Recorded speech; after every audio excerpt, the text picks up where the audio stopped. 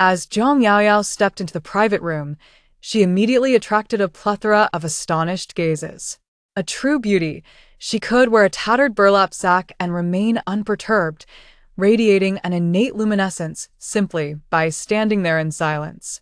In the chill of September nights in the capital, she donned a champagne-colored spaghetti strap gown, its design refreshingly simple and devoid of any accessories, yet it could not overshadow the exquisite allure of her visage. Her slightly upturned, languid peach blossom eyes scanned the room, reminiscent of a regal queen surveying her domain. With purposeful grace, she advanced toward her objective. Her voluminous, glossy black hair cascaded and danced upon her delicate, fair shoulders as she moved, creating an enchanting silhouette. Her slender, alabaster legs peeked through the high slit of her gown, tantalizingly elusive. A man approached, attempting to initiate a greeting. "Excuse me, beautiful lady." However, Zhang Yaoyao remained unperturbed, dismissively gliding past him. In a secluded corner ahead, her boyfriend, Xie Jinran, was cozily feeding her arch-nemesis, Bo Yunxi. At that moment, Bo Yunxi languished in her boyfriend's embrace, playfully whining, "I really want some ice cream, it's so hot today." In the blink of an eye, a large glass of ice-cold beer was hurled toward her. "Ah!" Bo Yunxi shrieked in shock. Xie Jinran remained unscathed, as men typically bear little consequence for their appearance. Yet, Bo Yunxi was not as fortunate. Her meticulously styled Korean hairstyle lay in ruins, bangs plastered to her forehead, false eyelashes drenched, her makeup utterly obliterated. She resembled a drenched hen, utterly disheveled. With a flick of her wrist, Zhang Yaoyao discarded her cup, her crimson lips curling into a provocative and audacious smile. "Miss Bo, do you still feel hot now?" Xie Jinran wiped the wine stains from his face, his entire demeanor radiating cold fury. "Zhang Yaoyao, what madness has taken hold of you?" Upon hearing that name, the room erupted in whispers. "Is she Zhang Yaoyao? Goodness, how thrilling!" It was common knowledge that Xie Jinran had pursued Zhang Yaoyao for a grueling 2 years, traversing between the imperial capital and Haiqing, ultimately winning the heart of the beauty. However, within less than 6 months of their relationship, he was seen with Bo Yunxi, hand in hand. As a wealthy scion, it was hardly surprising that Xie Jinran, having grown tired of Zhang Yaoyao's beauty, would seek a new conquest.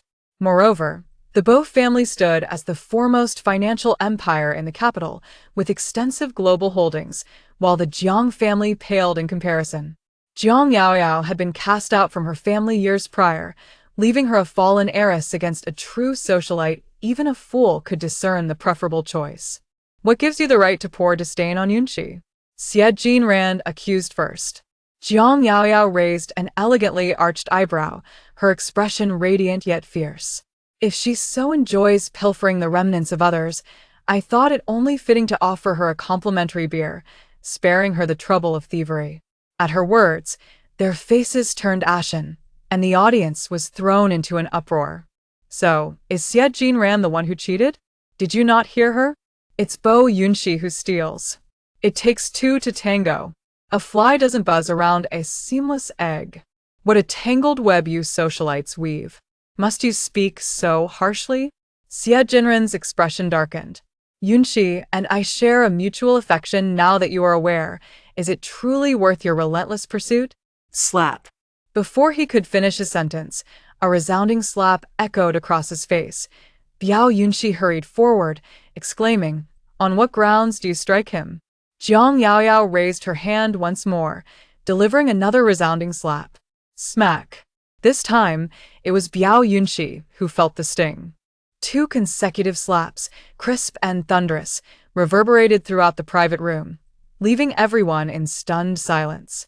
The gathering was predominantly composed of the affluent young elites of the capital, who had long heard of the infamous Jiang family heiress, known for her rebellious spirit and defiance. Yet, they had not anticipated that seeing is indeed believing. The individuals she had struck were none other than one of the renowned 4 young masters of the capital and the daughter of the foremost financial magnate. Such audacity! Biao Yangtze's eyes widened in disbelief, her expression incredulous. You dare to hit me? Jiang Yaoyao feigned another strike, her hand poised. Ah, ah, ah, ah. Biao Yunxi erupted into a terrified shriek. Xie Jin ran, with assertive protectiveness, shielded his girlfriend. If you have grievances, direct them at me. Yunxi is innocent. Jiang Yaoyao was amused by his pretentious tone. They say that a married couple is like birds of a feather, yet when calamity strikes, they know to part ways. Are you two here reenacting some melodramatic love story? You must be utterly moved by your own performance. Jiang Yaoyao. Xie Jinran gritted his teeth. With so many eyes upon us, can't we maintain a semblance of dignity when you foolishly clutch a rose and shout my name beneath the dormitory every day? Where's your sense of dignity? Your head seems to have sprouted a pig's snout, too preoccupied with licking her to remember you possess the ability to speak.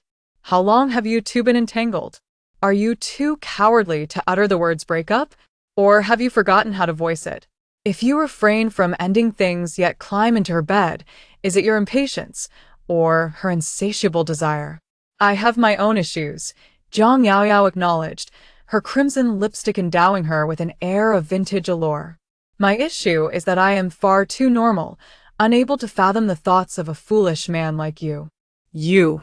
Xie Jinran could no longer contain himself, his hand poised to strike.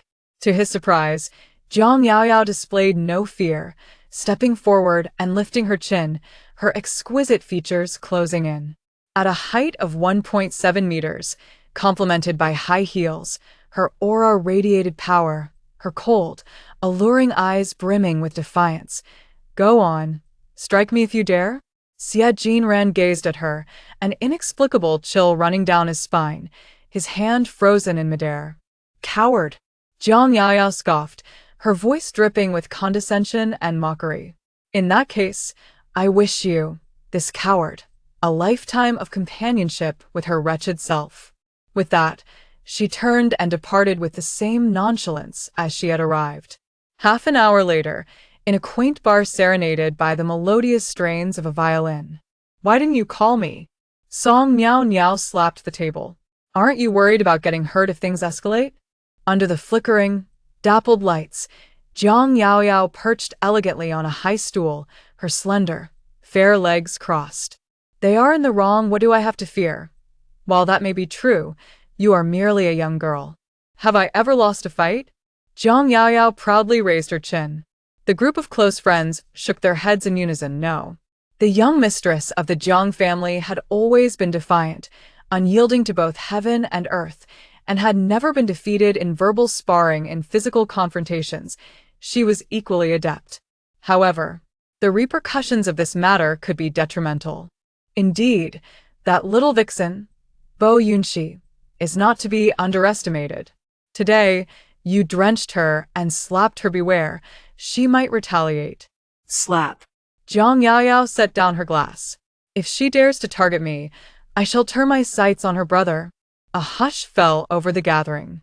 Jiang Yaoyao gazed at her friends, continuing her audacious declarations.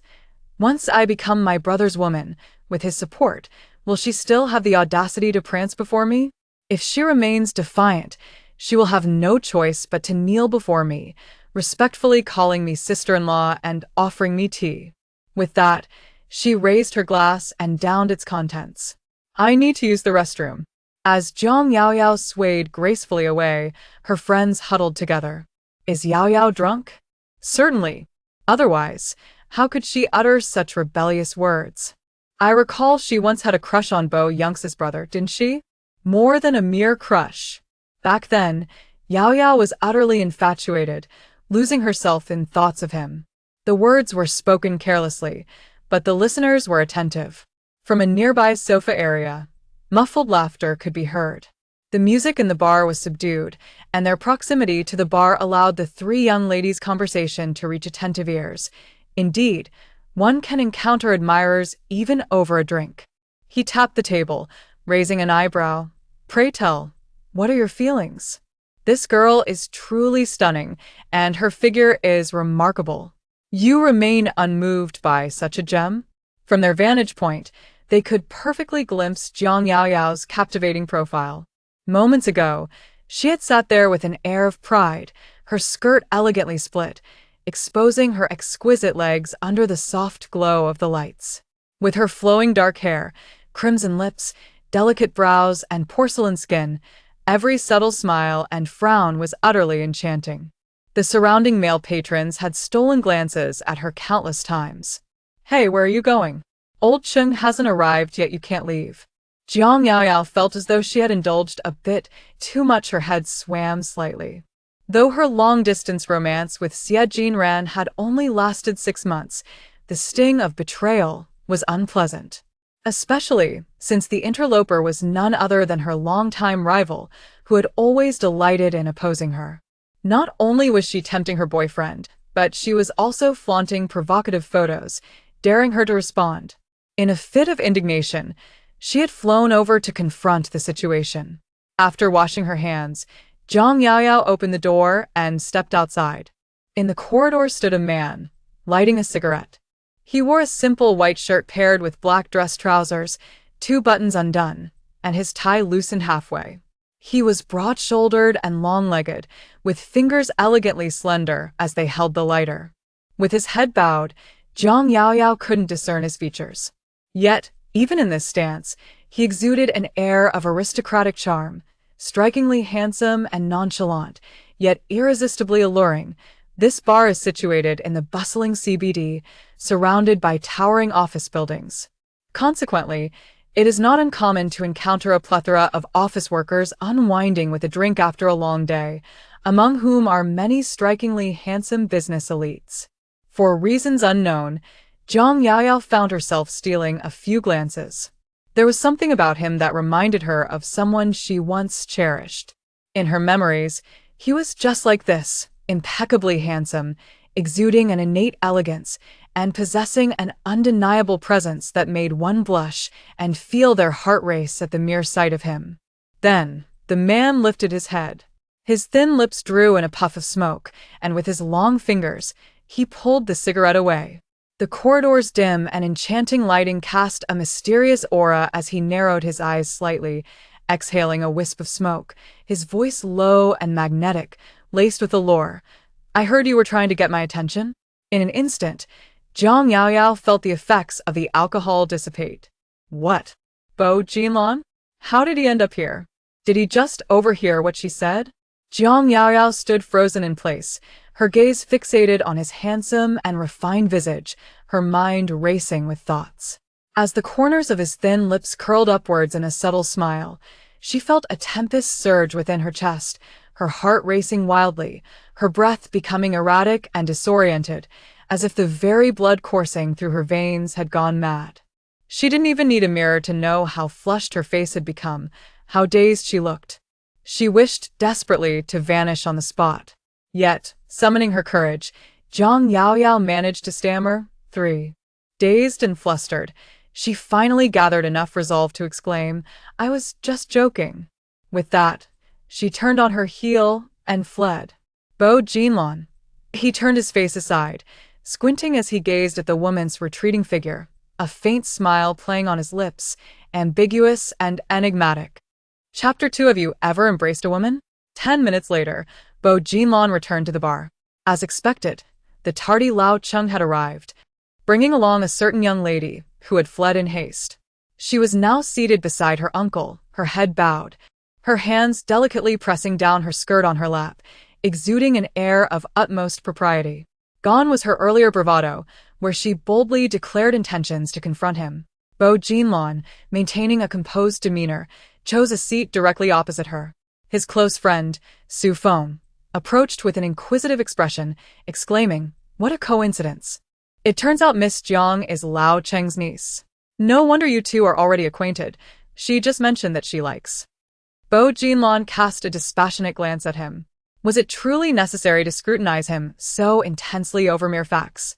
It felt rather unsettling. Jiang Yaoyao spoke in a voice as faint as a whisper. "Last night." She licked her lips. "I'm not a child. There's nothing to worry about." Chung Runji was merely a decade her senior, yet he possessed an air of maturity beyond his years, characterized by thin lips, straight brows and deep-set eyes, emanating a naturally cold demeanor. His profession as a forensic pathologist only intensified this chilling aura, as he was rumored to have conducted autopsies on nearly 1,000 corpses, carrying an inherent gravitas reminiscent of a morgue. In essence, children would burst into tears upon seeing him within 3 seconds, and even his wife could not tolerate his presence, leading to their divorce. The moment he appeared, the so-called circle of friends scattered in fright. The plastic sisterhood did not deceive me. I just heard about your affair with Xie Jinran. Chung Ruinji began to lecture. I had mentioned before that you two are incompatible. Xie Jinran has been pampered since childhood, indecisive, while you are wild at heart, unable to endure any form of constraint. He cannot restrain you, nor will you yield to him. Moreover, his mother is overbearing and dictatorial. Even if you were to marry, a swift divorce would surely ensue. Zhang Yaoyao. Thank you, uncle. Yet she remains composed and demure, enduring the admonitions. Ultimately, it is Su Fenglai who intervenes. Enough, enough. The young lady has already suffered enough from heartbreak. Must you, as an elder, continue to rub salt into her wounds? Old Chung, have a little compassion. Chung Ruinji, maintaining a stern demeanor, finally falls silent. Su Fenglai, with a cheerful grin, presents a platter of fruit. Sister, do have some fruit. Thank you. Zhang Yaoyao beams at him. Up close, the young girl is even more enchanting. Her pair of peach blossom eyes shimmering with brilliance, exuding a captivating charm. Su Fenglai's eyes light up. How old are you this year, sister? Don't even think about it. Chung Ruinji's warning interrupts. Su Fenglai clicks his tongue. I'm not thinking anything. I'm merely greeting her. As for others, I'm indifferent, but Yao Yao is my niece. Chung Ruinji's words are clear. Even as friends, anyone who dares to approach his niece will face his wrath. Goodness. Don't be like that. Regardless of their banter, Bo Jinlan subtly curves the corners of his lips, his long fingers idly caressing the wine glass, exuding an air of detachment as if he were an outsider. Until Su Fenglai turns to him. Don't you have some material stuck? Why not let old Chung inquire? Bo Jinlan, unhurried, replies in a tranquil tone. Inquire about what? You know. Su Fenglai hin ferventin. The Chung and Bo families were once neighbors. And old Chung had been a senior leader in the Northern Military District. With such connections, why not take advantage of them? I've already inquired about this matter. Chung Ruinji took a sip of wine, realizing that with his father stepping down, he might not be of much assistance. I see. Su Fenglai frowned. What a pity. The trio then shifted to other topics of conversation. In the corner, Zhang Yaoyao was oblivious to their chatter, for ever since Bo Jinlan had taken a seat, she had been engulfed in a sense of unease. Finally mustering her courage, she stealthily raised her gaze. The man before her lounged casually on the sofa, one arm draped over the back, while the other cradled a wine glass. A hint of a smile graced his lips, and as he spoke, the alluring prominence of his Adam's apple moved slowly. Despite the lack of exaggerated expressions or gestures, he emanated an air of refined arrogance akin to a clear, serene breeze. As if sensing her gaze, Bo Jinlan suddenly looked her way. Zhang Yaoyao hastily lowered her eyes and took a sip from her wine glass. Chung is still the best, Su Fenglai remarked. Having indulged a bit too much is handsome, fair face tinged with a slight flush. Why don't you follow suit? Bo Jinlan cast him a sidelong glance. Follow what? Get married first, have children, and then you can divorce. After all, the elders are just eager for grandchildren. Su Fenglai placed a hand on his shoulder, sparing him from constant nagging. Bo Jinlan removed his hand, maintaining a languid tone. Not interested. The conversation began to drift towards risky topics. Ahem. Chung Ruinji interjected. There are children present. Let's be mindful. Su Fenglai chuckled mischievously. The child is likely already inebriated. Chung Ruinji turned to look, and indeed, Zhang Yaoyao was slumped on the sofa, eyes closed, her little face flushed, appearing genuinely intoxicated. Yao Yao Yao Yao. Chung Ruinji called out repeatedly, but she remained unresponsive. Su Fenglai suggested, It's getting late. Shall we disperse? Chung Ruinji nodded, and just as he stood up, his phone abruptly rang. Su Fenglai exclaimed, Why don't you let me see her off? Chung Ruinji scoffed. You? I don't feel secure. What makes you think I would be a cause for concern? Su Fengli retorted, indignant. She is your niece, and in my eyes, she is merely a child. Besides, My heart belongs solely to Ao. Regardless of his protests, Cheng Runji resolutely refused to entrust his niece to a notorious playboy with a questionable past. However, Bo Jinlong was different. He had always maintained a respectable demeanor, abstaining from romantic entanglements, showing no interest in women, and had even been their neighbor, serving as a tutor for Yao Yao for half a year. Quite dependable indeed. After Cheng Runji departed, Su Fengli remained uneasy. Jinlong, how do you intend to escort her? If she is inebriated, can you carry her? Have you ever held a woman before? If not, I can demonstrate. In the next moment, Bo Jinlong approached, donning a suit. He bent down, enveloping her in the garment, his arms securely around her back while the other cradled her legs, effortlessly lifting the young lady into his embrace. Jiang Yaoyao instinctively nestled against his chest, her sleeping visage exquisite and serene, radiating tranquility. Su Fengli remarked, "This young man is quite skilled at the princess carry." Outside the bar, a sleek black Bentley Mulsanne idled by the roadside. The driver opened the rear door, his eyes involuntarily glancing towards the man cradling a woman. After years under Mr. Bo's employ, this was the first time he had witnessed him with a lady. indeed. She was stunning. Even with her eyes closed, it was evident that her beauty was of the utmost allure. It turns out that Bo is not indifferent to women in daily life. Rather, he possesses exceedingly high standards and is rather discerning, disliking those who are merely superficial. "Drive your car," he said, and with just a few nonchalant words, he startled the driver, who hurriedly turned and jumped into the driver's seat. Chapter 3. Does Jiang Yaoyao still like me? After the car set off towards the Cheng family at the Jinxiu garden, Jiang Yaoyao, who had been in a stupor, suddenly regained her senses upon hearing the destination. No. I do not wish to go to the Cheng family. Bo Jinlong lowered his gaze. The young lady had consumed quite a bit of alcohol that night. Her cheeks were flushed and warm, and a rosy hue adorned her eyes and brows, making her gaze shimmer with charm. I really don't want to go. Jiang Yaoyao began to act tipsy. I've been drinking, and my grandfather will scold me if he finds out. As she struggled, her coat was tugged open, revealing her delicate, fair shoulders. Bo Jinlong had no choice but to reach out and pull the garment back over her, covering her appropriately. Then tell me, where would you like to go? The driver, while maintaining a steady gaze on the road, was internally taken aback. Although Bo appeared mild-mannered, he had always been indifferent towards women, never repeating himself if a single statement sufficed. This was the first time he exhibited such patience and indulgence towards a young lady. Jiang Yaoyao mumbled for a considerable time before finally articulating, I want to go to a hotel. The driver tightened his grip on the steering wheel. Goodness. This progress is rather swift. Bo Jinlong in the back seat paused for a moment before inquiring in a low voice, Are you certain? Jiang Yaoyao blinked, her thoughts already drifting elsewhere. They are now standing remarkably close to each other. That exquisite face, seemingly sculpted by divine hands, remains as gentle and handsome as ever. He is the eldest son of the Bo family, raised from a young age to be the heir, which has rendered him exceptionally capable, with a commendable temperament, treating everyone with kindness, politeness, and a gentlemanly demeanor. Yet, only she knows that this is all a fade. She still vividly recalls the day when she was bullied by Jiang Mingyang and ran to him in tears.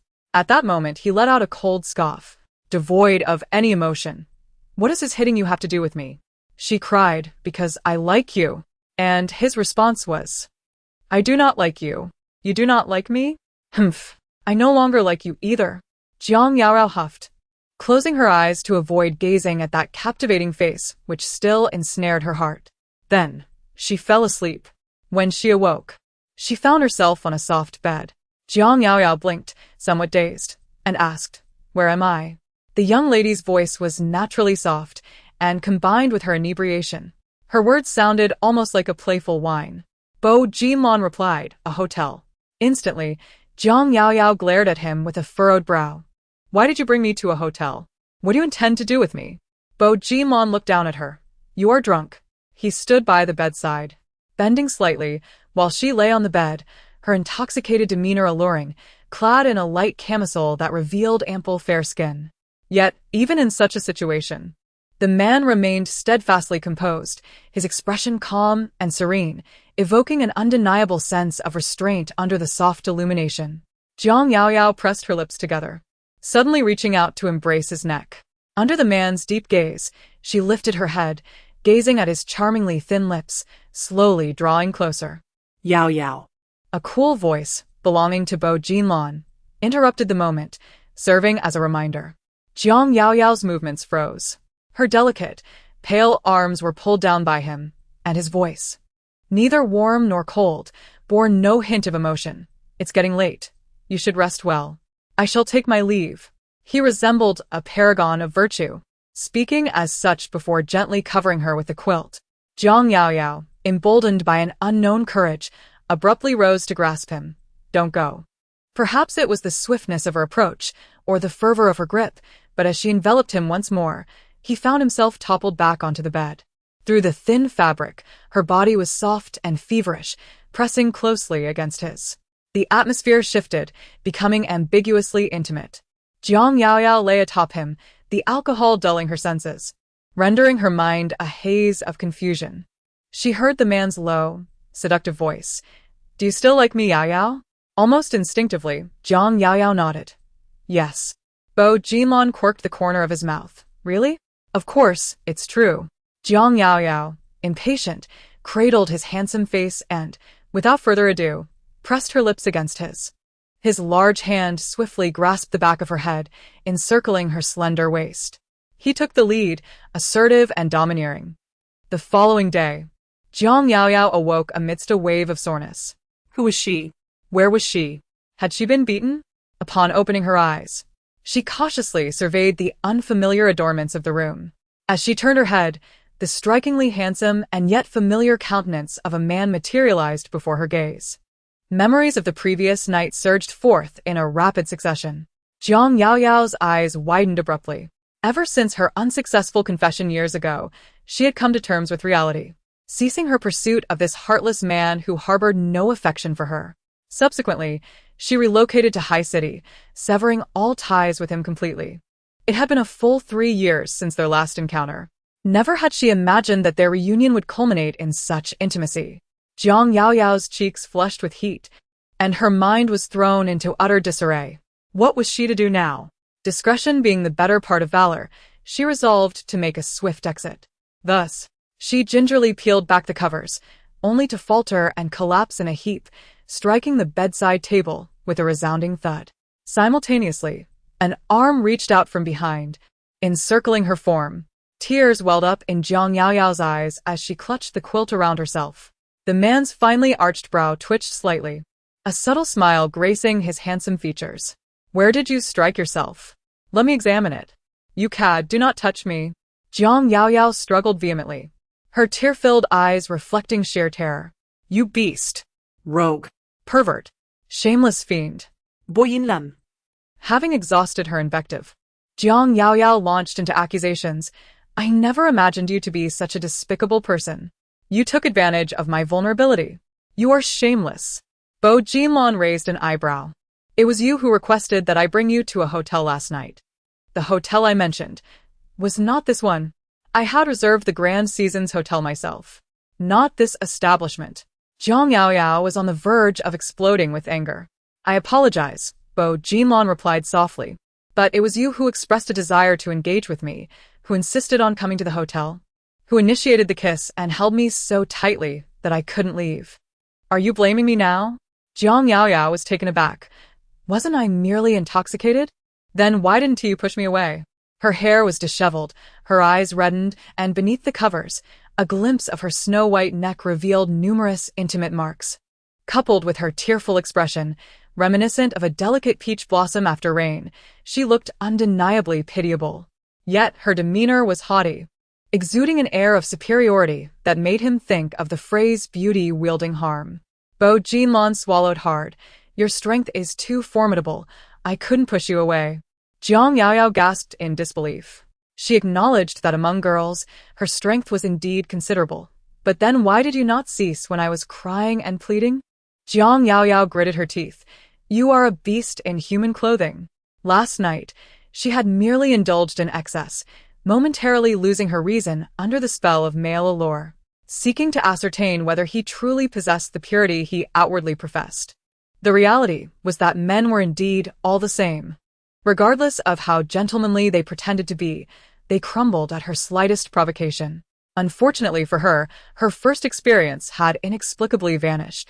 Chapter 4. Doom at Dawn. Suddenly, we could get married. Jiang Yaoyao thought she had misheard, lifting her gaze. What did you say? Bo Jinlong gazed at her, his expression and tone remarkably placid, akin to a discussion about the weather. I propose we marry. I refuse. Jiang Yaoyao's rejection came swiftly. She recited her words as if rehearsed. It was merely a one-night affair. Must we take it so seriously? You are nearly 30, a grown man. Surely, you can handle this with a bit more levity? What era are we living in? We are all adults, are we not? Just because you took my virginity, does it mean I am bound to you forever? Please. The Qing dynasty has long since perished, haha. As her laughter faded, an eerie silence enveloped the room. Jiang Yaoyao awkwardly lowered her gaze, tightly wrapping herself in the blanket, oblivious to the fleeting emotion that flickered in the man's eyes. Jiang Yaoyao chose not to respond. The sound of rustling filled the air. The man soon rose from the bed and entered the bathroom. The rush of water echoed, prompting Jiang Yaoyao to hastily throw off the covers. She was determined to escape this wretched place immediately. Then, she would sever all ties with him, never to meet again in this lifetime. But Bo Jinlong, you beast! How could you have torn her dress? How could she possibly leave now? When Bo Jinlong emerged from the shower, he found the young woman still crouched on the bed, tightly cocooned in the blanket, her beautiful peach blossom eyes glaring at him with palpable fury. You ruined my dress. How am I supposed to wear anything now? Jiang Yaoyao struggled to avert her gaze downward. Last night, in her inebriated haze, she had seen nothing clearly. Moments ago, he emerged from the bathroom, and in a fleeting glance, Jiang Yaoyao caught sight of his well-defined and aesthetically pleasing abdominal muscles, along with that alluring and flawless V-line. No wonder he had displayed such vigor last night. It seems he indeed maintains a fitness regimen. After hearing her words, Bo Jinlong paused for a moment before replying. Shall you wear mine first? He opened the wardrobe beside him, revealing an entire array of shirts, dress trousers, and suits. Jiang Yaoyao was taken aback, exclaiming, You still claim you did not plan this? This was clearly his private room in the hotel. It was evident that he had schemed in advance. Unhurriedly, Bo Jinlong retrieved a white shirt and began to don it. You mentioned going to a hotel. I couldn't possibly take you to those chaotic places. It is safer for you to stay here. Safer, my foot. Jiang Yaoyao retorted. How had she ever perceived him as a paragon of virtue, a refined gentleman, and a figure of noble character? In truth, he was nothing more than a lecherous schemer. Bo Jinlong soon dressed impeccably, the white shirt complemented by sleek black dress trousers, and a diagonal striped tie completing the look. He appeared polished and cultured, exuding an air of aloofness and restraint, seemingly indifferent to the charms of women. Yet, Jiang Yaoyao could not help but recall the wild and assertive side he had revealed the previous night. Her cheeks flushed inexplicably, and biting her lip, she suddenly declared, I want to take a shower. I need a new outfit, and I require a complete skincare set. She felt utterly uncomfortable, her body sticky and unpleasant, having not even removed her makeup from the previous night, unsure how he had managed to touch her. Given the circumstances, with her dress torn, it was impossible for her to leave wearing his clothes. Very well. Biao Jinlong spoke gently, urging, You should take a shower first. I will send someone to buy what you need. With that, he picked up his phone and stepped outside to make a call. Jiang Yaoyao sniffled, feeling aggrieved, and pulled back the covers. When she had gotten out of bed earlier, her leg had wobbled, causing her to collide with the bedside table. Her body, already marred with bruises, now bore an extensive dark patch on her knee, contrasting sharply against her fair skin, creating a rather unsettling sight. She struggled to rise from the bed and unsteadily made her way into the bathroom. Upon discovering that the space was filled entirely with men's grooming products, it became evident that she was the first woman to have ever occupied this place. To her surprise, she felt a flicker of joy. How pathetic. The suite was luxuriously decorated. Aside from the bedroom, the small living area was well appointed, divided into a workspace and a reception area. After finishing his call, Biao Jinlong glanced at the closed bedroom door, raised an eyebrow, and once again reached for his phone, tapping into a certain Risku app. Once he had completed all his tasks, he approached the desk, opened his computer, and immersed himself in work. Downstairs, the driver, Li Jing, stood at the hotel entrance, finally waiting for a delivery person clad in a yellow uniform. "Is this for Mr. Biao?" he inquired. After entering the elevator, Li Jing lifted the takeaway bag, examining the attached receipt. His expression instantly turned to disbelief upon reading, Huaxiang Zenki oil, Yunnan Baiyao, pain relief patches for injuries. He never imagined that beneath Mr. Biao's refined and scholarly demeanor lay such a wild and intense side, enough to have injured a young lady. What a beast. The illusion he had of Mr. Biao shattered completely. Despite his inner thoughts, once he arrived upstairs, he still knocked respectfully at the door and handed over the bag, stating, "Mr. Biao, here are the items you requested." Bian Jianlan, adorned in a meticulously tailored custom shirt and black trousers, stood tall and elegant, exuding an air of refined grace. "Please wait downstairs," he instructed. "Certainly, Mr. Bian," she replied. "Jianlan?" A familiar voice suddenly echoed in the corridor, causing Bian Jianlan to pause momentarily. Approaching him was Chung Ruinji, carrying a forensic toolkit and clad in a deep gray trench coat, complemented by an all-black ensemble beneath. He appeared somewhat weary, as if burdened by the toils of his profession. Accompanying him was a woman with a gentle demeanor and short hair, radiating warmth.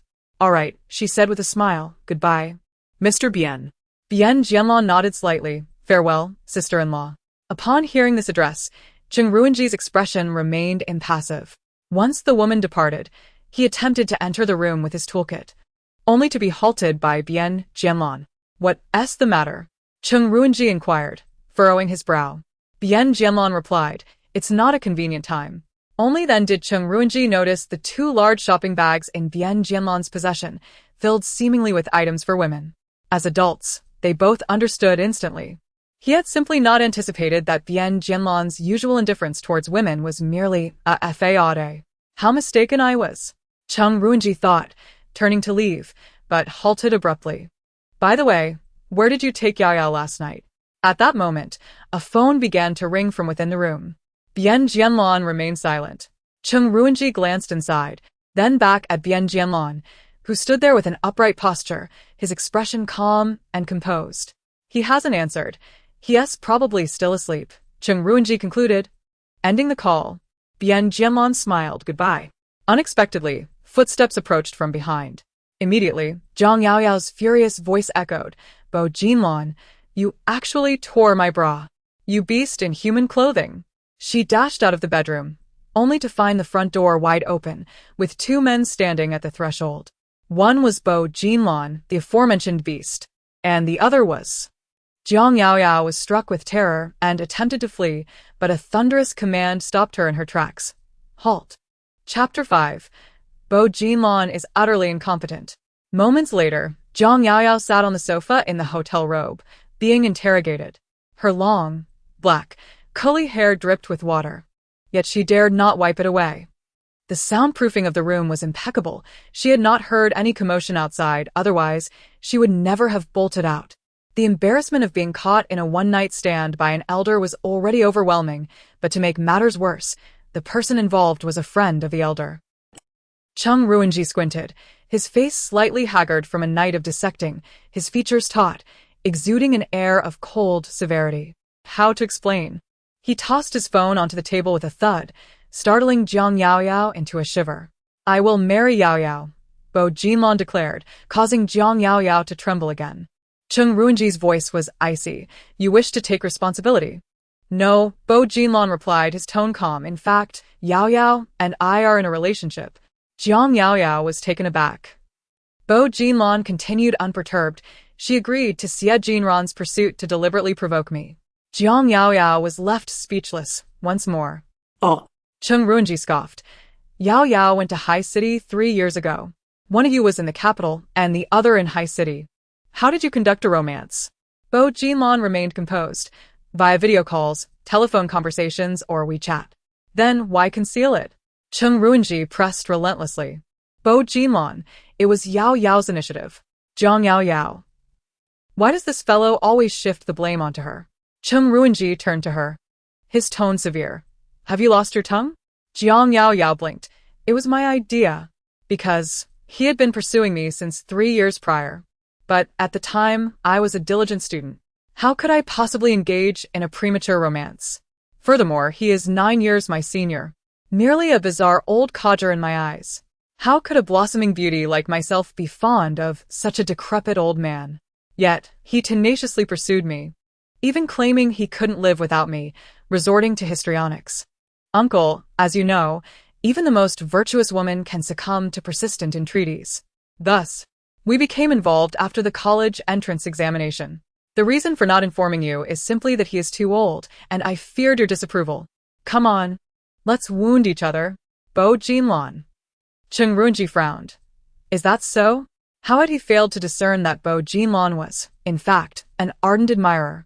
During the year Jiang Yao Yao took her college entrance examination, he was entrusted by the old man to oversee her studies, but at that time, he personally experienced some vicissitudes.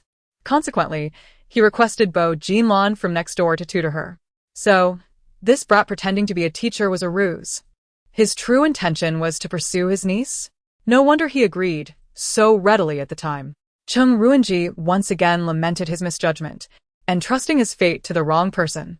Jiang Yao Yao, on the other hand, bowed her head, unable to meet a certain someone's gaze. After a prolonged silence, she finally heard the man emit a low hum. The crisis had been averted. Jiang Yao Yao hastily waved her small hand, saying, Goodbye, uncle. Please take care. I want to see you off. Chung Ruinji remained speechless. Once that particular individual departed, Bo Jinlon presented her with 2 shopping bags. Jiang Yao Yao began her inspection. One bag contained a complete set of high-end skincare products, while the other held a long-sleeved, high-neck pink dress, complete with undergarments. Everything was included. Stealing a glance at the size, it was astonishingly perfect. How could one possess such experience to know her measurements so accurately? Jiang Yao Yao immediately lifted her head and glared at him. Bo Jinlon raised an eyebrow. Do you not like it? This dress is hideous. And this skincare line. Jiang Yao Yao complained. This set is suited for women over 40. I am only 20. These were purchased by my assistant, Bo Jinlon remarked, observing her delicate, fair face. Next time, I will personally choose something for you. His tone was gentle, and his expression remained neutral, yet for some inexplicable reason. The latter part of his statement made her feel as though she had been flirted with. Jiang Yao Yao glared at him fiercely. It's all your fault. Why did you have to tear my clothes? Are you some sort of weirdo? Bo Jinlon, unpacking the takeout, revealed his long fingers and clean-cut features.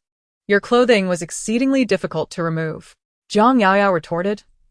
Is that your justification for tearing my clothes? You might as well admit you were just too impatient. In less than a day, she realized that her understanding of him was being continuously reshaped, surpassing the accumulated knowledge of the past several years. Bo Jinlon retrieved several medication boxes from the takeout bag, examined them, and opened one, offering it to Jiang Yao Yao. With a wary expression, she inquired, What is this? Bo Jinlon replied gently, You bumped your leg when you got out of bed, and there's also.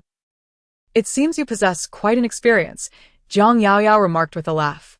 I suppose you've bought this for other women before, right? What a scoundrel. With that, she turned haughtily and retreated into the bedroom, slamming the door with a resounding thud. Bo Jinlon. Jiang Yao Yao soon emerged after drying her hair and changing her clothes. With an unadorned yet strikingly beautiful face, she stood tall, clutching her phone, and strode purposefully towards the exit, avoiding any sidelong glances. Bo Jinlon rose. Allow me to see you off. No need, I can take a taxi myself. She retorted proudly, slamming the door once more. On her way, she picked up her phone. In the wealthy women's late-night chat group, Song Nionieo. So soon? Duan Fei. What happened later last night? Jiang Yao Yao. Are you still daring to mention last night? Smiling JPG, Duan Fei. Ahem. Song Nionieo. Your uncle is truly terrifying, boo-hoo. Jiang Yao Yao certainly did not blame them, as Chung Ruinji, when stern, could probably frighten a corpse back to life. After a moment's contemplation, she began to type. Last night, I slept with Bo Jinlon. A stone stirred 1,000 waves. Duan Fei. Song Nyonieo. Oh my goodness, did you really manage to get him? Duan Fei. What does it feel like to sleep next to a heartthrob? Song Niao Niao. With a face as handsome as Bo Jinlon's. His physique must be remarkable as well, right? Duan Fei. A man of such exceptional caliber must excel in that regard. Yao Yao, you are truly fortunate. Jiang Yao Yao. Heh, Bo Jinlon is actually quite lacking. Duan Fei. What do you mean? Song Niao Niao. What do you imply? Jiang Yao Yao hurriedly typed. I mean he behaves like a child, one who hasn't matured, you know? These two are her high school classmates. Although she has been away from the capital for several years, their bond remains strong, and most importantly, they are all rather gossipy. Just a whisper of these words outside. Jiang Yao Yao smirked mischievously. Suddenly, the doorbell rang. Expecting it to be hotel housekeeping, she opened the door only to find Bo Yunxi standing outside. Chapter 6. I was bitten by a dog. Jiang Yao Yao, uninterested in idle chatter, stated curtly. Is there something you need? If not, then leave. Don't delay this goddess from catching her flight. You vile witch. Bo Yunxi strode into the room, thinking that the humiliation from last night would simply be forgotten. Such a fortunate turn of events is rare in this world. Why didn't you mention that last night when I struck you? Jiang Yao Yao mocked. It seems you have quite the fondness for Xie Jinran, pretending to be a delicate flower in his presence. Are you angry? Bo Yunxi retorted sharply. Your anger is futile. Jinran is now my boyfriend. As for you. She smiled triumphantly. If you can't keep a man, don't blame him for seeking affection elsewhere. The more you fuss, the more you reveal your lack of charm compared to me. You simply cannot afford to lose. Jiang Yao Yao chuckled. If a woman's allure lies in her boldness, then I must concede that I cannot compete with you. How audacious you are, exuding an unmistakable essence that lingers in the air wherever you tread. It would be a travesty for you not to engage with those wild dogs in the park. When it comes to verbal duels, she has never known defeat. Bai Yunxi's features twisted in visible rage. How dare that wretched woman insult me? She raised her hand, intending to strike Jiang Yao Yao. With a swift and fierce motion, she delivered a blow that lacked restraint. Bai Yunxi's face turned sharply to the side from impact. Having already suffered a slap from Jiang Yao Yao the previous night, she found herself struck in the same spot once more. Humiliation and fury clouded her judgment, prompting her to lunge at Jiang Yao Yao with claws bared, only to be restrained once again. Jiang Yao Yao's delicate wrist, seemingly fragile and devoid of strength, rendered Bai Yunxi immobile in an instant. Suddenly, with a forceful push, Bai Yunxi was sent flying, her high heel twisting awkwardly as she fell, her head crashing heavily against the wall with a resounding thud. The hotel staff, alerted by the noise, hurried to the scene and summoned security. The tumult within the room finally came to a halt. The carpet was strewn with various items, furniture askew, as if it had just weathered a fierce battle. Bai Yunxi, her hair disheveled and the left side of her face marked by a vivid handprint, pointed at Jiang Yao Yao, cursing, You wretched woman! Your end is nigh. I shall call the police. I will have you imprisoned. In stark contrast to her disarray, Jiang Yao Yao reclined gracefully on the sofa, her long, slender legs crossed, exuding an air of comfort and a languid smile. Even without makeup, her hair slightly disarrayed, her face possessed an exquisite and radiant beauty. Her tone imbued with an unparalleled arrogance. Report it. By all means, report it. I'll seize the opportunity to disseminate those photos and videos of you seducing my boyfriend as a homewrecker. Let's see what the elders of the Bo family have to say. In affluent families like the Bo's, reputation often takes precedence. No matter how devious Bo Yunxi might be in private, she must feign restraint and composure before her elders. Otherwise, the video of her causing a scene in the private room last night would have already gone viral. As expected, upon hearing these words, the faces of those around her shifted, and their gazes towards Bo Yunxi became nuanced. Mom. You must stand up for me. I've been assaulted. I'm injured and bleeding. Boo-hoo. Please bring people over immediately. Bo Yunxi implored over the phone. Jiang Yao chuckled audibly after Bo Yunxi concluded her call. Are you in elementary school? Calling for your parents because you can't win a fight? Just you wait, you're going to jail. I won't rest until I've put you behind bars. Bo Yunxi threatened vehemently. Very well. Jiang Yao retrieved her phone and began dialing. Uncle, please arrange for a lawyer to come to the Grand Court Hotel. Cheng Ruinji inquired, perplexed. What has transpired? Nothing much. Jiang Yao replied nonchalantly. It's just that I was bitten by a dog and the owner is quite presumptuous, so I need a lawyer to handle it. Upon hearing this, Bo Yunxi's face turned ashen. Cheng Ruinji asked her, why not have your boyfriend handle it? Jiang Yao was taken aback for a moment, but quickly recovered. He's at work, I don't want to disrupt him. Besides, being bitten by a dog is rather humiliating. I do have my pride, so I'd rather have a lawyer deal with it. Cheng Ruinji. Upon ending the call, Jiang Yaoyao wore a serene smile, declaring, well, I have now lodged my complaint. Let us later compare whose support is more formidable. With that, she approached the table, settled herself down, and retrieved her makeup bag and compact mirror, proceeding to apply her makeup. The onlookers were left utterly astonished. Who exactly was this young lady? How could the assailant display such arrogance, even more so than the victim? After approximately half an hour, Jiang Yaoyao completed her makeup, and the corridor finally stirred with activity. A teary-eyed Bai Yunxi dashed forward, exclaiming, Mother. The elegant and gentle third madam of the Bai family was taken aback by her daughter's appearance. Heavens, Yunxi! How did you sustain such injuries? Jiang Yaoyao hit me. Bai Yunxi began her grievance. Look at my face, and my neck is bleeding too. I twisted my ankle, and my head aches terribly. I must have suffered a concussion from her assault. Woe is me. How could this happen? The third madam felt a mix of heartache and anger, turning to Jinlan. What do you think we should do about this? It was then that Bai Yunxi noticed the man beside her. Elder brother, what brings you here? Jiang Yaoyao was taken aback. She lifted her gaze, locking eyes with a certain individual. Bai Jinlan was clad in the same white shirt and black trousers from the morning, now topped with a black suit jacket. At that moment, his demeanor was calm, his gaze nonchalant. He stood tall and graceful, exuding an air of refined elegance, as was his custom. Yet, inexplicably, Jiang Yaoyao was reminded of the heavy, forceful breaths from the previous night, so dominant and sinister. Her heart skipped a beat, prompting her to hastily avert her gaze. Bai Jinlan's thin lips curled slightly, a flicker of amusement dancing in his eyes. Regarding Li Jing, who was behind him. Good heavens, isn't that the young lady who shared a room with President Bo last night? What's the situation now? Is the future Mrs. Bo at odds with her sister-in-law? Over here, the third madam elucidated. I happened to encounter Jinlan downstairs, so we came together. Bo Yunxi nodded, her heart brimming with elation. She hadn't anticipated that her mother would actually summon her eldest brother to support her. It should be known that the Bo family has numerous descendants, but Bo Jinlan is the most exceptional among them. He obtained dual doctoral degrees from Harvard University at the age of 20 and was subsequently assigned to the Buyuan Group, starting from the most basic employee position. However, in less than 3 years, he ascended to the position of executive president of the department and is now the chief executive officer of the group. In recent years, with the successive retirement of the Bo family's patriarch and several uncles, it can be said that the entire Buyuan Group is now under the sole control of Bo Jinlan, and he holds a high position of power in the Bo family.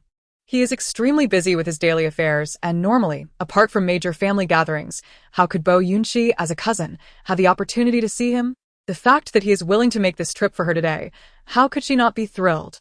Looking at the stunned expressions on everyone's faces, and Jiang Yaoyao's cowardly appearance with her head lowered in fear, Bo Yunxi felt proud and triumphant. Now you know fear? Too late. Soon. The hotel manager also arrived upon hearing the news. How could he miss this once-in-a-lifetime opportunity to curry favor with the first consortium?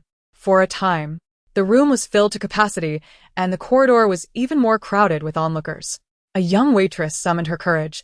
Moments ago, while I was tidying up next door, I heard a commotion and entered to find Miss Bo being pinned to the ground by this young woman, who had her hands around her neck. Others eagerly chimed in. The injuries on Miss Bo's face were all inflicted by her. This girl was excessively brutal. She struck her mercilessly, All the belongings in the room were wrecked by her. This is utterly outrageous. Chapter 7. What brand of garbage bags are you? Such is human nature. Flattery and sycophancy are the norm. The Bo family's reputation and status are well established, and they possess considerable power, while Jiang Yaoyao stands alone. It is evident where alliances lie. Once everyone had spoken, the situation had completely shifted in favor of the victim, Bo Yunqi. Meanwhile, the perpetrator, Jiang Yaoyao, remained seated on the sofa, her slender legs elegantly crossed, a slight smirk gracing her crimson lips, offering no response whatsoever.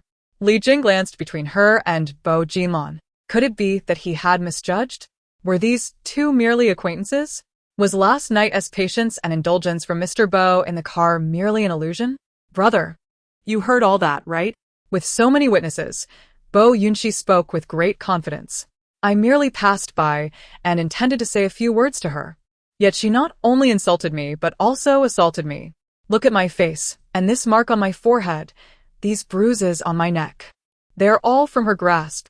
If no one had heard the commotion and rushed in to save me, I would surely have been beaten to death today. Just as she finished speaking, a derisive laugh echoed through the room.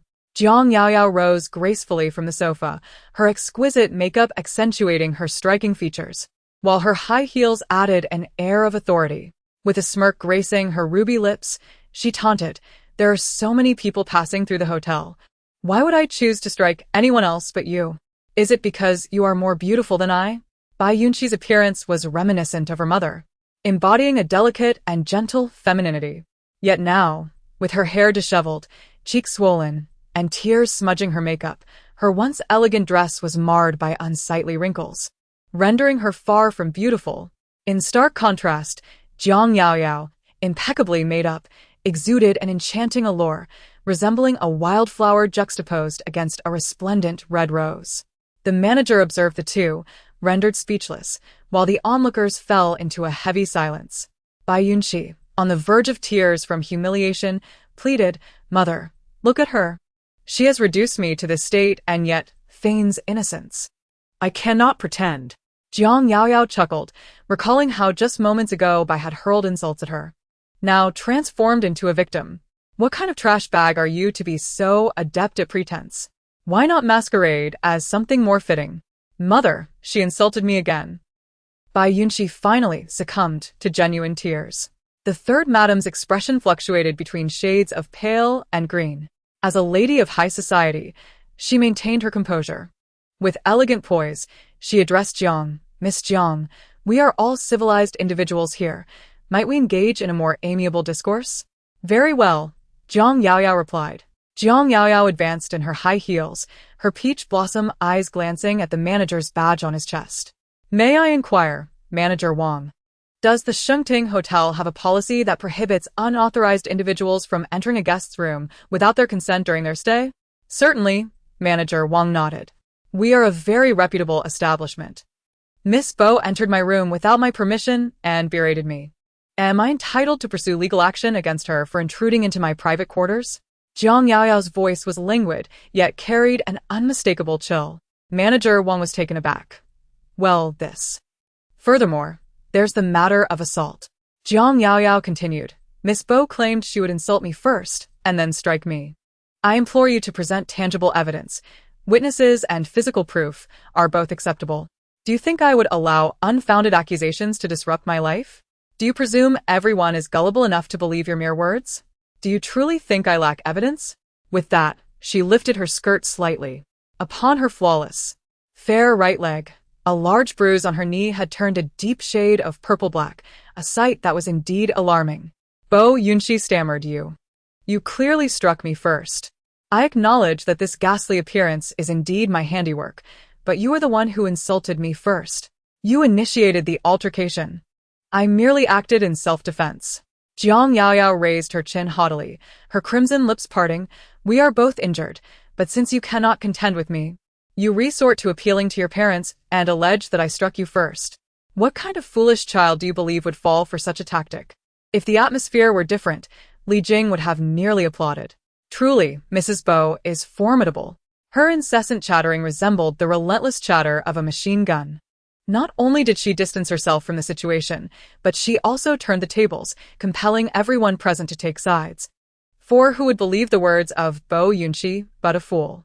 She was both eloquent and formidable, effortlessly maneuvering the conversation without any need for Bo to intervene. Moreover, as for the reason behind Miss Bo's animosity towards me, Zhang Yaoyao offered a slight smile, waving her phone. For those interested, I happen to possess several photographs featuring her and my boyfriend. No, my former boyfriend. Intimate images and explicit videos that push the boundaries of decency. Bo Yunxi's expression shifted dramatically, and she charged forward, snatching the phone and smashing it to the ground. With a resounding crash, the screen shattered into countless pieces, plunging the room into a heavy silence. Once Bo Yunxi regained her composure, she was met with Jiang Yaoyao's triumphant grin. It was too late. The act of destroying the phone only revealed her own guilt. The onlookers exchanged various expressions, and the truth of the matter became painfully clear. Li Jing's calm and authoritative voice broke the silence as Bo Jinlan, unhurried, instructed her subordinates. Please manage the situation. Understood, President Bo, Li Jing replied promptly, quickly organizing the crowd. Everyone, kindly step outside with me. Confused, the group followed him out. Once the door closed, only a few relevant parties remained. Aunt San, Bo Jinlan began. The daughters of the Bo and Jiang families engaging in a brawl over a man does not reflect well on us. Therefore, I propose we settle this matter privately to spare our elders any concern. What are your thoughts? Old Master Bo is a person of utmost regard for family reputation. In recent years, as the Bo family's enterprise has expanded, the adage "a tall tree catches the wind" rings ever true. Thus, prudence in speech and action is imperative. And as offspring, they dare not entertain any unfavorable rumors. The third madam nodded vigorously in agreement, yet remarked, but there were so many people just now. Do not worry, third aunt, Bo Jinlan replied, a smile playing at the corners of his lips. Li Jing is currently managing the aftermath outside, I assure you. Not a word of today's events will be disseminated. The third madam gazed at him, her anxiety alleviated. Jinlan, I am truly grateful to you. Otherwise, I would. We are all family. There is no need for formalities. Third aunt, Bo Jinlan responded with humility, his elegant and handsome visage perpetually adorned with a light smile. However, upon closer inspection, one might discern that the warmth of his smile did not reach his eyes, which bore a chilling coldness. Madam, it is quite unnecessary. Jiang Yaoyao interjected dismissively. In any case, I have grown weary of Xie Jinran. Since Miss Bo has taken a liking to him, I shall gladly relinquish him. Weary of him? The remark was particularly cutting. Bo Yunxi's features contorted in anger, yet she dared not act out further. The third madam's expression mirrored the displeasure. As for Bo Jinlan, he observed the young lady's proud and lively countenance, and the curve of his lips deepened, his eyes brimming with genuine amusement. Chapter 8. What use are men? They merely hinder her speed in drawing her blade. Furthermore, Jiang Yaoyao added fuel to the fire. For Miss Bo to take notice of such rubbish as Xie Jinran is a service to the public. What a match made in heaven for such a thunderous pair. Madame Bo, please do not become the villain who thwarts their union. Jiang Yaoyao, you. Yunxi. The third madam's sharp reprimand compelled Bo Yunxi to silence, once more. Thank you for the reminder, Miss Jiang. Madame San strives to maintain her elegance. Jinlan. I shall take Yunxi to the hospital to tend to her injuries. I leave the subsequent matters in your capable hands. Bo Jinlan smiled and nodded. Please take care, Madame San. As she opened the door, the corridor outside lay deserted. Li Jing wore a beaming smile. Madame San, however, with a cold expression. Madame San hurriedly departed with her daughter. Li Jing, feeling somewhat disheartened, touched his nose and entered the room. President Bo, there are people waiting outside. Yet again. Feeling somewhat out of place, he could only touch his nose once more and retreat from the room. Once the door was shut, Jiang Yaoyao spoke with a hint of arrogance. How you intend to win me over, Mr. Bo? The man casually slipped his hand into his suit pocket, a faint smirk playing on his lips. Win you over? My phone is broken, but the card inside remains intact. Jiang Yaoyao extended a hand, however. If your compensation is generous enough, I might consider deleting all the photos. Bo Jinlan's gaze lowered, landing on her delicate, fair hand. He remained silent, a subtle curve of amusement lingering at the corners of his lips. It felt as though he was staring at her hand intently, as if contemplating something mischievous. Indeed. Last night, it was this very hand that held onto me, preventing my escape. Be quiet. Jiang Yao Yao glared at him. Bo Jinlan could not help but chuckle softly. Flushed with embarrassment and anger, Jiang Yao Yao exclaimed, Bo Jinlan, you dare to laugh again. He raised an eyebrow. What did you call me? Oh. Did I misname you? Jiang Yao Yao blinked her alluring eyes. I called you Mr. Bo? Bo Jinlan narrowed his long, slender eyes. President Bo? Jiang Yao Yao has once again altered her form of address. Bo Jinlan observed her and kindly reminded her, how did you used to call me? In a moment, Jiang Yao Yao's thoughts surged back to the past. That year, when Cheng Yinru suddenly took her own life by jumping from a building at the sanatorium, her grandfather, concerned for her mental well-being, brought her to the Chung family home, where she met Bo Jinlan, who lived next door at the time. He was a friend of her uncle, broad-shouldered and long-legged, elegant and handsome, standing at nearly 6 feet 3 inches tall, as if he had stepped straight out of a comic book as the male protagonist.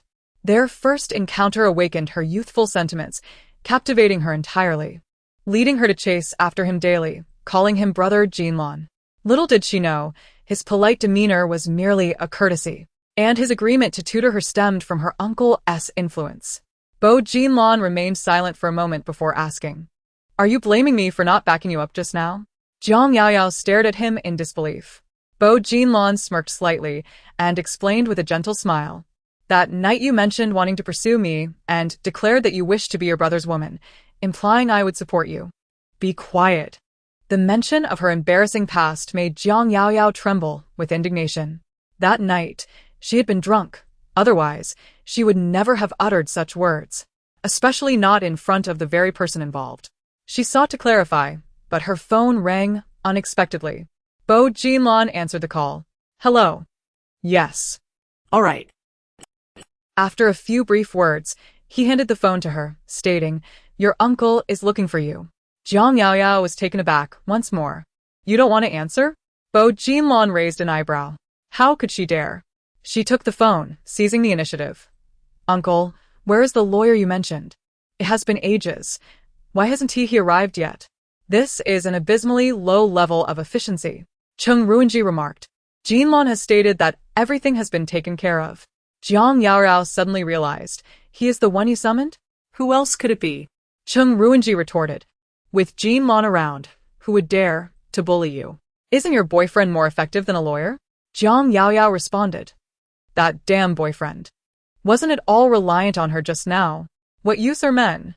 They only serve to hinder her swiftness with a blade. What? Jiang Yao Yao hastily declined. I have plans for tonight. Jinlan has already agreed, Cheng Ruinji stated boldly, and moreover, father is already aware of your relationship with him. Uncle. Jiang Yao Yao clenched her fists. Your mouth is far too quick, isn't it?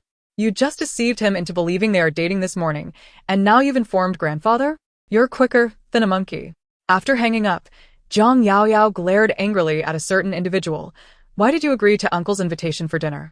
Bo Jinlan smirked. A complimentary dinner? Why would I refuse? Jiang Yao Yao continued to glare. Does the illustrious President Bo truly need this free meal? Bo Jinlan replied with a subtle smile. Indeed. It has been quite some time since I last saw the old man. A visit wouldn't he hurt? Jiang Yao Yao scoffed. I don't believe your nonsense. Furthermore, during dinner tonight, you mustn't speak out of turn. Jiang Yao Yao's expression turned serious, especially regarding marriage. If grandfather inquires, just say that I have yet to graduate from university and am not considering marriage at this moment. Bo Jinlan raised an eyebrow. And then what? After hearing these words, Bo Jinlan slightly narrowed her long eyes. So you mean, you do not wish to marry me, but only want me to pretend to be your boyfriend? Of course. Jiang Yao Yao replied with a haughty lift of her chin. It was merely a drunken escapade. How could we possibly contemplate marriage? Everything is merely to placate our elders. To maintain my image, you understand? Oh. Bo Jinlan's pupils contracted slightly, yet her tone remained calm and low. What benefit do I derive from this? Do you dare to ask for benefits? Jiang Yao Yao exclaimed, her eyes wide with disbelief. I was the one who suffered last night. It was my first time. The matter of losing one's virginity knows no gender, and moreover. Bo Jinlong smiled gently. Who told you I was not a novice? Zhang Yaoyao. What an astonishing revelation. Approaching 30, and the esteemed scion of the four great families of the capital, Bo Jinlong, was still a virgin until last night. In the corridor, Li Jing waited patiently until the door finally swung open. He immediately approached. Mr. Bo, Mrs. Bo. Zhang Yaoyao, already startled, felt her eyelids twitch further. What did you call me? Mrs. Bo, Li Jing replied with a flattering smile. Allow me to take your luggage. Such menial tasks should not befall the lady. Zhang Yaoyao. As Li Jing dragged the suitcase toward the elevator, she shot a glare at Bo Jinlong. Could you refrain from making such wild comments to your subordinates? Bo Jinlong denied it. I did not say that. Zhang Yaoyao was unconvinced. Without your consent, would he dare to speak so recklessly? My subordinates have always been adept at reading the room. Biao Jinlong curved the corners of his lips. After all, wasn't it more convenient for him to be misunderstood? Zhang Yaoyao pondered for a moment, realizing that indeed, it would prevent any awkwardness during their visit to the Chung family later. Yet, gazing at the man's charming face adorned with a subtle smile, it felt as though everything was under his control, which left Zhang Yaoyao exceedingly displeased. With a huff, she proudly clicked her heels and departed. Chapter 9. Meeting the parents of the dog man upon entering the car, Biao Jinlong instructed Li Jing to drive to a nearby mall, where he procured the latest model of an iPhone for Zhang Yaoyao. Subsequently, they visited a tea house and a wine cellar, amassing a plethora of gifts for their meeting. Observing Li Jing and the waitstaff tirelessly loading items into the trunk, Zhang Yaoyao coughed lightly, inquiring, Are these all for my grandfather? Biao Jinlong did not deny it, adding, The cigarettes are for your uncle. After all, it was merely a performance.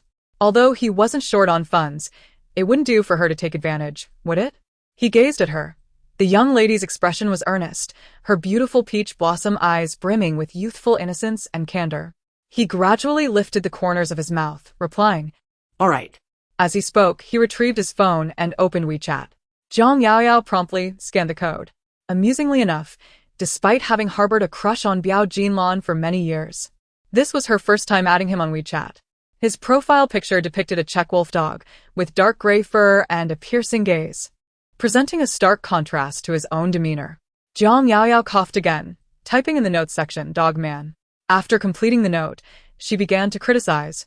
Your profile picture is quite ugly. Biao Jinlong retorted, Your profile picture is rather adorable. Of course, Zhang Yaoyao replied, basking in her own vanity. After all, it is a selfie of this fairy. Thin Jinlong remained silent, merely gazing at his phone. After several seconds, Zhang Yaoyao suddenly realized. He seemed to be perusing her moments.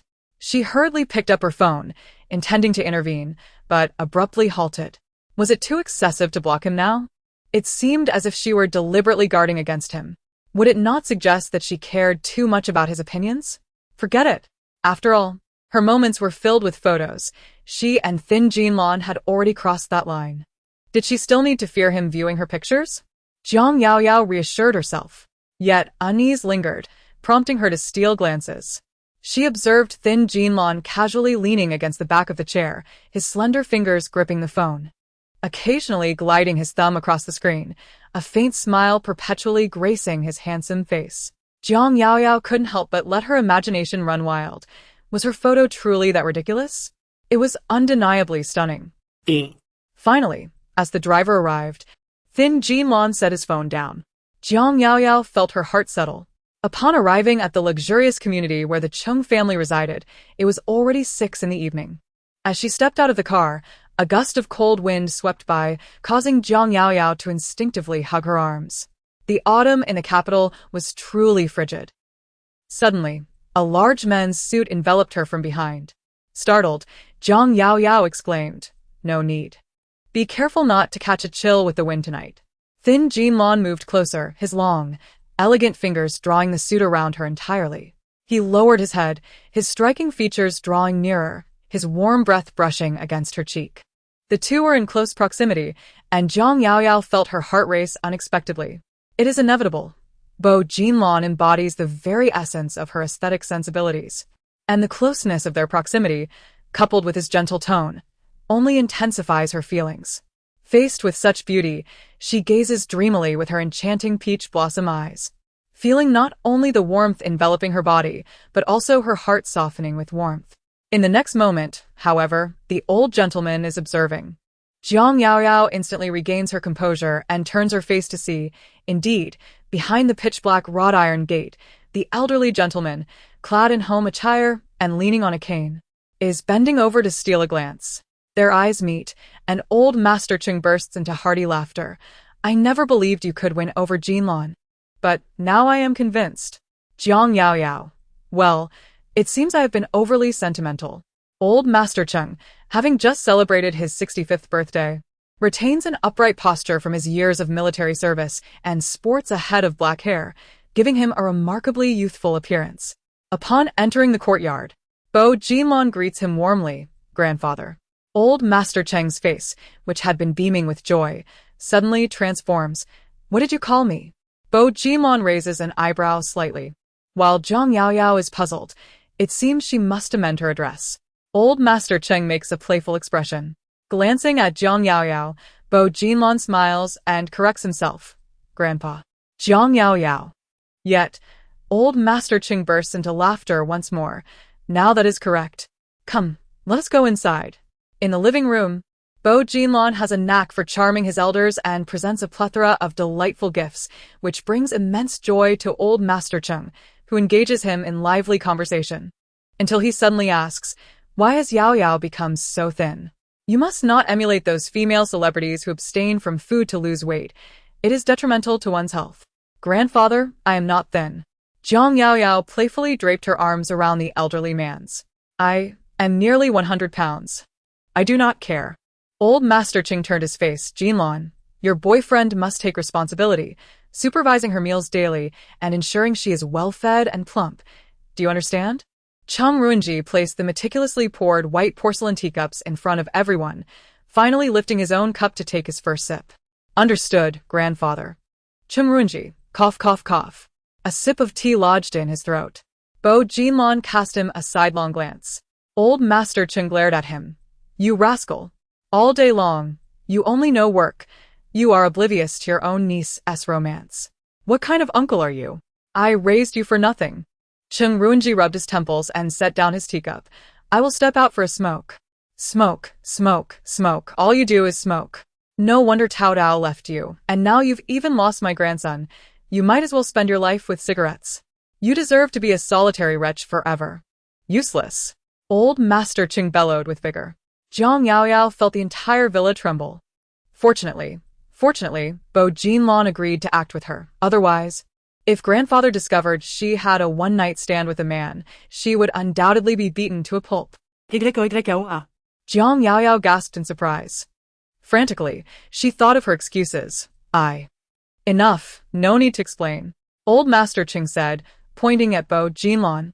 "Have a boyfriend now and forgotten all about your grandfather, have you?"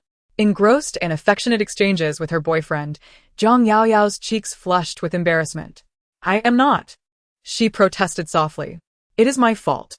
Bo Jinlan, holding a teacup, spoke with a gentle and humble tone. Recently, he had upset Yao Yao, thus taking full responsibility for the situation.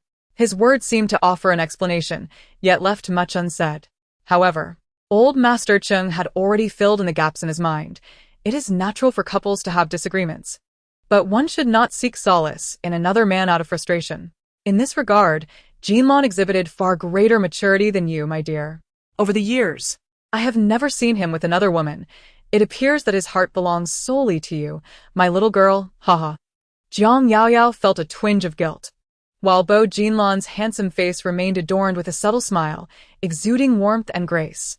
Just then, his phone rang, prompting him to rise. "Grandfather, I need to take this call." "Go ahead." Chapter 10. The Dogman must stay the night. Jinxiu Garden, an old neighborhood, housed the Cheng family villa, which, despite its age, was kept impeccably clean. The garden was lush with greenery, filled with the fragrant essence of blooming flowers, embodying the essence of life. Beside a year-round osmanthus tree, Bo Jinlan answered the call. "Is there something you need?" "Tonight at 8 p.m. is Ah Wu's new movie premiere. I've secured 2 VIP couple tickets. Will you come? Inquired his friend Su Feng. Bo Jimon replied, I won't be attending. Rest assured, I chose a particularly secluded couple seat, separated by curtains, so no one will see you. Su Feng insisted. You must have social engagements tonight? As the evening breeze wafted through, the air was infused with a delicate fragrance of flowers and grass, refreshing to the senses. Jiang Yaoyao was engaged in conversation with the elder gentleman, her red lips curving into a smile, her eyes sparkling like the vibrant and delicate light of early spring. The man's lips curled slightly as he found himself at his girlfriend's family gathering. Su Feng, taken aback, exclaimed, When did you acquire a girlfriend? One of the 2 single fellows I shared drinks with last night must be you, right? If you don't wish to sit with me in the couple seat, just say so. No need to resort to such a clumsy excuse to reject me. Go find someone else. With that, Bo Jinlon abruptly hung up the phone. As he turned, he noticed a stern figure had appeared in the hallway unbeknownst to him. Chung Ruinji, cigarette in mouth, with narrowed eyes and a smirk upon his thin lips, remarked, You've adapted to that title rather swiftly. Haven to you? Wasn't it just yesterday that you called me dad, or old man? Today, it's grandfather? Bo Jinlon replied indifferently, If you feel envious, I could always call you uncle. Chung Ruinji was momentarily speechless, realizing he had never noticed this young man's audacity before. After all, he was merely a year younger. How could he dare utter such a term? The dinner was exceptionally lavish. Upon entering the dining room, Yang Yaoyao instinctively seated herself beside Bo Yinlan. The elder gentleman regarded this enchanting couple with delight, urging his son to open a bottle of wine to celebrate. Yet, at the mere sight of alcohol, Jiang Yaoyao felt a wave of anxiety, reminding her of past mistakes. Grandfather, I must rise early for flight tomorrow, so I want to be able to join you for a drink. The National Day holiday is just around the corner. What does it matter if you miss a few classes? Besides, the elder chuckled, you young lovers have finally met. Shouldn't you take this opportunity to enjoy each other's company? Jinlon, don't you agree? BJNL was pouring wine for the elderly gentleman when he heard those words, a subtle smile gracing his lips. Indeed. Jingyoyo raised her foot and kicked forward.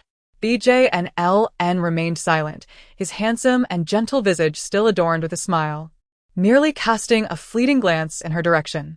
That gaze. Let JNL assist you. Old Master Ing declared decisively, seizing the opportunity of the holiday to arrange a meeting between the 2 families to finalize their marriage. I refuse to marry, Jingyoyo quickly asserted. The enthusiasm that had ignited within Old Master Ing was extinguished in an instant, his brows knitting together in concern. Why not marry? JNL is not young anymore. But I am merely 20, still a child, and I haven't even completed my university education. It is far too early for marriage. Yet,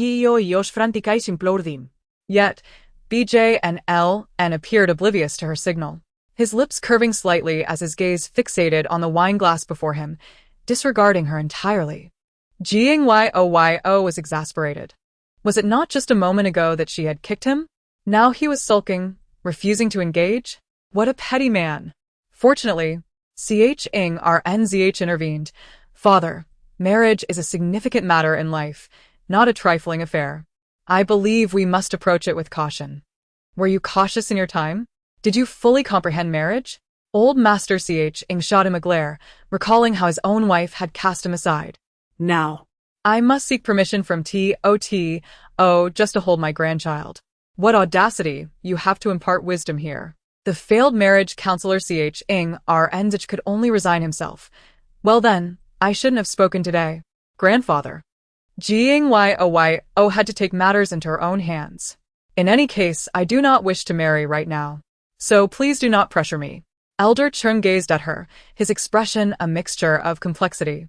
Ultimately, he nodded very well. Jiang Yaoyao exhaled in relief and quickly served a piece of rib into the elder's bowl. Elder Chung gestured, you should also serve Jinlon some. Reluctantly, Jiang Yaoyao placed a piece of rib onto the plate of a certain someone. You should eat more.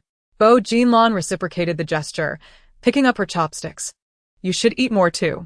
The 2 exchanged dishes, eliciting a maternal smile from the elder. However, Chung Ruinji felt rather uncomfortable.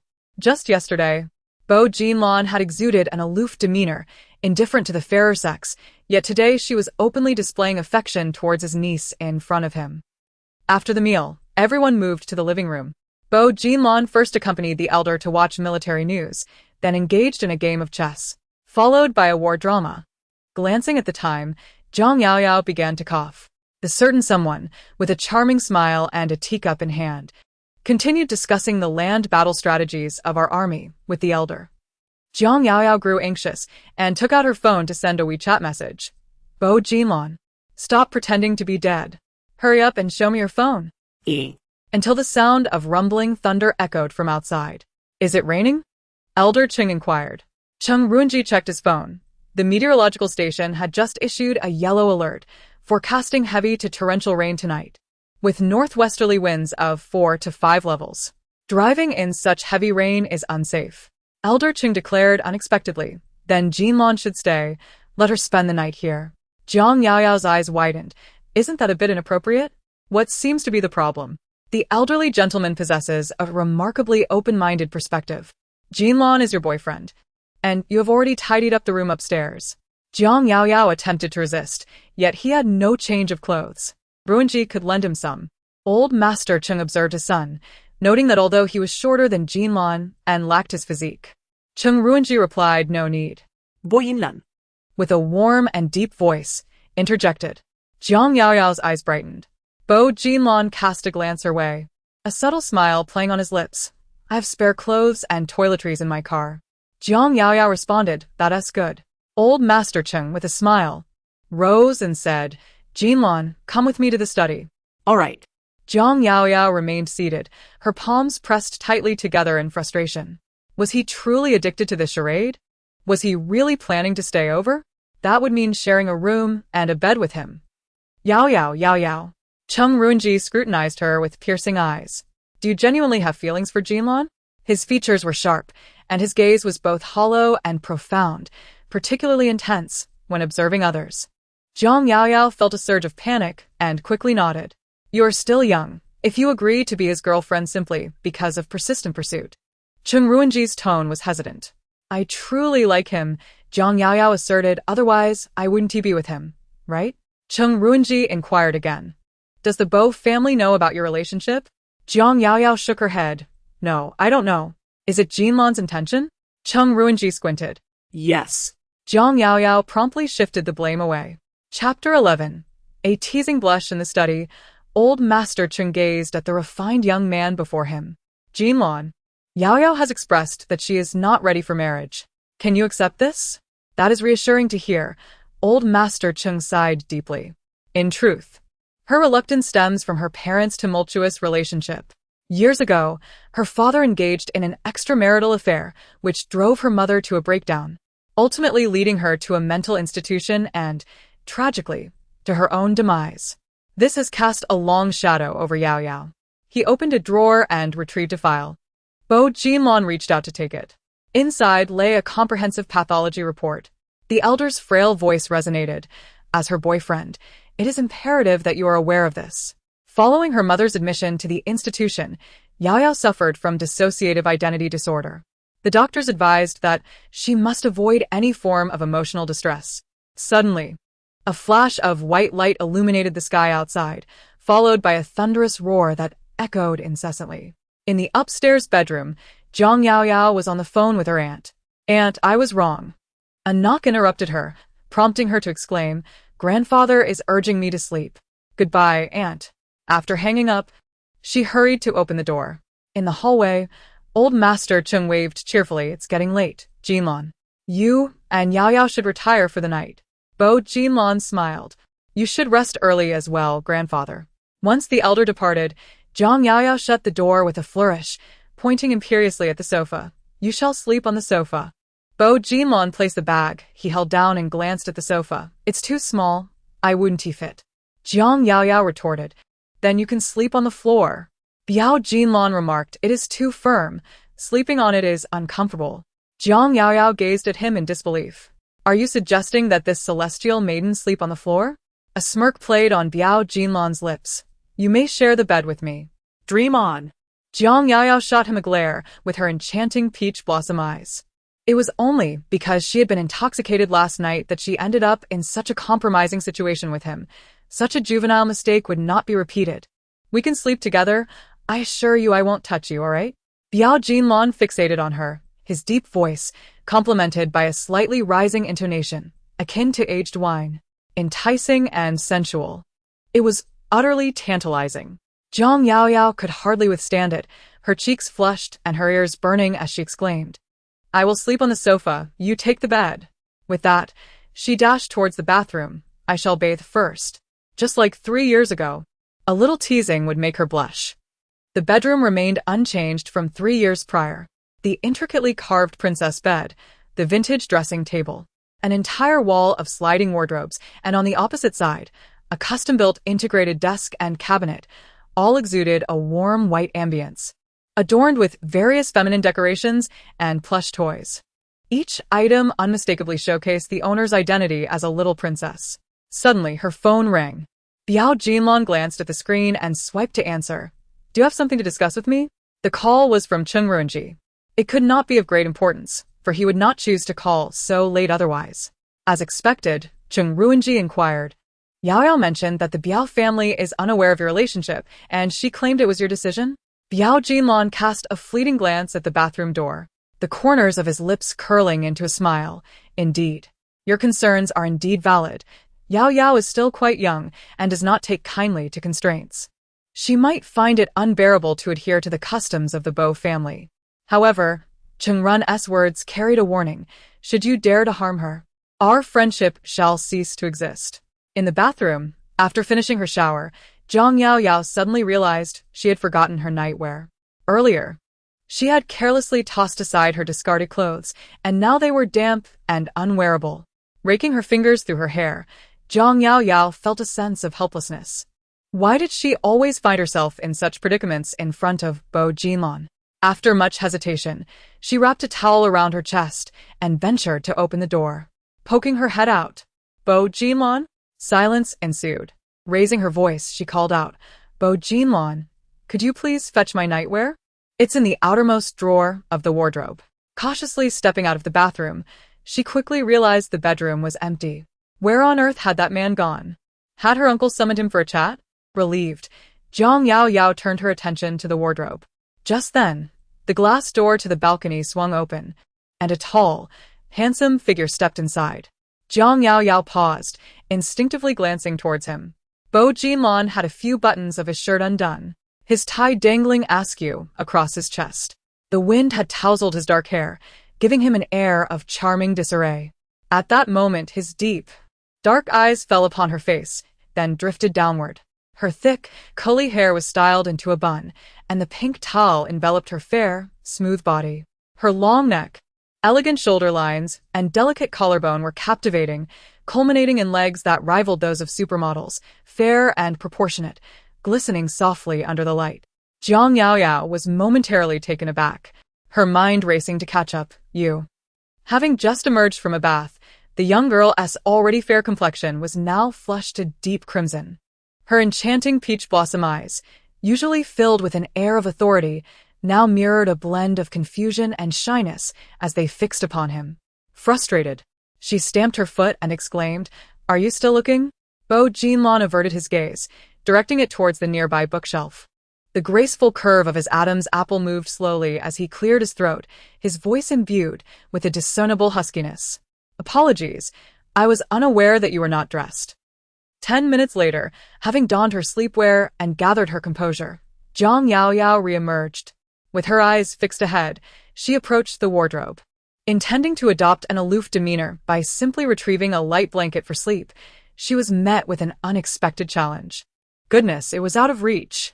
Standing at 1.7 meters, she was considered tall among her peers, yet the uppermost shelf housing the bedding was insurmountably high. Jiang Yaoyao rose onto her toes, stretching her fingers desperately in an attempt to grasp the blanket. "Do you require assistance in retrieving it?" The warm, resonant timbre of Bo Jinlan's voice broke through, revealing he had unknowingly positioned himself behind her. Without hesitation, he lifted his arm. Their proximity was palpable. the crisp scent of masculinity intertwined with a faint hint of tobacco enveloping her, rendering Jiang Yaoyao momentarily paralyzed. It was only when he lowered his gaze to her that she became acutely aware of her appearance. With her hair styled in a high bun, he had an unobstructed view from above, and thus could not miss the conspicuous red mark on her collarbone, a lingering kiss that had yet to fade, even a day later. As if struck by a sudden realization, Bo Jinlan's gaze darkened slightly, and an unexpected warmth and itchiness surged in his throat, especially as the fragrance wafting from her enveloped him. It was neither perfume nor the scent of cosmetics, but a subtle, refreshing aroma that lingered effortlessly at the tip of his nose, deftly stirring every heartbeat and emotion within him. Chapter 12. Disturbed by your noise after a brief pause. Bo Jinlan diverted his eyes from her collarbone, questioning her daze. He swiftly retrieved a thin blanket. Jiang Yaoyao rummaged through the bottom drawer, uncovering a set of pure cotton bed linens, only to realize, oh no, she couldn't possibly know how to do this. She found herself seeking assistance once more. Can you help me with the duvet cover? Bo Jinlan, casually leaning against the wardrobe, stroked his chin with his long fingers, replying, I'll give it a try. It shouldn't be too difficult. Jiang Yaoyao thought to herself, of course. How could the pampered heir of a wealthy family possibly master such a practical skill? Just then, he furrowed his brow and halted his steps. Jiang Yaoyao's voice echoed through the door. Hey, take your time. Can you even do this? Be gentler, will you? Never mind, just step outside. Let me handle it. Cheng Ruanji, observing from afar, pondered, is my niece truly this fierce in private? Unbeknownst to him, inside the bedroom, Jiang Yaoyao had Bo Jinlan assist her with the zipper of the duvet cover, while she herself dove into the cover along with the blanket. After a tremendous effort, she finally managed to encase the duvet successfully. She clapped her hands, brimming with accomplishment. See? It had to be me. Biao Jinlan raised an eyebrow, declaring, the strategy was devised by me. Jiang Yaoyao pouted in annoyance. Fine, I'll give you half the credit.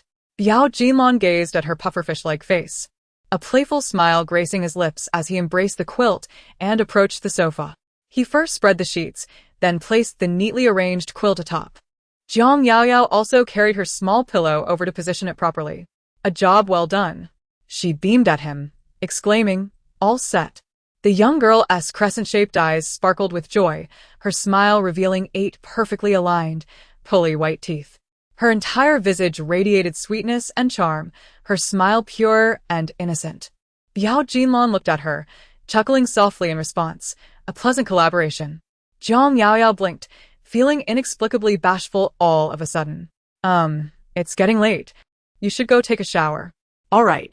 Once the man entered the bathroom, Jiang Yaoyao pinched her own cheek forcefully. What on earth is wrong with you? It's just putting on a duvet cover and arranging a sofa, yet it feels like we're an old married couple. After Biao Jinlan finished showering and emerged, the bedroom was enveloped in silence. Jiang Yaoyao lay on the sofa, seemingly asleep. Biao Jinlan observed her tightly shut eyes, an amused eyebrow raised as he stepped closer. Jiang Yaoyao, pretending to sleep, suddenly sensed a hand reaching out, sliding along her neck. Ah! Jiang Yaoyao let out a piercing scream, her mouth was covered. She began to struggle desperately. Beast!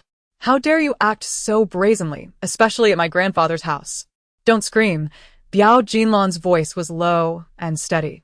Jiang Yaoyao grasped his sturdy arm with both hands, her feet frantically kicking the blanket, and she shot him a fierce glare with her enchanting peach blossom eyes. Do not touch me.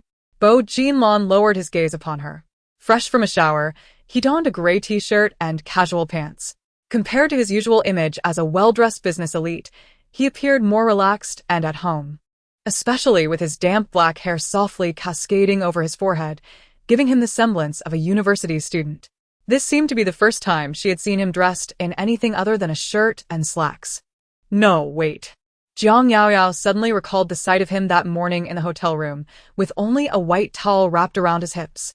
The thought caused her cheeks to flush a deep crimson, the warmth swiftly spreading to her ears and neck. The room was silent, yet her heart raced uncontrollably, nearly leaping from her throat. Until you apply the medicine. The medicine you bought this morning, you haven't applied it, Bo Jinlan remarked, squinting slightly. Or, Do you want me to help you with it? No need. Jiang Yaoyao quickly rose, snatching the bottle from him. I can do it myself. Bo Jinlan nodded. Then you may apply it on the bed. Jiang Yaoyao was taken aback. Bo Jinlan straightened up, his expression and tone turning serious, embodying a refined and elegant demeanor. After all, I am a guest, and I cannot allow the host to sleep on the sofa. Jiang Yaoyao, intrigued, replied, Did you not just say that the sofa is too small for you to fit? Before I reconsider, said Mr. Bo, his lips curving into a smile. Before the echo of his words could fade, Miss Jiang had already sprung from the sofa, traversed the space to the bed in a few swift strides, and was beneath the covers in what seemed like a single, unbroken second. Mr. Bo was left momentarily speechless. The wind and rain outside escalated, punctuated by intermittent flashes of lightning that momentarily bathed the bedroom in a stark, ethereal light. Miss Jiang, having applied the ointment, attempted to drift off to sleep. Yet, whether it was due to the unfamiliarity of the room or the presence of a man, slumber eluded her. After what felt like an eternity, she threw back the covers. Mr. Bo, are you asleep? She inquired. Silence hung in the air for a moment, then his deep, resonant voice broke through. Your restlessness keeps me awake. Miss Jiang rolled her eyes playfully. I'm just particular about my sleeping environment. How is my insomnia my fault? Abandoning the bed, she sought refuge by the bookcase. Retrieving a volume, she then approached the sofa. Could you perhaps read this aloud to me? Mr. Bo hesitated, a full 10 seconds of silence passing before he responded. Seemingly at a loss for words, Miss Jiang's initial anticipation waned into disappointment and embarrassment. With a disdainful hum, she declared, Forget it then, miser. As she turned to leave, a hand gently seized her wrist. Mr. Bo, rising from the confines of the sofa, took the book from her grasp. After a moment of perusing the cover, a wry smile played upon his lips. You believe this will lull you to sleep? He inquired. Jiang Yaoyao held a book titled High-Scoring English Essays for the College Entrance Examination. She nodded, saying, Just read this. I am certain I will fall asleep. Back in the day, Chung Ruinji had invited Bo Jinlan to be her tutor, primarily to bolster her English skills. Yet, during each lesson, her mind would wander, either captivated by his striking appearance or entranced by his voice, which rendered her senseless. Bo Jinlan possessed a deep, resonant baritone, distinct from the rather mundane accents of other Beijingers. His speech flowed leisurely, neither rushed nor slow, and when he recited English, it echoed the dulcet tones of male voice actors from dubbed films, both soothing and alluring. there was a certain nostalgia in that. After a prolonged silence, Bo Jinlan finally spoke. You should lie down on the bed. He switched on the floor lamp beside the sofa, leaned back, and opened the book. His mellifluous, authentic English accent began to fill the air gently. Jiang Yaoyao turned to her side, admiring the handsome and refined profile of the man illuminated by the warm light. While listening to his magnetic voice, her lips gradually curving into a smile, time seemed to slip away. Eventually, Bo Jinlan set the book aside and lifted his gaze toward the bedside. The young girl lay with her eyes closed, breathing steadily. She had already drifted into slumber. Chapter 13. Jiang Yaoyao never looked back. This sleep was particularly restful for Jiang Yaoyao. Upon waking, sunlight streamed through the gaps in the curtains, casting a warm glow on the wooden floor, creating a serene and cozy atmosphere. The figure that had been on the sofa was no longer there, and the bedding was neatly arranged. Jiang Yaoyao rose and casually picked up her phone, only to discover a dozen unread WeChat messages, all from Xie Jinran. What did you say to Yunxi? I didn't anticipate such malice from you. Are you determined to make others miserable simply because you're unhappy? Your heart is shrouded in darkness. The chat logs with Xie Jinran dated back 2 months. Seeing them now, she decisively deleted him as a friend. Unexpectedly, her phone rang again promptly, this time with a call from Xie Jinran. I'm at the entrance of your residential complex. I need to speak with you. I have nothing to discuss with you. Jiang Yao interrupted. Let's just delete each other. Thank you. If you don't come out, I'll go to the Chung residence to find you. Xie Jinran threatened. Go ahead and try if you're not afraid of the elders finding out. Jiang Yao. As the adage goes, one falsehood often necessitates countless others to conceal it. She found herself precisely in that predicament. A few minutes later, Jiang Yao descended the stairs. Yao Yao, you're awake? Old Master Ching beckoned. Come and have breakfast. This child. Old Master Ching clucked. Why bother making a trip when a phone call would suffice? At the table, Bo Jinlong leisurely wiped his fingers clean. Grandfather, please continue eating. I'll go check on Yao Yao. Go on, Old Master Ching said, beaming. After he left, the table was tapped a few times. Cheng Ruinji looked up. Did you see that? Cheng Ruinji remained silent. Look at Jinlong, how considerate he is of Yao Yao. He's even concerned about her fetching something and insists on accompanying her. Cheng Ruinji. He continued his silence. Cheng Ruinji. He had already been silent all day, and now he was still being scolded? This family was becoming unbearable. At the entrance of the splendid garden community, one could see Xie Jinran, donned in sunglasses, leaning against a sports car. The wind tousled his hair, drawing the attention of passers-by. Reminiscent of the times he visited her at school, where luxury vehicles and handsome men never failed to captivate the admiration of girls. It was precisely because, on one occasion, he wore a white shirt and black trousers, his silhouette bearing a slight resemblance to someone else, that she impulsively agreed to give him a chance. Alas, what a regrettable misstep it turned out to be. But truly, in what way did they resemble each other? Bai Jinlong was clearly much taller, with a straighter back and an enviable physique, broad shoulders, narrow hips, muscular, and exceptionally tenacious and enduring. Jiang Yao Yao. Xie Jinran approached her, his exquisite face marred by fury. I demand to know what you said to Yunqi yesterday. Jiang Yao Yao narrowed her eyes. What transpired? Yunqi suddenly broke up with me. Could it not be your doing? A laugh escaped Jiang Yao Yao's lips. You had no qualms about cheating on her without informing me. Yet now that she has cast you aside, you come seeking me? In the next moment, her smile vanished abruptly. Xie Jinran, have you lost your mind? I once thought your gaze was merely unrefined, but it appears you are suffering from severe mental deficiencies. How on earth did you graduate from Kyoto University? Surely it must have been a purchased diploma? Jiang Yao Yao. Xie Jinran seethed, his teeth clenched, and began to dredge up past grievances. I used to think you were merely a spoiled young lady, but now it is evident that you are utterly lacking in decency. Your language is foul, crude, and unbecoming. You are nothing short of a shrew. No wonder the Jiang family cast you out. You deserve it. Jiang Yao gently chuckled, her anger replaced by amusement. I'm elated that we've reached an accord. If it wasn't you, then who else could it have been? Xie Jinran remained incredulous. I fail to comprehend why you continue to pursue me with such tenacity, even after our altercation and verbal exchange. Do you genuinely believe that my affection for you persists? Please, cease your presumptions. Very well, I shall be forthright. I have never harbored any affection for you. My initial pursuit was merely a coerced endeavor. What do you mean? Jiang Yao astutely seized upon the crucial point. Who compelled you to pursue me? Xie Jinran momentarily faltered, then retorted vehemently. In any case, I despise your haughty demeanor. Yunqi is 100-fold more gentle than you. Compared to you, she embodies the true essence of a socialite.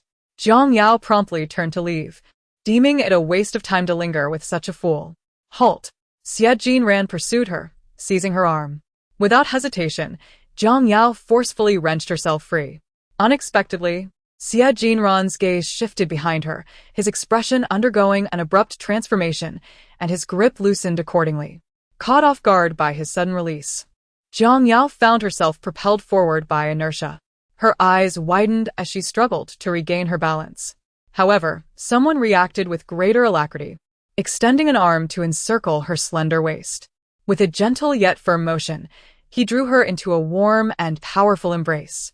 Still reeling from the near mishap, Jiang Yao lifted her gaze to behold Bo Jinlong's strikingly handsome visage with its sharply defined features. Her face was now aligned with his slightly open collar.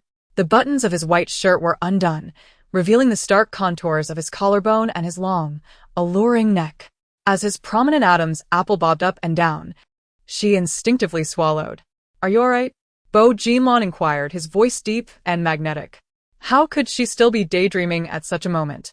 Fortunately, Xie Jinran remained oblivious to her unusual demeanor, as his entire focus was directed towards Bo Jinlan. Although both had been labeled as the four young masters of the capital by the media, this marked their first private encounter. The man donned a simple white shirt and black trousers, sans tie and jacket, with his sleeves casually rolled up, exuding an air of relaxed nonchalance. Yet, the moment he cast a glance in her direction, Xie Jinran understood that he had already lost the battle of presence. He took a deep breath, adjusted the collar of his shirt, and approached with a cordial smile. "Brother Bo, what a coincidence. What brings you here?" "Jiang Yaoyao." Xie Jinran, suddenly flustered, stammered, "It's not what you think, Does Yunqi know?" Bo Jinlan interrupted softly. Xie Jinran hurriedly clarified, "Brother Bo, please don't misunderstand." "No need for explanations," Bo Jinlan interjected once more, his voice warm and composed, a slight smile gracing his lips. After all, they were not related. And he could hardly bear the title of brother from young Master Xie. Xie Jinran. Chapter 14, he said, "Just behave at home." Jiang Yaoyao secretly raised her eyes. Although she had been absent from the capital for several years, she had not been unaware of the news surrounding Bo Jinlan. He possesses a visage that captivates the heavens and a lineage that evokes envy from the world. Whenever he graces a public occasion, he exudes a gentle elegance, refined as jade, earning him the moniker of the last gentleman of high society. Indeed, his demeanor has consistently aligned with this persona. At this moment, he is attired in a pristine white shirt and black trousers, impeccably composed, embodying the essence of a true gentleman, even if his recent words were somewhat piercing. Yet, his expression remains serene, as the morning light bathes his handsome and warm visage, accentuating the faint smile that renders him particularly delightful to behold. However, Jiang Yaoyao had encountered his cold-bloodedness and ruthlessness 3 years prior. She was acutely aware that behind his warm facade lay a heart as frigid as ice. The smile merely a mask he donned. "Mr. Bo, it's all a misunderstanding." Faced with the man's gentle yet oppressive aura, Xie Jinran felt a buzzing in his head. After much effort to clarify the situation, beads of sweat began to form on his forehead. Upon hearing the explanation, Bo Jinlan raised an eyebrow. "So, you are not seeking to reconcile with your ex-girlfriend?" Jiang Yaoyao was left bewildered. Xie Jinran hurriedly asserted, "Mr. Bo, I am sincere in my feelings for Yunqi." While Jiang Yaoyao remained perplexed, Xie Jinran suddenly grasped the situation. "I understand now. Thank you for the reminder, Mr. Bo." He swiftly departed in his vehicle. Jiang Yaoyao anxiously inquired, "Why did Bo Yunqi break up with Xie Jinran?" Bo Jinlan raised an eyebrow. "How would I know? Once he asks, he uncover the reason?" Jiang Yaoyao, "Is it really possible for it to be like this?" Xie Jinran is indeed a fool. In stark contrast to her expression of utter disbelief, Bo Jinlan casually slipped his hands into the pockets of his suit pants, exuding an aura of languid ease. "Wearing something so thin, aren't you afraid of catching a chill?" After yesterday's events, Jiang Yaoyao was acutely aware not to delude herself further and countered, "What brings you here?" Bo Jinlan's lips curled slightly. "What do you think?" "Indeed." Jiang Yaoyao glared at him. "Even for the sake of pretense, you needn't seek me out. Right? You nearly gave us away just now, do you realize that?" His eyelids flickered almost imperceptibly as Bo Jinlan replied with a half-smile, "Are you implying that?" "What I mean is, it's sufficient to perform in front of my grandfather and uncle. Before others, we ought to act like strangers, understand?"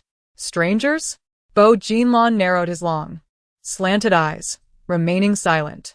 Jiang Yaoyao, with her petite nose and small eyes, scrutinized him. "You don't regret helping me, do you?" Bo Jinlan continued to gaze at her, maintaining his silence. In her haste to leave, the young lady had opted for casual attire without makeup. Her waist-length, raven curls cascaded wildly and thickly, accentuating her flawlessly fair and delicate oval face, devoid of any blemish. The morning sunlight streamed upon her visage, and her peach blossom eyes sparkled with fragmented radiance, shimmering exquisitely like a meticulously crafted doll in a storefront window. Jiang Yaoyao hurried to catch up. "Bo Jinlan, what are you doing? Speak up. What do you truly mean?"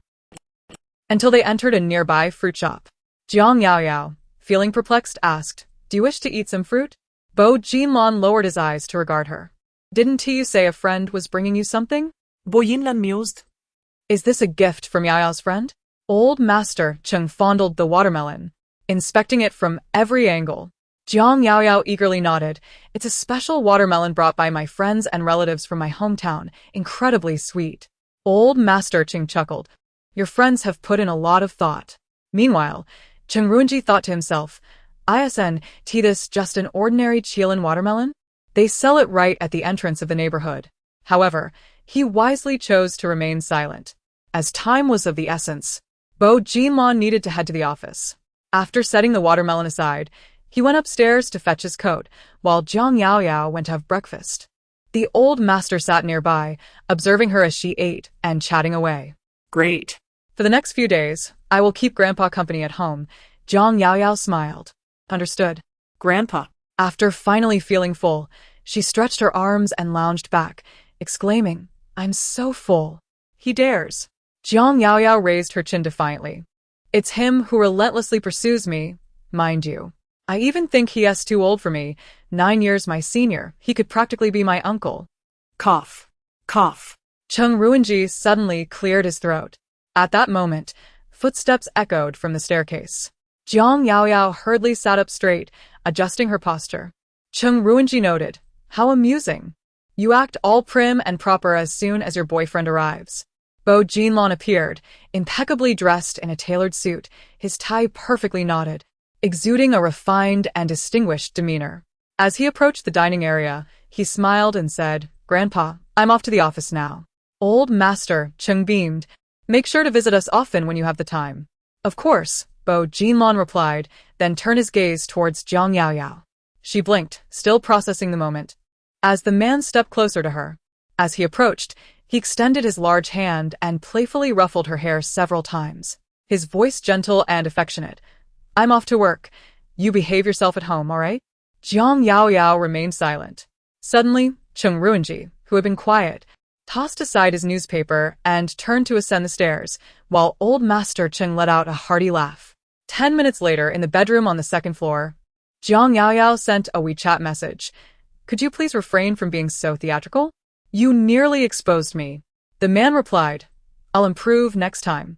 His attitude towards admitting fault was commendable, yet, just as she sent the message, a phone call interrupted her.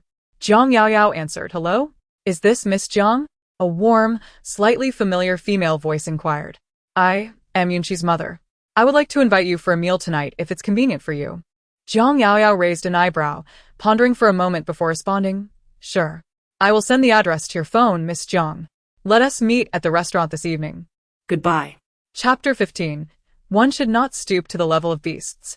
Meanwhile, in a sealed car, Bai Jinlong glanced at his phone, narrowing his eyes slightly, a smile playing at the corners of his lips. This girl not only burned bridges, but also wished to part ways completely. At 8:30 a.m., a Bentley Mulsanne rolled into the underground parking lot of the Buyuan Group. Once the vehicle came to a stop, Bai Jinlong's cool baritone resonated. Has the chairman called? Li Jing tightened his grip. Not yet. Bai Jinlong cast a fleeting glance at him, saying, When you do receive the call, remember to speak properly. Suddenly intimidated, Li Jing found himself on the 60th floor. A middle-aged man, clad in a formal suit, stood in the corridor, his expression stern and imposing. This man was Bo Xian, the current chairman of the Bo Yuan Group and the father of Bo Jinlong. Chairman, Li Jing hurriedly greeted. Bo Jinlong smiled and remarked, The shareholders' meeting is scheduled for 10 a.m. Have you arrived too early? Where were you last night?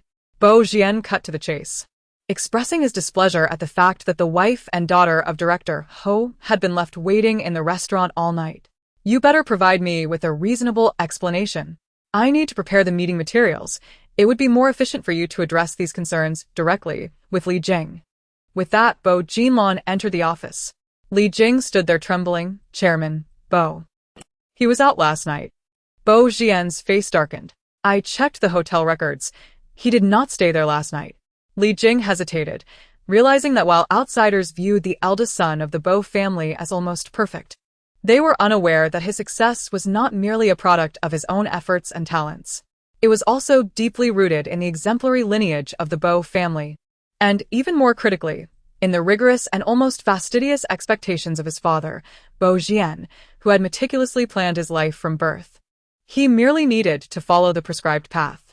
Even his marriage prospects were carefully selected, weighing advantages and disadvantages, with the chosen match being a lady of distinguished heritage. However, Chairman Li Jing cautiously chose his words. The rain was torrential last night. Bo stayed at the Cheng family residence. Cheng family?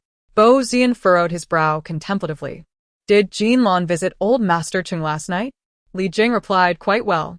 With such a handsome and outstanding future grandson-in-law as Mr. Bo, how could old Master Cheng be anything but pleased? Little did they know. Bo Xian nodded thoughtfully.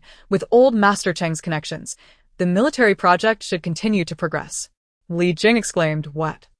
The venture into the military sector was a proposal that Bo Jinlan had put forth 3 years ago. All market research, technical studies, and even talent reserves were in place.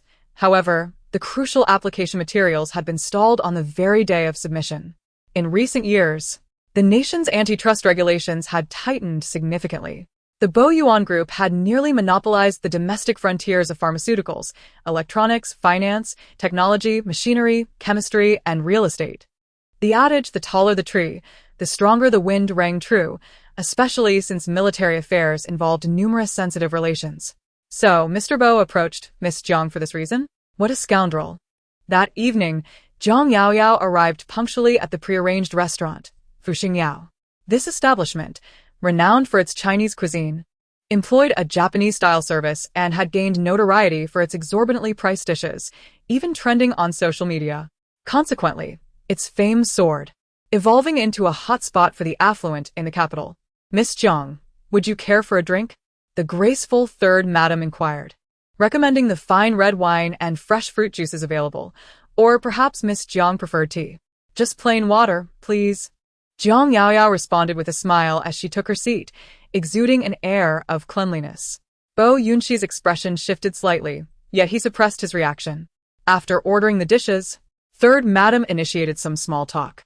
Zhang Yaoyao wore a faint smile as she engaged in polite conversation with her interlocutor. Once they had nearly finished their meal, she turned to Yunxi and instructed, apologize to Miss Jiang. Today, Bo Yunxi was adorned in an exquisite and sweet manner, though the several unsightly band-aids on her neck were quite distracting. Reluctantly, she muttered, I'm sorry, I was wrong. Please forgive me.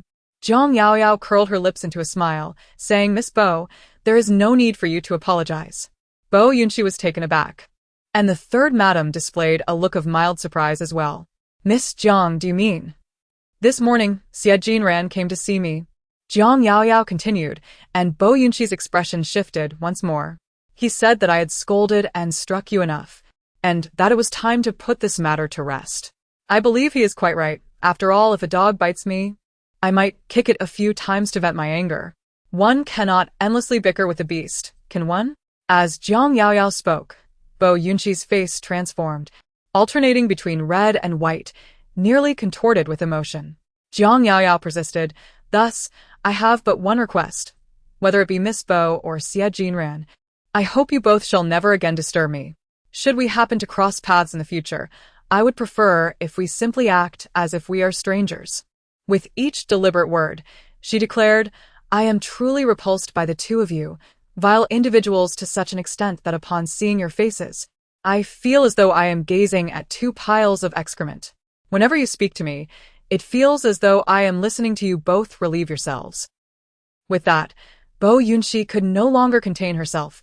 She rose from the table with a bang, exclaiming, Zhang Yaoyao, you are going too far. If you refuse to accept courtesy, you shall face punishment. Chapter 16. What are you barking like a dog for? Yunxi.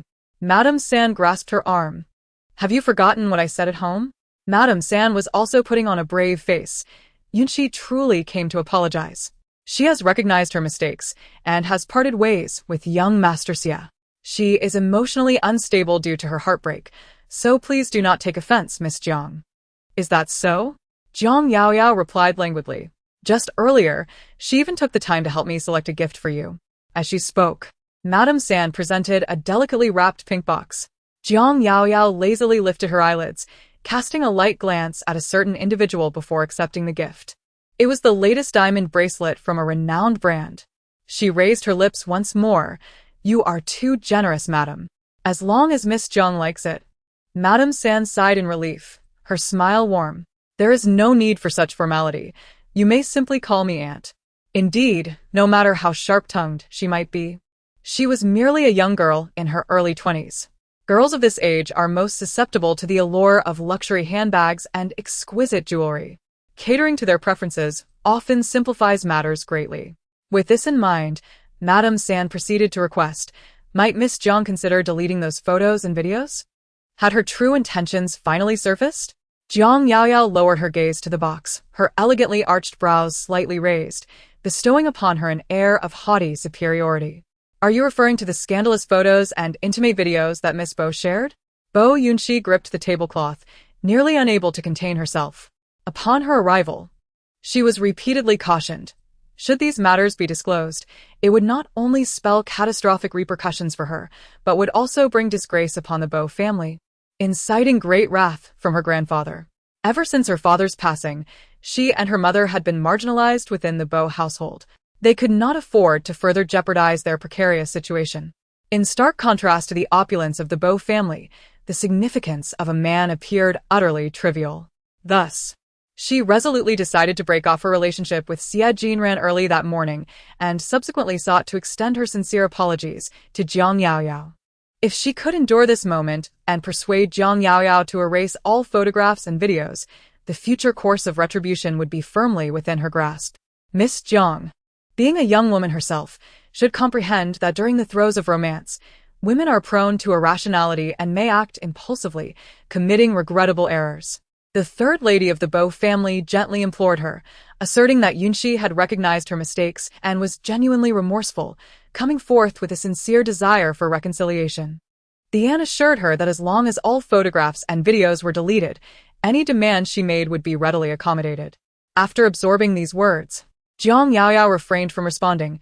Instead, she nonchalantly retrieved a bracelet from the box and attempted to fasten it around her left wrist, though it appeared somewhat difficult to secure.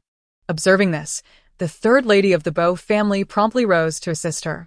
Consequently, Jiang Yaoyao sat there, her lips slightly curled in a proud smile, raising her left hand with an air of haughtiness, while the third lady bent over the dining table, eagerly and attentively fastening the bracelet for her.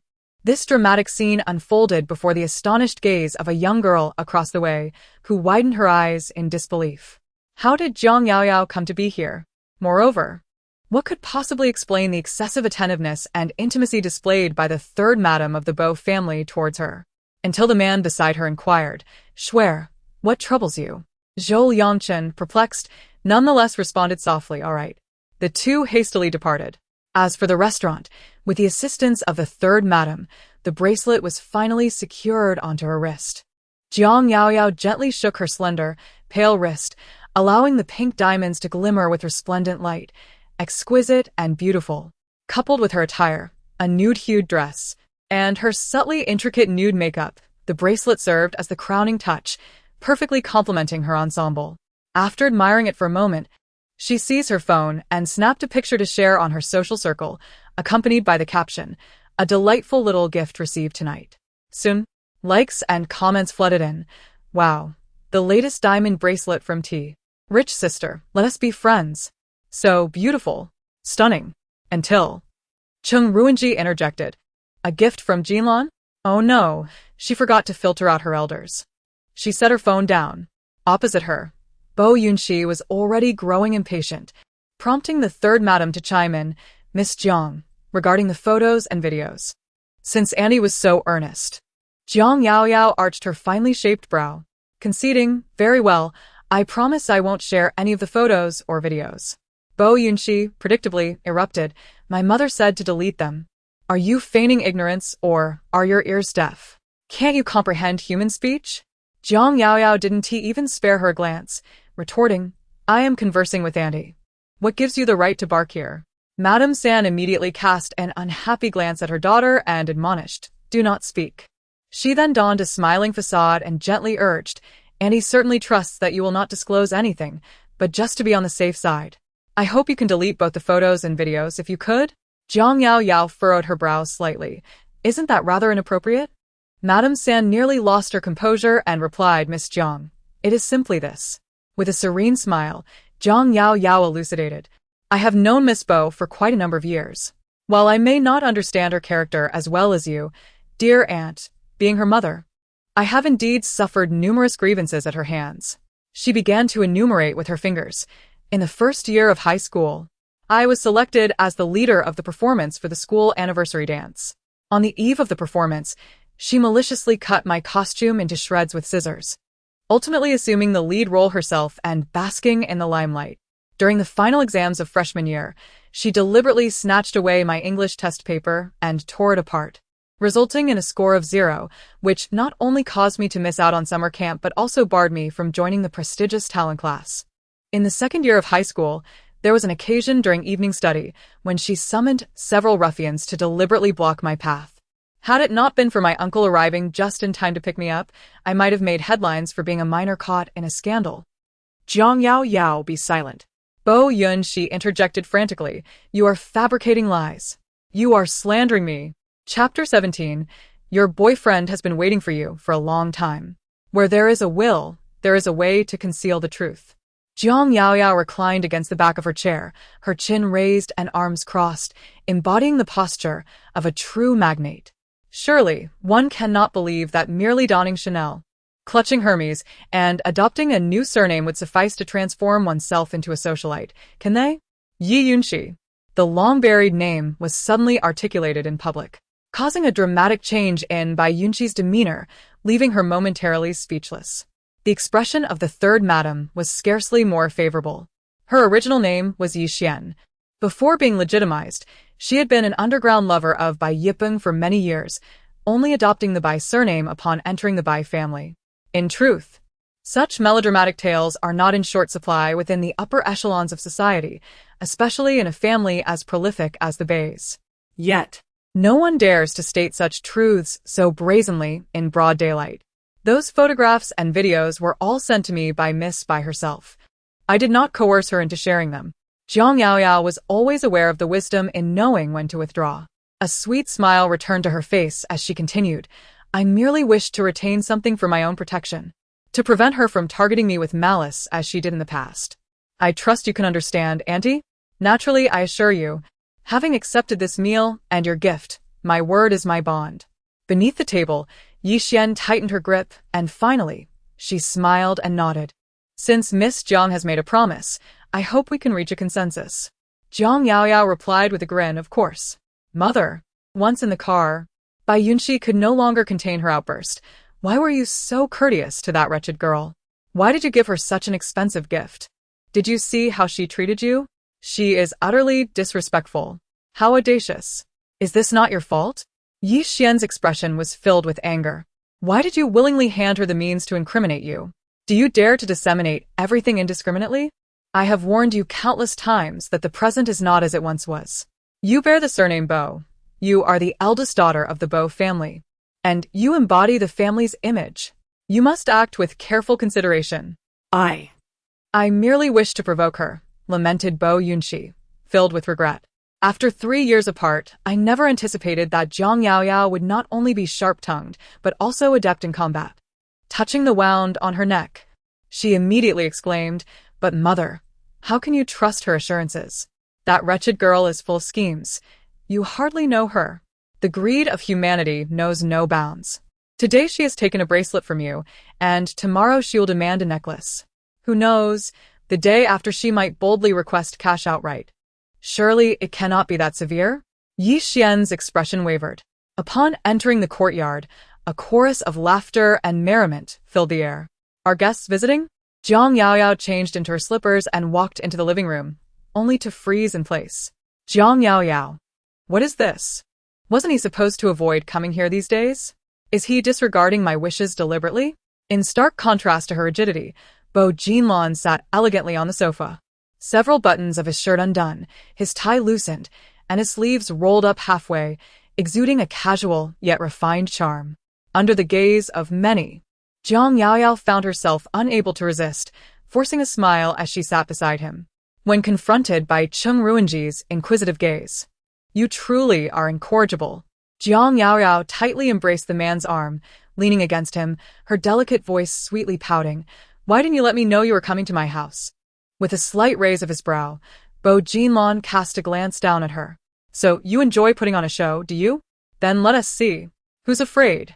After all, this was her longtime crush, the man of her dreams.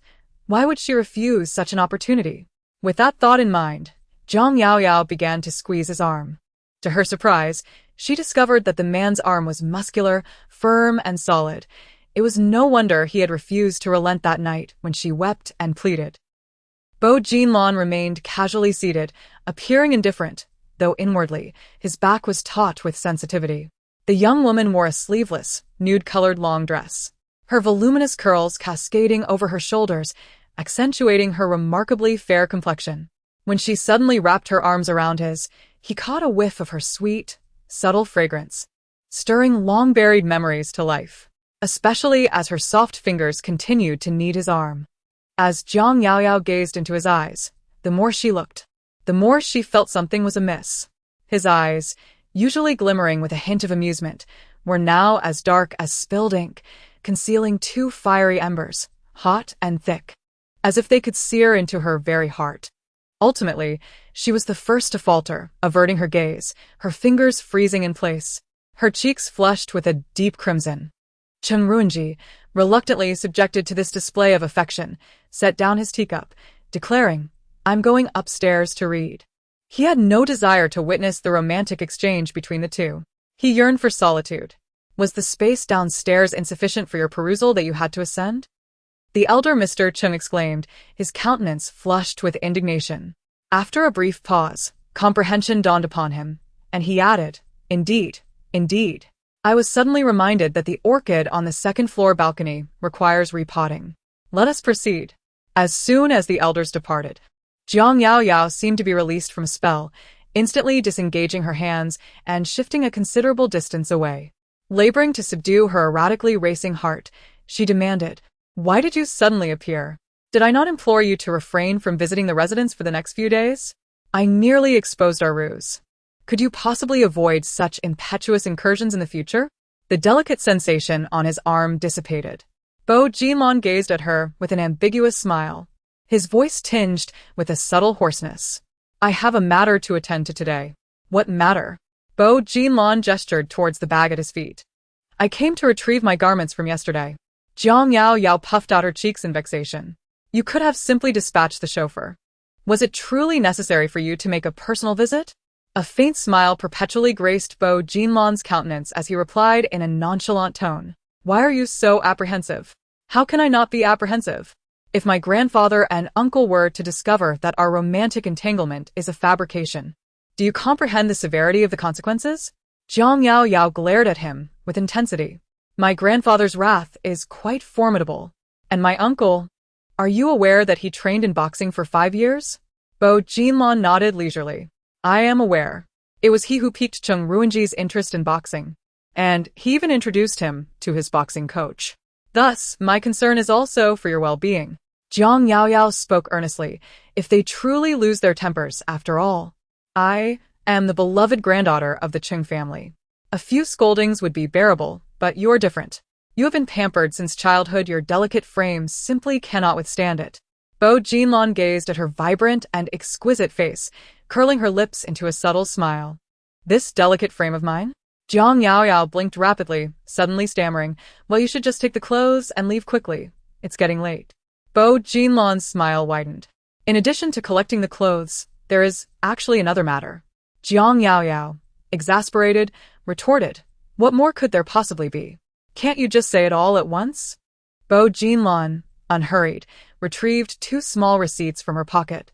Jiang Yaoyao hastily took them, and upon seeing the figures printed on them, felt as though her heart had been pierced by 1,000 arrows.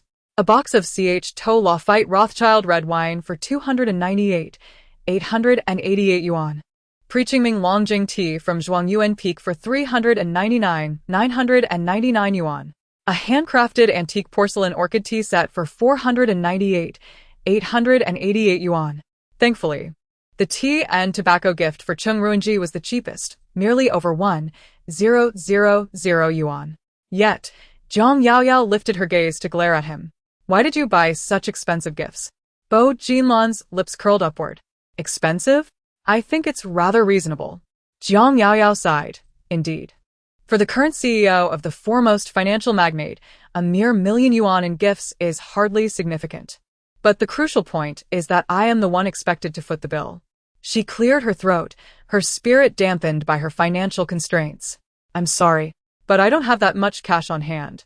How about I pay in installments? Just let me owe you for now? Shall I offer you a suggestion? Biao Jinlan interjected. Jiang Yaoyao's eyes brightened. What do you mean? Biao Jinlan smiled enigmatically and suddenly leaned closer to her. The unexpected allure of his beauty left Jiang Yaoyao momentarily breathless, her heartbeat quickening in disarray.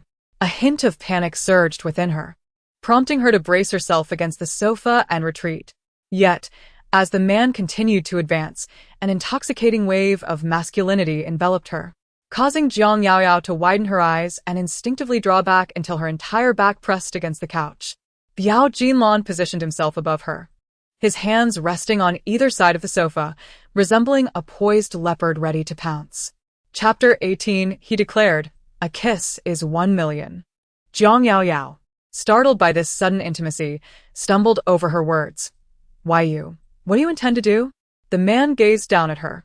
Although Biao Jinlan's eyes were not particularly large, their shape was striking. The elongated, upward-turned outer corners complemented his delicate double eyelids. His long, thick eyelashes framed deep, dark irises, and his straight nose, an uncommon trait among Asians, paired with well-defined cheekbones and a sharply contoured mouth, rendered his face an exquisite harmony of angles and depth. In essence, his visage was a perfect blend of rugged masculinity and refined beauty, embodying both fierce intensity and gentle tenderness, aligning perfectly with her every fantasy and preference regarding the opposite sex. At this moment, his eyelids drooped slightly, and his dark eyes were profound and dense, resembling two serene, deep pools that ensnared her heart, causing it to tremble. She scarcely dared to breathe, feeling as though she were enveloped by his crisp yet commanding aura, which seemed to infiltrate every crevice, creating an overwhelming sense of pressure.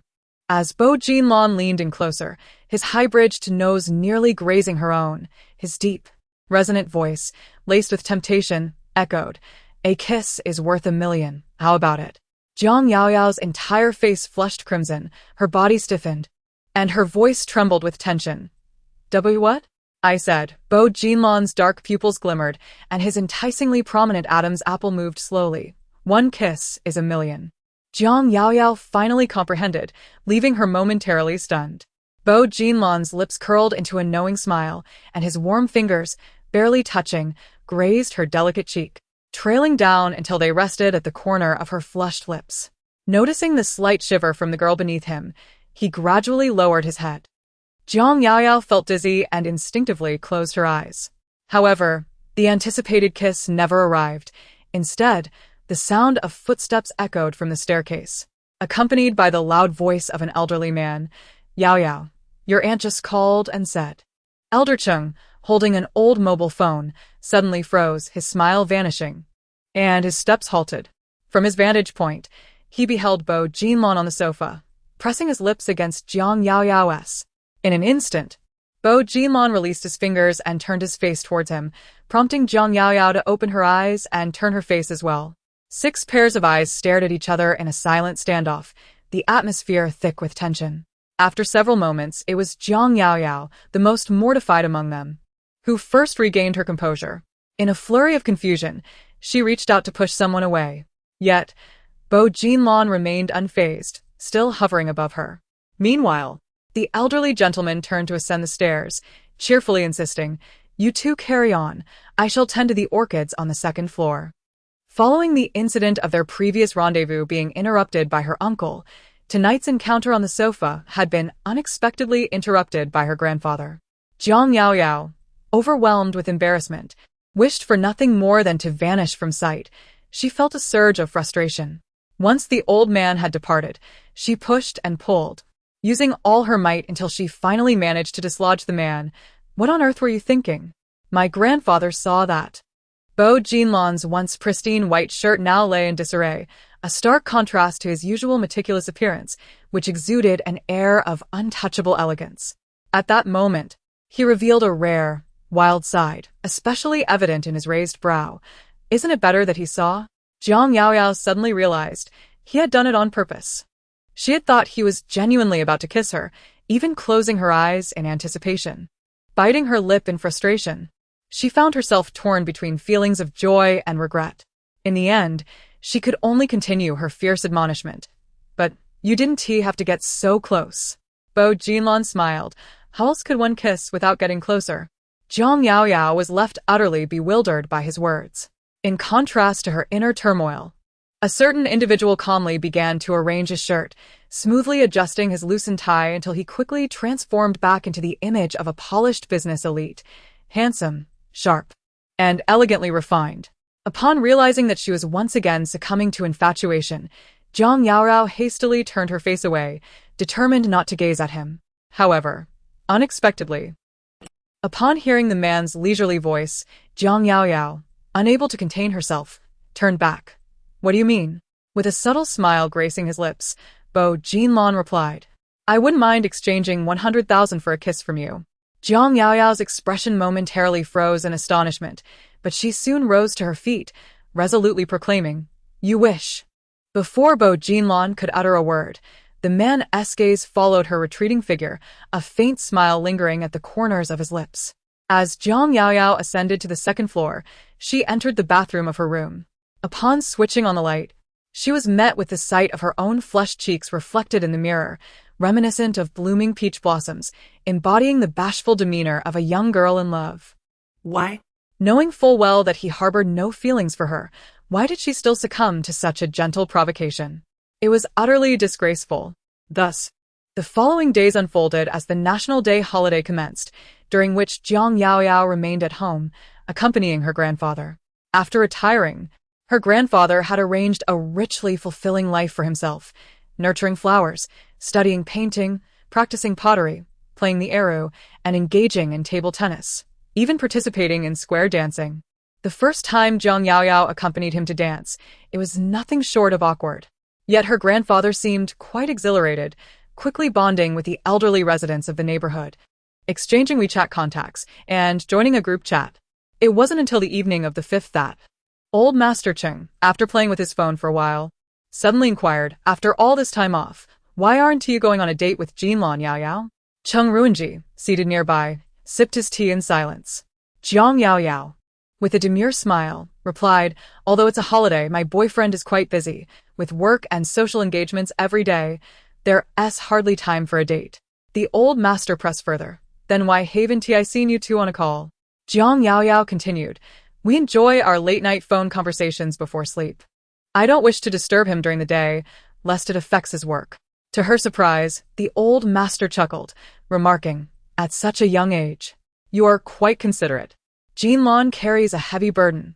As his girlfriend, you must be understanding. Jiang Yaoyao's smile faltered slightly. Rest assured, grandfather, I know how to manage. Just then, the phone on the table rang. Cheng Ruinji picked it up, glanced at the screen, and looked up at her. Jiang Yaoyao responded with a puzzled expression. Just as she had relaxed, Cheng Ruinji stated, Jinlan mentioned in the group chat that he'll be on a business trip the day after tomorrow. Jiang Yaoyao was taken aback. Indeed, old Master Cheng then asked, Yaoyao, where is Jinlan going on his business trip? Jiang Yaoyao thought to herself, how would I know? All she could do was blink her big eyes innocently. I haven't asked yet. You don't inquire when your boyfriend is going on a business trip? Cheng Ruinji raised an eyebrow. Jiang Yaoyao, feeling guilty, hurriedly explained, he mentioned he was busy these past few days, so I haven't reached out much. But you just said you have nightly phone conversations before sleep.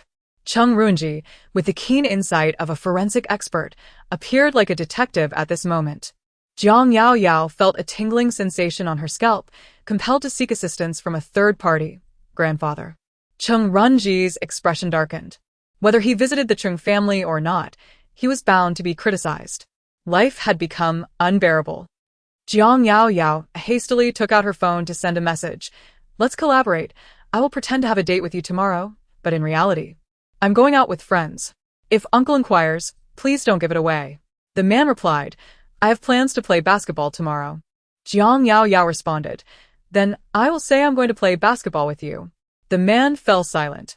Chapter 19. Mr. Bo, you truly are insufferable. Jiang Yao Yao set her phone down and sweetly said, Uncle, my boyfriend just messaged me. He wants me to join him for basketball tomorrow. Surely this would suffice? She and Bo Jinlon were set to go on a date. He could hardly suspect her now. However, to her dismay, he asked, You're playing basketball tomorrow too? Cheng Runji frowned. Jiang Yao Yao nearly exclaimed in disbelief. This insufferable man. Why didn't he mention that the person he was playing basketball with was Uncle? Fortunately, old Master Cheng interjected. You want to play basketball with Jinlon? Are you out of your mind? When could you not play with him? Why does it have to be tomorrow? Those young lovers are finally managing to have a date. And as their elder, you not only fail to support them but also intend to intrude? With such low emotional intelligence. It's no wonder Tao couldn't endure you and chose to divorce. You deserve it. Cheng Ruinji observed his uncle's dark expression and felt a twinge of embarrassment. However, to preserve her own safety, she continued her charade. Uncle, could you please not go tomorrow? He is leaving on a business trip the day after. And tomorrow is the only chance I have to meet him. Listening to her affected tone, Cheng Ruinji's stomach churned. More work, as always. After finally getting a day off, doesn't she consider calling Tao to check in? How could I have given birth to such a dullard? Unable to even pursue a woman. Useless. Old Master Cheng began to fume. Cheng Ruinji glanced at his father, opened his mouth, but ultimately chose to ascend the stairs in silence. The insufferable boy. Jiang Yao Yao quickly sent a message to someone. Why didn't you mention that the person you were playing basketball with was your uncle? I almost gave myself away, just now. The screen displayed a voice call invitation from the man. Jiang Yao Yao glanced at the wolfish avatar and instinctively cleared her throat before answering. The deep, magnetic voice of Bo Jinlon resonated pleasingly. I said I had an appointment. Is your uncle not a person? Of course my uncle is a person. Jiang Yao Yao rolled her eyes. But you truly are a dog. This remark elicited a low chuckle from the man. You didn't even ask me who I was meeting. Now, because of you, I have to find someone else to accompany me for basketball tomorrow. Serves you right. Jiang Yao Yao huffed in a playful pout. Who told you not to clarify? Can you play tennis? Bo Jinlon suddenly inquired. Without waiting for his response, she quickly ended the call. She had firmly declared that she would never meet him again. Jiang Yao Yao nodded and opened the chat group for late-night discussions among wealthy women. Darlings, are you coming out to play tomorrow? Jiang Yao Yao suggested. How about we go shopping at the seasonal market? Duan Fei responded, right. You should bring along a companion. That soldier, Zhou Yangchen, would be perfect. Jiang Yao Yao quickly retorted. No, I do not wish to see him.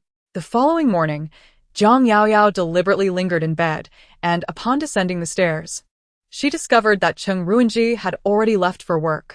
She exhaled in relief. Compared to her grandfather, it was far more challenging to deceive her uncle, who worked as a forensic expert. Just then, old Master Cheng inquired, Yao Yao, will Jinlon be picking you up later? Jiang Yao Yao took a bite of her dumpling and replied, I'll take a taxi myself. No. Jiang Yao Yao hastily prevented him from insisting further. After some persuasion, she finally managed to divert his attention. At 10 a.m., Jiang Yao Yao arrived at the entrance of her residential complex and boarded the prearranged taxi. Driver, to the seasonal square, please. As she gazed out the window, a sudden sense of unease washed over her. The black van behind them had seemingly been tailing her since she got in. Having turned 2 corners now, it persistently followed. Excuse me, could you drive a bit faster? Jiang Yao Yao calmly requested. Could you please keep close to that white Mercedes ahead? Upon hearing her words, the driver became notably excited. Young lady, you're not involved in a police case, are you? Jiang Yao Yao solemnly nodded. Yes. Good. Don't worry. I'll make sure to keep close. The driver declared, pressing down hard on the accelerator as Jiang Yao Yao continued to watch the rearview mirror intently. As anticipated, the driver accelerated, and the black van trailing behind also picked up speed. It was evident that someone was following her. Jiang Yao Yao promptly sent a WeChat message. Uncle, I am being followed. Cheng Ruinji, perplexed, replied, Weren't you supposed to be on a date with Jinlon? Jiang Yao Yao explained. Yes, I was going on a date. But I'm currently on the road, and a car has been persistently tailing me. Please dispatch a few officers from the bureau. There are too many of them for me to handle alone. Cheng Ruinji inquired, why not contact your boyfriend? Jiang Yao Yao. Before she could formulate a response, Cheng Ruinji said, I will call him. Jiang Yao Yao. In a forensic identification center of a public security bureau, Cheng Ruinji, clad in a white coat, dialed a number and unemotionally instructed, your girlfriend claims she is being followed. I am unable to leave the bureau at the moment. Please handle it. On the other end, Bo Jinlan's voice remained composed. Understood. However, Cheng Ruinji could not help but question, have you upset her again? Bo Jinlan paused for a moment. What do you mean? Cheng Ruinji replied, Yao Yao has always been strong-willed. Although I believe your personalities are mismatched, if you truly care for her, you should be more accommodating and lenient. Otherwise, in the end, you will be the one soothing her feelings. Bo Jinlan chuckled softly. Indeed, you are a man with experience, having been divorced. Cheng Ruinji. His stomach seemed to ache even more. Chapter 20. Your boyfriend will protect you in the taxi. Jiang Yaoyao's phone rang swiftly. Please provide me with the license plate number of the car that is following you. The mellifluous and deep voice of Bo Jinlan resonated through the phone. Jiang Yaoyao gazed into the rearview mirror, beginning to recite, I will send you a location. Have the driver come directly. Bo Jinlan instructed once more. All right, Jiang Yaoyao replied. A moment of silence enveloped the call, just as she contemplated ending the conversation. Do not be afraid. The man's soothing voice seemed to linger at her ear, assuring her, your boyfriend will protect you. Jiang Yaoyao was momentarily taken aback. Before she could fully comprehend, the call was abruptly terminated. Almost instantaneously, a message from the man arrived on WeChat. Jiang Yaoyao glanced at it and then addressed the driver. Sir, please take me to Fenglong Club. The driver, still somewhat reluctant, responded, rest assured, officer. I have been tailing that Benz up ahead. This rascal won to escape. Your driving skills are truly impressive. Jiang Yaoyao chuckled lightly. Yet plans had shifted. She needed to make a stop at Fenglong Club first. Very well. The taxi turned at the upcoming intersection, heading out towards the 6th Ring Road. The black van behind continued to pursue closely. After more than half an hour, they finally arrived at their destination. Jiang Yaoyao observed the exterior. This club appeared to have opened in recent years, situated in a notably secluded location. Aside from a few parked private cars, there were hardly any signs of life. Miss, this is the place, the driver announced. Jiang Yaoyao had no choice but to alight. A fleeting glance revealed that the black van had also halted at the roadside. Its door swung open, and several men emerged in succession. Without hesitation, Jiang Yaoyao turned and sprinted towards the entrance of the club, but those men reacted swiftly, dashing towards her. The taxi driver, preparing to turn around, was left astonished by the unfolding scene. To his astonishment, the young girl turned out to be a leader, accompanied by a multitude of plainclothes police officers. It seemed she had just been involved in a significant case. Meanwhile, at the expansive windows on the second floor of the club, Bo Jinlan squinted down at the scene below. He was about to descend when he abruptly halted, pondering. What am I doing? The man straightened his back, his tone composed, just observing a bit longer. Still watching? Su Fenglai, with his strikingly handsome yet frivolous demeanor, was bewildered. If you don't go down now, that girl will surely be bullied. He had presumed that she possessed some unique qualities, but it appeared he had overestimated her. Suddenly, a few agonizing cries echoed from below. Su Fenglai rushed over, and upon witnessing the unfolding scene, he chuckled softly. No wonder you aren't anxious. The girl, seemingly delicate and fragile, was surprisingly swift on her feet, her movements nimble. The imposing men, robust and intimidating, found themselves unable to catch her, instead becoming entangled in their futile pursuit, occasionally suffering from the weapons she adeptly wielded. As Su Fenglai stroked his chin, thoroughly entertained by the spectacle, the man beside him abruptly turned. Where are you going? Bo Jinlan, with a slight smile, replied in a leisurely tone, to lend a hand. Su Fenglai was taken aback. In his view, Miss Jiang was clearly a skilled fighter, playfully toying with those men. Even if a confrontation ensued, she would not be at a disadvantage. So, Why go down to assist? Wasn't that counterproductive? Today, Zhang Yaoyao had dressed in jeans and flat shoes, specifically for a day of shopping, ensuring her ease of movement. After several laps around the area, she realized that Bo Jinlan was nowhere to be found. What a vindictive man. Was it really necessary to play such tricks on her just because she had disrupted his game with his uncle? Indeed. One cannot rely on men. It's as if even a sow could climb a tree. Suddenly, a hand grasped her arm from behind. Without hesitation, she swung her designer chain handbag, a piece crafted with genuine gold locks and chains, directly into the man's face, eliciting a pained yelp from him. My eyes. Zhang Yaoyao retreated a significant step. Several men quickly surrounded her. Apart from the one nursing his injured eye, the others wore menacing expressions. Run, keep running. The pursuers were clearly outmatched, their legs growing weary from the chase. Boss, are you alright? One of the men inquired. Why don't you try getting hit in the eye? The man, now bleeding, cursed angrily. You lot. Come at me together. Zhang Yaoyao called out. I don't know you. What do you want? In the club, there were few outsiders, and the leader arrogantly replied, Someone paid us to handle a job. What do you think we want? Zhang Yaoyao squinted her charming eyes. Did Bo Yunxi send you? Quite astute, the leader remarked, extending his hand. Since you know, stop wasting time and hand over your phone. Zhang Yaoyao obediently retrieved her phone from her bag. But can you tell me how much Bo Yunxi paid you?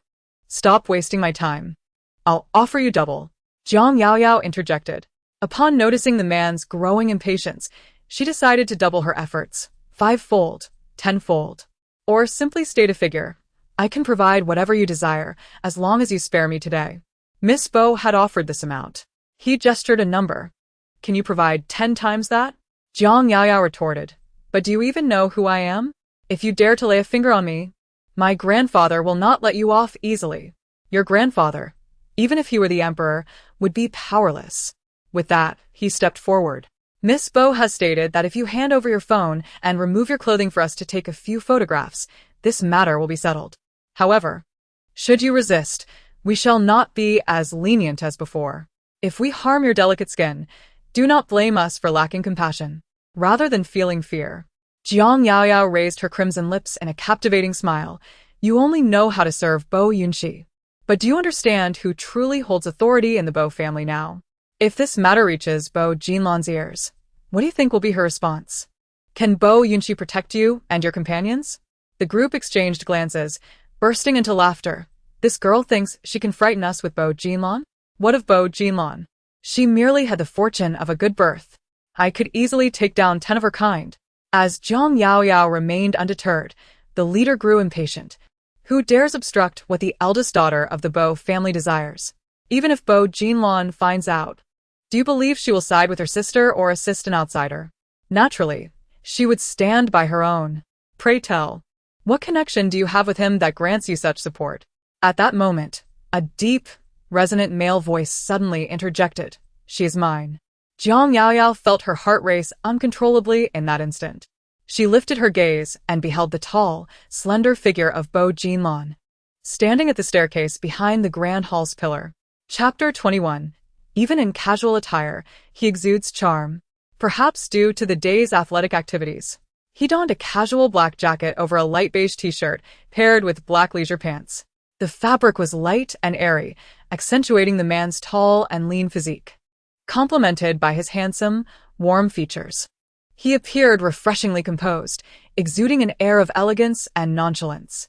Despite having mentally prepared herself, Zhang Yaoyao could not suppress the flutter of her heart. Who would have thought that even in casual wear, he could look so dashing? Truly, he was a man of exceptional allure, with both striking looks and an impressive physique. His charisma was remarkably versatile. Surely, he embodied the essence of a fashion model. Zhang Yaoyao even began to envision him in various styles of clothing. However, the others present were devoid of her appreciation for male beauty. These were mere thugs, driven by monetary gain, who had felt emboldened to speak so audaciously upon seeing Zhang Yaoyao, a mere young girl. Little did they know that the principal was concealed upstairs, overhearing their outrageous comments. Mr. Bo, it's all a misunderstanding. We were merely doing our jobs for money. Please, do not take offense. The leader was the first to back down, his demeanor shifting to one of servility. All traces of his earlier arrogance vanished. Bo Jinlong curled the corners of his lips slightly, yet remained silent. Then we shall not disturb Mr. Bo any longer. We shall take our leave, the leader said swiftly, waving his hand, prompting the group to turn in unison, eager to depart. However, a calm voice interrupted. Did I say you could leave? Bo Jinlong stood there, his hands leisurely tucked into the pockets of his casual trousers, the corners of his lips curving slightly in what appeared to be a smile, though devoid of genuine warmth. Mr. Bo, the leader, felt a cold sweat trickle down his forehead. There were no excessive gestures or words, yet somehow, the mere act of being looked down upon by Bo Jinlong instilled a sense of trepidation within him. His instincts, it turned out, were correct. Bo Jinlong lowered his gaze, retrieving a cigarette and a lighter from his pocket. With a flick, a blue flame erupted, as if a switch had been activated. In that moment, Zhang Yaoyao witnessed the tightly shut doors of the hall suddenly swing open, and a swarm of black-clad bodyguards surged in, encircling the thugs in an instant. Bo Jinlong lit his cigarette with a flicker of flame, the pale blue smoke swirling around him, obscuring the depth of his gaze. Yet his voice remained dispassionate. Knock them out and take them to the car. The thugs' expressions shifted dramatically. Some attempted to struggle, but a bodyguard's fist struck down. And with a muffled grunt, one fell unconscious. Zhang Yaoyao was taken aback by the overwhelming aura of a gangster film unfolding before her. Although she understood that families like the boss, being financial magnates, would naturally employ bodyguards as a basic measure, it was still a first for her to witness such a side of Bo Jinlong, who typically traveled with only a driver. Indifferent, ruthless, and perilous. After the bodyguards escorted someone away, Bo Jinlong descended the stairs with long strides. Are you all right? Zhang Yaoyao inquired, her gaze fixed upon him. The man's lips curled into a smile, and a thin veil of mirth lingered in his eyes, as if the earlier act of having the bodyguard incapacitate someone were merely her imagination. What's the matter? Bo Jinlong raised an eyebrow. Did you not manage to record everything I asked you to? Of course. Zhang Yaoyao shook her phone. I deliberately prolonged the conversation to capture the recording. Observing her vibrant and lively expression, Bo Jinlong's smile deepened. You are quite astute. Flattered by the compliment from someone she admired, Zhang Yaoyao beamed even more sweetly. As for Su Feng in the corner of the second floor, he gazed at Bo Jinlong with eyes full of reverence. Incredible. He had pondered for a long time, believing Bo Jinlong's reluctance to act was merely an attempt to probe this girl's background. It was evident now that he was utilizing Miss Zhang. Once he presented these recordings to the old master, no explanation would be needed, and he could effortlessly eliminate those two useless pawns from the third house. Poor Miss Zhang. So blissfully unaware of being manipulated. Downstairs, Bo Jinlong maintained his calm smile and remarked, Now you realize I am not the type to abandon someone in peril? Zhang Yaoyao huffed. What if they truly decide to attack me? Then you shall fight back, Bo Jinlong replied, his smile unwavering. If they happen to die, it shall be my responsibility. Zhang Yaoyao felt a jolt in her heart, unable to suppress her spiraling thoughts once again. He always behaves this way. Uttering words that seemed to be in her best interest, performing acts of kindness towards her, and occasionally teasing her unexpectedly. Who could withstand such treatment? It was precisely this that ensnared her deeper into his web. No, I must not succumb any further.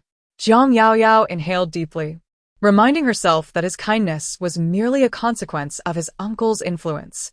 Without his uncle, she would be nothing. What made you think of learning self-defense? Bo Jinlong suddenly inquired.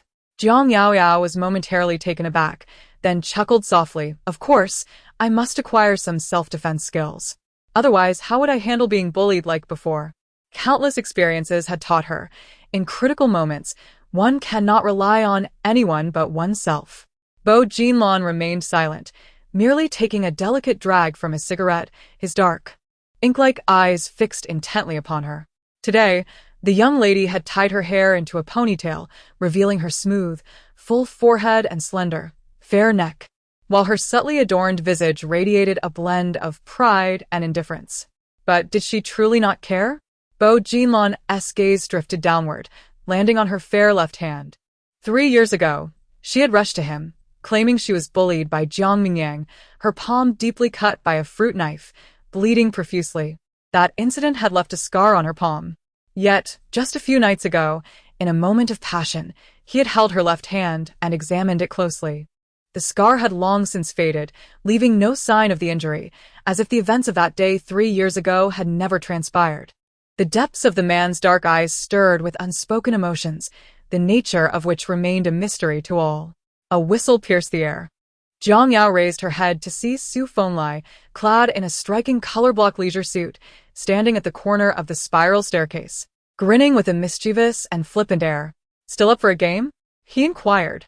Bo Jinlan disregarded him, turning to Jiang Yao. "Yao Yao, come with me to the Bo residence. Bo Yunxi orchestrated an ambush against you. Are you simply going to let it slide?"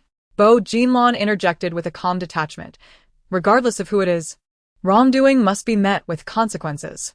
His tone remained gentle and composed, a faint smile playing on his lips as he spoke. Yet, Jiang Yao found herself struggling to decipher his true intentions. During their previous encounter at the hotel, he had seemed intent on defending his family. What had changed? Perhaps sensing her hesitation, Bo Jinlan reassured her. "Don't worry. Once we arrive at the Bo residence, simply state the truth." Jiang Yao responded with a simple, "Oh." Bo Jinlan, pleased, quirked the corners of his lips upward. "Let's go." Gazing upon the man's breathtakingly handsome face, Jiang Yao instinctively followed him. Su Fenlai, still on the staircase, was left bewildered. "Am I a ghost? Are you two not seeing me, or are you deliberately ignoring my presence?" Jiang Yao trailed closely behind Bo Jinlan as they left the club and approached the familiar Bentley Mulsanne parked by the roadside. Instinctively, she reached for the rear door. "Sit in the front," Bo Jinlan instructed. "Li Jing is absent today. I'll be driving." "Ah?" Jiang Yao's anxiety flared. "Are you sure you're a competent driver? Every time I see him, he is attended to by a chauffeur, catering to his every need. To be honest, whether it was 3 years ago or now, I have never witnessed him driving himself." Bo Jinlan raised an eyebrow, questioning my driving skills. Jiang Yao wrinkled her delicate nose. "Then perhaps you should drive a bit slower." Bo Jinlan could not help but chuckle, a playful smirk forming at the corners of his mouth. "Very well. Since Yao Yao prefers a leisurely pace, I shall oblige." Jiang Yao, "I suspect you are capable of driving at high speeds, yet I have no evidence to present, allowing your vehicle to roll over my face, which would be quite painful. Please get in the car." Bo Jinlan opened the door to the passenger seat. Jiang Yao had no choice but to enter the vehicle. Still, a hint of worry lingered, so her gaze remained fixed on him, watching as he closed the door, circled the front of the car, and settled into the driver's seat. The engine roared to life, and Jiang Yao instinctively inhaled deeply. The winds howled, and the waters grew cold. The ferry departs, never to return.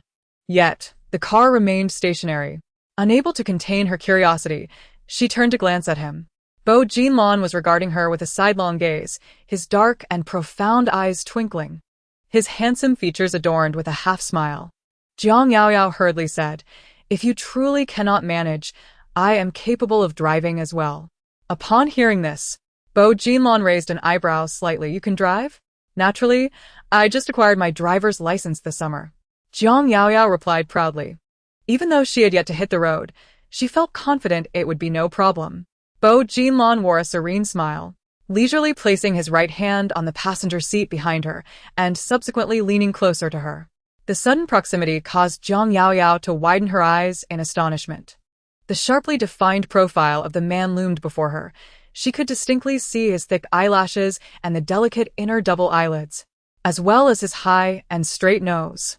The air was infused with a distinctly masculine fragrance, mingled with subtle hints of nicotine, enveloping her and igniting a tingling sensation that sent shivers down her spine, rendering her breath tense and constricted. In the next moment, she felt a tightening before her, accompanied by the click of a seatbelt being secured into place. Jiang Yao. "This is quite awkward." The car swiftly pulled away, moving with a smoothness that betrayed the experience of a seasoned driver. Jiang Yao cleared her throat, attempting to clarify.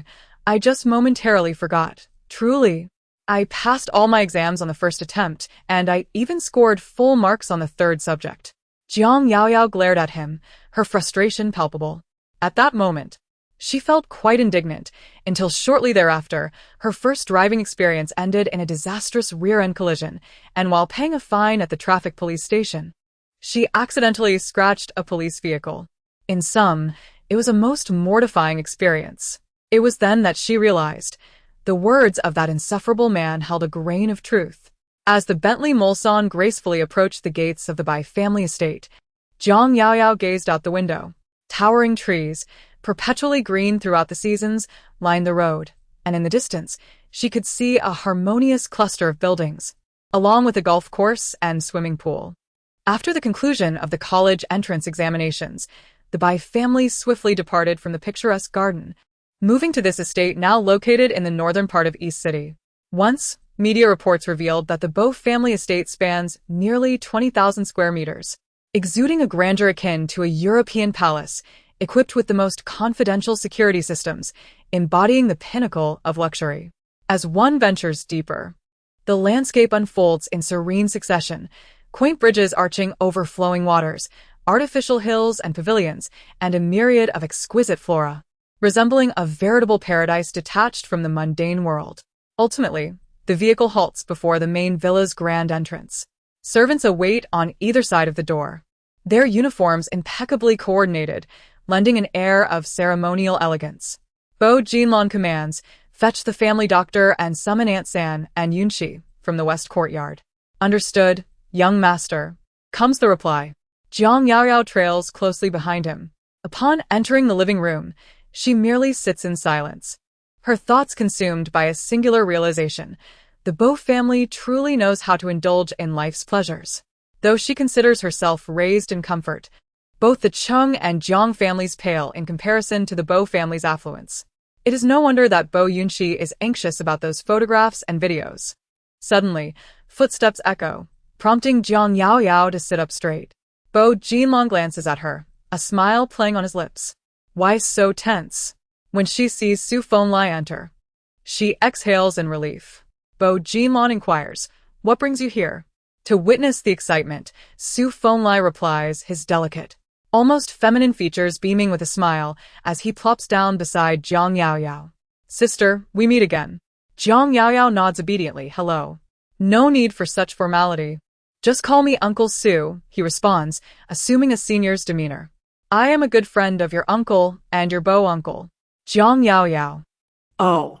The individual referred to as Uncle Bo cast a cool glance in his direction. Su Fenlai, still oblivious to the peculiar tension in the air, turned to his sister and asked, "By the way, did you have a boyfriend since our last encounter at the bar?" Upon hearing this, Jiang Yaoyao instinctively glanced towards the other side at Bo Jinlong. She was uncertain whether this so-called good friend was aware of their pretense as a couple. To her surprise, Su Fenlai misinterpreted the situation and hurried to reassure her, "Don't be afraid, sister. Having a boyfriend is perfectly normal.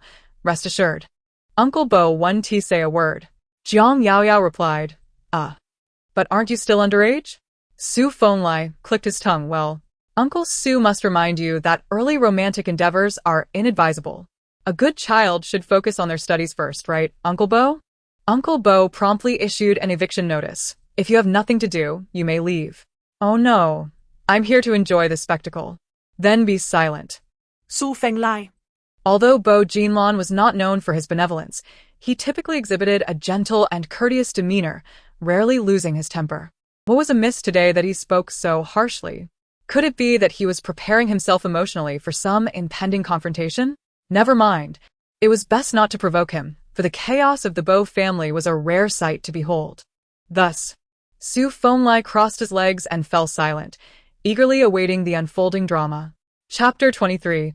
Miss Jiang is under my care soon. A servant brought in tea. Jiang Yaoyao held the delicately glazed porcelain teacup, gently blowing on the steam, while her heart raced with anticipation. In truth, apart from Bo Jinlong, she had only heard of the other notable figures from the Bo family without ever having met them. The most frequently discussed topic was the inheritance struggle within the Bo family. The old master Bo had 2 wives throughout his life, and he fathered 3 sons and 1 daughter. Ultimately, it was the eldest son of his deceased wife, Bo Jian, who emerged victorious. It was said that he lived apart with his wife and children in Jingziyuan, enduring and biding his time for decades, finally ascending to power over his numerous uncles and brothers. Subsequently, Bo Jinlong seamlessly inherited her father's legacy, becoming the CEO of the Bo Yuan Group. And the family officially moved here 3 years ago. How did you get here? Suddenly, a shrill female voice interrupted. Bo Yunxi had followed Yi Xian into the living room, accompanied by the family doctor carrying a medical kit. Upon seeing Jiang Yaoyao, she couldn't restrain herself and rushed over to confront her. Did we not agree to act as strangers if we ever met again? Jiang Yaoyao blinked innocently, her fingers delicate against the pale green porcelain cup. She seemed surprised that Miss Bo, so young, had a rather poor memory, forgetting what she had said just days prior. Bo Yunxi's anger flared, her eyes nearly bulging with rage. You foul-mouthed witch, who are you cursing? Yunxi, Yi Xian quickly intervened, pulling her daughter back. With a conciliatory smile, she addressed Su Gongzi. Please forgive my daughter. She is simply being childish and lacks understanding. Only children are ignorant, Su Feng retorted, pointing at Jiang Yaoyao. Miss Bo is an adult.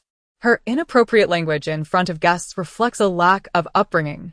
Moreover, Miss Jiang is someone I brought here, and I naturally take responsibility for her. Miss Bo's attitude. Does it imply some grievance against me? The pallor of Bo Yunxi's face was striking, while Jiang Yaoyao wore an expression of discontent. How had she come to be labeled as someone he had brought along? She was, after all. Glancing to her side, she found a certain individual calmly sipping tea, appearing more like an indifferent observer. On this side, Su Fenglai chuckled, reminding everyone that his uncle had repeatedly instructed him to ensure that he and Jinlong took good care of his cousin. Now, it seemed that before old Master Bo had even arrived, Miss Bo was already ushering guests out of the Bo household. With such an imposing accusation thrust upon her, Yi Xian panicked, hastily offering apologies and coaxing Bo Yunxi into doing the same. Su Fenglai reclined comfortably, crossing his legs, and remarked, Do not trouble yourself with apologies. I am not one to hold grudges. The mother and daughter were left flustered, their faces alternating shades of red and white. Jiang Yaoyao, however, had no inclination to engage in their verbal sparring. Let your apologies remain for now. We shall address them once the old gentleman arrives. Bo Yunxi was taken aback, not having the time to ponder further, when footsteps approached the doorway. Old Master Bo entered the parlor, flanked by the butler, servants, and bodyguards. Dressed in a deep gray tang suit, his hair was flecked with white, yet his complexion was remarkably rosy, exuding vitality. He twirled a string of brown prayer beads between his fingers, appearing benevolent, though the authority etched upon his brow was undeniable. Su Fenglai was the first to rise and greet him, his handsome face adorned with a charming smile. It has been quite a while. You seem to be growing younger by the day. Old Master Bo chuckled lightly, unimpressed, and inquired, Now, with so many gathered here, what brings you all to me? I am merely a spectator to the unfolding drama, Su Fenglai replied, casting a sidelong glance at the individual beside him. You might as well direct your inquiries towards Jinlong. Come, the stage is yours. Please commence your performance. To everyone's surprise, Bo Jinlong did not even glance at him. Dr. Lin, did you bring the medicine that grandfather often takes? The family doctor nodded busily. Yes, young master. I have brought it all. Elder Bo took his seat at the head of the table and shot an irritated glare at his eldest grandson upon hearing this. Everyone was bewildered, save for Su Fenglai, who let out a chuckle. Was he genuinely concerned that the elder would not be sufficiently provoked later? How cunning! Bo Jinlong nodded slightly. Today's matter primarily concerned Miss Jiang. He paused briefly. Su Fenglai's lips twitched. Had he not just referred to her as Xiaorao at the club? Now she had transformed into Miss Jiang in an instant. The shift in relations was remarkably swift. Yunxi. Huh. Bo Yunxi, already anxious, trembled at the sudden mention of her name by Bo Jinlong. Yi Xian promptly inquired, What happened to Miss Jiang? It appeared that third aunt was still unaware of the situation. Bo Jinlong deftly shifted his tongue and continued, Interestingly, I had initially arranged to play ball with Runji today, but he suddenly had matters to attend to. It was during his call that I discovered Miss Jiang had been followed. How could this happen? What happened next? Then, Bo Jinlong smiled faintly. Of course, nothing happened. Otherwise, Miss Jiang would not be seated here. That's a relief. Yi Xian sighed in relief. Bo Yunxi, too, felt a great weight lifted from her heart. She initially believed that those individuals had discovered their surveillance of Jiang Yaoyao, which frightened her immensely. However, the unfortunate girl seemed to possess an unusual streak of luck.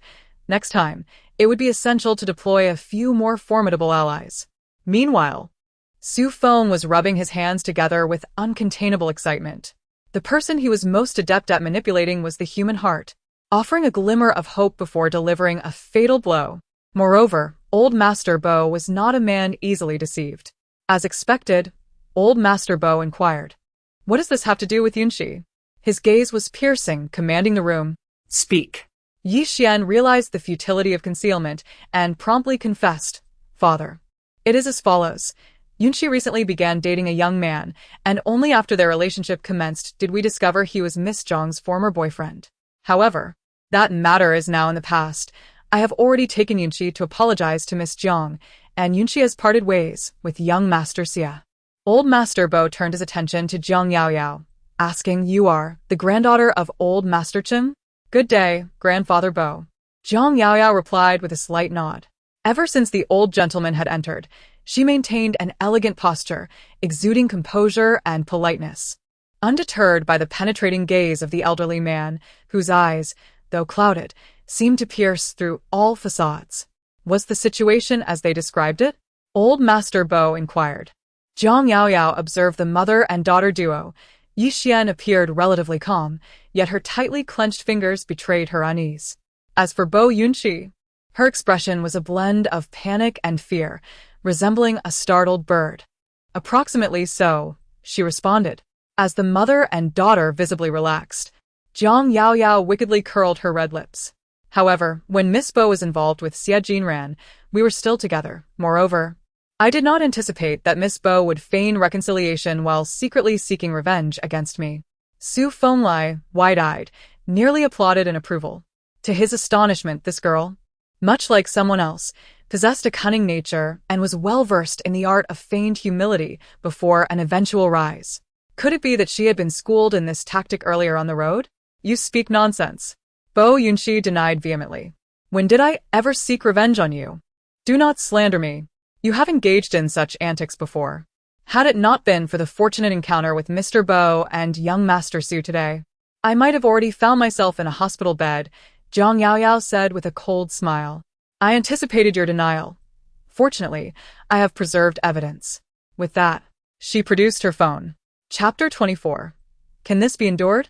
Is it akin to the patience of a ninja turtle? As the recording played and revealed how this girl attempted to intimidate them with Bo Jinlan, the question arose, what of Bo Jinlan? Was he not merely fortunate to have been born into the right family? Indeed, this delicate young master could be effortlessly subdued by me alone.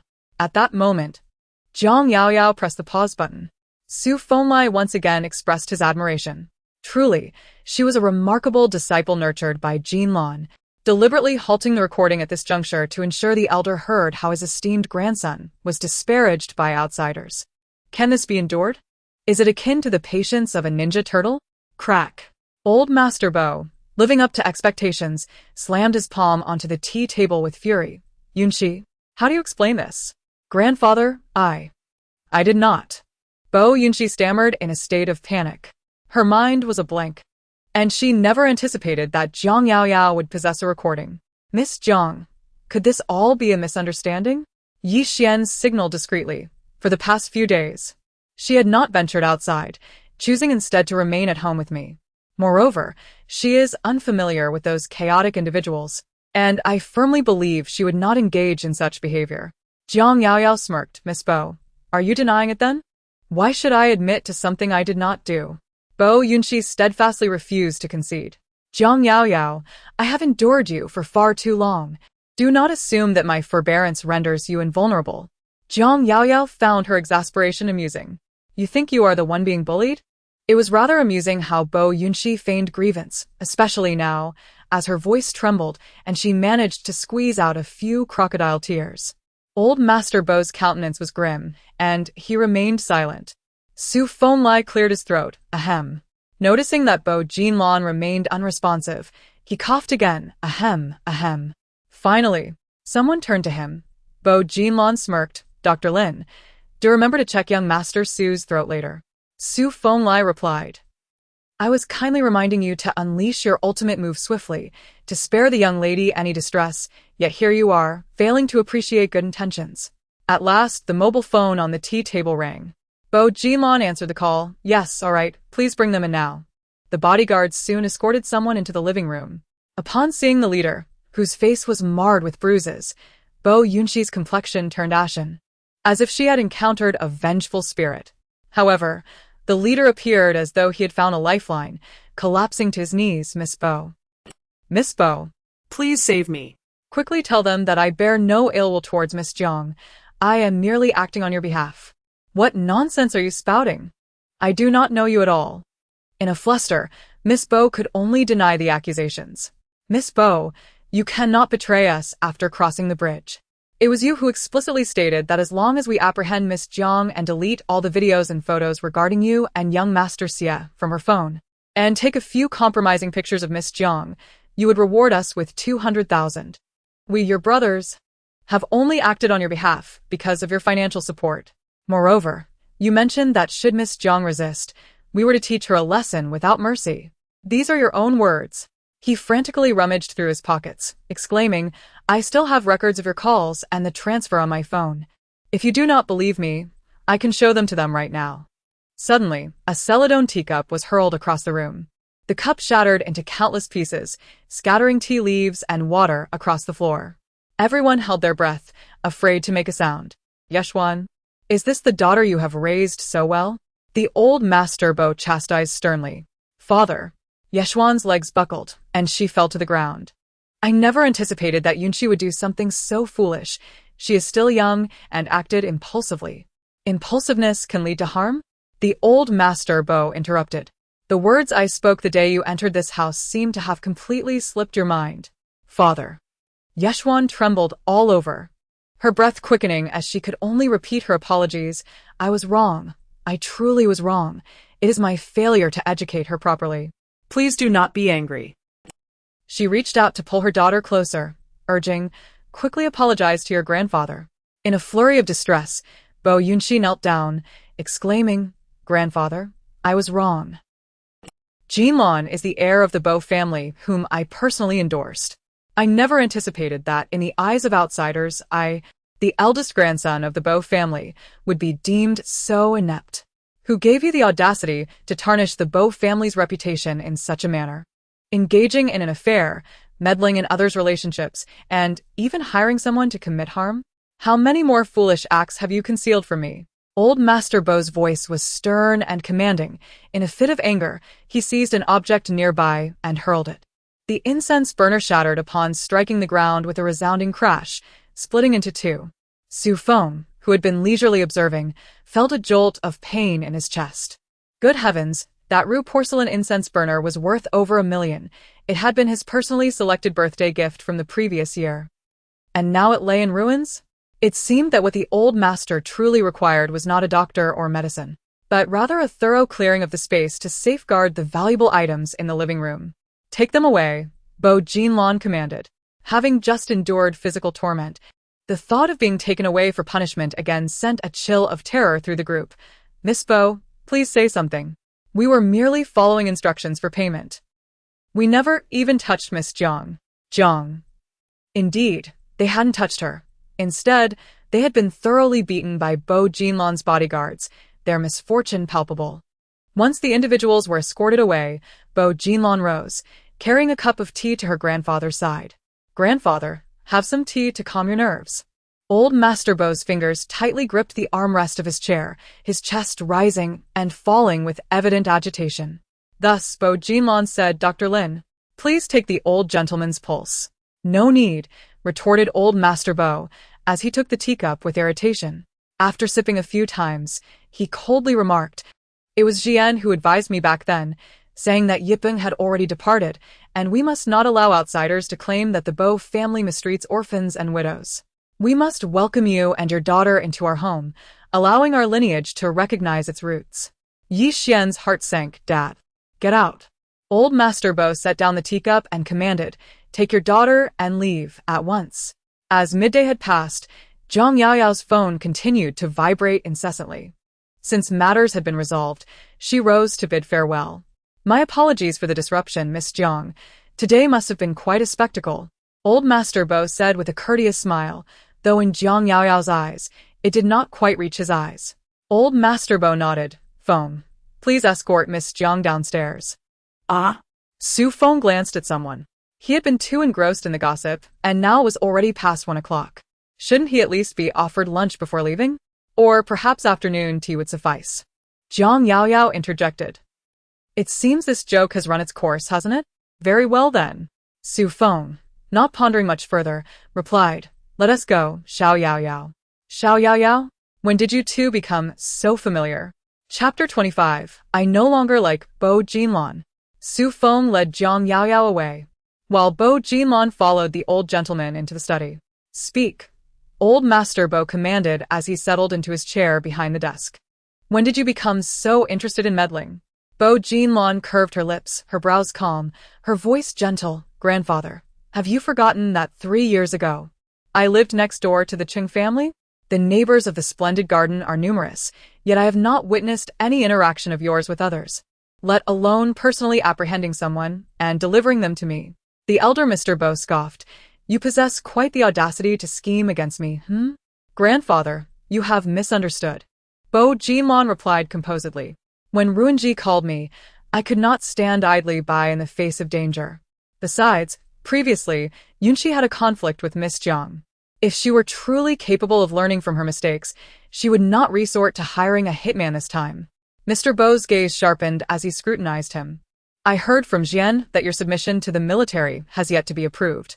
Is there a connection to today's events?" Bo Yinlan smiled enigmatically. "Does grandfather believe that my business acumen relies on exploiting male beauty?" Mr. Bo responded. "Is that truly what you mean? Furthermore, whom do you aim your veiled criticisms at? To utilize women solely to achieve one's ends is a mark of a feeble man." Bo Jinlan continued, "Thus, is this your justification for avoiding the matchmaking banquet?" Little did he know that, in truth, Bo Jinlan raised an eyebrow. "I had intended to attend the banquet.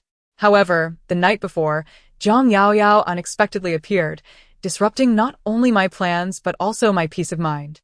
I can understand your desire to please Elder Cheng, Mr.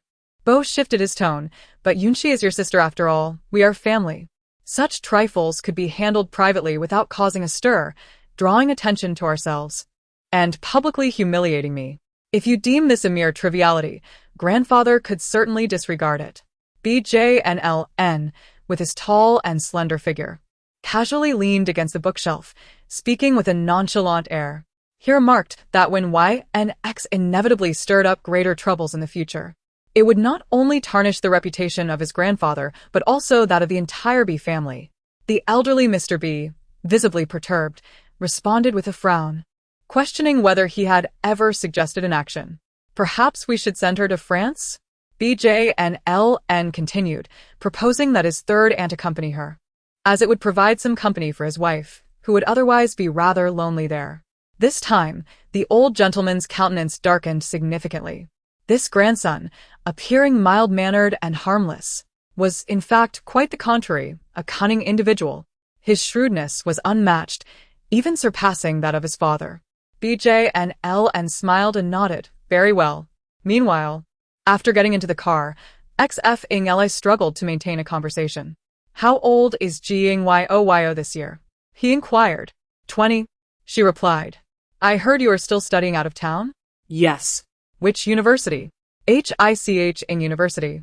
At the mention of HICH XF tone noticeably heightened. Curious, Jingyoyo asked, "What is wrong?"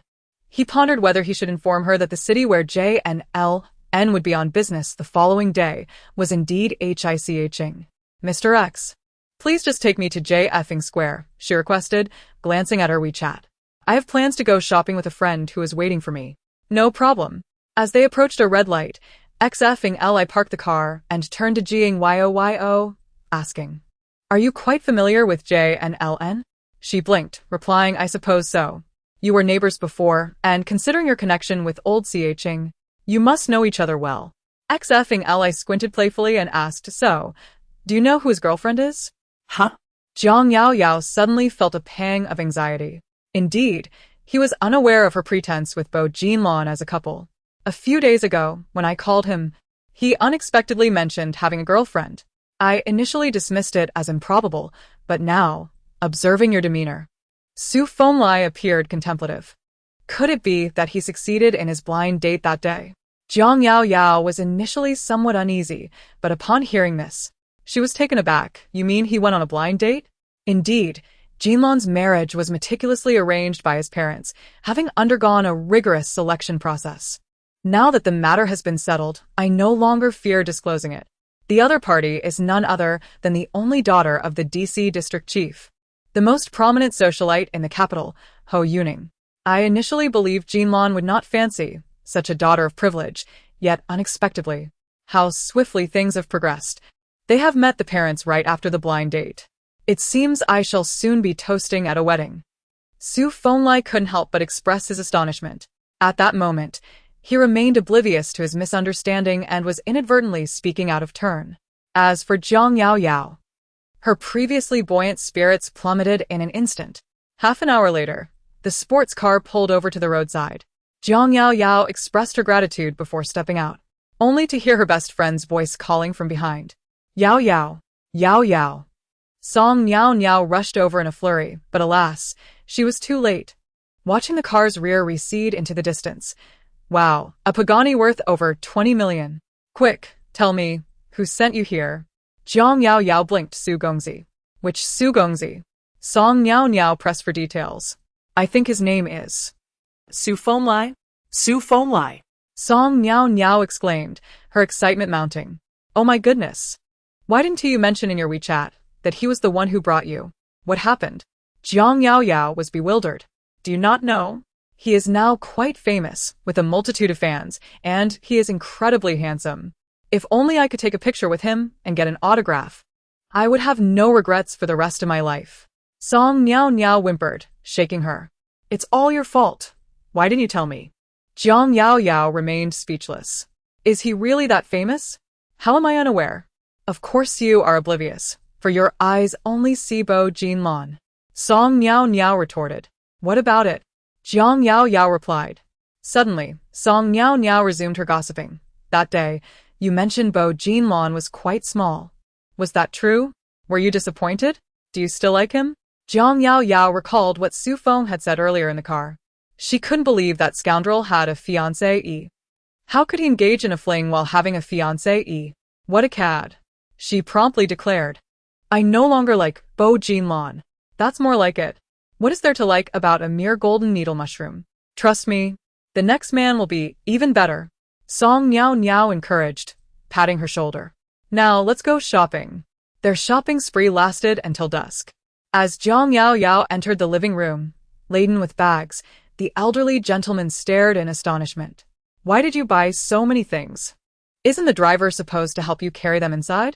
Jiang Yao Yao replied, do you understand? It was Elder Cheng who continued in just a couple of days. It's the Mid-Autumn Festival. Have you prepared the gifts for Tao Tao's family? How can you still say Yao Yao is inconsiderate? I believe the one lacking understanding here is you. You rascal. Useless. Cheng Ruanji. Jiang Yao Yao stifled a laugh as she hurriedly carried her belongings upstairs. Chapter 26. Mrs. Bo expressed her eagerness to meet me. Upon returning to her room, she meticulously organized the gifts she had bought today and packed them into her suitcase. Suddenly, her phone lit up. The screen displayed a request for a voice call from the dog man. This time, she chose not to answer, her expression icy as she promptly ended the call. Since Bo Jinlong had a fiancé, she resolved not to entangle herself with him any further. Just as she had done 3 years ago, she firmly believed she could accomplish this once more. The following morning, Cheng Ruanji assisted her in bringing the suitcase downstairs. The small suitcase had reluctantly been replaced with an oversized 30-inch one. Glancing at the time, she stood up, saying, Grandfather, it's getting late. I must depart. Grandfather Cheng hurriedly urged, Ruanji, stop playing around. Quickly take Yao Yao to the airport. Cheng Ruanji lounged on the sofa with her legs crossed, leisurely engrossed in a game. Thinking, why the rush? Her boyfriend would be arriving shortly. Jinlon is coming to see you off. Grandfather Chung exclaimed with delight. Yao Yao. Why didn't you mention this earlier? Jiang Yao Yao responded. What? Jinlon is coming to see me off. How could she, the person involved, be unaware? It wasn't exactly a send-off. Chung Runji, absorbed in her game, casually remarked, Jinlon happens to be on a business trip to Haicheng. So I arranged for him to take the same flight as Yao Yao for some companionship. Jiang Yao Yao blurted out, he is going to Haicheng for a business trip? You didn't know? Chung Ruinji raised her eyes. Ah. Jiang Yao Yao nearly lost her composure. No, I knew. I mean. It seems he mentioned yesterday that he wouldn't go, so what has suddenly changed? Chung Ruinji, having dismissed any doubts, continued to immerse himself in the game. An award ceremony truly does not necessitate his presence. It must be solely for Yao Yao's sake. Old Master Chen clapped his hands with excitement. Jinlon is truly devoted to accompanying his girlfriend. A man ought to possess such a devoted spirit. After stating this, he shot a stern glare at someone. Knowing they were merely gaming, they should learn a thing or two from Jinlon. Did you hear that? Chung Ruinji. Asking him to emulate Jinlon in being a devoted partner? He might as well put an end to his own existence. As for Jiang Yao Yao, she had just vowed last night to sever all ties, yet he had the audacity to intrude once more. She took out her phone and sent a WeChat message. Why didn't you inform me about your business trip to Haicheng? Dogman. You didn't, he asked. Jiang Yao Yao. Is this my fault then? Dogman. I called you last night to discuss this, but you ignored me. Jiang Yao Yao. Not only is it my fault, he is turning the tables? Forget it. After all, there's no harm in delaying the act for a moment. Once they reach Haicheng, once she boards a plane, she will immediately sever all ties with him. Jiang Yao Yao typed. It is already 10 o'clock. May I inquire when Mr. Bo will arrive? Smiled JPG Dogman. Do you need your boyfriend to hurry and pick you up? Jiang Yao Yao gritted her teeth. Yes. Thus, within the quiet confines of the car, the man's deep voice suddenly resonated. Drive faster. Understood, Mr. Bo. Li Jing promptly increased the speed, while glancing up at the rear-view mirror. The boss in the back seat was smiling at his phone, exuding the quintessential foolish grin of a man in love. Was Mrs. Bo anxious? Li Jing blurted out, nearly wanting to slap himself. Mr. Bo despised nothing more than his subordinates being inattentive, especially while driving. In the next moment, indeed, Bo Jinlon's lips curved into a smile, his voice laced with amusement, as he revealed that Mrs. Bo wished to see him sooner. Li Jing felt as if he were a dog on the roadside, suddenly kicked. Meanwhile, at the Chung residence, the man awaited in vain, only to be met by an unexpected guest. As the servant ushered the guest inside, Jiang Yao Yao lifted her gaze and locked eyes with the man. Dressed in casual attire, he possessed a tall and sturdy frame, with bronze skin and sharply defined features, embodying the archetype of a handsome man. He was Zhou Yongchen, a childhood acquaintance from kindergarten, and their bond had flourished through primary and secondary school, until it soured due to the woman standing beside him. Her name was Jiang Yingxue. Jiang Yao Yao had once regarded her as a sister, for her mother, Ning Wanao, was Jiang Hongzhou's secretary, a single mother struggling to raise 2 children. Thus, whenever there were treats or enjoyable outings, she would always share with her. Yet, it seemed some individuals were oblivious to the concept of tact. My mother only gave birth to 1 daughter. Who do you think you are? Jiang Yao Yao scoffed, her red lips curling in derision. The daughter of the mistress was so audacious, brazenly addressing the legitimate daughter as sister? Did she not feel ashamed? Jiang Yao Yao felt embarrassed on her mother's behalf. Jiang Yingxue's smile froze in an instant. After 3 years, Jiang Yao Yao remained as sharp-tongued as ever. She couldn't comprehend why, despite being cast out by the Jiang family, and after all these years, she was no longer the esteemed young lady of the Jiang clan. What gave her the audacity? Why did she still maintain such an air of superiority? Yao Yao. Zhou Yongchen's gaze was complex. It has been a long time. How have you been? Silence enveloped the air. Jiang Yao Yao lounged on the sofa, her long legs elegantly crossed, engrossed in her nail art. Her thick, voluminous curls cascaded over her shoulders, complementing her exquisite yet expressionless face, enhancing her icy demeanor. Jiang Yingxue, attempting to ease the tension, smiled and suggested, Liangchen just happens to be on leave. It has been ages since we gathered. How about we all have dinner together tonight? Go ahead, nodded old Master Cheng. Jiang Yingxue bit her lip and quietly asked Liangchen, did I say something wrong again? Zhou Liangchen's taut features softened. Don't overthink it. It has nothing to do with you. Jiang Yaoyao, despite her arrogance, should realize that her childhood sweetheart now stood by my side, captivated by my charm. Soon, he would become your brother-in-law, and I would relish in keeping you beneath my heel. On the staircase, Jiang Yaoyao suddenly halted. She turned, her delicately crafted almond eyes narrowing slightly. Secondly, do not attempt to play palace intrigue before me. Such a lackluster performance, devoid of any skill, grew tiresome 5 years ago. After all, it is only suitable for fooling the gullible and the dim-witted. A person of sound mind will not fall for your tricks. Thirdly, one should refrain from imposing oneself when aware of their unwelcome presence. The reason grandfather does not expel you is due to his generous heart. However, I am not so benevolent. I am inherently unable to endure emotional torment, and for those who evoke my disdain, I offer but a single word: begone. Chapter 27. The Embrace of a Canine Man. Such enthusiasm? Jiang Yingxue could hardly fathom that Jiang Yaoyao would so bluntly command her to leave. Under the watchful eyes of the crowd, her face turned an ashen hue, filled with embarrassment and shame, tears welling in her eyes. Em sorry, Liangchen, I shall wait for you outside. With that, she swiftly turned and fled the living room. Jiang Yaoyao let out a cold laugh and promptly ascended the stairs. Zhou Liangchen gazed at her retreating figure, his fingers clenched into a fist. Liangchen. Old Master Cheng wore an official smile. With all these gifts you bring me, what could you possibly owe me? Zhou Liangchen furrowed his brow, wishing to explain. I never anticipated that after all this time, Yaoyao would still harbor such deep misunderstandings towards me. In the courtyard, Jiang Yingxue stood in the corridor, her fingers clenched tightly, her shoulders trembling incessantly. Why did Jiang Yaoyao look down upon her so? Moments ago, standing on the staircase and uttering those words, with that disdainful gaze, that lofty demeanor. It felt as though in her eyes, she was but an ant. It was she, after all, who now found herself in such a pitiful state. Aside from inheriting Cheng Yunru's beauty, what virtues did Jiang Yaoyao possess?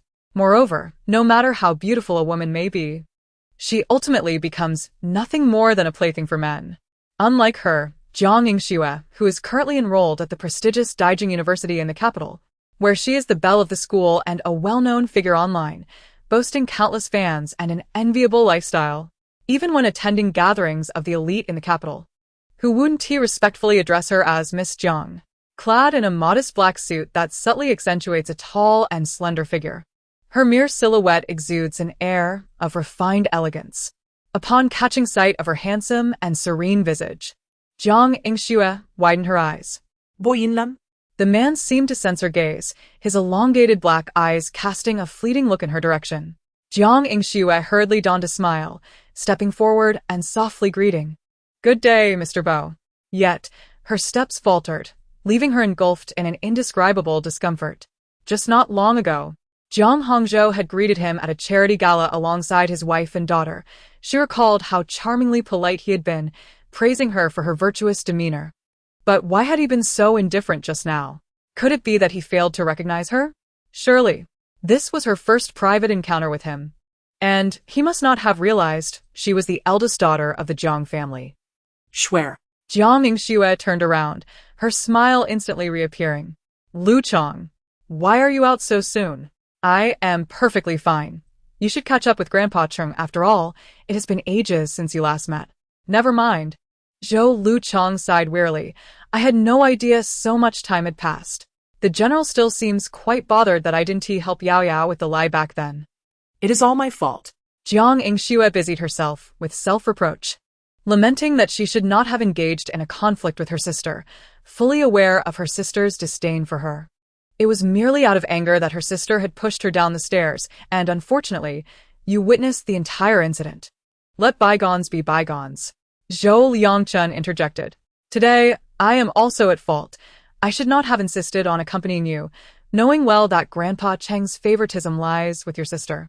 He already harbors misunderstandings towards me, which have unfortunately extended to you. Jiang Ingxue continued, my sister has faced her own hardships over the years. Had I known how furious father would be, I should have claimed that I fell on my own. Enough, enough. Zhou Liangchen raised his hand to gently wipe away the tears at the corner of her eyes. You always cry whenever this matter is mentioned. If only Yao Yao could demonstrate half of your understanding. Jiang Ingxue lowered her head, concealing her pride, and asked, by the way, Liangchen, do you know why Mr. Bo is here? Are you referring to Bo Jinlan? Zhou Liangchen frowned. I recall he used to live next door to this house and seemed to have a good relationship with Uncle Cheng. He must be here to see him. So that is the case. Jiang Ingxue felt a sense of relief. On the second floor of the Cheng residence, the bedroom door was knocked upon several times. Cheng Ruanji inquired, your boyfriend has arrived. Aren't you coming downstairs? Jiang Yaoyao replied, Bo Jinlan is merely Bo Jinlan. What does it matter if he is a boyfriend or not? How absurd. Yet, when she opened the door, her demeanor instantly transformed into a sweet smile. And in a high-pitched voice, she exclaimed, I'm coming right down, brother Jinlan. Please wait for me. Cheng Ruanji. Downstairs, the delicate Banjinlin. The old gentleman burst into hearty laughter, his earlier dismal mood dissipating in an instant. This girl truly lacks shame. This is precisely what I adore about her. Banjinlin slightly curved her thin lips. Though often haughty, she secretly relishes in being endearing. Ha ha ha. Old Master Cheng laughed again. At that moment, Jiang Yaoyao descended from the upper floor. Her peach blossom eyes glanced over, and like a little butterfly, she fluttered toward him. Brother Jinlan. The young girl's tone elongated sweetly. Her voice inherently soft and sugary, now tightening Banjinlin's throat, his brows and eyes softening. As she rushed toward him, he instinctively stepped forward, extending both hands. Jiang Yaoyao's eyes widened in surprise. Initially, she merely intended to dash over and embrace his arm, showcasing their affection as she had done previously. But the man unexpectedly approached her as well, leaving her unable to halt her momentum. Thus, Banjinlin clasped her slender waist in his hands, effortlessly lifting her into the air. Old Master Cheng. On the staircase, Cheng Ruanji was even more. It felt as if he had been mercilessly bombarded with a deluge of dog food. Jiang Yaoyao's cheeks instantly flushed crimson, her hands at a loss. Unsure where to place them, she never anticipated that the man would embrace her like a kangaroo. Was the display perhaps too exaggerated? As Bo Jinlan exerted a gentle pressure with his fingers, he enveloped her entirely in his embrace. Jiang Yaoyao instinctively wrapped her arms around his neck, while her legs, seemingly possessing a will of their own, encircled the man's slender waist. Such fervent enthusiasm? The man's voice, laced with laughter, resonated softly as his lips brushed against her ear, radiating a searing warmth that instantly flushed her cheeks crimson. Jiang Yaoyao bit her lip, her fingers tightening as her heart began to race uncontrollably. Observing the bashful countenance of the young girl, his smile deepened, and unable to resist, he lifted his hand to tenderly stroke her head twice. Grandpa Cheng's aged face beamed with delight. Cheng Ruanji, however, turned and ascended the stairs, muttering about being an unwanted third wheel. Whoever wants to play that role can do so. Grandpa, it's getting late. Yao Yao and I shall take our leave. Should you need anything, please call. Bo Jinlan politely bid farewell. Very well, I shall escort you to the door, Grandpa Cheng replied before chiding, you rascal. Why are you going upstairs? Hurry down and fetch the suitcase. Cheng Ruanji. What sin have I committed? Must I endure this daily feast of dog food while also serving as the free porter? Chapter 28. This despicable man is the epitome of a dandy. Upon reaching the car, Grandpa Cheng suddenly felt reluctant. Yao Yao, I heard from Yunji that you are about to take the graduate entrance exam. Is it possible for you to apply to a school in the capital? Haicheng is simply too far. Grandpa Cheng lamented. Alas, Zhang Hongzhou, you heartless scoundrel. Yao Yao is his own flesh and blood. Having been away from the Jiang family for 5 years, he has only provided her with a monthly allowance, neglecting all paternal responsibilities. Certainly, these sentiments could only be harbored in silence. Ever since Yao Yao's recovery, he dared not broach any matters concerning the Jiang family, fearing it might provoke a relapse of her condition. Jinlon, I entrust Yao Yao to your care. Please look after her well, said old Master Chung with a weighty tone. A sentiment that left Jiang Yaoyao feeling quite helpless. Grandfather, rest assured, I shall take good care of Yaoyao, replied Bo Jinlon, gently grasping Jiang Yaoyao's small hand and offering her a subtle smile. The man's features were strikingly handsome, especially his finely shaped eyes and brows, when he smiled. It was as if the clouds parted to reveal the sun, a fleeting glimpse of spring's radiance. Old Master Chung nodded in satisfaction. Meanwhile, Chung Ruinji, positioned behind them, wore an impassive expression, muttering, "Can we hurry up and get in the car? It's merely a trip to Haicheng. It feels as if we are parting for eternity." The Bentley slowly rolled out of the Chung family villa's gates. Jiang Yaoyao's smile was nearly frozen, and she finally leaned back in her seat, freeing her fingers from someone's grip. Simultaneously, she retrieved sunglasses from her bag and donned them, exclaiming, "Enough of the theatrics." Bo Jinlon. Li Jing, who was driving ahead, appeared utterly bewildered. "What do you mean by enough of the theatrics? I don't understand Mrs. Bo's words at all." From that point onward, the two in the back seat seemed to have lost the ability to communicate, remaining entirely silent until they reached the airport. Upon disembarking, Li Jing warmly extended his hand, saying, "Mr. Bo, Mrs. Bo, allow me to take your luggage." "Please, do not refer to me as Mrs. Bo," Jiang Yaoyao interrupted, her sunglasses concealing her delicate features, her fair chin held high in a proud and aloof manner. "I am not well acquainted with your Mr. Bo, Li Jing." Jiang Yaoyao, with her small bag, walked ahead briskly. He pushed the luggage cart and couldn't he help but inquire softly, "Mr. Bo, I was driving quite swiftly just now. And it's not yet time for ticket inspection. Why is Mrs. Bo still upset with you?" Bo Jinlon gazed at the slender figure of the young girl in front, his lips curling slightly. The young lady has quite a temper. Women tend to be this way. They require some coaxing, Li Jing said, adopting the tone of an experienced individual. Indeed, this assistant had been married for 10 years and had a pair of children, exemplifying a model of marital bliss. Thus, Bo Jinlon raised an eyebrow. "How does one coax? Isn't that simple? Mr. Bo, you clearly lack experience. With women, one must never be forceful. Gentleness is essential." Bo Jinlon narrowed his eyes, perplexed. A chill ran down Li Jing's spine as he realized he had inadvertently voiced his inner thoughts. What I meant was, women respond better to softness rather than force, so patience is key. One cannot rush." Bo Jinlon nodded thoughtfully, while Li Jing silently wiped away a bead of cold sweat. Jiang Yaoyao had made up her mind, and she was resolute in her actions. From the moment she left the Chung residence to boarding the plane, she had not uttered a single word to Bo Jinlon, nor had she once cast a glance in his direction. Fortunately, he maintained a certain understanding. Dressed impeccably in a suit, with his tie fastidiously arranged and an air of elegant calmness, perfectly embodying the refined persona of a noble gentleman.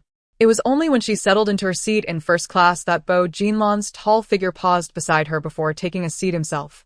Jiang Yaoyao was taken aback. Promptly removing her sunglasses, "What are you doing sitting here?"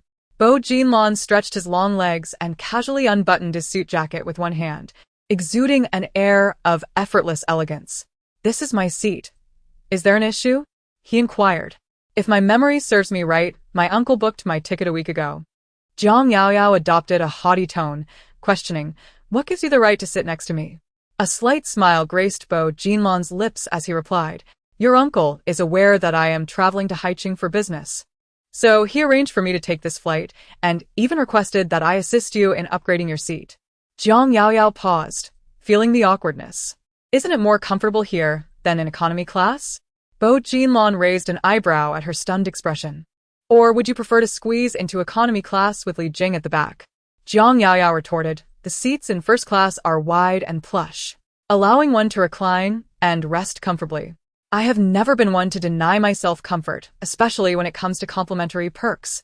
With that, she shot him a glare and turned her head in a haughty manner. Bo Jinlon raised an eyebrow once more. "Are you truly willing to pay me?"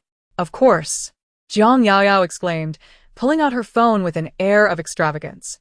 "Once I give you the money, we can settle our accounts and part ways for good." Bo Jinlon's expression held a mix of amusement and intrigue.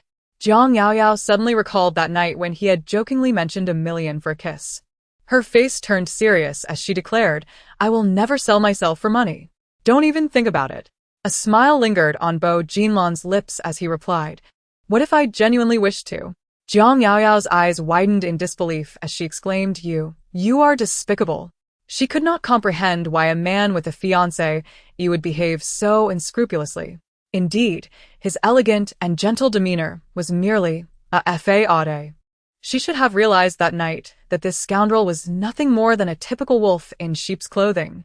Clothed, he appeared as a gentleman, but stripped of his attire. He revealed his true, beastly nature. Previously, she had thought him difficult to seduce. However, it became evident that, regardless of how splendidly a man might present himself, he ultimately remains a creature governed by base instincts. A soft, low chuckle interrupted her reverie. Coming back to her senses, Jiang Yaoyao glared at him, her expression fierce. "What are you laughing at?" The man had long, narrow eyes, with pupils as dark as an unfathomable abyss, capable of ensnaring all her thoughts. He leaned closer to her. Reflexively, she recoiled, yet there was no escape. The crisp scent of masculinity enveloped her, brushing against her cheek and neck, akin to a scorching wave that involuntarily quickened her heartbeat and tinged her cheeks with a suspicious blush. When they were a mere inch apart, Bo Jinlan halted, his voice low and rich, almost a whisper. "Why is your face so red?" The redness made him want to take a bite. He swallowed hard, then raised his right hand to push up the partially lowered sunshade. In that moment, his presence receded. His face maintained its usual calm and composed expression, devoid of any anomaly, as if he had merely adjusted the sunshade. Chapter 29. Bo, are you even capable? The phone soon emitted a sound, and Jiang Yaoyao nearly bit her cheek as she opened the banking app. How utterly disheartening. He is, after all, a man with a fiancée. Cease your infatuation at once, do you hear? Having completed this mental preparation, she spoke coldly. The money has been transferred. Do you check your account? Light streamed through the porthole, casting a glow upon her fair, delicate visage. With her eyes shut, her elegantly shaped nose and tightly pressed crimson lips were clear indicators of her simmering anger. Thin Jinlan couldn't help but smile as he curled the corners of his mouth. Compared to 3 years ago, the young lady's once juvenile features had fully matured. Her brows and eyes were exquisitely defined, particularly when adorned with makeup, which made her all the more stunning. Yet her temperament remained unchanged from 3 years prior, easily ignited and a quintessential embodiment of transparent emotions, allowing him to see through her instantly. Soon, the phone rang again. Jiang Yaoyao opened her eyes and, upon seeing the caller ID, her expression shifted slightly. Already in a foul mood, her tone grew increasingly impatient. "If I recall correctly, this card was provided by you for my living expenses. Is there a problem with me spending my own money? Over the past few years, you have not touched a single cent. Why, then, has over 1 million suddenly gone missing? Have you encountered some trouble? Were you kidnapped?" Jiang Yaoyao could not help but roll her eyes. "Jiang Hongzhou, must you curse me? How dare you call me by my name?" Jiang Hongzhou erupted on the other end of the line. "As long as I am alive, I shall forever be your father. Let me ask you again about your postgraduate examination." Jiang Yaoyao abruptly ended the call, swiftly powering off her phone. How utterly vexing. Every time he calls, it results in an argument. Were it not for the necessity of repaying that sum of over 1 million, she would not have resorted to her little treasure trove. The flight attendant was now reminding passengers of important safety information. Jiang Yaoyao fastened her seatbelt and couldn't resist stealing a glance to her side. There sat Bo Jinlan, his eyes closed, his handsome features exuding an air of serene indifference, complemented by his exquisitely tailored attire, which lent him an extraordinary poise and elegance. Even the flight attendants seemed to cast furtive glances in his direction. Out of sight, out of mind. The flight from the capital to Haicheng was set to last approximately 3 hours. Jiang Yaoyao kept her eyes shut, feigning slumber, enduring only the occasional flight attendant who would chirp sweetly, inquiring if the gentleman required any service. The duration was bearable. Finally, upon the plane's arrival in Haicheng, she sprang to her feet. She shook her phone, stating, "Thank you for your cooperation in the capital. The payment has been made, and we have no further ties. So, please refrain from contacting me unless absolutely necessary, understood? Upon hearing this, Bo Jinlon merely smiled, seemingly unperturbed, as if to say, "Are you implying that I should move my legs?" Jiang Yaoyao raised her voice, haughty and defiant. "I am getting off the plane now. Thank you." Other passengers, laden with luggage and queuing to disembark, turned their heads in curiosity at her proclamation. Jiang Yaoyao was convinced he wouldn't dare obstruct her further. Indeed, mere moments later, Bo Jinlon's long legs shifted aside. She quickly grasped the back of the seat, hastily making her exit. The man remained seated, his suit jacket unbuttoned, revealing a crisp white shirt beneath, his tie loosened just enough to convey a casual air that still radiated a certain prideful aura. Li Jing hurriedly approached from behind, carrying a briefcase. "Mr. Bo." "Wait, where is Mrs. Bo?" Bo Jinlon responded with a calm demeanor. She left ahead. Li Jing. "Are you really capable, President Bo? It has been 3 hours, and you still haven't managed to appease her? And Madame Bo, why does that young lady possess such a temper?" Upon disembarking from the plane, Jiang Yaoyao immediately activated her phone. Aside from several missed calls from Jiang Hongzhou, she was surprised to find Xie Jinran. Ignoring it, she promptly dialed her aunt's number. "Are you at home? I have just landed, and grandfather asked me to bring you plenty of delicacies." All right. After hanging up, Jiang Yaoyao swiftly added Xie Jinran to her blacklist. After a moment's thought, she opened WeChat and added Bo Jinlon to the blacklist as well. Haicheng, located in the eastern coastal region, is often referred to as the free shipping zone. Although it was already the golden autumn of October, the weather remained sultry. After exiting the taxi, Jiang Yaoyao dragged her 30-inch suitcase, beads of sweat forming on her forehead. Had she known, she would have had that dog of a man driver. At least she would have had a free chauffeur to carry her suitcase. Upon entering the dormitory, her first action was to grab the remote and turn on the air conditioning. Spotting the gifts and local specialties, her roommates squealed in delight. "Wow. Is this really for me? Yaoyao, you are too kind."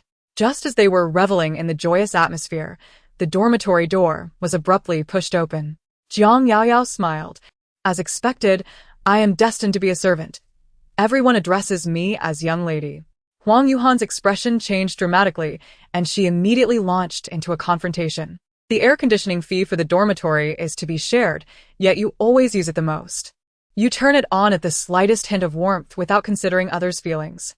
This month's air conditioning fee is on me," Jiang Yaoyao interjected boldly. Tang Zhuaning exclaimed, "Is that true, Yaoyao?" Quartz felt exhilarated. "I truly enjoy befriending affluent individuals like you." However, Huang Yuhan grew increasingly irate.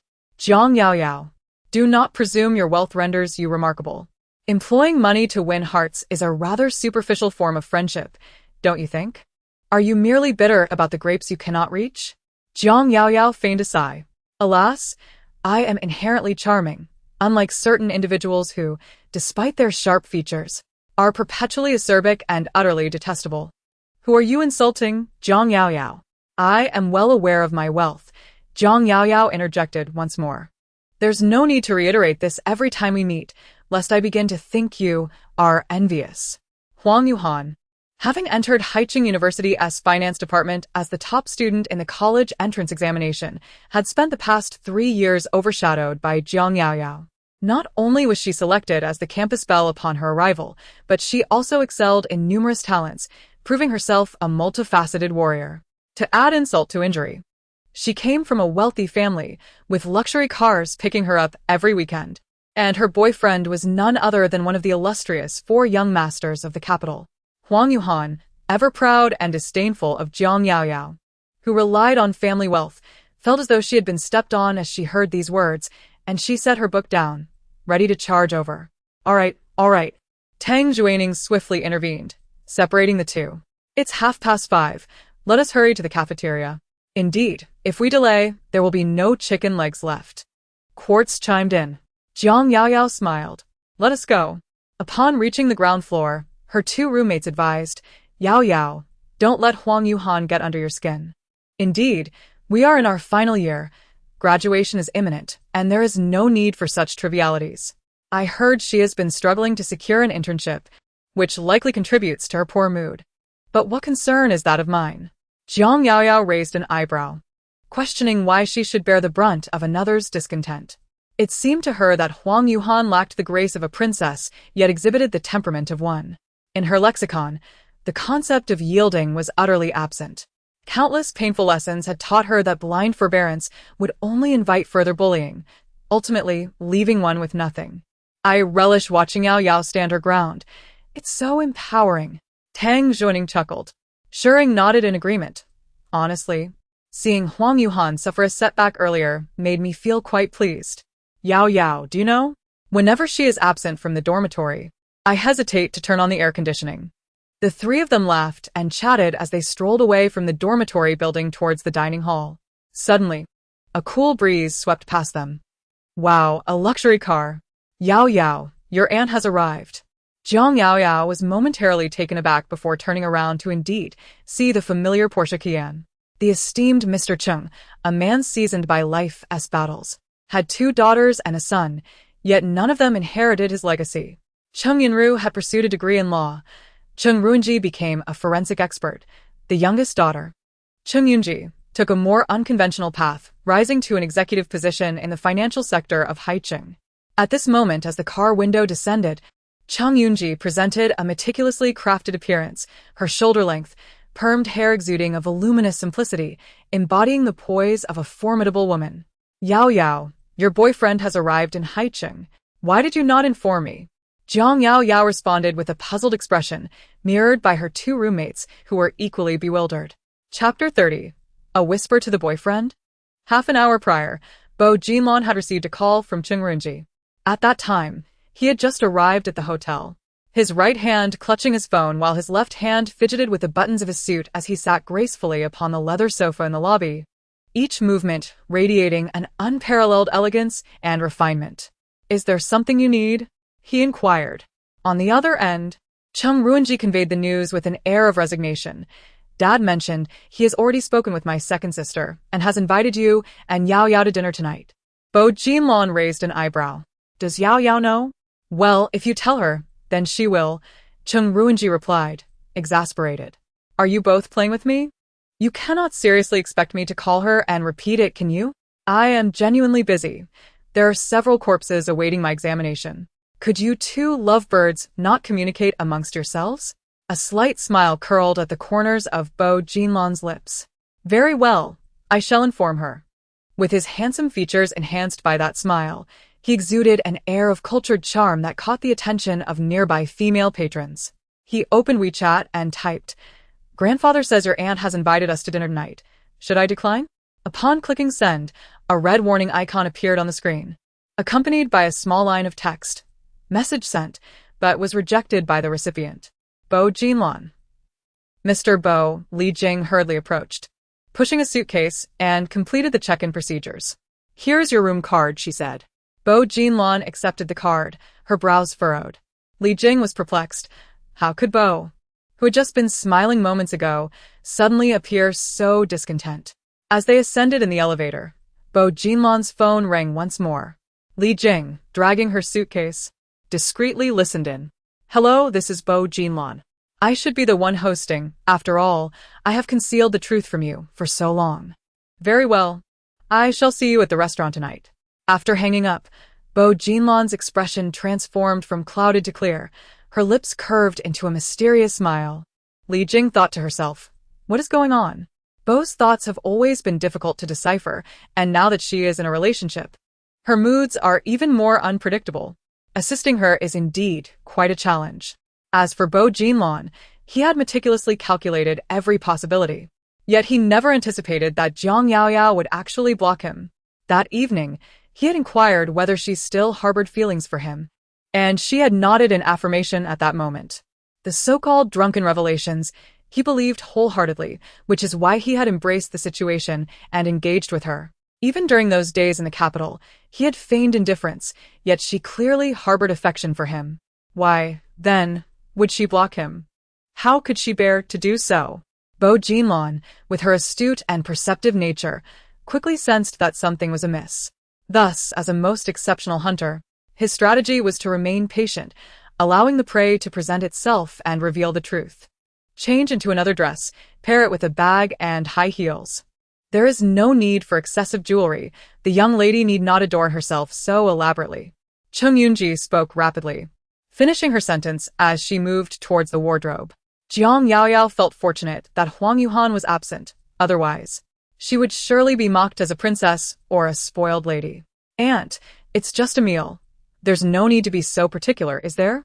When a woman steps out, she must adorn herself. Have you forgotten my words? Chung Yunji had always lived with exquisite attention to detail. At 30, she remained youthful and beautiful, which is why Jiang Yaoyao had been interning at the company under her guidance since her freshman year.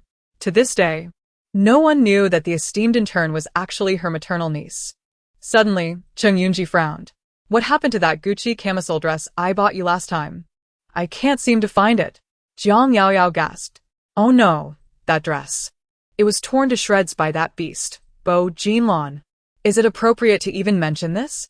She decided to let it go and wear something else instead. Thankfully, Chung Yunji quickly picked out another red dress, and they rushed to change before doing makeup in the car. Once in the vehicle, Jiang Yaoyao immediately launched an onslaught of questions. Uncle, did you tell Anne about my relationship? Didn't we agree to keep it a secret for now? Telling Grandpa is one thing, but Aunt too? You have quite the loose tongue. Are you a chatterbox? Jiang Yaoyao was taken aback. The very next moment, Chung Ruinji remarked, What are you feeling guilty about? Jiang Yaoyao found herself at a loss for words. After finally escaping the capital, she thought she could sever all ties with him. In fact, to solidify her resolve, she had even blocked him on WeChat. And now, she was expected to continue this charade in front of her aunt? She wished a wolf would just take her out. WeChat chimed again. Chung Ruinji remarked, As for the meal, it has been arranged by your father. Rest assured, although Jinlan is somewhat older, he possesses commendable character. I believe your second sister will take a liking to him. Commendable character? Jiang Yaoyao now perceived that Bo Jinlan's character was utterly deplorable. They had clearly agreed on a mutual understanding during the flight. Why did he not decline this dinner invitation? Yaoyao? Chung Yunji suddenly interjected, perhaps signaling to her boyfriend? Jiang Yaoyao hurriedly denied it, saying no. There is no need for concern. Chung Yunji, who was assertive and commanding at the office, exhibited a gentle demeanor towards her niece. With both your father and Ruinji having approved of this man, do you still fear I will be dissatisfied? Jiang Yaoyao thought to herself, I wish you would be dissatisfied. This evening was merely a casual dinner for acquaintance after all. The last meeting was 5 or 6 years ago. Chung Yunji teased, so, try not to be so anxious, alright? Jiang Yaoyao could only nod alright. Hastily applying her makeup, Chung Yunji urged her on. Jiang Yaoyao continued to nod, okay. 40 minutes later, they arrived at the restaurant. Jiang Yaoyao exclaimed, Excuse me, is this what they call a casual meal? This private dining establishment has a minimum per capita expenditure of 4,000 yuan and is renowned as the most luxurious restaurant in Haicheng. And this is far too expensive. Let's South choose another place to dine. Chung Yunji held her back, saying, Mr. Bo is a man accustomed to grandeur. As your maternal family, this is my first time inviting him for a meal, and I cannot allow my niece to lose face. Jiang Yaoyao felt a twinge of guilt. Since the passing of Chung Yunru, my aunt has treated her as if she were her own daughter, especially after arriving in Haicheng. She has taken great care of her in both her daily life and her academic and professional pursuits. In a moment of impulsiveness, Jiang Yaoyao decided to confess, Aunt, actually, I and Bo Jinlan. At that moment, the door to the private room swung open. Bo Jinlan entered, guided by a waiter. The man was broad-shouldered and long-legged, with a tall and upright stature. He wore a meticulously tailored black suit, with the top button of his collar fastened, and his tie impeccably knotted. The bright lights of the room accentuated his chiseled features, his eyes and brows resembling a painting, and his facial features were exceptionally handsome and elegant. Apologies for the delay. I was caught in traffic, he said, his voice warm and gentle, a hint of a faint smile lingering in his eyes, exuding humility and politeness. Chung Yunji also smiled and rose. We just arrived not long ago, Mr. Bo. Please take a seat. Casting a glance at the young girl who was engrossed in sipping her fruit wine, Bo Jinlan replied with a soft smile, Aunt, you can just call me Jinlan. Indeed, Jiang Yaoyao, who had just taken a sip of her drink, accidentally sprayed it out. Chung Yunji and Chung Ruinji were a pair of fraternal twins, which meant she was merely a year older than Bo Jinlon. How could that shameless man call her aunt? Chapter 31. Tonight is our last time pretending to be a couple. Are you alright, Yao Yao? Chung Yunji inquired with concern. I'm fine. Jiang Yao Yao hurriedly waved her hand, while her other hand reached for a tissue, only to have it intercepted midair. Unbeknownst to her, Bo Jinlon had approached her side and gently held her fingers, his voice soft. How careless of you. Before Chung Yunji, Jiang Yao Yao found herself unable to push him away, resigning herself to the man's delicate gesture of extracting a tissue to wipe her lips. He leaned in closely, his handsome and refined features mere inches away, his eyelids lowered in a serious and focused manner. He proceeded with meticulous care, causing time to stretch, while her senses heightened acutely. The familiar, refreshing fragrance wafted from him, brushing against her cheek with each breath, igniting a tingling sensation and a rapid heartbeat. When his cool fingertips seemingly brushed against her lips, Jiang Yao Yao felt as if she had been suddenly paralyzed, her body stiffening, and she dared not breathe. Thin Jinlon's lips curled into a slow smile, and with a lightness, his fingers departed from her lips, discarding the tissue into the wastebasket on the table, his expression radiating warmth. Yet, Jiang Yao Yao felt as though the places he had touched were ablaze, her face burning with heat, and her heart swelling with indignation. Hadn't she vowed to stop being infatuated? Jiang Yao Yao, be more aware of yourself. Opposite her, Chung Yunji pondered thoughtfully. She had never been fond of Xie Jinran, who, despite residing in the capital, would commute all the way to Haicheng every weekend, arriving in ostentatious luxury cars to seek out his love interest. Too eager and flamboyant in his attentions. In terms of status, Thin Jinlon far surpassed young Master Xie, yet his demeanor exuded a sense of propriety and humility. Not to mention that Yao Yao harbored affection for him. The signs of liking someone are unmistakable. Just like at this moment, the young girl's cheeks flushed, while Thin Jinlon's gaze towards her brimmed with an unparalleled tenderness. Chung Yunji smiled and remarked, to be honest, I was quite worried when Yao Yao was involved with young Master Xie. It is my fault. Bo Jinlon unfastened the buttons of his suit, as he had inadvertently upset her during that period. Father has already explained everything to me. Chung Yunji gazed at her niece, who was still quite young and lacked experience in love. If she acted immaturely at times, she hoped that Mr. Bo would show her some understanding. After all, relationships are a matter for two, and tolerance must be mutual. Truly, as a scion cultivated by a top-tier affluent family, Bo Jinlon spoke with such discretion and emotional intelligence. The admiration in Chung Yunji's eyes became increasingly difficult to conceal. However, Jiang Yao Yao felt a surge of anger, seizing the opportunity when her aunt was not paying attention. She swiftly shot him a glare. Hypocrite. Bo Jinlon smiled subtly, casually placing his suit jacket over the back of a chair, and seated himself beside her. At that moment, the waiter entered with the dishes. I ordered these based on recommendations, but I am uncertain of Mr. Bo's tastes. Should we perhaps order a few more? Chung Yunji suggested. They are quite good, Bo Jinlon replied politely. I am not picky. Considering that Mr. Bo has important matters to attend to tomorrow, let us substitute wine with tea tonight. Just as Chung Yunji lifted her teacup, her phone rang. It must be a work-related matter. She apologized and stepped outside to take the call. Once the door to the private room closed, Jiang Yao Yao's expression shifted immediately. Are you doing this on purpose? Bo Jinlon, holding the teacup, raised an eyebrow at her. Who exactly is being deliberate? Jiang Yao Yao was taken aback. Are you blaming me? Who was it that blocked me on WeChat? Bo Jinlon spoke with a calm and steady voice, low and soothing.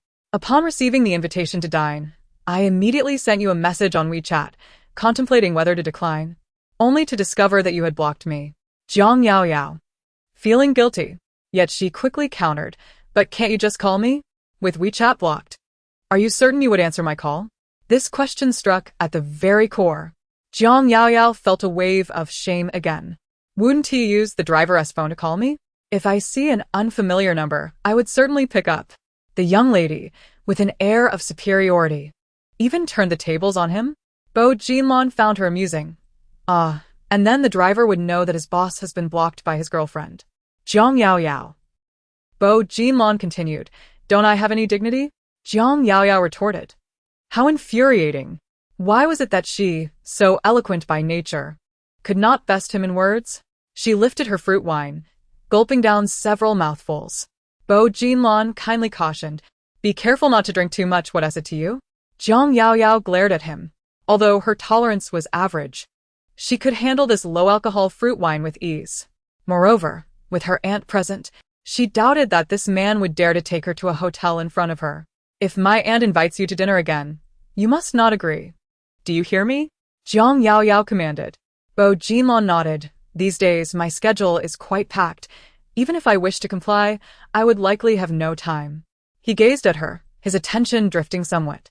The petite and exquisite oval face is quite distinctive, with skin so fair that even without makeup, it appears delicate and immaculate, devoid of any blemish. This evening, she dons a striking red dress, the hue vibrant and true, perfectly complemented by her voluminous, lustrous black curls.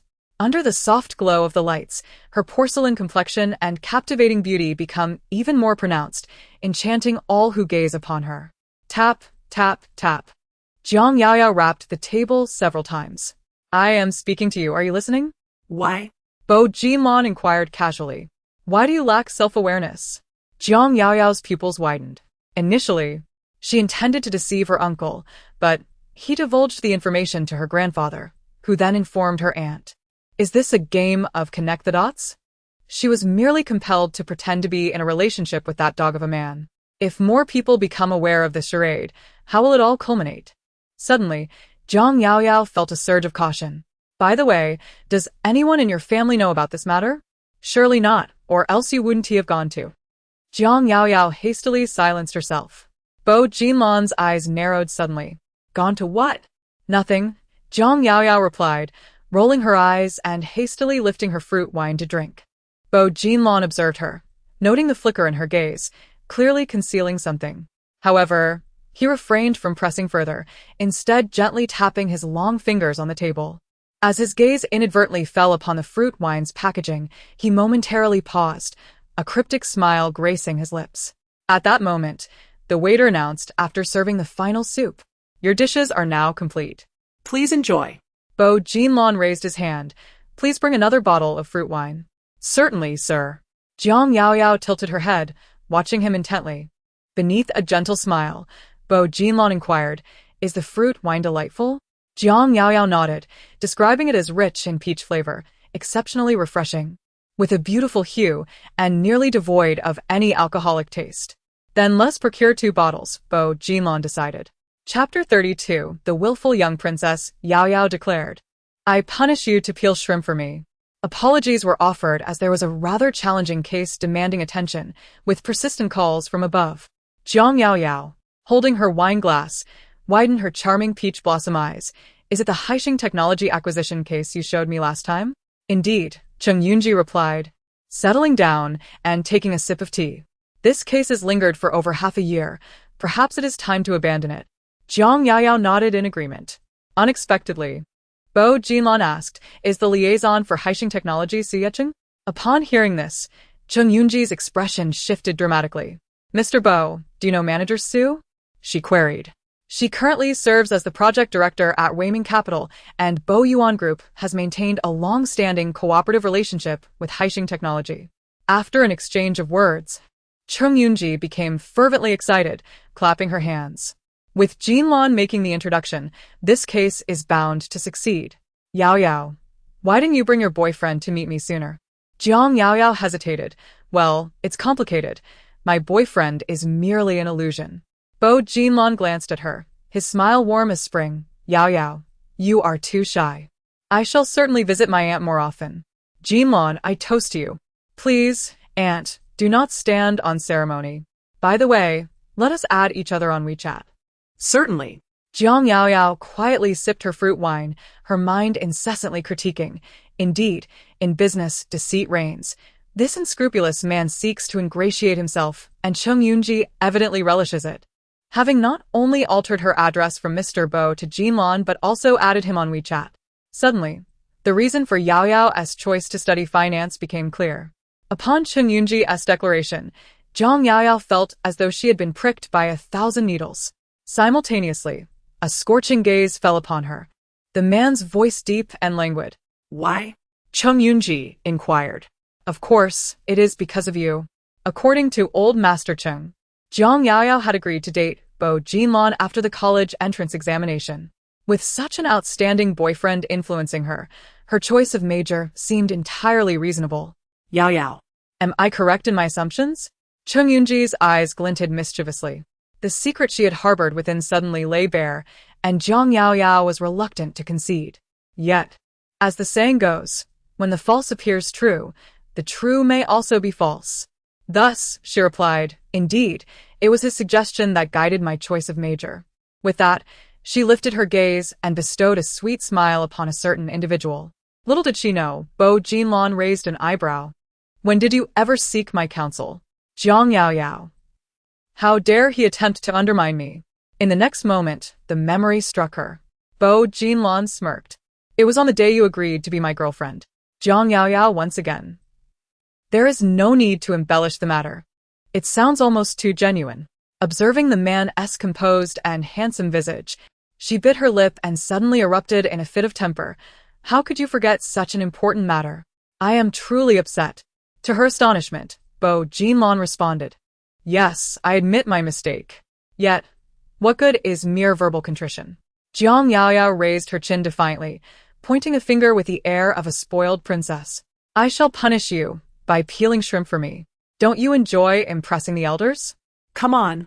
It's just a performance, isn't it? Anyone can do that. Bo Jinlan regarded the young girl as proud and triumphant gaze, raising his brows slightly.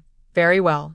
With that, he rolled up the cuffs of his white shirt, wiped his hands with a warm towel, and deftly picked up a salt-baked shrimp, proceeding to peel it with remarkable skill. Zhang Yaoyao was taken aback by his actions. To her astonishment, he was truly peeling it. The esteemed CEO of the Bo Yuan Group, managing over 1 million employees, was humbling himself to peel shrimp for her. If word of this got out, she would surely be met with scorn from the elite young ladies of the capital. In no time, he presented a beautifully peeled shrimp tail in the small bowl before Zhang Yaoyao, asking, Can you forgive me now? Zhang Yaoyao mused whether it was merely her perception.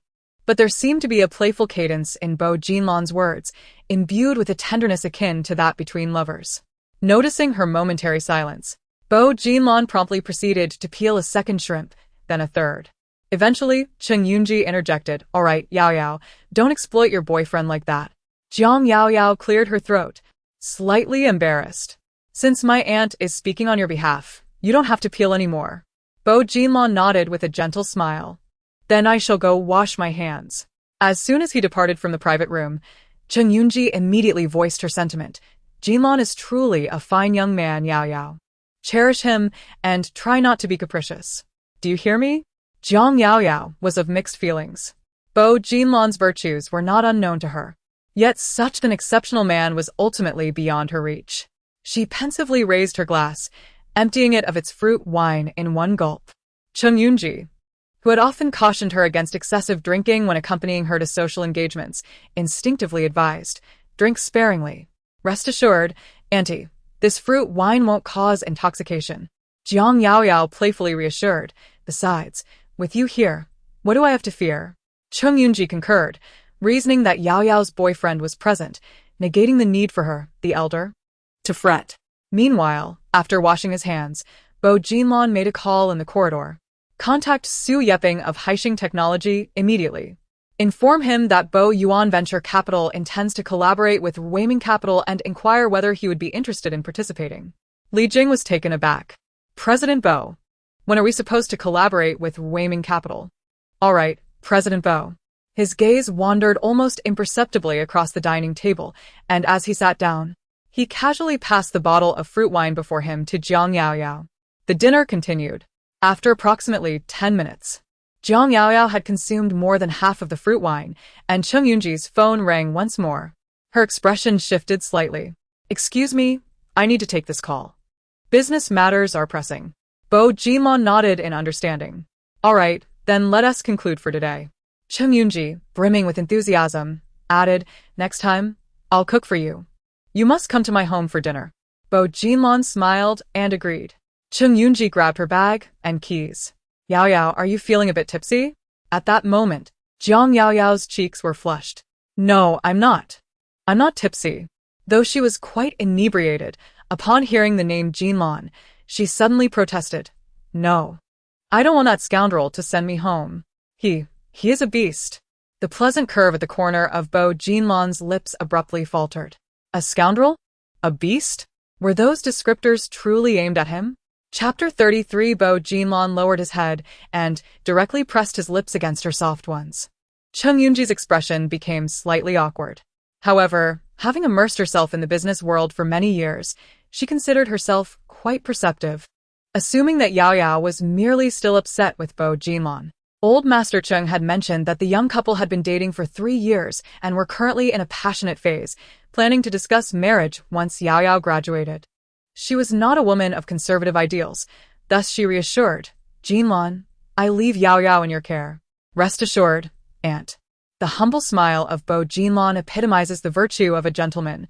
I shall take good care of her. Chung Yunji nodded and swiftly departed. Jiang Yao Yao hurriedly rose, intent on pursuing her. Aunt, please don't go. However, in a sudden turn of events, she found herself stumbling backward. Just in time. A pair of arms encircled her waist. Bo Jinlon lowered his head, gazing into the hazy eyes of the young girl. Yao Yao, what did you just call me? His voice, deep and resonant, was deliberately softened, exuding a gentle allure that was quite captivating. Feeling a flutter of excitement, Jiang Yao Yao instinctively turned her head, evading the warm breath that sent shivers down her spine. Her cheeks flushed crimson, and her mind felt clouded. Even her voice turned soft and weak. You must not touch me. Bo Jinlon chuckled softly. He had observed the bottle of fruit wine earlier, noting that its alcohol content was rather significant. Regardless of its exquisite taste, the aftereffects would undoubtedly be more potent. Although the bottle contained merely around 200 milliliters, she had consumed nearly 2 bottles, and with the alcohol now coursing through her, it was an opportune moment for subtle inquiries. Let go of me. The warmth of his breath tickled her ear, prompting Jiang Yao Yao to push him away, her body twisting restlessly. Please, release me. The trailing tone carried an unintentional, charming reproach. Their bodies were closely entwined, the black suit and red dress brushing against each other, creating an atmosphere of tantalizing intimacy in the man's eyes. Unexpectedly, memories of that fateful night resurfaced, particularly as her fingers playfully pushed against his chest. Bo Jinlon's expression darkened slightly as he grasped her mischief-making hand. Do not touch recklessly. Jiang Yao Yao appeared to be momentarily stunned by the subtly heavy tone, remaining still and gently nestled in his embrace, exuding a quiet obedience. With her head tilted, she seemed to ponder deeply. Then, she nodded slightly before quickly shaking her head, declaring, I don't want you to escort me. Why don't you want me to accompany you? Bo Jinlon questioned, gazing down at her flushed, delicate face. Am I not your boyfriend?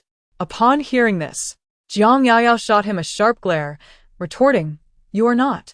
Bo Jinlon raised an eyebrow, bemused.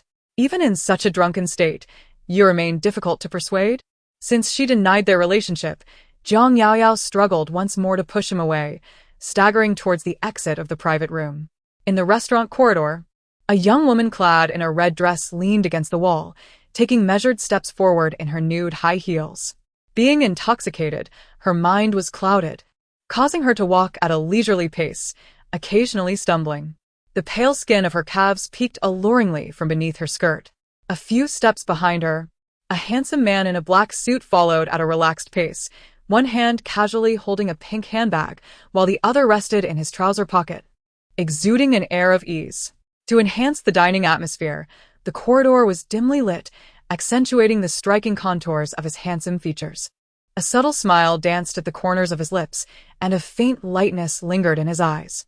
As Jiang Yao Yao reached the entrance of the restaurant, she leaned against the glass pillar, squinting her enchanting almond-shaped eyes, appearing both bewildered and helpless. In the next moment, a pair of masculine hands grasped her slender waist from behind, lifting her effortlessly as if cradling her entire being. At first, Jiang Yao Yao complied, allowing herself to be led to the roadside. Suddenly, The blinding glare of headlights illuminated the scene, causing her to tremble as a moment of clarity surged through her mind. As Bai Jinlong reached for the passenger door, she instinctively turned to flee. But to where? Quick as a flash, Bai Jinlong seized her. Jiang Yaoyao's cheeks flamed crimson, yet her gaze remained stubbornly resolute, as if foreseeing impending danger. No, I don't want you to drive me. However, the effects of intoxication clouded her consciousness, her words tumbling out in a disjointed, soft murmur, akin to a kitten incessantly pawing, exuding a tantalizing allure. Bai Jinlong gripped her wrist, effortlessly pinning her against the passenger door. His eyes fell upon her flushed, radiant face, cheeks puffed in frustration as she struggled against him. Earlier that afternoon on the plane, she had appeared just as indignant, and he had been struck by an overwhelming urge to taste her. That thought surged anew, and without hesitation, Bai Jinlong leaned down. His lips barely grazed her soft cheek before Jiang Yaoyao evaded him, desperately pushing against him with all her might. Her protests spilling forth, you mustn't kiss me. Bai Jinlong felt a tumult of emotions, leaning closer, firmly asserting his presence. Why can't I kiss you? Jiang Yaoyao's mind was a tumult of confusion, and in her haze, the words escaped her lips. Because you have a fiancé, Bai Jinlong gently coaxed. Who told you I have a fiancé? Jiang Yaoyao stamped her foot in frustration, retorting, You scoundrel. If I didn't have a fiancé, would that mean you could kiss me? Bai Jinlong continued, What if I indeed had no fiancé? Jiang Yaoyao was momentarily taken aback, echoing, No fiancé? None at all. However, she hesitated, recalling what young Master Su had said about his successful matchmaking, asserting that Bai Jinlong's fiancée was the daughter of the DC district chief, and her name was. After a few moments of deep thought, Jiang Yaoyao finally blurted out a name. Her name is Ho Yuning. Bai Jinlong couldn't help but chuckle softly. I didn't even know her name. Yet you recall it so clearly. Of course. Jiang Yaoyao proudly raised a finger. She is the first woman you adore, so I must remember her name. Bai Jinlong gazed at her, his eyes deep and focused. Why must you remember? Because. Jiang Yaoyao felt her head growing heavy, her eyelids drooping. As drowsiness overtook her, the low timbre of the man's voice reached her ears. She is not the first. Resting her head against his chest, she slowly closed her eyes, whispering, The first person I liked is you. Bai Jinlong frowned slightly, observing the young girl as she drifted into a peaceful slumber, seemingly oblivious to her surroundings. Regardless of whether she had heard him or not, he resolved not to act like a gentleman any longer. Biao Jinlong lowered his head and pressed his lips against hers. Soft and inviting. The streetlights tore open the darkness of the city, illuminating a sleek black luxury car parked at the roadside. A man in a tailored suit fervently kissed a young girl in a red dress, pinning her against the car door. Occasionally, a gentle evening breeze would swirl around them, causing the red fabric of her dress to entwine with the crisp black trousers, refusing to let go. Chapter 34. Was the robe I wore changed by a dog? The following morning, Jiang Yaoyao awoke with a start, leaping out of bed in shock. She found herself in a hotel room, clad in a pristine white robe exclusive to the establishment, and realized she wore nothing beneath it. Once she confirmed, she was alone in the room. Feeling no unusual sensations, nor the lingering marks of those ambiguous kisses from before, her mind raced in confusion. Yet, the specifics eluded her. Suddenly, her phone rang. Displaying the words Dog Man, Jiang Yaoyao resolved to take the initiative. Did you bring me to the hotel? Otherwise? He retorted, audaciously questioning her. On what grounds did you bring me here? Jiang Yaoyao's brows furrowed in irritation. Her impulse to leap through the screen and confront him was palpable. But hearing his serious tone only fueled her annoyance. Then tell me, what did you do to me last night? Nothing at all, he replied. Jiang Yaoyao scoffed. Did a dog help me change into this robe? Biao Jinlong chuckled softly, clearly conceding. You are rather astute. You beast. You took advantage of me. Your manners are appalling. A litany of accusations tumbled forth, each more vehement than the last. Only when her tirade subsided did Mr. Jinlong calmly interject. Actually, it was a hotel attendant who assisted you. Really? Mr. Jinlong responded with a soft chuckle. I jest. Heavens. Ms. Yao Yao felt as though she had been made a fool of, and was about to erupt when he continued. Your garments were soiled. So I requested the attendant to have them laundered. New attire will be delivered to you presently, personally selected by yours truly. Ms. Yao Yao paused, taken aback. In that instant, she recalled a previous occasion, also at a hotel, when she had derided the assistant's sartorial choices as unbecoming and the skincare products as antiquated. He had responded with a stoic expression, promising to personally procure her next wardrobe. It seemed that promise had swiftly materialized. I anticipate a demanding schedule in the coming days. Mr. Jinlon added. Should the need arise, do not hesitate to contact me. Alternatively, you could deign to unblock my WeChat account. Ms. Yao Yao, determined to provoke him, retorted. I shall neither contact you nor unblock your WeChat. Farewell. She terminated the call. Meanwhile, at a private club in Haicheng, Mr. Jinlon reclined alone on a solitary sofa in the lounge. Despite the abrupt end to their conversation, a smile played upon his lips. A discreet knock echoed at the door, and Mr. Jing entered. Mr. Jinlon, the organizers are prepared. We may proceed to the venue at your convenience. Allow me 2 minutes. Mr. Jinlon glanced at his mobile device. A message had just arrived, containing several images. In the late hours of the night, a man clad in a suit pressed a young girl in a red dress against the car door, kissing her. The photograph was captured in high definition, showcasing his strikingly handsome features. Yet, whether by design or happenstance, Bo Jinlon's body obscured the girl's face as his fingers cradled her chin, perfectly blocking her visage due to the angle. Su Fenglai commented, You're quite the wild one. I thought you went to Haicheng for work, but it seems it was to chase after girls. How would your girlfriend react if she saw this? Thankfully, I intervened for you. Now, tell me, how do you intend to thank me? Bo Jinlon replied, Who is my girlfriend? You've already met the parents, and you're still playing coy? Who? Let us hear it, he retorted, accompanied by a smiling emoji. Su Fenglai finally sensed something amiss. Wait, Jinlon, don't do this, I'm scared. Now you're afraid? Su Fenglai felt immense pressure. Did I misunderstand? ISN to your girlfriend Hou Yuning? Didn't you go on a blind date with her that night? When I called to ask, you said you were meeting the parents. I came to Haicheng this time, also to meet the parents.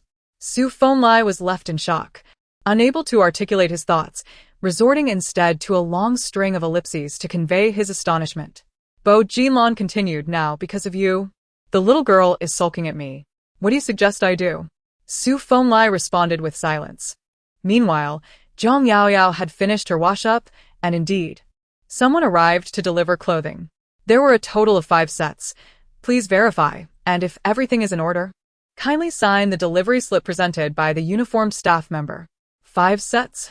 So many? After the shop assistant departed, Zhang Yaoyao immediately began rummaging through her shopping bags. She quite liked this brand of clothing. The 5 outfits comprised dresses, trousers, casual wear, and even a slightly more professional OL-style ensemble. All were indeed her size, and the colors and styles exuded simplicity, elegance, and quality. Upon thoroughly inspecting each piece, Zhang Yaoyao was taken aback. Did this truly come from that insufferable man? His taste is rather commendable. Although she had not lived with the Jiang family for years, Zhang Hongzhou provided her with a substantial monthly allowance, while the Chung family treated her as one of their own, especially her aunt, who doted on her like a beloved daughter, frequently sending her money. Thus, materially speaking, Zhang Yaoyao had always enjoyed the privilege of being the cherished little princess. Yet, this was the first time a man she admired had gifted her something. In the next moment, Zhang Yaoyao suddenly regained her composure. That insufferable man merely had an excess of money to squander. What gifts? Why indulge in self-admiration? No overthinking allowed. Time had slipped past noon. As she pushed open the dormitory door, Zhang Yaoyao cleared her throat. I apologize. I went to my aunt's house to sleep after dinner last night. She believed her excuse was sufficient, but to her surprise. Enough with the pretense. I called you last night, and it was your boyfriend who answered. Zhang Yaoyao hurriedly pulled out her phone. Indeed, at 9:40 p.m. the previous evening, there was a call lasting 20 seconds, and the caller was Tang Zhuaning. At that moment, her eyes sparkled. So you've changed boyfriends without telling us? Indeed, Yao Yao. When did you acquire this new boyfriend? Shi-ing inquired. Last night, upon hearing Chung Yunji utter the word boyfriend, they judiciously departed, little knowing they were missing out on such a juicy tidbit. His voice possessed a certain euphony, suggesting a visage of considerable handsomeness. Even more handsome than the young Master Xie? Assuredly, for what other reason would Yo-Yo spend the night away from her abode? Did the evening transpire with fervent ardor, akin to tinder-catching flame? Their words grew increasingly suggestive. Jiang Yaoyao hastened to clarify. You misunderstand. The individual who answered the phone last night is not my paramour. Then who might it be? Tang Chuaning inquired with curiosity. Jiang Yaoyao, improvising, responded. He is a friend of my maternal uncle here in High City on business, whom I happened to encounter during dinner last night. Ah, said Shi-ing thoughtfully. A friend of your uncle's, so presumably an elder. Jiang Yaoyao nodded, in a manner of speaking. If he is indeed an elder. Tang Chuaning's smile suddenly turned sly. Why would he mention that you had fallen asleep in his bed? Jiang Yaoyao. Good heavens! What exactly had that scoundrel divulged to them? Chapter 35. Beneath your dormitory upon awakening this morn, the scoundrel had already departed, having merely assisted her in changing her garments, refraining from any other untoward actions. Jiang Yaoyao is not one to dwell excessively on trivial matters, moreover. He had gifted her with 5 ensembles, leading her to believe she had emerged victorious in this exchange. Little did she know that she would soon be disproven. I was inebriated last night, and may have inadvertently entered the incorrect hotel suite. Jiang Yaoyao deftly diverted the conversation. By the way, where is Huang Yuhan? Off to an interview. What else would she be doing?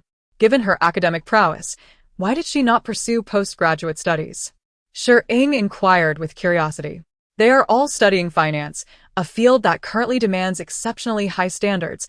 Many companies even require their interns to possess a master's degree, rendering a bachelor's degree rather insignificant. The last time I overheard her on the phone, it seemed her family was facing difficulties. Perhaps she wishes to start working and earn money sooner. Taking advantage of their gossip, Jiang Yaoyao hurried to the balcony to make a call. On the 2nd floor of the private club, the space had been transformed into a serious conference room. Bo Jinlun occupied the prominent seat at the right side of the conference table, with a projection displaying the project presentation ahead. Suddenly, a phone on the table lit up briefly. It remained illuminated for an extended period, but when unanswered, it eventually dimmed. Not long after, it lit up again, repeating this cycle multiple times. Nearby, Li Jing was thoroughly impressed. Don't be deceived by how Bo always seems inept with women. He is exceedingly serious about his work. He never answers calls during meetings.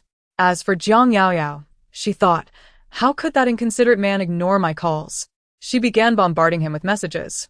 Why aren't you answering my call? Feeling guilty, are you? What exactly did you say to my roommate? Are you a psychopath? Big. Weirdo. By 5 in the afternoon, Jiang Yaoyao was in the reading room tackling advanced calculus problems when her phone buzzed on the table. It was the inconsiderate man calling. Across from her, Tang Xuaning tapped the table. Yaoyao, why aren't you answering the phone? Jiang Yaoyao set down her pen, picked up the phone, and stepped into the corridor to take the call. Is there something you need? She responded with an icy tone. On the other end, Bo Jinlun could easily discern her irritation. Is Yaoyao upset with me? The man's voice was deep and resonant, amplified through the receiver with an alluring charm, especially as he pronounced her affectionate nickname with a certain intimacy. Jiang Yaoyao remained silent, yet she felt her anger dissipate significantly. When Bo Jinlun elaborated, stating that he had been occupied with meetings all afternoon and had only now checked his phone, Jiang Yaoyao pursed her lips, her irritation completely extinguished. Indeed. Bo Jinlun had come to Haicheng on business, and he had previously mentioned that he would be quite busy over the next few days, likely needing to address company emails and various video conferences following his meetings. As the CEO of the Boyuan Group, managing such a vast enterprise left little room for frivolities, especially concerning a mere girl like her. In the next moment, he stated simply, I am downstairs at your dormitory. Jiang Yaoyao's heartache vanished in an instant. Huh? Bo Jinlun continued straightforwardly, in a blue Rolls-Royce, license plate H729. What brings you to my school?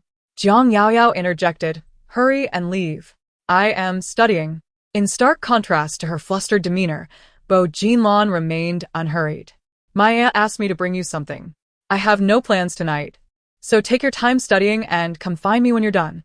Jiang Yaoyao clenched her small fist, feeling an urge to punch him. After hanging up, she immediately sent a WeChat message. Aunt, did you ask Bo Jinlon to bring me something? Chung Yunji replied. The company sent 2 boxes of Maxim's mooncakes. One for you, and one for Jinlon. Jiang Yaoyao inquired, You haven't mentioned my relationship with him to anyone, have you? Chung Yunji reassured her. Of course not.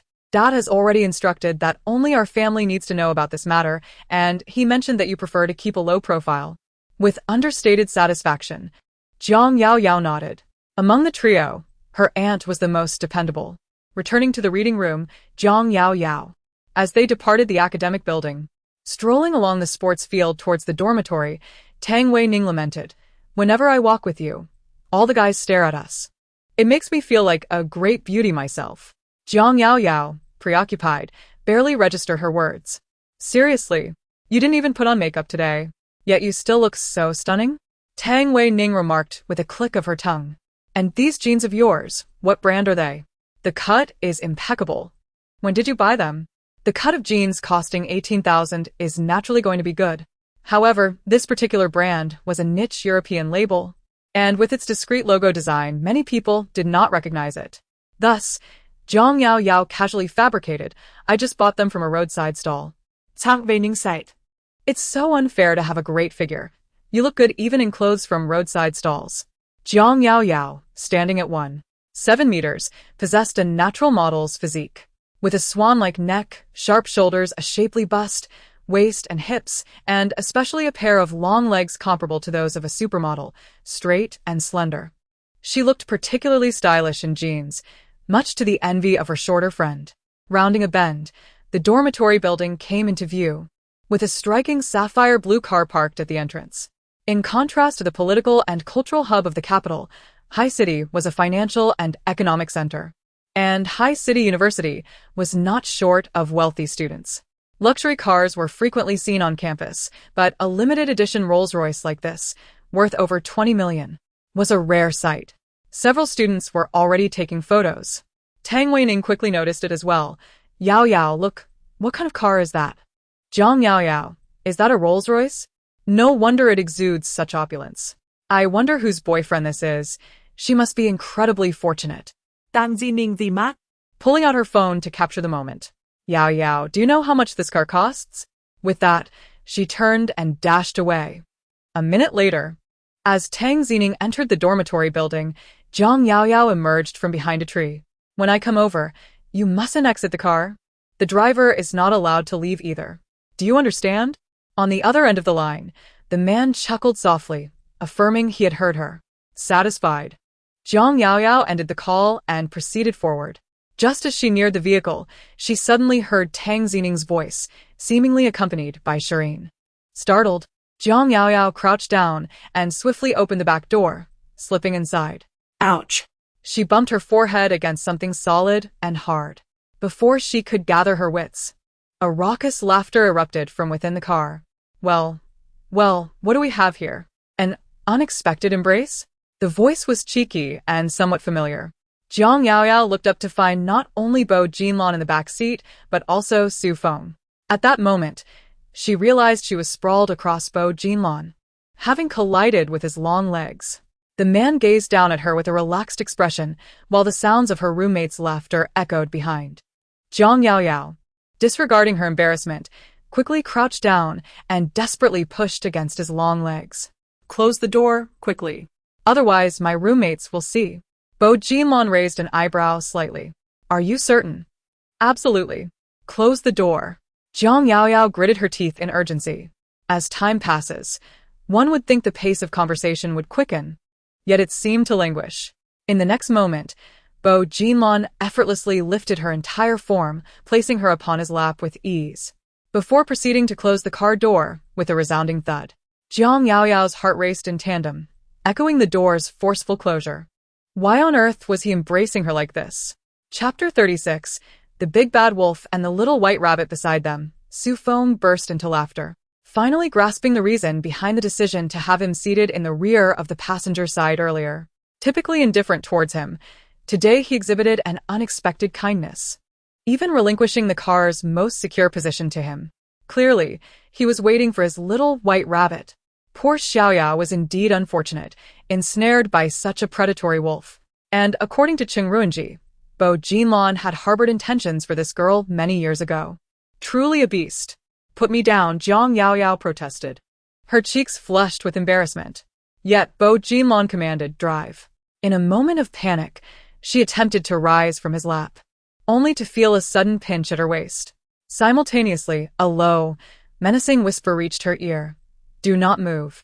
Instantly, Jiang Yaoyao's body tensed, akin to a startled bird. Nevertheless, the man's hand remained steadfast, cradling her waist, effectively enclosing her within his embrace. Jiang Yaoyao donned a pair of delicate denim jeans, through which she could distinctly feel the robust warmth of the muscular thigh beneath her. Not to mention, his breath grazed her ear, alternating between soft and heavy, searingly intense.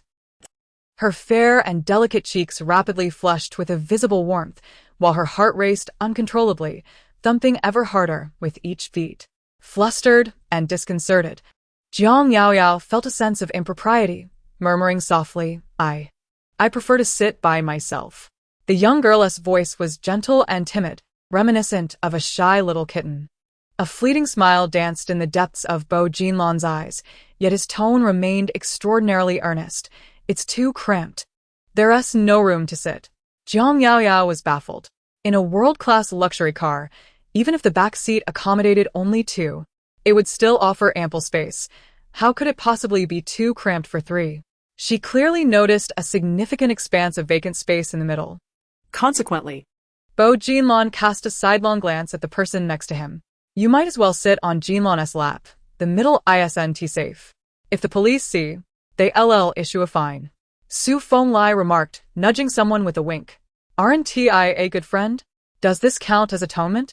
Su Fenglai questioned, bewildered. Bo Jinlan, despite his typically refined and courteous demeanor, often adorned with a warm smile, was, in truth, a cunning fox.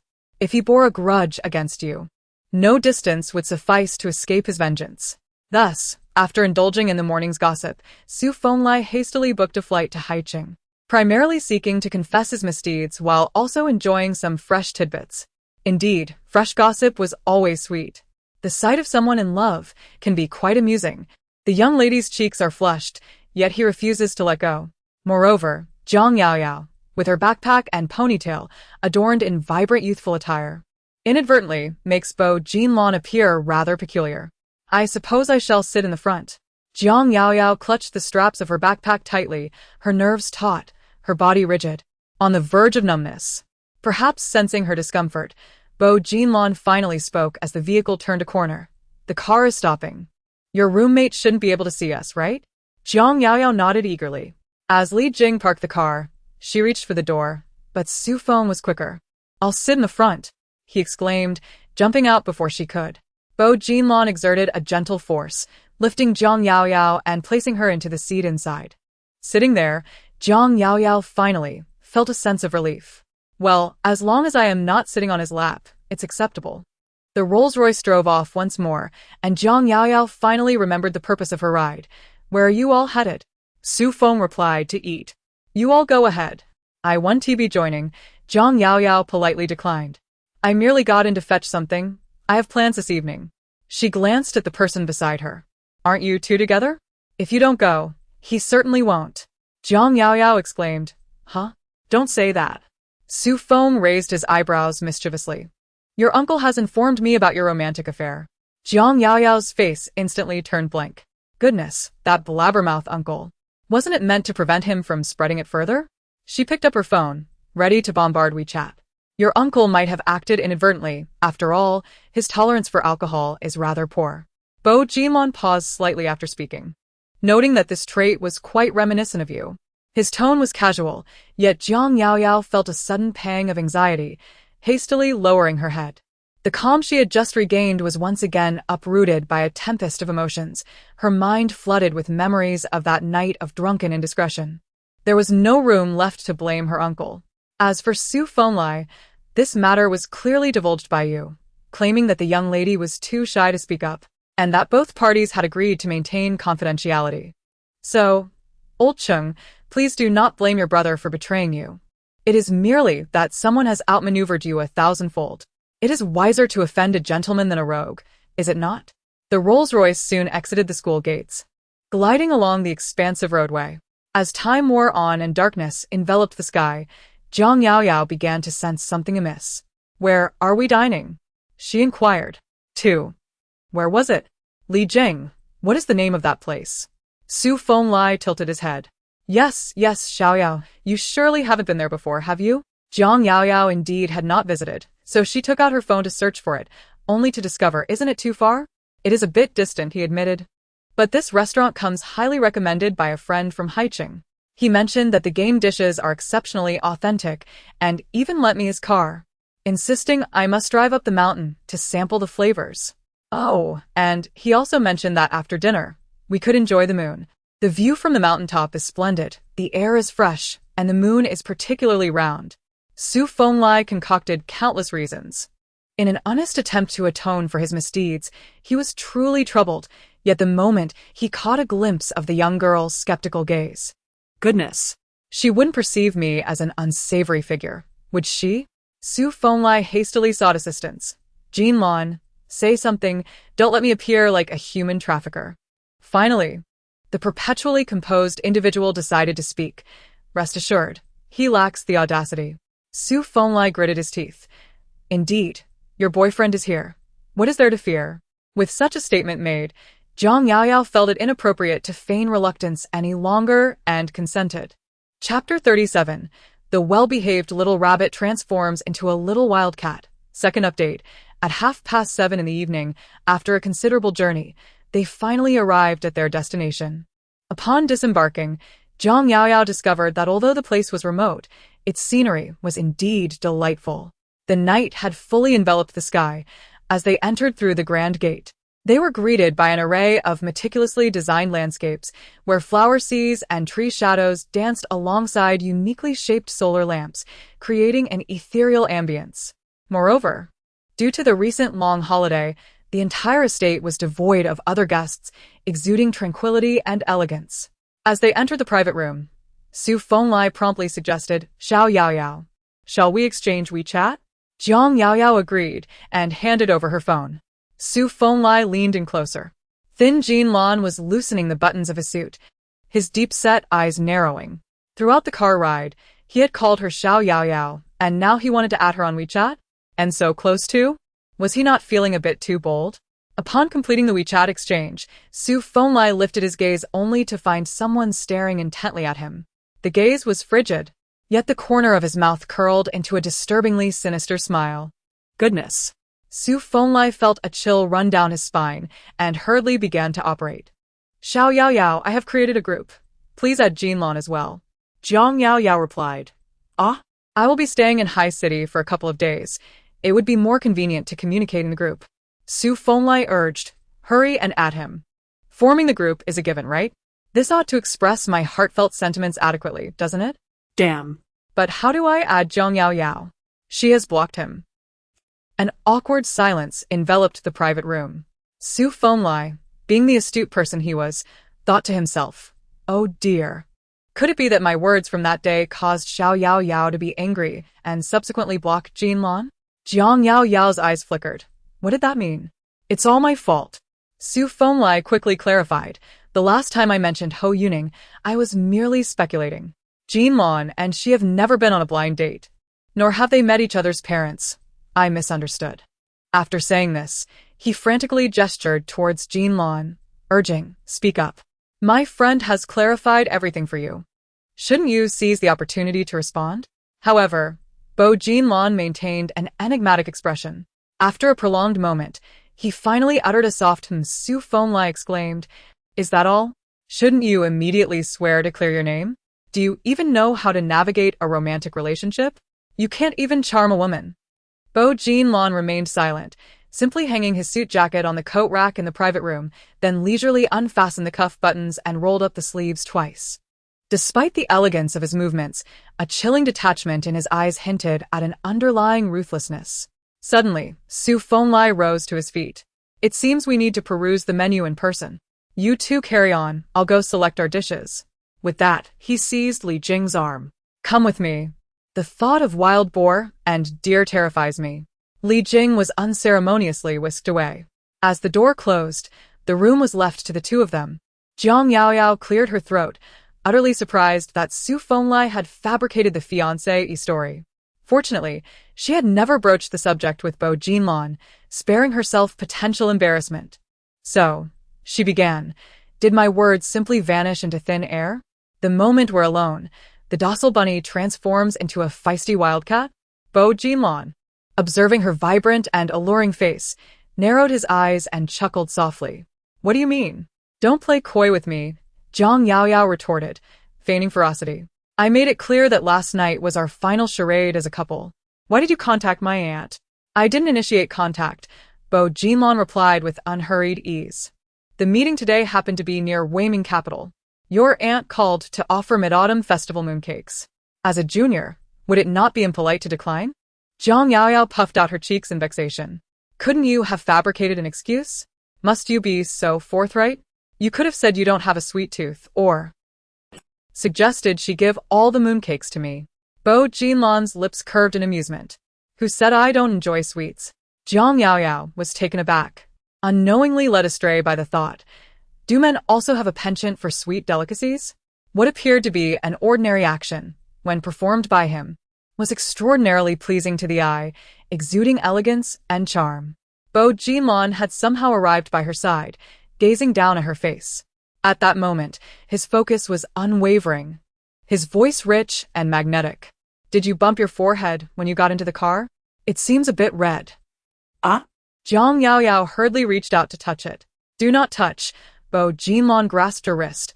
Allow me to take a look. Jiang Yaoyao blinked, feeling his cool fingers gently glide across her forehead, his breath imbued with a crisp, pleasant fragrance. Does it hurt? He applied a slight pressure with his fingers. Jiang Yaoyao quickly shook her head. A twinge of concern flickered within her.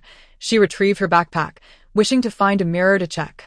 So, did you blacklist me because you mistakenly thought I had a fiancé? Bo Jinlan suddenly inquired. Jiang Yaoyao's fingers froze in an instant, surprised by his abrupt mention of the matter. I do not have a fiancé, Bo Jinlan clarified, as if offering an explanation. He observed her porcelain-white face without breaking the tension, merely smiling gently. So, may I be removed from your blacklist now? Jiang Yaoyao. Chapter 38. Directly marrying is the most convenient. Since the misunderstanding has been resolved, it truly seems impolite to keep him blacklisted. After all, he is a friend of her uncle. Moreover, they have not yet parted ways. In the event that her grandfather, uncle, or aunt attempts to contact him again, the absence of WeChat complicates the communication of strategies. Thus, Jiang Yaoyao convinced herself to remove him from her blacklist. Little did she know. Add me to the group. Bo Jinlan was becoming increasingly demanding. Jiang Yaoyao felt somewhat reluctant. Was it truly necessary? Displaying affection in front of elders was one thing, but flaunting it before young master Su was another. Bo Jinlan countered. Do you know what his occupation is? Jiang Yaoyao shook her head. He is the owner of Fengwu Entertainment and has a penchant for gossip, Bo Jinlan replied nonchalantly. Hence, I must keep an eye on the group to prevent him from mentioning a second fiancé. Upon hearing this, Jiang Yaoyao felt a pang of guilt. Observing the young girl's rapidly fluttering eyelashes, Bo Jinlan felt a sense of delight. If you wish to know about my affairs in the future, feel free to inquire directly instead of seeking information from others. Jiang Yaoyao was taken aback, exclaiming, I didn't say anything. It was young Master Su who mentioned it himself. Truly.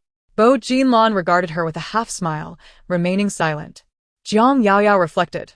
As one matures, they inevitably pay the price for the impulsiveness of their youth. Had she known that the man's kindness stemmed solely from his uncle's influence, she would never have confessed her feelings to him. In romantic relationships, the party that confesses is invariably at a disadvantage. It is akin to playing cards. Revealing all one's cards at the outset, how can one continue to play afterward? Bo Jinlan raised an eyebrow slightly, inquiring, What's the matter? Observing her cheerful countenance, Bo Jinlan's smile gradually faded, revealing indifference. Jiang Yaoyao frowned. Is this reason not good enough? No, Bo Jinlan replied calmly. The old man would think I'm too selfish, too chauvinistic, and it would damage my image. Jiang Yaoyao rolled her eyes in frustration. Then just say I've fallen for someone else. Bo Jinlan's gaze fixed on her. Who would you like? Jiang Yaoyao had no idea. Just pick someone randomly, isn't that enough? Have him pretend to be your boyfriend? Bo Jinlan chuckled softly. And then break up and find the next one? Jiang Yaoyao, embarrassed and angry by his laughter, retorted. Then what do you suggest? I'd like to hear your high-minded reason for breaking up. Do you really want me to say it? Jiang Yaoyao nodded. I think. Bo Jinlan's lips curved slightly. Getting married directly is the simplest solution. You. Jiang Yaoyao's peach blossom eyes widened in shock, and after a moment, she spat out 3 words. You beast. Bo Jinlan laughed softly. Yaoyao, I'm a normal man, and it's about time I settled down. How does that make me a beast? Jiang Yaoyao looked at him with disdain. I'm only 20, and you're already a 30-year-old man. 29, Bo Jinlan interjected quietly. Jiang Yaoyao, what difference does 1 year make? You're still an old man, nitpicking, sensitive, and fragile. After venting, she made her stance clear. Anyway, I'm not getting married, so you can forget about it. Bo Jinlan's brow furrowed almost imperceptibly. He didn't speak further, just gazed at her thoughtfully. His eyes were deep and dark, like an endless pool of ink. Under his gaze, Jiang Yaoyao inevitably felt a flutter of anxiety, as if the hidden thoughts within her were laid bare before him. Surely it need not take this long. Half an hour had already passed. A teacup was placed in front of Jiang Yaoyao, and she lifted it to take a sip. Is it sour? Asked Bo Jinlan. Jiang Yaoyao clicked her tongue. A bit sour. Bo Jinlan extended his hand, revealing a treat. This will counter the sourness. Jiang Yaoyao was taken aback. Where did that lollipop come from? I remember you used to enjoy these, Bo Jinlan replied gently, so I specially bought it for you. Her heart raced fiercely, yet she quickly dismissed it. Nonsense. It must have been prepared by the restaurant. In the center of the dining table sat a box of snacks, filled with various treats, including a compartment containing fruit-flavored lollipops. You've uncovered my secret. Bo Jinlan feigned a sigh before unwrapping the candy for her. Jiang Yaoyao, full of pride, accepted the lollipop and popped it into her mouth. Don't think you can deceive me, humph. Her haughty demeanor brought a tender smile to Bo Jinlan's eyes. At that moment, a knock echoed at the door of the private room, and a waiter entered with the dishes. Jiang Yaoyao hurriedly inquired, Are the other 2, who came with us, still ordering? The waiter delivered an unexpected reply. They've already left. What? Jiang Yaoyao exclaimed, while Bo Jinlan raised an eyebrow slightly. Her phone buzzed, and Jiang Yaoyao quickly picked it up to check. In the newly established WeChat group for the trio from Haicheng, Su Feng had sent 2 messages. Jiang Yaoyao responded with a muted expression, while Bo Jinlan suggested, Since Feng has matters to attend to, let us begin our meal. All right then. It was already 8 in the evening, and Jiang Yaoyao was utterly famished. She took a piece of charcoal grilled pork rib and placed it in her mouth. Upon tasting it, her eyes sparkled with delight. Watching her plump cheeks as she savored the food, Bo Jinlan inquired, Is it delicious? Jiang Yaoyao nodded vigorously. Bo Jinlan chuckled, remarking that although Feng Lai was rather unreliable in his duties, he certainly had a knack for culinary pursuits. Jiang Yaoyao retorted, Are you slandering him behind his back? Shortly thereafter, Bo Jinlan's phone rang. He glanced at the screen, then rose discreetly, saying, I'll step outside to take this call. Jiang Yaoyao, not looking up, muttered, 7878. In the corridor, Bo Jinlan answered the call. Does your uncle know you wish for him to meet with an accident? Damn it. Su Fenglai hurriedly pleaded. Let us not share the chat logs. We're still brothers, after all. Besides, I was merely looking out for your interests. Interests? Bo Jinlan chuckled. Indeed. Su Fenglai fervently expressed his loyalty, stating he hadn't even eaten and had taken your assistant along, all to create an opportunity for you 2 lovebirds to be alone. Rest assured, I've booked the room. After dinner, you can spend the night at the mountaintop, enjoying the moonlight and stargazing. As for the rest, do I need to instruct you? Bo Jinlan narrowed his eyes, adding, and do not touch the items in the trunk. He did not knock on the door. So Jiang Yaoyao instinctively looked up, still clutching a large bone in her hand. The sight was rather adorably clumsy. She hurried to explain, "This bone is just too large." Usually, she was quite demure when it came to eating, truly. Indeed, Bo Jinlan nodded. "It is more convenient to eat with your hands." He settled down beside her, using a warm towel to wipe his hands before seizing a bone to gnaw on. Jiang Yaoyao pondered. Why does he manage to appear so graceful and composed while indulging in this same act? It feels somewhat humiliating. Having learned from her previous drunken escapades, she abstained from alcohol this time. Uncertain whether Bo Jinlan shared her reservations, he too refrained from drinking. With the dormitory curfew set at 10:30, they needed to drive swiftly to make it in time. However, Bo Jinlan remarked that the car had been taken by phone. What? Jiang Yaoyao was taken aback. Why didn't you mention that sooner? Bo Jinlan replied leisurely. You didn't ask. Jiang Yaoyao felt a headache coming on. I'll call a car, she said as she reached for her phone. At this hour, still atop the mountain, hailing a ride proved to be quite challenging. Bo Jinlan stroked his chin, completely unfazed. Jiang Yaoyao checked her phone, and indeed, after 10 minutes, no one had accepted the request. Surely this establishment has a vehicle. Could we trouble the staff to take us down? I'm willing to offer extra. After speaking, she looked at him with her small nose and eyes. You must have important matters to attend to tomorrow, right? Aren't you anxious? Bo Jinlan pondered for a moment. I'll go ask the staff. Jiang Yaoyao quickly rose.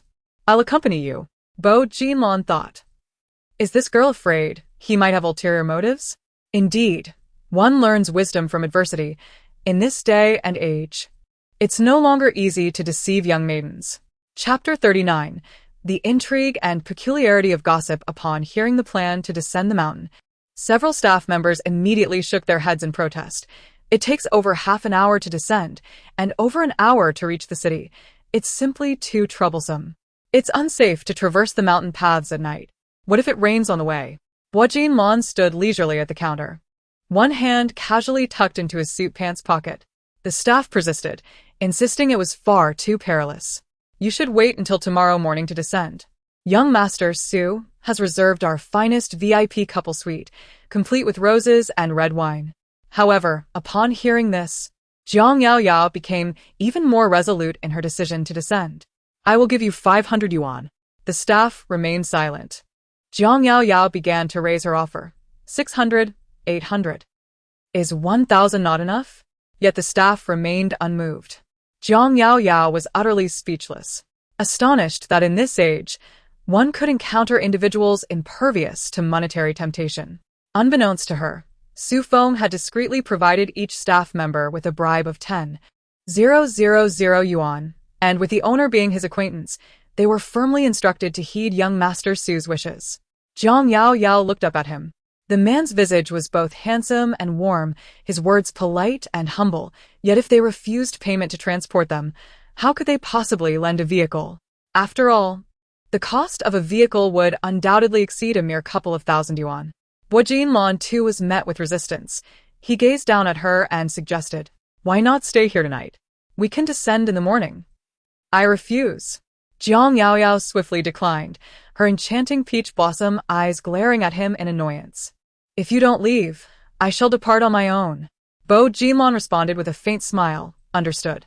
She then observed him approach a middle-aged man clad in a suit, asking, May I have a word? The two moved to a more secluded spot to converse. Jiang Yaoyao watched them intently.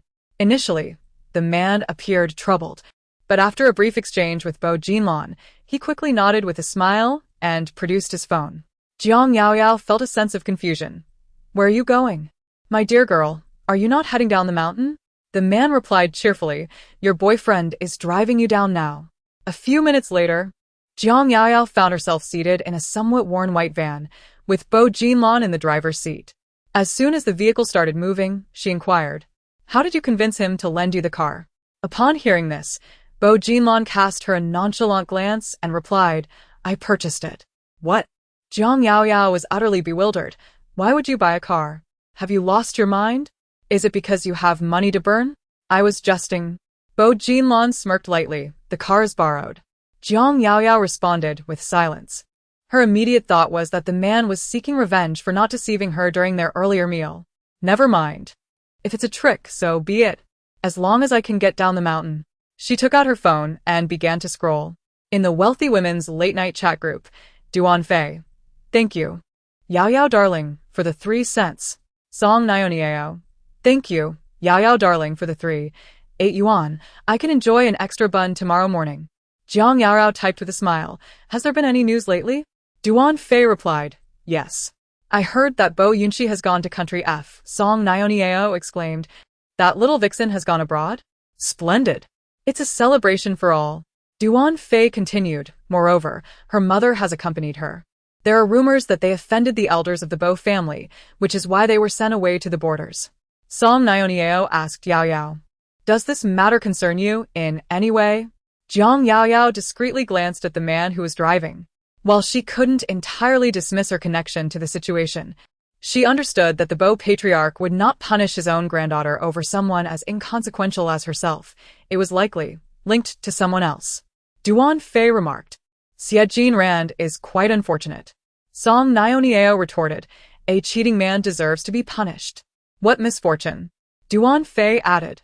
I've heard that the Xie family's business hasn't been thriving in recent years. They could have leveraged the Bo family's rise. But it seems it has all been in vain. Song Nioniao speculated. He wouldn't try to reconcile with Yao Yao, would he? Duan Fei reassured her. Don't worry. Yao Yao has already turned her back on someone like Bo Jinlan. How could she possibly be interested in Xie Jinran? Song Nioniao inquired. So Yao Yao. Who holds more significance? Bo Jinlan or Xie Jinran? Jiang Yao Yao pondered. Could it be that she was thinking of the same implication? Duan Fei responded. It must be Xie Jinran. After all, Yao Yao has mentioned that Bo Jinlan resembles a child. Song Nioniao commented. So, it seems that judging by appearances is utterly unreliable. Duan Fei countered. What do you mean by judging by appearances? That's so outdated. Nowadays, one must observe the Adam's apple. Following this, various close-up photographs of male celebrities' Adam's apples began to flood the group chat. Jiang Yao Yao pondered once more. What kind of friends does she have? So gossipy and utterly bizarre. Setting her phone aside, she lifted her gaze, only to find herself involuntarily glancing at a certain individual. Bo Jinlan was staring straight ahead. His profile defined with sharp angles, his slightly pronounced brow, straight nose, and gracefully contoured jawline were striking. As her mind wandered, she recalled that, although she had been in a state of half-drunkenness at the time, she hadn't truly seen his visage, yet she vividly remembered his fervent desires, which starkly contrasted with his current composed demeanor. What's wrong? The man's deep voice suddenly broke the silence. No, nothing. She turned her face away, lowering her head in embarrassment and shame. Fortunately, the car was dimly lit, allowing her flushed cheeks to remain concealed. Just then, Bo Jinlan's phone rang incessantly. Unable to contain her curiosity, Jiang Yao Yao inquired, "Why don't you answer the call?" With an expressionless face, Bo Jinlan replied, "It's a spam call." Jiang Yao Yao. And you're not going to answer Su Feng on the other end? Is he too busy? It's not even 10 o'clock yet. Has it escalated so quickly? Chapter 40. You can't expect to shake me off. Second update. On the rugged mountain road, the van suddenly came to a halt. Jiang Yao Yao turned to him, asking, "What's wrong?" Bo Jinlan also turned to look at her, stating simply, "The vehicle has broken down." What? Jiang Yao Yao felt as though her world was collapsing. How could this happen? It's an old vehicle. Breakdowns are quite normal, Bo Jinlan explained. Then why didn't you choose a better car earlier? Jiang Yao Yao retorted, her brows furrowed in frustration. BJNL and raised an eyebrow. Speaking with a hint of exasperation, "This is the finest vehicle among them." Jing Yo replied. How absurd. BJNL pushed open the car door. A biting wind swept in, causing Jing Yo to shiver uncontrollably. Why are you getting out? She inquired. To see if it can be repaired. You can fix cars? Jing Yo expressed her surprise. Having assumed that someone of his privileged background would only be adept at driving luxury vehicles, she promptly opened her own door to join him, eager to witness the man in action, only to discover it was beyond repair. Having rushed to the front of the vehicle, Jingyoyo's spirits plummeted, akin to a roller coaster ride. It was utterly disheartening. She glared at him. Then why did you claim you could fix it? Beneath the glaring headlights, BJNLN bent over the engine hood, inspecting it. I can fix it, but I lack the necessary tools. Then you cannot. Upon hearing this, BJNLN straightened up, squinting at the young lady's indignant expression, a smirk playing at the corners of his lips. Fine, I cannot fix it. Jingyoyo was even more infuriated. As another gust of frigid wind blew past, Jingyoyo crossed her arms for warmth, yet began to assertively command. Why don't you hastily call for roadside assistance to have someone tow it? We must be halfway up the mountain by now. Surely someone would be willing to come? BJNLN tilted his chin. Check your phone. Jingyoyo quickly pulled out her phone. Why was there no signal? Her world crumbled, despair crashing over her like a colossal wave. What do we do now? Jiang Yaoyao's voice suddenly trembled, losing the arrogance she had just moments before. She glanced around, and aside from the illumination of the car's headlights, darkness enveloped everything in front and behind her. The once beautiful tree shadows and mountain silhouettes now appeared inexplicably ominous, with the chilling wind producing ghostly whispers, accompanied by the cries of unseen insects. Jiang Yaoyao pursed her lips, feeling compelled to get into the car. In truth, Jiang Yaoyao had been discreetly observing him. When she noticed the man reaching to unfasten his buttons, her small face quickly turned wary. What are you doing taking off your clothes? Bo Jinlong cast a leisurely glance at her, his fingers undeterred in their movement as he swiftly removed his suit jacket and draped it over her shoulders. Jiang Yaoyao felt a twinge of awkwardness. She had expected something entirely different. Thank you, she murmured, her voice barely above a whisper, sounding particularly tender in the stillness of the night. The oversized jacket enveloped most of her petite frame, leaving only her fair and innocent face visible. Compared to her usual vibrant princess persona, Jiang Yaoyao appeared somewhat helpless and frail at that moment. The next second, she frowned and asked, Are we just going to wait here like fools? Bo Jinlong stifled a chuckle. Let's hold on a bit longer and see if any vehicles pass by. And how long might that take? She retorted, visibly agitated. There is a second option, Bo Jinlong replied, maintaining his calm demeanor. We could walk down the mountain. Perhaps we might encounter a passing vehicle along the way, or find a place to rest. Do we really have to walk down the mountain? The night outside was pitch dark and bitterly cold, and she felt a twinge of reluctance. Jiang Yaoyao's face was tinged with frustration, her eyes fluttered shut as she sighed, conceding that they should descend the mountain. Having reached a mutual agreement, the two swiftly exited the vehicle and began their descent along the winding path. However, after scarcely 10 minutes, Jiang Yaoyao came to a halt. Bo Jinlong turned to her, inquiring what was amiss. The young girl, wrapped in his oversized black suit, her vibrant yet youthful face now clouded with indignation, exclaimed, I don't want to walk any further. I am utterly exhausted. She stamped her foot in frustration. At that moment, she regretted agreeing to this outing. The cold was biting, fatigue was overwhelming, and there was no sign of transportation or habitation in sight, leaving her uncertain of how much longer they would have to walk. Bo Jinlong pondered as well. Despite having left the Jiang family at the tender age of 15, the Chung family had cherished her as a precious gem over the years. Yet, no matter how astute and independent she had become, she was still merely a 20-year-old girl. The next instant, she declared, Carry me, extending her arms towards him. Jiang Yaoyao could hardly believe her ears. Her pupils widened in astonishment. How could he refuse to carry her, and now even decline to assist with her bag? Until now. Whether it was her insistence on descending the mountain or their decision to walk after the vehicle broke down, Bo Jinlong had always acquiesced to her wishes, exhibiting gentlemanly courtesy. I will carry you, but it is inconvenient to take the bag, Bo Jinlong replied, bending down and gesturing for her to hop on. Jiang Yaoyao's face instantly lit up with joy as she slung her backpack over her shoulders, grasped his shoulders, and effortlessly leapt onto his back. As the man lifted her onto his back, she began to voice her grievances. You know, today is entirely your fault, right? If you hadn't insisted on giving me gifts and taking me to the mountaintop for dinner with young Master Su, I wouldn't be stuck here so late in the mountains. So, it is only right that you carry me. Do you understand? Bo Jinlon nodded, acknowledging her reasoning. Seeing his sincere attitude of remorse, Jiang Yaoyao continued, "Moreover, you didn't even inform me in advance that young Master Su had taken the car. If I had known earlier, I would have called for a ride. Now, Do we really have to walk in the dark? You are the root cause of all this." Bo Jinlon replied softly, "Yes, it is all my fault." with that, Jiang Yaoyao felt justified in resting against his back. The mountain wind blew past, biting cold.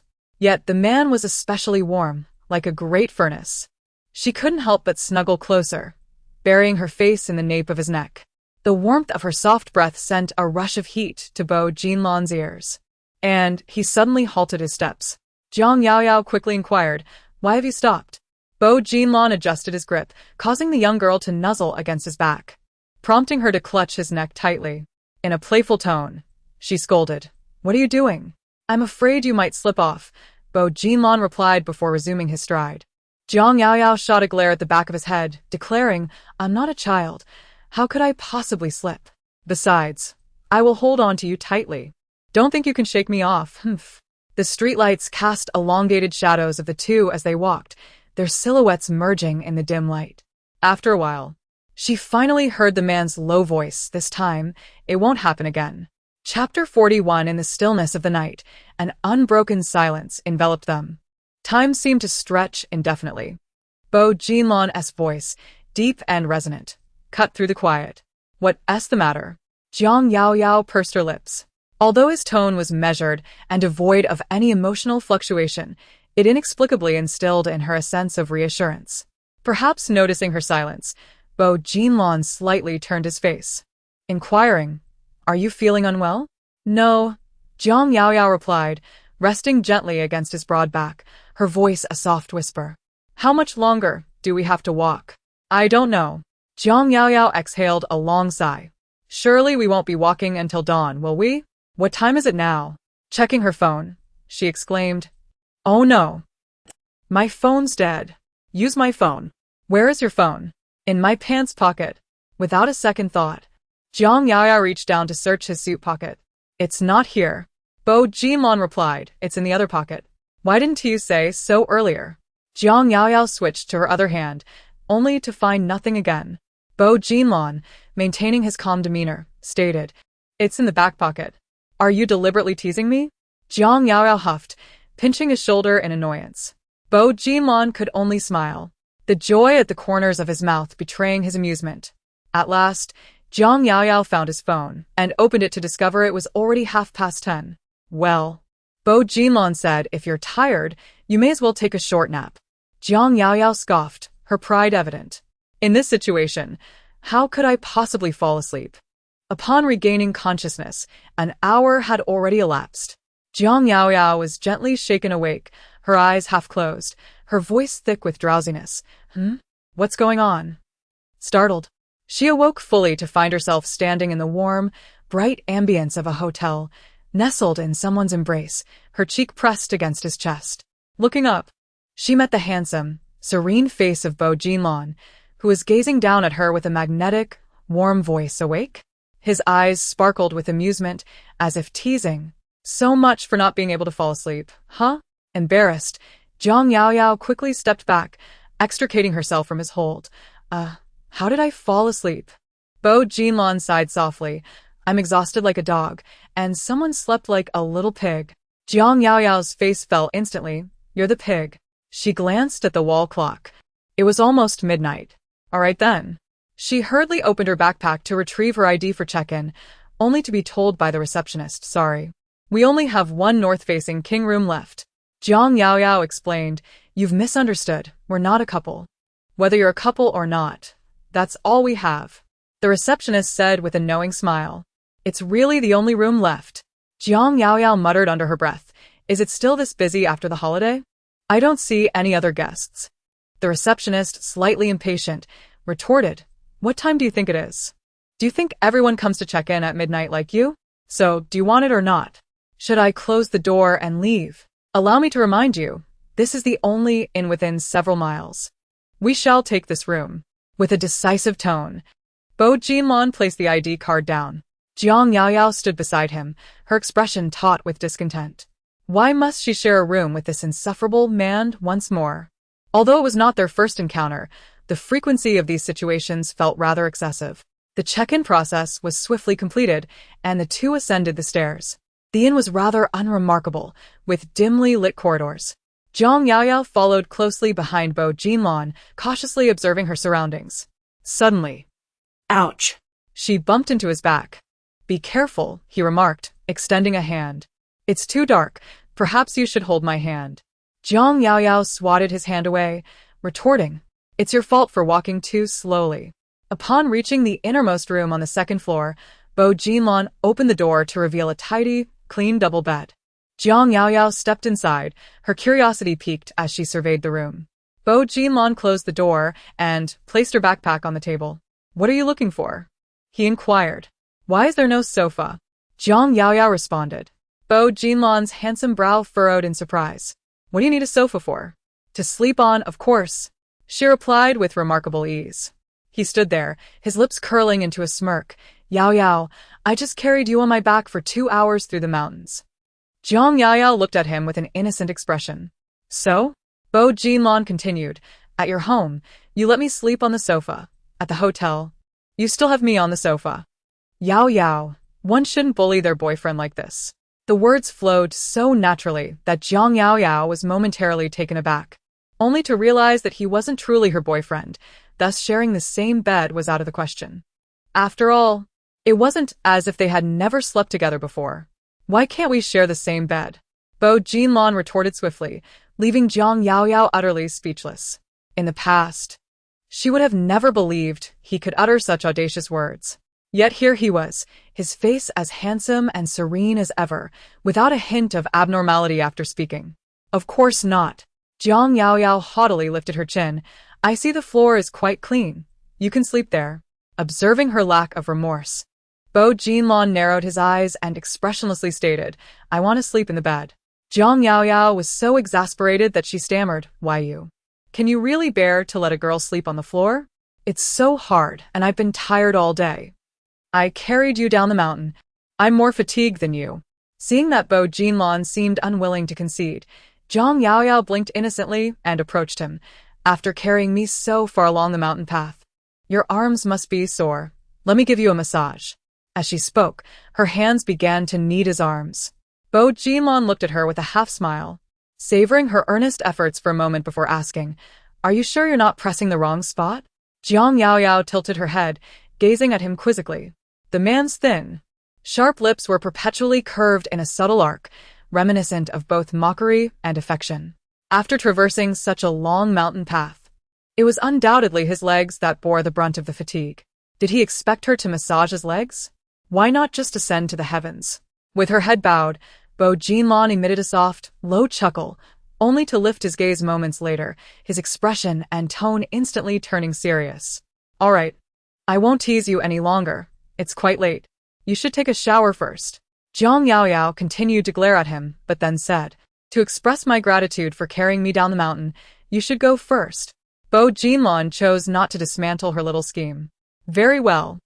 As soon as the man entered the bathroom, Zhang Yaoyao sprang into action. She retrieved the spare bedding from the cabinet, laid it out neatly on the floor, and arranged the pillow with care. All set. She clapped her hands and moved to pick up her phone. The battery was fully charged, and upon powering it on, several missed call notifications appeared. Just as she was engrossed in reading them, she suddenly heard the bathroom door creak open. Instinctively, she looked up and was momentarily taken aback. Bo Jinlan emerged from the bathroom, but he was clad only in a white towel around his waist. The steam enveloped him, his hair still damp, one hand busy drying off, his arm raised, showcasing remarkably firm and attractive biceps. During their last fleeting encounter at the hotel, Zhang Yaoyao had caught a glimpse of his well-defined physique, the kind that appeared slim in clothes yet strikingly toned when bare. But nothing could compare to the clarity and detail she beheld at that moment. With shoulders broad and even, delicate and pronounced collarbones, a firm and toned chest, and visible muscle definition across the abdomen, the figure is further accentuated by a sensuous, narrow waist poised for action, leading down to the tantalizing lines of the mermaid effect. Just as the man approached, he tossed a towel over, teasing, "Still looking?" Jiang Yaoyao hurriedly caught the towel, her face flushed with embarrassment. Meeting his composed gaze, she bolted, exclaiming, "I'm going to take a shower." However, upon entering the bathroom, she was greeted by a lingering haze of white steam. Beyond the scent of the shower gel, there wafted a distinct and ambiguous fragrance reminiscent of the man's presence, omnipresent and inescapable. In the room, Bo Jinlon picked up his phone and snapped a few photos of the interior, promptly sending them to someone. "I specifically booked a VIP couple suite. Why is it so shabby? What happened to the promised roses and red wine? What kind of wretched establishment is this? They can't even manage the little details? I spent 100,000 on this room, and this is what I get. This. Su Fenglai, startled, called him. Bo Jinlon ignored the call, abruptly hanging up and turning off his phone. Su Fenglai? It's over. He wouldn't be able to sleep a wink tonight. Chapter 42. Together we sleep. Half an hour later, as Jiang Yaoyao emerged, she spotted Bo Jinlon seated on the bed in a bathrobe, perusing a magazine he had seemingly unearthed from nowhere. As for the makeshift bedding on the floor, she rushed over, circling the bed in search, hands on her hips, demanding, "Where's the bedding I laid out? And who permitted you to get on the bed?" Bai Jinlon lifted his eyelids to glance at her. The young lady was also clad in the white bathrobe provided by the hotel, with the buttons meticulously fastened to the very top. Yet the hem revealed a delicate portion of her slender white calves, causing his gaze to darken momentarily. Jiang Yaoyao hurriedly lowered her head to ensure her attire was proper, then reiterated her inquiry, demanding an answer. Jiang Yaoyao was taken aback. Did she? Hadn't he, the front desk, just mentioned that this room faced north, perpetually devoid of sunlight, and was situated at the foot of the mountain where the humidity was quite heavy? Bai Jinlon, maintaining a serious demeanor, ultimately concluded that sleeping on the floor could lead to a cold. Thus he had gathered all the blankets and proposed they share the bed instead. After speaking, he closed the magazine and placed it on the bedside table, his relaxed demeanor igniting a flare of anger within Jiang Yaoyao. It was quite late.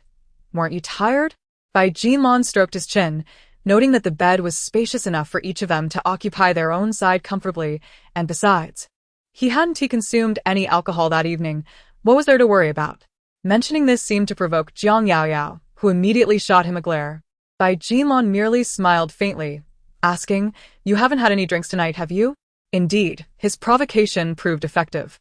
Grinding her teeth, Jiang Yaoyao swiftly climbed onto the bed. As she lay down, she casually grabbed a pillow and placed it between them. "What is this for?" Bai Jinlon inquired. "A boundary." Jiang Yaoyao pouted. "Who knows if you'll behave yourself while sleeping at night?" Bai Jinlon countered. "And what if it's you who misbehaves?" "I certainly won't." Jiang Yaoyao glared at him once more with determination. She had always been honest in her slumber, accustomed to the single bed in her school dormitory. How could she possibly overstep boundaries on this double bed? Jiang Yaoyao closed her eyes and turned her back to him, utterly exhausted, ready to extinguish the light and surrender to sleep. The lamp was extinguished, plunging the room into darkness. This was her first experience sharing a bed with the man. Fully awake, and she anticipated suffering from insomnia once again. Yet, perhaps due to sheer fatigue, she soon drifted off. As for Bo Jinlon, the clock had struck past 1 in the morning.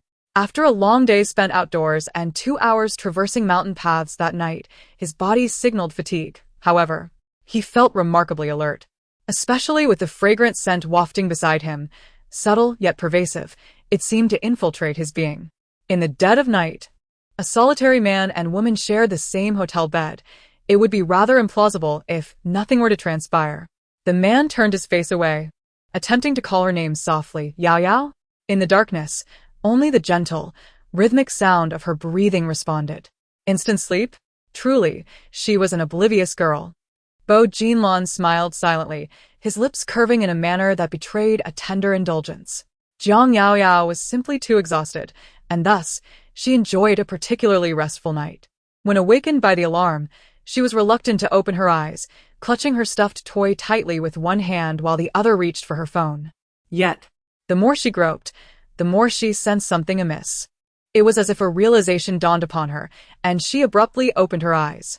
Then she realized To her astonishment, that she was sprawled across the slender figure of Bo Jinlon, one hand gripping his shoulder while the other had ventured beneath his robe, resting on his flat abdomen. Unexpectedly, the blanket covering him was inadvertently pulled away, revealing an expanse of tantalizing skin, complemented by his tousled black hair and languid posture, all enhanced by the open robe, exuding an alluring charm that was utterly captivating. Perhaps sensing the chill, the man furrowed his brow, as if on the verge of awakening. Jiang Yaoyao, akin to a frightened kitten, held her breath and remained motionless. It was only when his brow smoothed out and his breathing steadied that she exhaled softly, cautiously draping the blanket back over him. After completing this act, she hastily descended from the bed, her footsteps barely a whisper, before she gently closed the bathroom door behind her. The man on the large bed, however, opened his eyes in an instant, a slow smile curling at the corners of his mouth. In the bathroom, Jiang Yaoyao never anticipated that, after a night of caution, she would be the one to overstep boundaries first. Not only had she climbed onto the dogman's body in the dead of night, but she had also undone his robe, her hands wandering inappropriately. Thankfully, the man remained asleep. Otherwise, the embarrassment would have been unbearable. Would he think she still harbored feelings for him? She touched her flushed cheeks, her heart a chaotic whirlwind. This could not continue at this rate. Trouble was inevitable. After finishing her morning routine, Jiang Yaoyao made a resolute decision. Yet, upon opening the door to the room, she discovered that the man had yet to awaken. Was he simply too exhausted? After a day of bustling about yesterday and a night spent driving, carrying her along the rugged mountain paths, Jiang Yaoyao felt a twinge of guilt. She resolved to take a stroll nearby and purchase some breakfast for him, as a token of gratitude for his kindness in helping her down the mountain the previous night. Upon descending the stairs, she was startled to encounter Mrs. Bo. Good morning. She greeted. What brings you here? I received a message from Mr. Bo last night and hurried over first thing this morning, Mrs. Bo replied. Li Jing glanced upstairs and inquired, Has Mr. Bo not risen yet? He is still asleep. He must be quite fatigued from last night, Jiang Yaoyao responded, suddenly realizing the potential ambiguity in her words. No, I mean. Understood. Li Jing interjected, completing the unspoken context. Madam Bo, I have brought an abundance of breakfast. Please indulge yourself. With that, she unveiled an array of delicacies from the thermal bag, carefully arranging each container on the table. In no time, the table was laden with a splendid variety of Chinese breakfast items, their enticing aromas wafting through the air, particularly the small steamed buns that Jiang Yaoyao adored.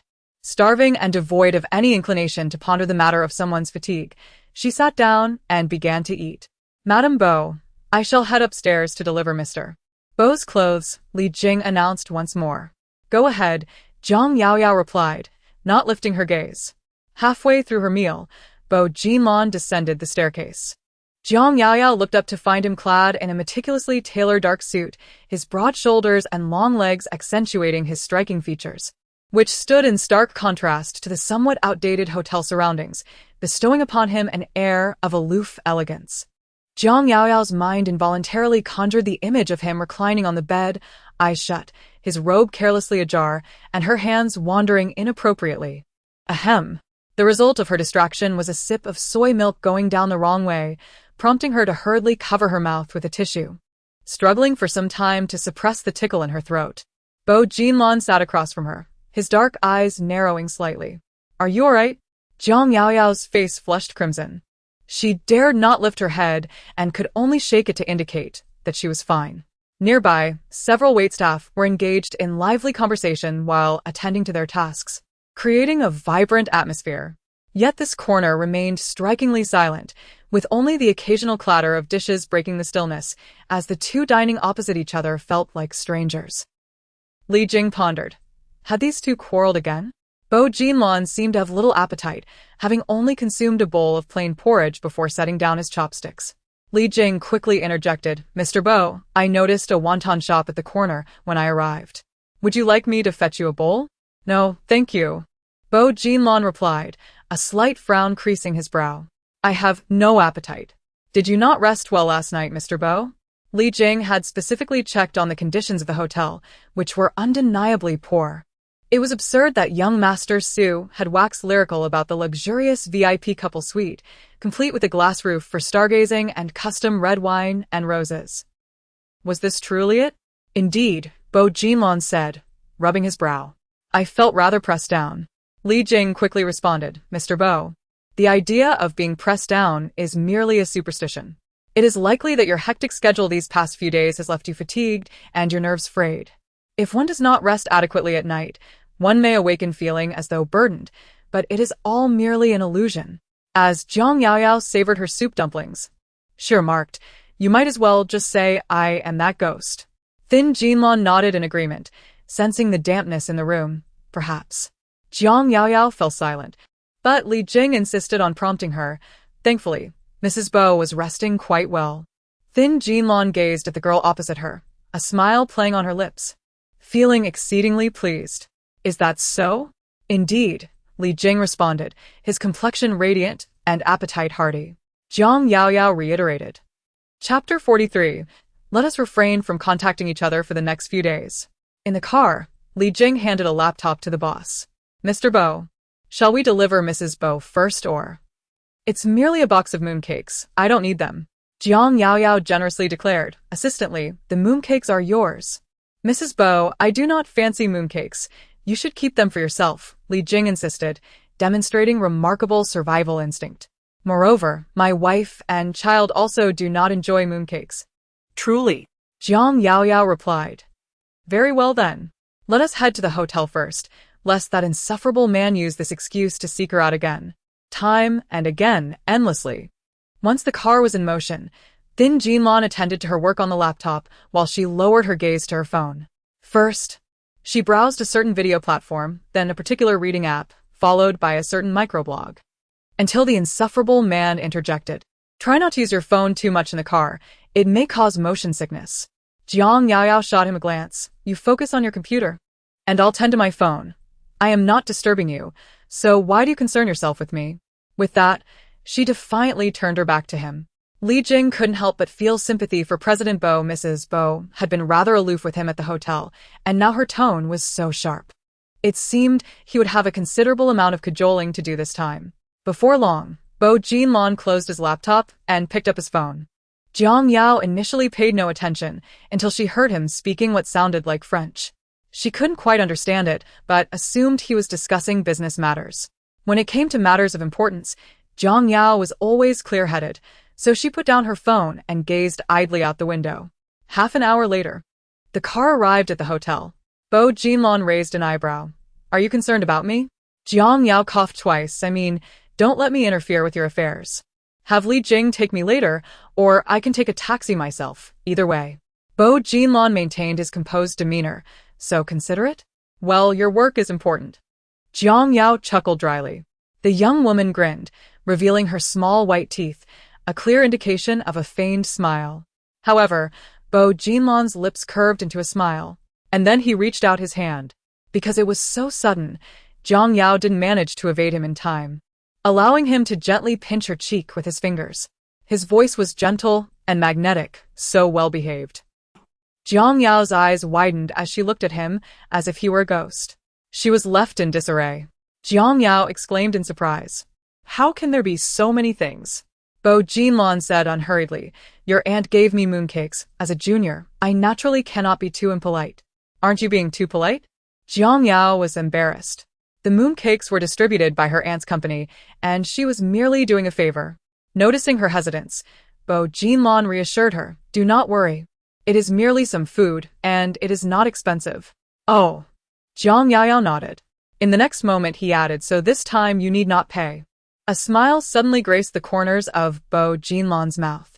Jiang Yao felt a flicker of annoyance. Was it merely her imagination, or did it seem that recently this dog man had taken a particular delight in teasing her?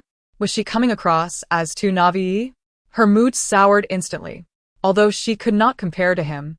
Having obtained dual PhDs from Harvard at the age of 20, she was nonetheless quite accomplished among her peers.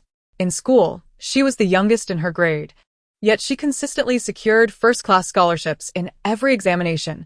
Moreover, she had interned at her aunt's company during her freshman year, participating in numerous projects. several of which had evolved into publicly listed companies. Over the past few years, she had developed her own insights and research on the capital market, and her thesis was almost immediately recommended for publication by her advisor upon submission. So, why did this dog man presume her to be a simpleton? Bo Jinlon, engrossed in his work, glanced up to find the young lady pouting, her enchanting peach blossom eyes fixed upon him. He raised an eyebrow, questioning, "What is it?" As they arrived at Haicheng University, Jiang Yaoyao spoke with an air of cool detachment. "Just stop here at the entrance." Li Jing, Driving a white BMW, though less ostentatious than the Rolls-Royce, preferred to avoid unnecessary attention from her roommates, as it would lead to unwelcome inquiries. Li Jing glanced at the rear-view mirror, seeking her approval. Biao Jinlon remarked that the items were somewhat heavy and instructed Li Jing to take them to the dormitory below. "No need. I can manage it myself," Jiang Yaoyao retorted, shouldering her backpack while simultaneously commanding, "You are not to exit the vehicle. Remain inside." "Did you hear that?" The man, with his strikingly handsome features, could easily attract undue attention, and any commotion would only complicate matters further. Biao Jinlon paused momentarily before conceding, "Li Jing, please assist Mrs. Biao with her belongings." Just as Jiang Yaoyao was stepping out of the car, she twisted her ankle.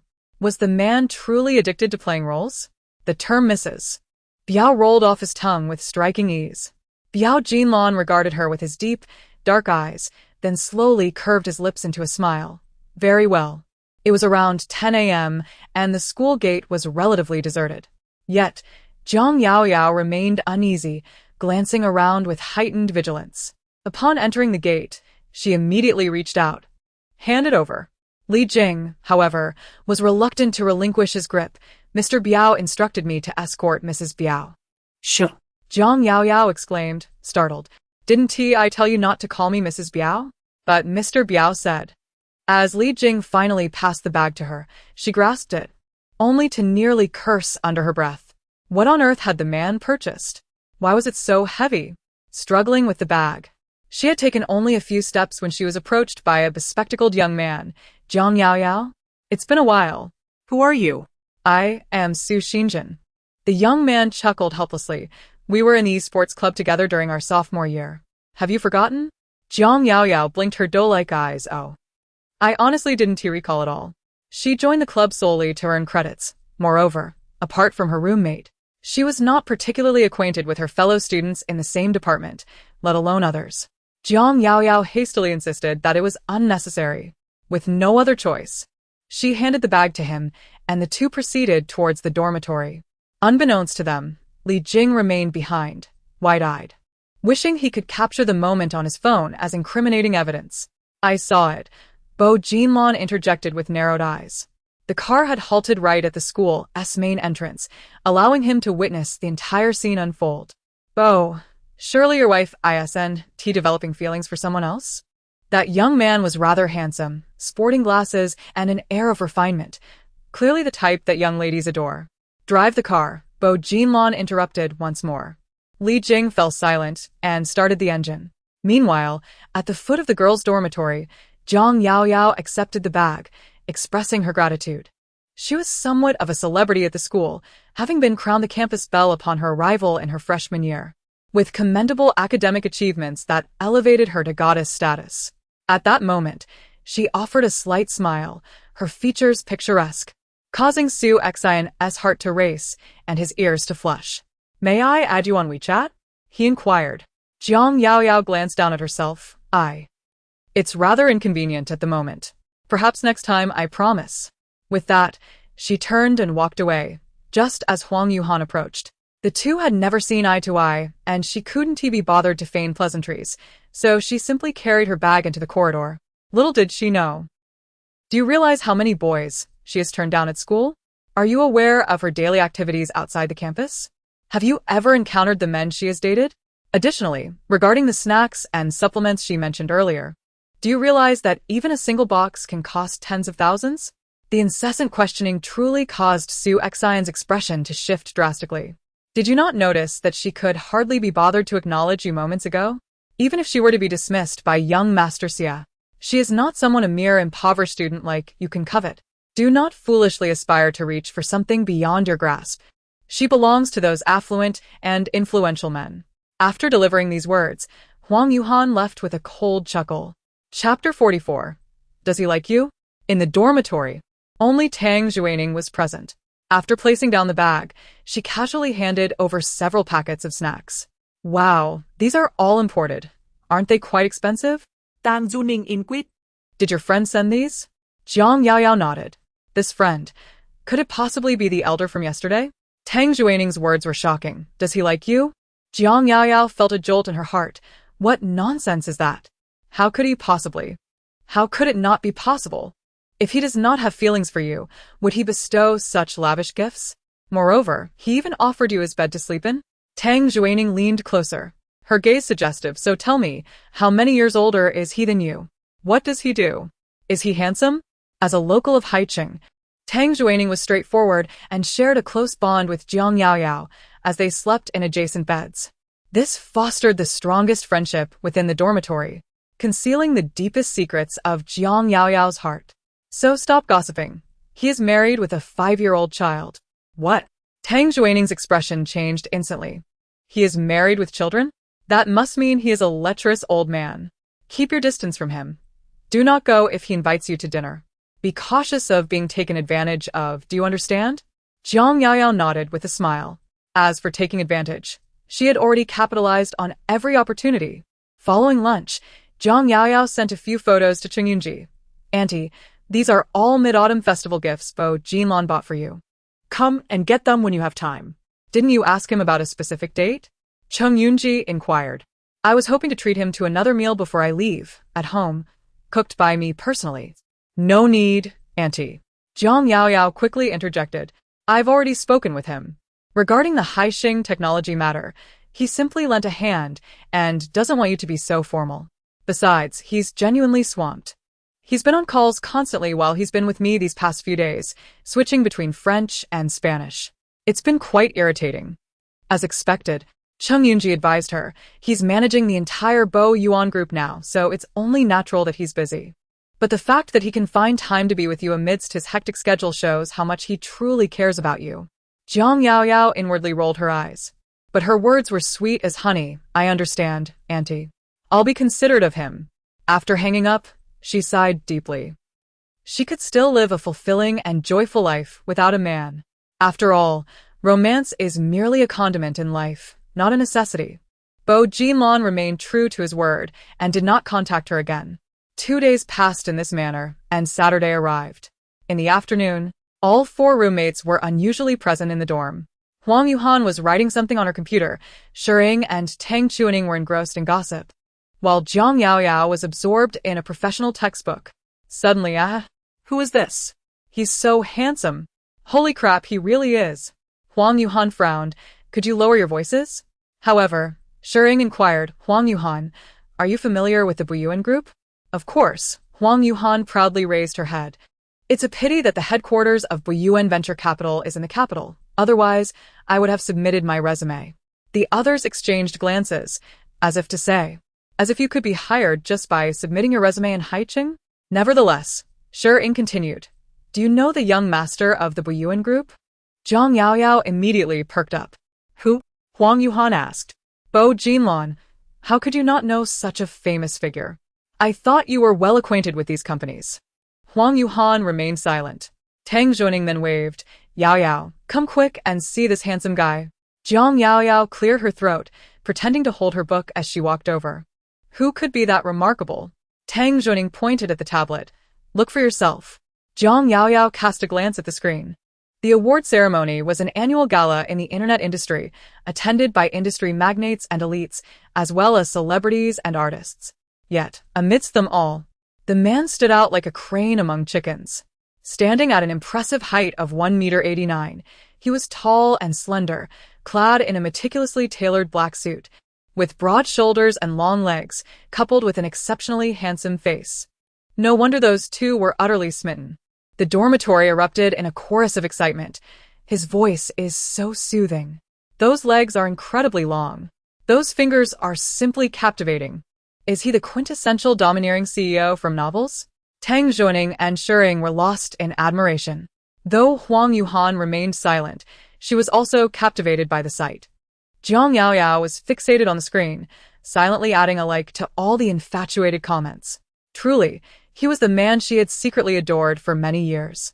No matter the angle from which the camera captured him, Bo Jinlan's visage and physique were impeccable, epitomizing the essence of a flawless 360-degree perfection. This marked her first glimpse of him in a public setting. He exuded elegance and refined charm, embodying the poise of a distinguished gentleman in every gesture. Suddenly, as if sensing her gaze, Bo Jinlan looked towards the camera, his lips curving into a subtle smile. In that instant, Jiang Yaoyao felt her heart cease. The screen was inundated with fervent comments. "Oh my," he smiled at me. "Ah, darling, darling. Don't you all have your own husbands? Why call him mine?" Tang Zhuoning nudged her. "Isn't my husband handsome?" Jiang Yaoyao was taken aback. "Huh?" Shering chimed in. "How did he become your husband again?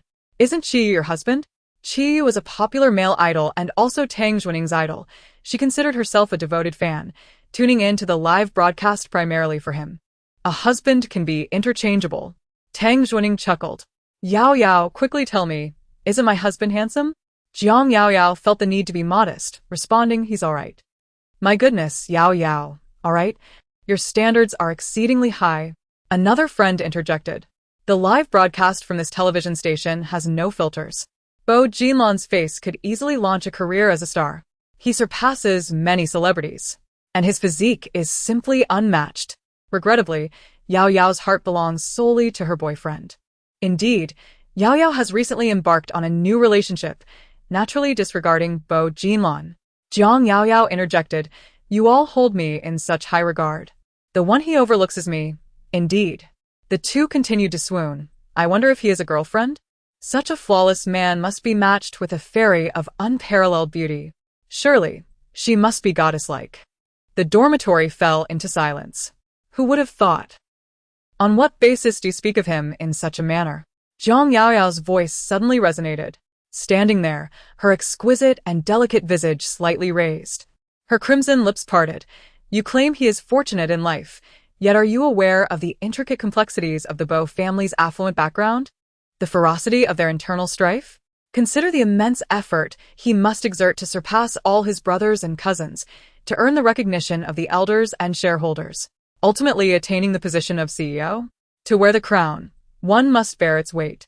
To cast aspersions on someone you scarcely understand is the folly of the uninformed, revealing your own baseness." In conclusion, Jiang Yaoyao smiled gently. "I advise you to maintain a balanced mindset, to focus on living your own life rather than fixating on others. Such envy of wealth can lead to psychological imbalance, rendering you increasingly narrow-minded and unattractive." Chapter 45. The audacity of that dog of a man to secretly grasp her hand? Perhaps taken aback by her sudden retort, Huang Yuhan found herself momentarily speechless. Tang Zhuoning raised her hand, "Me." Exiting the dormitory, she ecstatically embraced Jiang Yaoyao, exclaiming, "Yao Yao, you were absolutely brilliant just now. You know, she used to berate Chiyu in front of me all the time, which infuriated me, but I'm just not very articulate." Tang Weining inquired curiously, "How do you know so much about Bo Jinlan? How did you even know he went abroad at 15? Blast, I've been exposed." Fortunately, Jiang Yaoyao responded swiftly. "It's common for scions of wealthy families to be sent abroad for studies in their teens. I was merely hazarding a guess." Tang Weining nodded, "I see." As the weekend drew to a close, a new week commenced. Jiang Yaoyao, as was her wont, arrived at the reading room early in the morning. Gazing at the wolfhound avatar on WeChat, she was filled with bewilderment. "Never mind, I'll stop thinking about it," Jiang Yaoyao muttered, putting down her phone and immersing herself in her textbook. Before long, her phone vibrated. In the finance department's WeChat group, Professor Chu posted a message. "To all. Bo Jinlan, CEO of Bo Yuan Group, will be delivering a lecture at our university at 1:30 p.m. this afternoon. Your punctual attendance is mandatory." What? Jiang Yaoyao's eyes widened in disbelief, utterly dumbfounded. The scoundrel was coming to her university to give a lecture? Haicheng University did, indeed, frequently invite prominent figures from various sectors to give lectures, but he was here on a business trip. How could he possibly have time to give a lecture? Moreover, the scoundrel had always maintained a low profile, rarely appearing in public in recent years. Yet recently he seemed to have undergone a complete reversal. First attending an award ceremony with extremely high exposure, and now coming to give a lecture at a university. Could Huang Yuhan be right after all? Had Bo Yuan Group suddenly altered its publicity strategy? The news had evidently spread, and as soon as Tang Zhuning spotted her, she exclaimed, "My husband is coming to school this afternoon to give a speech." Jiang Yaoyao chuckled awkwardly. "It's noon. Shall we head to the cafeteria?" "What cafeteria?" Tang Zhuning replied dramatically. "Quick, help me decide which dress looks best." Several dresses were already hanging by the fitting mirror, and Shireen was rummaging through boxes. "Yao Yao, could you help me with my makeup later?" Please. Tang Zhuning added, "I want it too." Jiang Yaoyao retorted, "This is absurd. We want to have time for the cafeteria." Tang Zhuning seized her, urging, "First choose the outfit, then do the makeup, and we'll head straight to the grand auditorium. We must secure the prime VIP seats." Jiang Yaoyao attempted to resist, questioning the necessity of such fervor. "Haven't you seen the group chat? The girls from class 2 next door are all going wild." Tang Zhuning exclaimed with excitement, "How can I help it if my husband is so handsome? So many people adore him, and as his wife, I truly feel the pressure." By 1 o'clock in the afternoon, the grand auditorium of Haicheng University was completely engulfed in chaos. Students from various departments, predominantly females, flocked to the venue. Aside from those from the finance department, though the weather had turned slightly cooler in Haicheng over the past few days, they still donned vibrant floral dresses, adorned in splendid attire, each vying for attention. Jiang Yaoyao, having neither changed her clothes nor applied makeup, faced stern criticism from her two roommates. As they finally secured their seats, she thought, "Goodness, these women are dressed so extravagantly. Indeed, they are all heavily made up. They look like fairies. Is this an occasion for a lecture or a beauty pageant? It is clearly an event organized by our finance department. Why are they making a fuss?" Jiang Yaoyao calmly advised the two, "All right, let's remain composed." The next moment, I spotted the belle of the Chinese department. She was wearing a spaghetti strap dress. Wasn't she cold? Jiang Yaoyao immediately glared. Who is wearing a spaghetti strap? Goodness, what a scheming vixen. Shireen covered her mouth with laughter. Rest assured, Yaoyao, even if they were completely undraped, you would undoubtedly be the most beautiful one here. Exactly. Tang Zhuaning chimed in. Yaoyao, you are so stunning. My husband will surely notice you, and that way, he'll catch a glimpse of me too. However, Jiang Yaoyao swiftly tucked her hair in front of her face, wishing to conceal her features. In such a setting, it was better to remain understated. Ideally, she shouldn't be seen by those insufferable men. Unexpectedly, Jiang Yaoyao, Professor Chu suddenly navigated through the crowd, thrusting a bouquet of flowers into her hands. As the representative of the students, you will present these to President Bo on stage later. Jiang Yaoyao gasped in surprise. Tang Zhuaning and Shireen, however, were thrilled. Wonderful. Yaoyao, be proactive and try to take a picture with President Bo. Jiang Yaoyao noticed the glances directed her way, some filled with envy, others with jealousy, and some with animosity. Under normal circumstances, she would have paid no mind, but the current situation was exceptional. Professor, let someone else present the flowers. I have matters to attend to. Professor Chu lowered his voice. You are the campus belle, representing our school's image, do you understand? Jiang Yaoyao. Being exceptionally beautiful can sometimes be a heavy burden. At last, amidst a chorus of ecstatic shrieks, Bo Jinlan entered the grand auditorium. A multitude of school officials, impeccably attired, surrounded him like stars orbiting a moon, allowing him to stride at the forefront of the procession. Jiang Yaoyao, designated to present flowers as the student representative, was specially moved to the front row by the professors. Oh my, he is simply too handsome. He appears even more striking than on the live stream. Those legs are extraordinarily long. He looks absolutely dashing in that suit. Taking a deep breath, she rose and made her way to the stage. Today, she wore jeans paired with casual shoes, complemented by a vintage-inspired dark green long-sleeve shirt. Without makeup or styled hair, her long, jet black curls cascaded casually down to her waist, presenting the image of an ordinary female university student. Yet, Her exquisite and captivating face effortlessly drew away a considerable share of attention that was initially directed towards the men. Jiang Yaoyao focused intently on her feet, hands cradling the flowers, taking deliberate steps up to the stage and then to the front of the queue. As she slightly lifted her gaze, a swift glance revealed her target. It was at this moment she noticed that the charming man was clad in a rather relaxed gray suit today. His white shirt casually unbuttoned at the collar, lacking a tie. Unlike his previous appearance at the award ceremony, where he exuded a sense of formality and gravity, he now radiated an air of chic nonchalance. "Mr. Bo, this is Jiang Yaoyao, our school's representative from the Department of Finance," Professor Chu introduced with a smile. Jiang Yaoyao promptly presented the flowers. From beginning to end, she dared not look at his face, focusing instead on the impeccable texture of his shirt. The man's deep, magnetic voice resonated, expressing gratitude for the red rose from Jiang. As he extended his hand, Jiang Yaoyao held onto the bouquet's base, ready to release it once he took it. However, to her astonishment, his warm palm enveloped the back of her hand. Unbeknownst to her, Bo Jinlon acted with swiftness, his thumb gliding along the space between her thumb and index finger, gently squeezing her palm. What on earth? Did that scoundrel just squeeze her hand?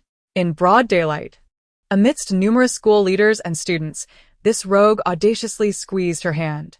Jiang Yaoyao abruptly lifted her gaze, colliding with the man's dark, profound eyes, only to realize, goodness, he was wearing glasses today. Chapter 46. He remarked, "The campus belle of Haicheng University is truly beautiful." Bo Jinlon's features were already refined and handsome, and with glasses, he appeared even more scholarly and elegant. Observing the surprise in the young girl's eyes, the corners of his thin lips curled slightly. In that fleeting moment, he resembled a clear moon on a breezy night, akin to the sudden brilliance of starlight, utterly captivating. Jiang Yaoyao's heart raced. She stared with wide, dazed eyes, utterly entranced, unaware of when the bouquet had been taken from her grasp. "Now let's welcome Mr. Bo to the stage for a speech. Please give a warm round of applause." Professor Chu raised his hand, and the auditorium erupted with thunderous applause. Jiang Yaoyao thought to herself, how approachable indeed. Wasn't that scoundrel the one who just squeezed my hand? She scoffed internally, turning to leave the stage. Unbeknownst to her, students in the auditorium were already gossiping. "I thought the campus belle was so aloof, but it turns out she's quite the infatuated one." indeed. She was staring at President Bo's face for ages. Who could resist such handsomeness? If it were me, I would not only gaze but also want a photograph. Tang Juaning shared a picture in the class group chat, tagging her specifically. Upon seeing the image, she was utterly taken aback. In the photograph, Bo Jinlon was looking down at her with a smile, while she gazed up at him, separated only by a vibrant bouquet of red roses. President Bo is so handsome. His smile is incredibly gentle. Our class belle is certainly not outshone. A handsome man and a beautiful woman, a match made in heaven. This candid shot is simply splendid. The photographer, Tang Juaning, proudly shared several beaming emojis. Before long, Professor Chu also chimed in with a thumbs-up emoji. Jiang Yaoyao. It would be one thing if others were unaware, but as the person involved, she felt particularly sheepish, especially when confronted with her own dazed, infatuated expression in the photo. As if that were not enough, a dark figure suddenly appeared before her. Looking up, she saw Li Jing, impeccably dressed, smiling at her. "Mr. Bo." Jiang Yaoyao quickly shot him a glare. Li Jing. Got it. The affair between President Bo and Mrs. Bo was something even the Bo family was oblivious to, and they likely preferred to avoid displaying their affection in public. Furthermore, just moments ago on stage, President Bo had acted as if he did not recognize Mrs. Bo. Quite the game they were playing. He swiftly changed his tone and said, "May I add you on WeChat?" Jiang Yaoyao handed over her phone, replying, "Sure." A few younger girls nearby were consumed by jealousy. They had just witnessed this unremarkable middle-aged man closely following Bo Jinlon at the school gate. Such is the advantage of beauty. Bo's driver was even eager to request her WeChat. "Good afternoon, I am Bo Jinlon, the CEO of Boyuan Group. This event is organized by the finance department, and naturally, the theme pertains to the field of finance. The speech lasted approximately 30 minutes, during which Bo Jinlon analyzed the current state and trends of the capital market from a financial perspective.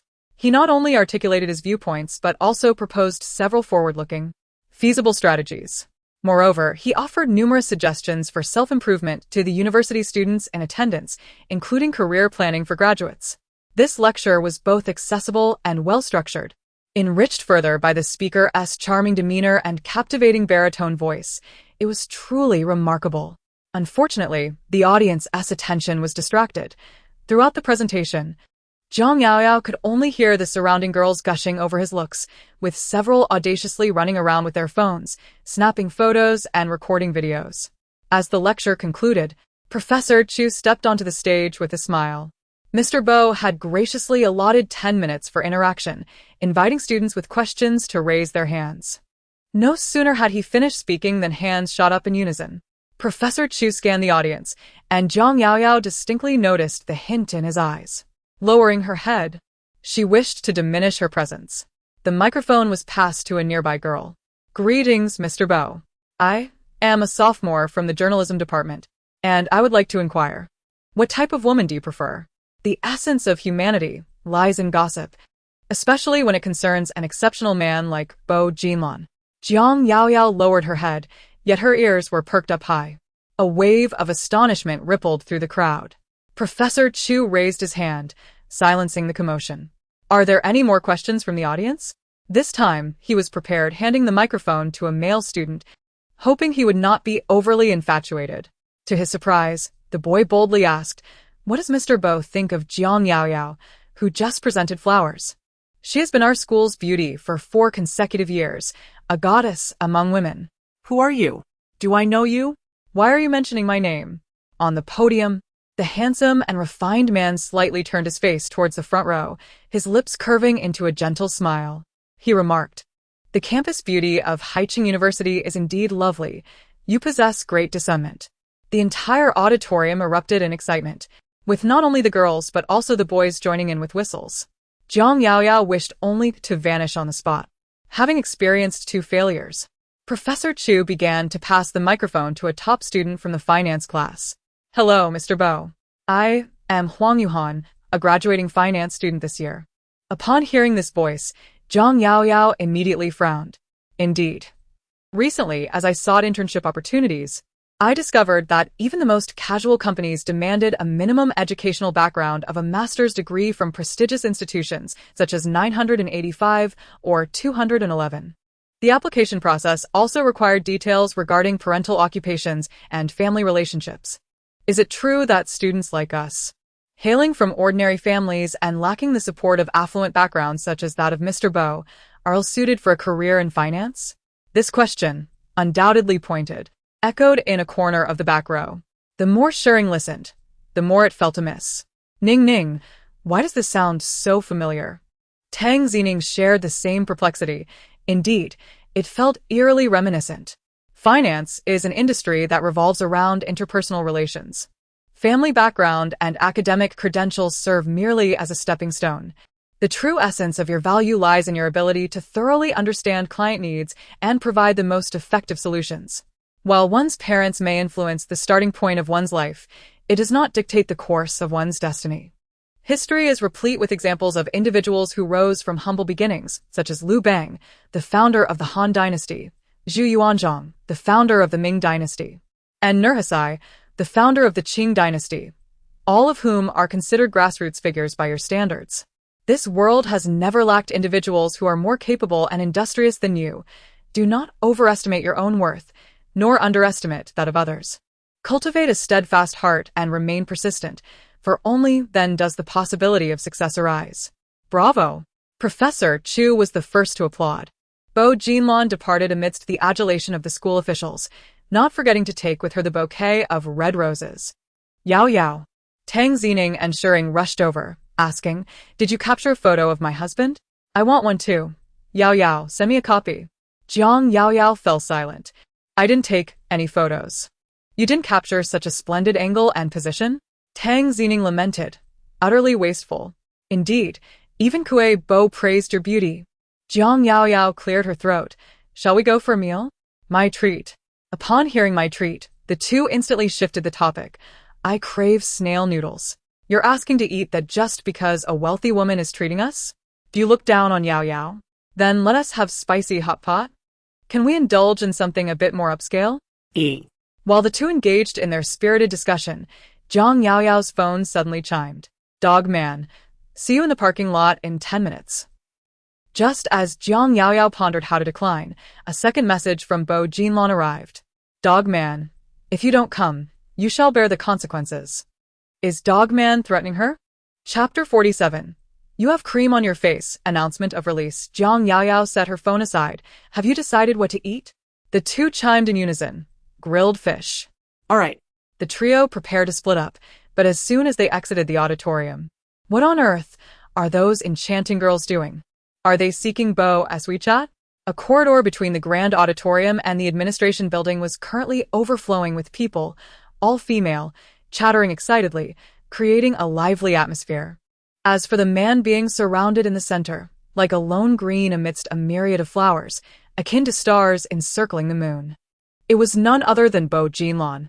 He stood elegantly, as refined as jade, with a faint smile gracing his thin lips, exuding warmth, humility, and kindness. Jiang Yao Yao's countenance immediately tightened, her heart filled with sardonic amusement. Was this dog of a man reveling in the attention of so many young and beautiful women, his spirits soaring to the heavens? Absolutely not. I must also procure his WeChat. Tang Zhui Ning exclaimed, attempting to draw her along. I shall not go. Jiang Yao Yao declared, her expression devoid of emotion. Just accompany me as a favor. Indeed, he just complimented your beauty. Acquiring his WeChat should be effortless for you. Effortless. My foot. Jiang Yao Yao muttered, gnawing on her pearly white teeth, a surge of bitterness washing over her. She had harbored a secret infatuation for this dog of a man for a full 5 years, only recently managing to add him on WeChat. Yet these women, having just met him, were already obtaining his WeChat. Jiang Yao Yao promptly turned away. You may proceed without me. I am departing. After circumambulating the campus, Jiang Yao Yao inevitably found herself in the parking lot. It was 2:30 in the afternoon, and the surroundings were relatively deserted. Nevertheless, she felt as if she were engaging in clandestine activities. Beep beep. Upon hearing the prearranged signal, Jiang Yao Yao hastily scurried, crouching low, to the vicinity of the white BMW. Having learned from her previous experience, she cast an extra glance before opening the rear passenger door, only to deem it superfluous. Madame Bo. As expected, Li Jing was the sole occupant of the vehicle. Why has President Bo not accompanied you? Jiang Yao Yao chuckled dryly. He is ensnared within a spider's web. Ah. Li Jing responded, somewhat sluggishly. A spider's web? Jiang Yao Yao emitted a disdainful snort, averting her gaze. Li Jing, at a loss, promptly retrieved his mobile phone to apprise his employer. President Bo, Madame Bo has entered the vehicle. However, she appears to be in low spirits. However, please rest assured, Mr. Bo, the car door has been securely welded shut. She cannot exit. After a few minutes, Li Jing got out of the car, and simultaneously, the door beside her was opened. Jiang Yao Yao turned her face. Initially, she maintained a stoic expression, attempting to appear aloof, but then noticed the bouquet in his hand. Why are you still holding those flowers? I cannot fathom Professor Chu's rather pedestrian taste in aesthetics. This grand bouquet of red roses, interspersed with some gypsophila and eucalyptus leaves in a trendy style, frankly appears rather gaudy. Furthermore, presenting flowers is merely a formality. Generally, guests set the bouquet aside upon receiving it, and it is rare for anyone to carry it around, let alone bring it into the car. Bo Jinlan cast a glance downward, contemplating, what if I were to lose the flowers you gifted me? Would you become irate? What do you mean? The flowers I gave you? These were prepared by the professor. I merely assisted in delivering them. Jiang Yao Yao glared at him, insisting, do you really think my temper is that dreadful? I had thought you bought them specifically for me. How could I possibly purchase such tacky red roses? Then what flowers do you prefer? Bo Jinlan seemed to casually inquire. Jiang Yao Yao replied offhandedly, I adore peonies. Bo Jinlan. Due to their short blooming period, fresh-cut peonies are rarely available in the market. Typically, it is roses or lilies. Bo Jinlan nodded. Understood. Jiang Yaoyao suddenly realized. What exactly do you want from me? Yet Bo Jinlong countered her question. Have you not had lunch? How do you know? Your roommate mentioned it just now. Ah, Jiang Yaoyao blinked her enchanting eyes. Who was that? BJNL and furrowed her brows in contemplation and recalled the surname Tang. Tang Zhu Enning. Jing Yao nearly exclaimed in disbelief. What on earth did she just say? Observing her anxious demeanor, BJNL and couldn't help but chuckle softly. A glimmer of amusement dancing in her eyes as she spoke in a deep, resonant voice. She mentioned being the school beauty's roommate and claimed that in order to see me, the entire dormitory had skipped lunch, fearing they would miss out on a good spot. That was her, not me. Jing Yao lamented, on the verge of tears. I merely assisted them with makeup and outfit selection, which is why I missed lunch. You have no idea how dramatic they can be. They are glued to their phones all day, checking in and swooning over handsome boys, calling them hubby. BJNL and listen quietly. A warm smile lingering in her eyes. Upon hearing the final remark, she raised an eyebrow and nodded in acknowledgement. Please, don't be so self-absorbed. Jing Yao retorted indignantly. Their hubby changes daily, and who knows, they might forget you by tomorrow. BJNL regarded her flushed face, her tone unhurried. So, shall we indulge in some cake? Jing Yao paused. What cake? I passed by a trendy cake shop and thought of your fondness for sweets, so I picked up a slice for you. As she spoke, he unveiled a box, revealing an exquisite 6-inch cake adorned with strawberries arranged in a heart shape. Would you care to taste? BJNL offered her a fork. Jing Yao indeed felt a pang of hunger, especially with the rich aroma of cream wafting towards her, and since it was right before her eyes. Why not indulge? She took the fork, then brought the cake closer, taking a bite and placing it in her mouth. The strawberries were exceptionally fresh, and the cake was soft and delectable, made entirely with animal cream, sweet yet not overwhelming. Jiang Yaoyao nodded appreciatively as she savored the treat. Meanwhile, Bo Jinlong observed her from the side, his gaze filled with tenderness. Jiang Yaoyao felt somewhat speechless.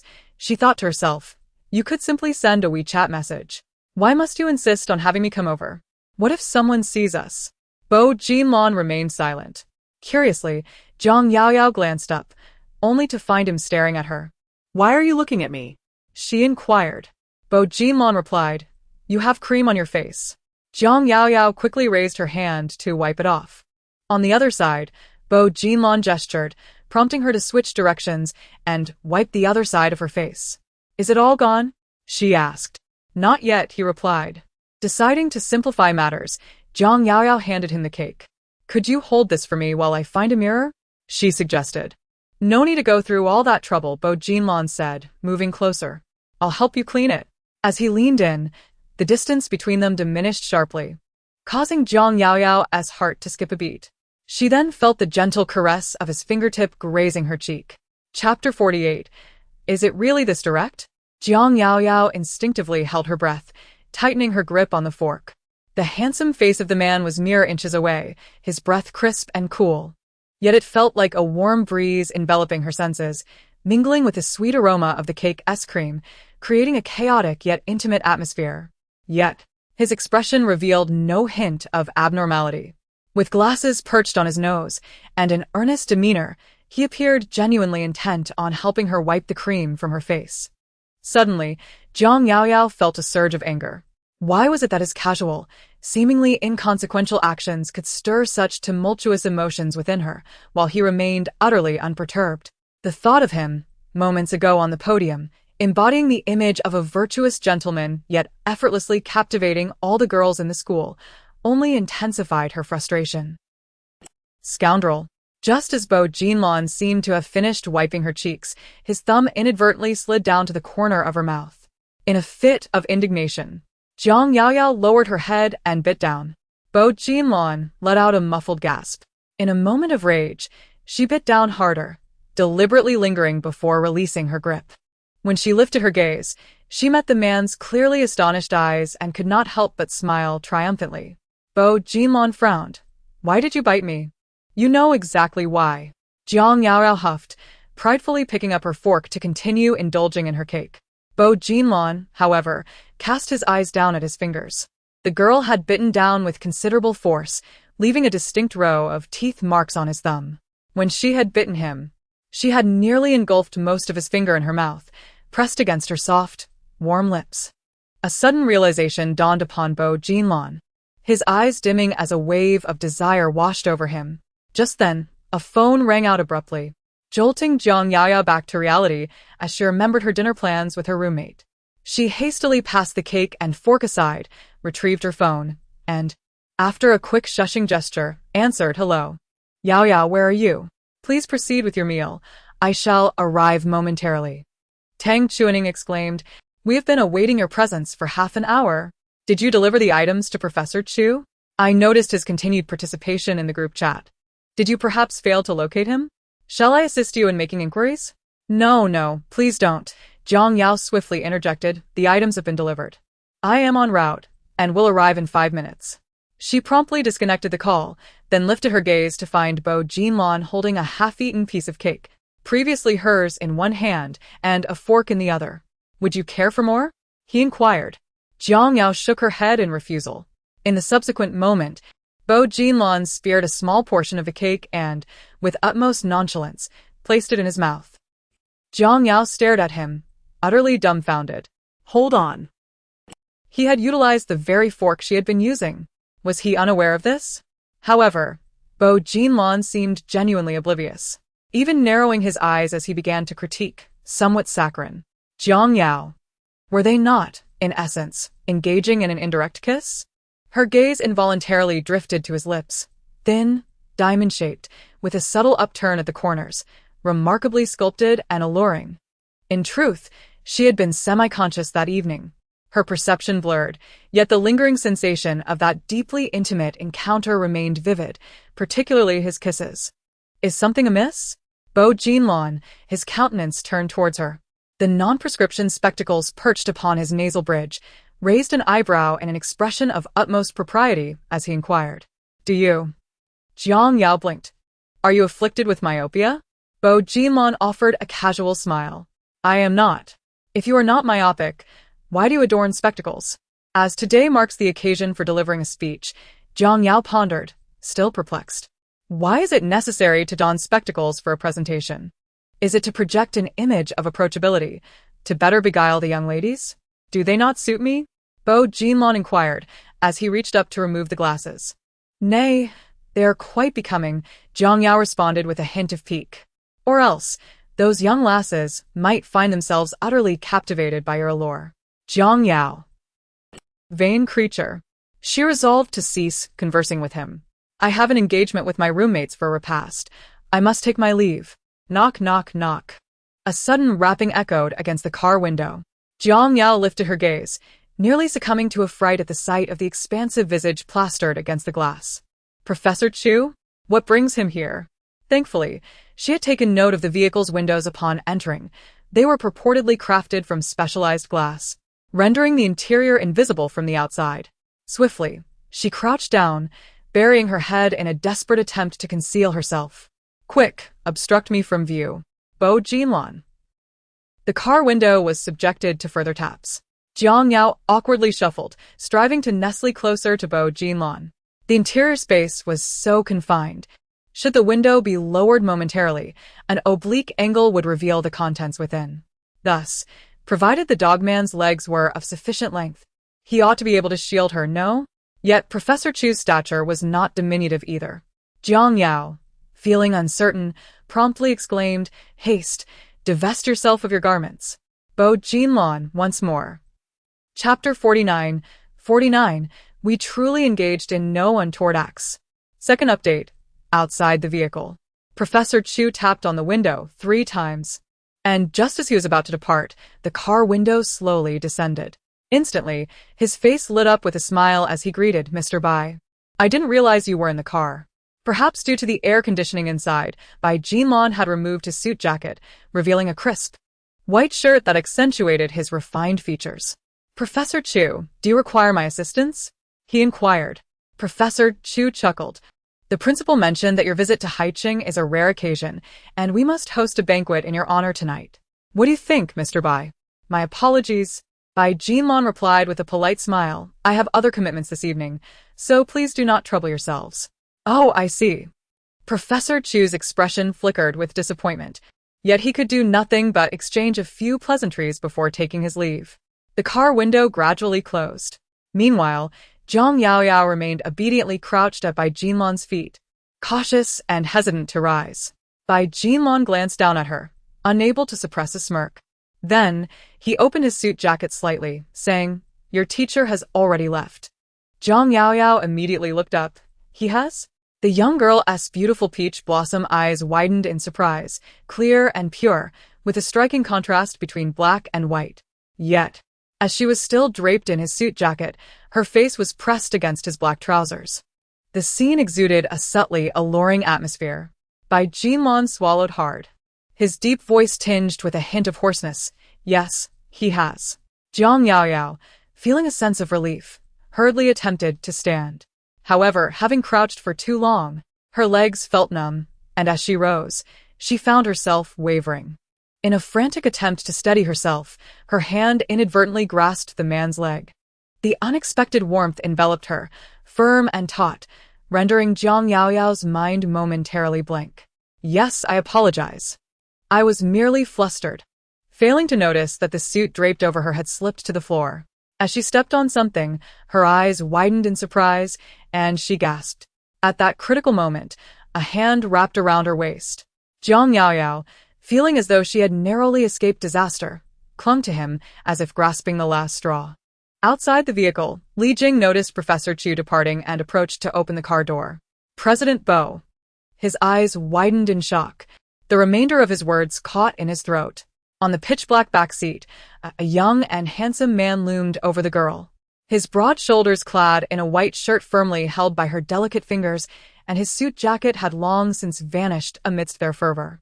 Li Jing hurriedly shut his eyes and stepped back, murmuring, I apologize, President Bo, I was wrong, truly wrong. With a loud thud, the car door slammed shut. Oh my goodness, he can't possibly misunderstand this, can he? Is everything all right? President Bai Jinlong still loomed over her, his breath warm against her neck as he spoke. Zhang Yaoyao felt a tingle at the nape of her neck, desperately using all her strength to push him away. Get off. You need to move. Yet, that composed countenance suggested that the man who had just been pressing against her was someone entirely different. In a fit of anger, she seized the suit jacket from the floor and hurled it at his face, exclaiming, Your assistant has misunderstood us. Bai Jinlong caught the garment, a smirk playing on his handsome face. Hadn't he always held such misconceptions about us? Is it the same? Just moments ago, he must have thought we were. Zhang Yaoyao suddenly fell silent. Bai Jinlong fixed her gaze upon her, inquiring, What were we doing? Zhang Yaoyao promptly turned to push the car door, declaring, I am leaving. Her hair was disheveled. Bai Jinlong, unexpectedly, reminded her. Zhang Yaoyao, ensuring that nothing seemed amiss, opened the car door, glancing around cautiously before hastily departing as if in a clandestine escape. After all, having interrupted the boss's affairs, she was mentally prepared for a salary deduction. Little did she know. Have you added Yao Yao on WeChat? Li Jing hurried to explain, Mr. Bo, I merely intended to.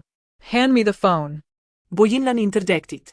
Li Jing, not daring to refuse, quickly passed the phone over, his tone excessively accommodating. The password is your birthday, Mr. Bo. Now it was evident how devoted he was, as his wife had repeatedly urged him to change the password to hers, yet he stubbornly refused.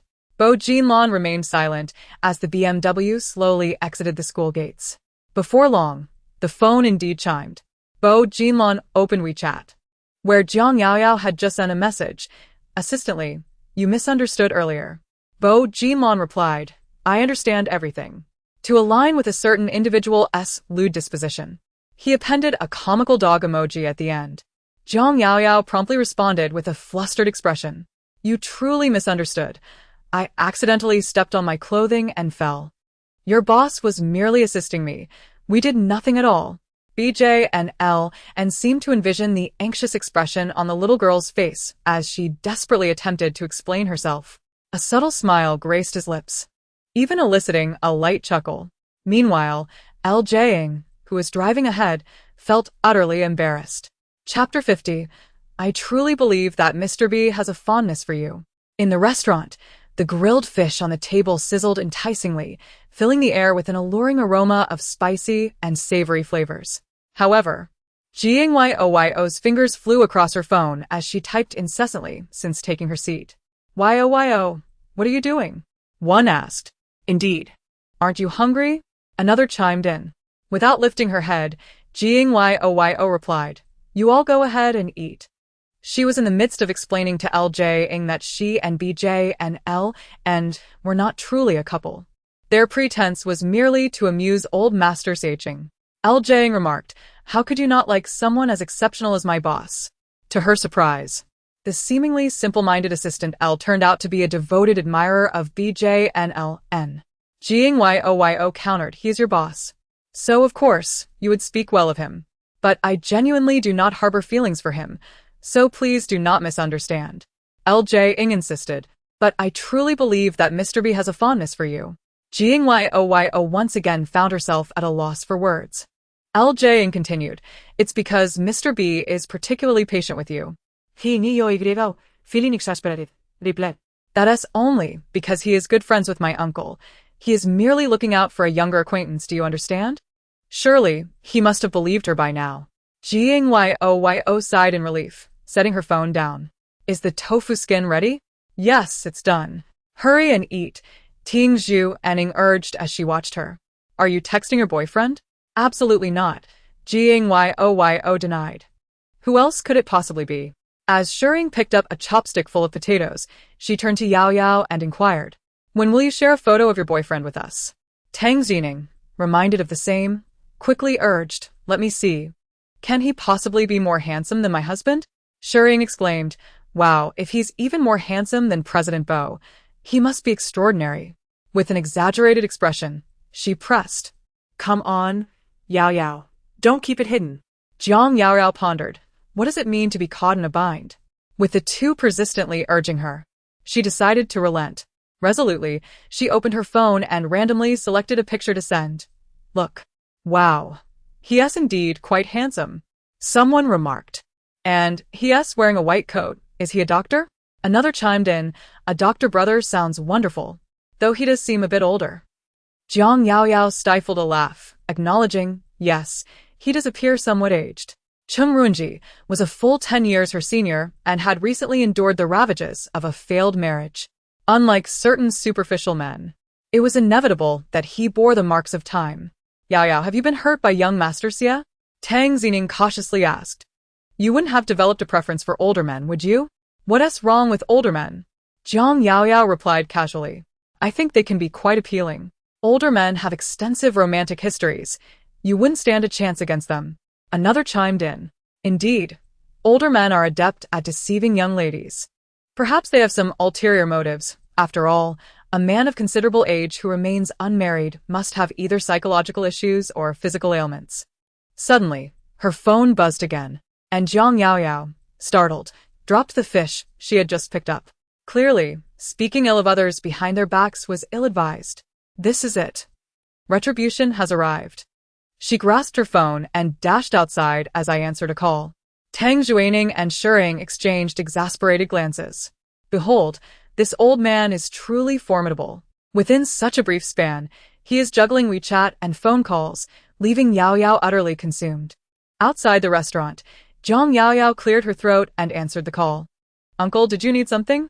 Her voice was sweet and melodious, yet Chung Ruinji's tone was grave and heavy. Yao, I bear some unfortunate news. A heaviness settled in Jiang Yao's heart. Is it about grandfather? No, Chung Ruinji clarified. It concerns grandmother Jiang. Upon hearing this name, Jiang Yao's expression darkened. She had been admitted to the hospital this morning due to a heart attack, and she was still undergoing emergency treatment. The situation was dire, and it seemed this hurdle would be difficult to surmount. Chung Ruinji hesitated for a moment. Yao, I called to prepare you mentally. If the Jiang family reaches out to you, please communicate with them thoughtfully. Speak your mind, but do not act impulsively, understand? I understand, she replied, though her previously calm heart felt as though it had been struck by a stone, sending ripples across its surface, making it impossible to return to its former tranquility. In the capital, Chung Ruinji sat in his office chair, dialing a second number. Dad, I have already spoken with Yao Yao. Rest assured, she is now 20 years old.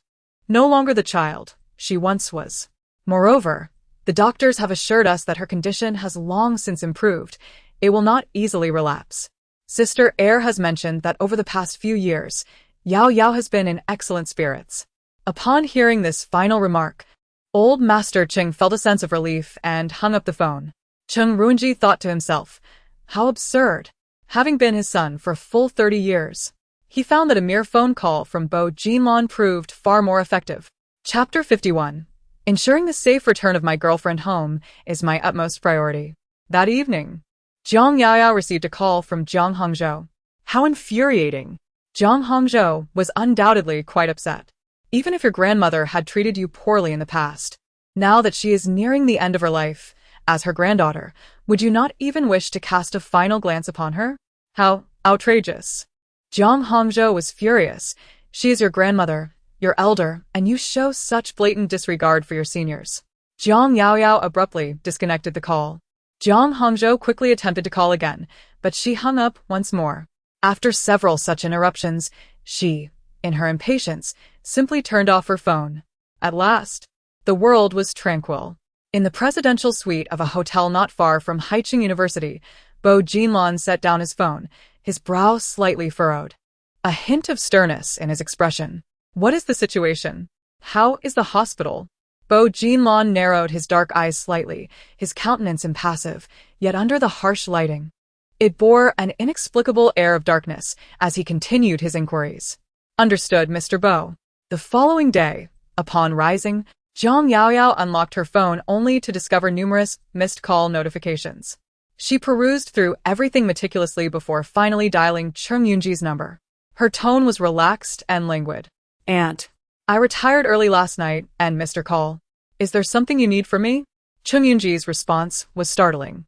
Last night, Jinlong tried to call you repeatedly, but your phone was off. He was quite anxious and even came to me. Jiang Yaoyao gasped softly. After hanging up, she gazed at the wolf dog avatar on WeChat, feeling a twinge of guilt. She truly had no idea that her grandfather was trying to reach him. Otherwise, she would not have turned off her phone and missed the chance to communicate. What should she do now? As if sensing her turmoil, the wolf dog avatar flickered to life. Dogman, are you awake? Jiang Yaoyao. I'm sorry, I didn't know my grandfather was looking for you. What time is your flight today? Can you still make it? Dogman, what do you think? Jiang Yaoyao. She could only continue to apologize. I'm sorry. Did I interfere with your important matters? Jiang Yaoyao. Isn't grandfather being a bit excessive? Even if Bo Jinlong is not her boyfriend, she should not burden him like this. What if it truly affects his work?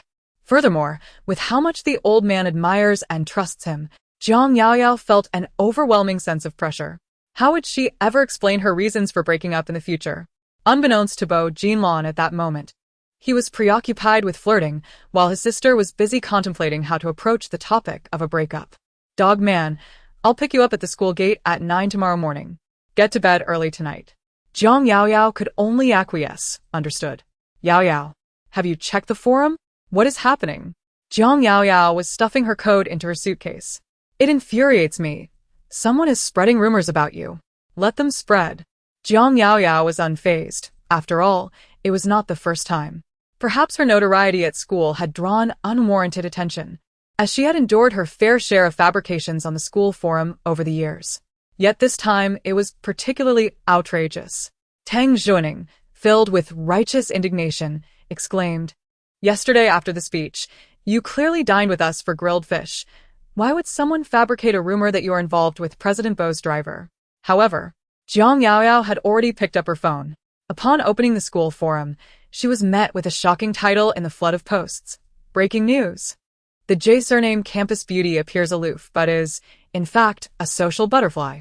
Wait, was this incident in our school's parking lot? This is utterly sensational. In this day and age, even drivers are so brazen? It is simply outrageous. But wait, if Jiang Yaoyao was in the car with President Bo's driver, where was President Bo himself? The original poster added, President Bo was conversing with school officials at the time. Besides, A man of such high stature would never deign to notice a woman like her. But the driver looks too old, doesn't he? Indeed. He appears to be in his 40s. Moreover, he's rather balding. I think he could be Jiang Yaoyao's father. Oh my, I can already picture it. Please stop describing it. How can this be? I absolutely adore Jiang Yaoyao's looks. I remember she has a boyfriend, who is quite handsome. How could she possibly be interested in President Bo's driver? The original poster remarked that she had long been discarded by young Master Xia. For a wealthy second-generation heir with strict family values would never genuinely marry a socialite. It was merely a fleeting dalliance, and when boredom set in, she would be cast aside. Furthermore, do not underestimate the drivers. Even the driver of President Bo earns a substantial monthly salary. And perhaps she is currently reclining in her dormitory, joyfully counting her earnings. However, Jiang Yaoyao has consistently excelled academically and appears to come from a well-off family, moreover. She has an aunt who holds an executive position in an investment bank, which suggests she is not the type to rely on a man. Indeed. I have heard she is preparing to take the entrance exam for the finance graduate program at our university and intends to switch majors next semester to pursue her ambitions. Her appearance is undeniably alluring, possessing an innocent yet seductive charm, complemented by a pair of captivating peach blossom eyes, the very type that older men find irresistible. It is no wonder that luxury cars frequently arrive at the school to collect her. I recall encountering her at a club in Ginza, where the private room was filled with men in their 40s and 50s. How deeply she conceals her true self. We have all been deceived by her exterior. Jiang Yaoyao, disinterested in the ongoing gossip, set her phone aside. Where is Huang Yuhan? Perhaps she is at an interview. Why are you looking for her? Tang Juaning cautiously observed her, saying, Yaoyao, please do not be too upset. We all know you are innocent. Yesterday, you were the only one who went on stage to present flowers. And you even added President Bo's driver on WeChat. They must be envious of you because of that. Did Bo Jinlong not give you their WeChat? Jiang Yaoyao suddenly inquired. No, came the reply. Tang Juaning waved his hand, stating that he was too busy with work and seldom used WeChat. Hence he had not given his contact to anyone. After exchanging just a few words, he left, exhibiting a rather indifferent demeanor. Jiang Yaoyao mused to herself. It seemed this man was rather perceptive. Perhaps she had misjudged him. As she pushed open the door, she found Jiang Yaoyao seated alone. Upon hearing the sound, she lifted her head, her peach blossom eyes casting a cold glance, framed by a delicate yet expressionless face that exuded an inexplicable aura of menace. From the corner of her eye, she noticed Jiang Yaoyao rise, seemingly intent on leaving. With swift strides, she approached and snatched the phone from her grasp. Huang Yuhan's expression shifted dramatically as she hurried to reclaim it, demanding to know, "What are you doing?" Jiang Yaoyao effortlessly evaded her grasp, a bright smile curving her lips as she replied, "What am I doing? Don't you have a clue?" A hand pressed firmly on Huang Yuhan's shoulder, seemingly gentle yet effectively pinning her to the chair. With gritted teeth, Huang Yuhan resigned to the situation, admitting, "Yes, I posted that message. So what? Are you suggesting that what I said isn't true? Are you bold enough to claim you didn't go to the parking lot yesterday?" Before she could finish her statement, Jiang Yaoyao delivered a swift kick. With a loud crash, Huang Yuhan, along with her chair, tumbled to the ground, her eyes wide in disbelief. She could hardly fathom the scene before her. Jiang Yaoyao, though known for her sharp tongue, had always appeared delicate, clearly a pampered young lady. She never anticipated that she would resort to violence, and with such ferocity. As Jiang Yaoyao stepped forward, Huang Yuhan exclaimed in panic, "If you dare to act again, I'll inform the teacher." Unfazed, Jiang Yaoyao retorted, "It's not that I'm afraid. It's simply a matter of whether I wish to or not. Whether I find it enjoyable." With a height advantage, she looked down at her coldly. "And you, who have been so arrogant, why do you appear so timid now? Ever since freshman year, you have taken a dislike to me, frequently disparaging me on the forum. Did you truly think I was oblivious to your antics? I refrained from addressing it out of sheer laziness. Since you have chosen to disrespect me, do not blame me for being ungracious." Her gaze hardened, fierce and unyielding. "Apologize." Huang Yuhan, however, was unwilling to comply. She had always held a disdain for Jiang Yaoyao, attributing her beauty and modest wealth to mere luck of birth. Without her parents' backing, what was she? Why should she dominate the school? Zhang Yaoyao, uninterested in further dialogue, seized her arm and yanked her up with force. In a swift motion, she thrust Huang Yuhan onto the table with a thud. Bent over, Huang Yuhan felt her arms twisted painfully behind her, letting out a cry of anguish. "You are overstepping, Zhang Yaoyao." Leaning closer, Zhang Yaoyao spoke in a soft, seductive tone. "Let me ask you, since you've seen everything, why didn't you mention that later the driver got out and President Bo got in? The man who shook with me in the car for half an hour was also President Bo, wasn't he?" Huang Yuhan's eyes widened in shock. "You. And why did you also seek out President Bo in secret?" Zhang Yaoyao, with her crimson lips curled into a wicked smile reminiscent of a malicious female antagonist, relished the thought that the man she could not entice had fallen under my spell. Surely, this filled her heart with vexation, jealousy, and a sense of madness, akin to 1,000 ants crawling upon her heart, causing her unbearable distress. After speaking, she forcefully tightened her grip. Huang Yuhan's face contorted in pain, and as I locked the door behind me, I noted that this floor was occupied solely by fourth-year graduates, all preoccupied with the relentless pursuit of their futures. Even if she were to scream until her throat was raw, no one would come to her aid. Tears streamed down Huang Yuhan's face as she finally succumbed to pleading for mercy, confessing her wrongdoing. Zhang Yaoyao retrieved her phone, leisurely activating the camera, and inquired, "What was your mistake?" Huang Yuhan stammered, "I should not have posted that message. It was all mere fabrication. In truth, I saw nothing." "What about my aunt?" "I was wrong to speak ill of her." Once the recording concluded, Zhang Yaoyao released her grip, promptly posting an apology. "If you do not, I shall share the video of you weeping and begging for my forgiveness with every company you interview with. For every application you submit, I will disseminate it. And should you doubt me, I invite you to test my resolve." Huang Yuhan could only respond with silence. At 4 o'clock in the afternoon, the forum of Haicheng University's water cooler section unexpectedly unveiled a new post. "I apologize for my previous defamatory post. It was entirely my fault. Driven by jealousy and impulse, I committed a grievous error that has caused her significant reputational harm.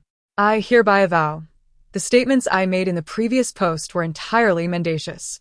I did not witness her seeking out Mr. Bo's chauffeur, nor did I observe them entering a vehicle together and the matter concerning her aunt. All of it was a fabrication of my own devising. I extend my sincerest apologies to those whom I have wronged. I am deeply sorry." The ensuing discourse on the forum reflected a sense of bewilderment and disbelief, with users questioning the abrupt reversal of events and speculating on potential coercion or manipulation. Some cautioned against hasty judgments and emphasized the importance of verifying information before taking sides. Others defended Zhang Yaoyao, citing her affluent background and attractive qualities as reasons why she would not engage in such behavior. Critics of the original poster urged introspection and accused them of harboring envy. Soon after, Zhang Yaoyao's cellular device emitted an auditory signal. Tang Chuaning inquired, "Yaoyao, have you observed the apologetic post from the individual who disseminated the falsehoods about you on the forum?" Zhang Yaoyao responded with a serene countenance, "Typing indeed?" Tang Chuaning exclaimed, "I am utterly astounded. She claims it was merely out of envy. Can jealousy truly justify such calumny? Indeed, some individuals have questioned whether you resorted to intimidation. Such a notion is preposterous." Zhang Yaoyao affirmed. It was simply inconceivable that such an ethereal being as herself would engage in such reprehensible behavior as threatening others unless genuinely provoked. Throughout the preceding 3 years in Haicheng, her maternal aunt had been her constant companion. Criticism directed at her was one thing, but to malign her beloved aunt was simply intolerable. With the others already abed, save for the soft glow of a bedside lamp casting shadows across the room, she dared not switch on the light. Instead, she groped her way through her ablutions and slipped silently into bed. The following morning, Zhang Yaoyao rose with the dawn. Her roommates soon followed suit, save for Huang Yuhan, who remained ensconced beneath her curtains, shrouded in mystery. "Won't your aunt be seeing you off?" Shi Ing inquired. Thanks Huining, glancing at the time, offered, "Shall we accompany you to the station?" No, please don't trouble yourselves." Zhang Yaoyao demurred, hastily dragging her suitcase away. "I'm already running late. My ride has arrived. Farewell." In the wake of the scandalous rumors, Jiang Yaoyao exercised exceptional caution. She had forewarned Bo Jinlong with a message and remained vigilant throughout her journey. Upon reaching her destination, she cast furtive glances in every direction before dashing towards the entrance with her luggage. The chauffeur alighted and stowed her suitcase in the trunk. Jiang Yaoyao settled into the car, her satisfaction palpable. Your thoughtfulness is unparalleled. Had assistantly emerged from the vehicle, our cover might have been compromised. Bo Jinlong raised an eyebrow, regarding her with amusement. Are you so apprehensive about revealing our liaison? Jiang Yaoyao shot him a glance and said, enough with the pretense. I've already clarified everything with assistantly, so there's no need for further theatrics in his presence. Bo Jinlong raised an eyebrow, inquiring, what did you tell him? Meanwhile, Li Jing, seated in the passenger seat, appeared equally bewildered. Indeed, what exactly did Mrs. Bo say to me? Have I developed amnesia? When did you add my assistant on WeChat behind my back? Bo Jinlong's questions came in rapid succession. Moreover, why did you add him on WeChat? Did I not mention that if you wish to know something, you should simply ask me directly, rather than consulting others? Jiang Yaoyao unwittingly found herself led astray. It was Assistant Li who added me. Li Jing quickly protested his innocence. This is a misunderstanding, Mr. Bo. I was truly compelled by circumstances yesterday. Do not speak ill of me, Bo Jinlong warned. Li Jing emphatically expressed his loyalty. Mr. Bo, how could I dare? Precisely. Jiang Yaoyao instinctively chimed in. Just yesterday, Li Jing was fervently praising that man, claiming he was particularly patient with her, utterly loyal. Bo Jinlong turned his head slightly to regard her, a playful smile curving his lips as he observed her leisurely. What? Jiang Yaoyao felt a shiver run down her spine under his gaze. Is there something on my face? As if reminded, Bo Jinlong reached out to pinch her smooth cheek, playfully squeezing, until Jiang Yaoyao pushed him away, exclaiming, don't smudge my makeup. You insufferable man. Bo Jinlong narrowed his eyes. With such flawless skin, why bother with makeup? Jiang Yaoyao, having just taken out a small mirror to check her appearance, wondered, is this dog of a man complimenting her? She pursed her lips, and suddenly her mood lifted, the corners of her mouth curving upward involuntarily. I merely applied a touch of makeup, as I usually refrain from such embellishments. Bo Jinlong nodded, quietly observing the young girl as she gazed into the mirror. A playful smile danced on his lips, his gaze soft and imbued with an indescribable tenderness. Today, Li Jing was not driving, so she occasionally glanced at the rearview mirror, only to be unexpectedly bombarded with affection. Chapter 53. Upon opening her eyes, she found herself nestled in Bo Jinlong's embrace. The journey from Haiqing University to the airport typically takes about an hour, and during the morning rush hour, the roads were congested, the vehicle crawling along at a sluggish pace. Bo Jinlong swiftly opened his laptop, engrossed in work, while Li Jing appeared equally occupied.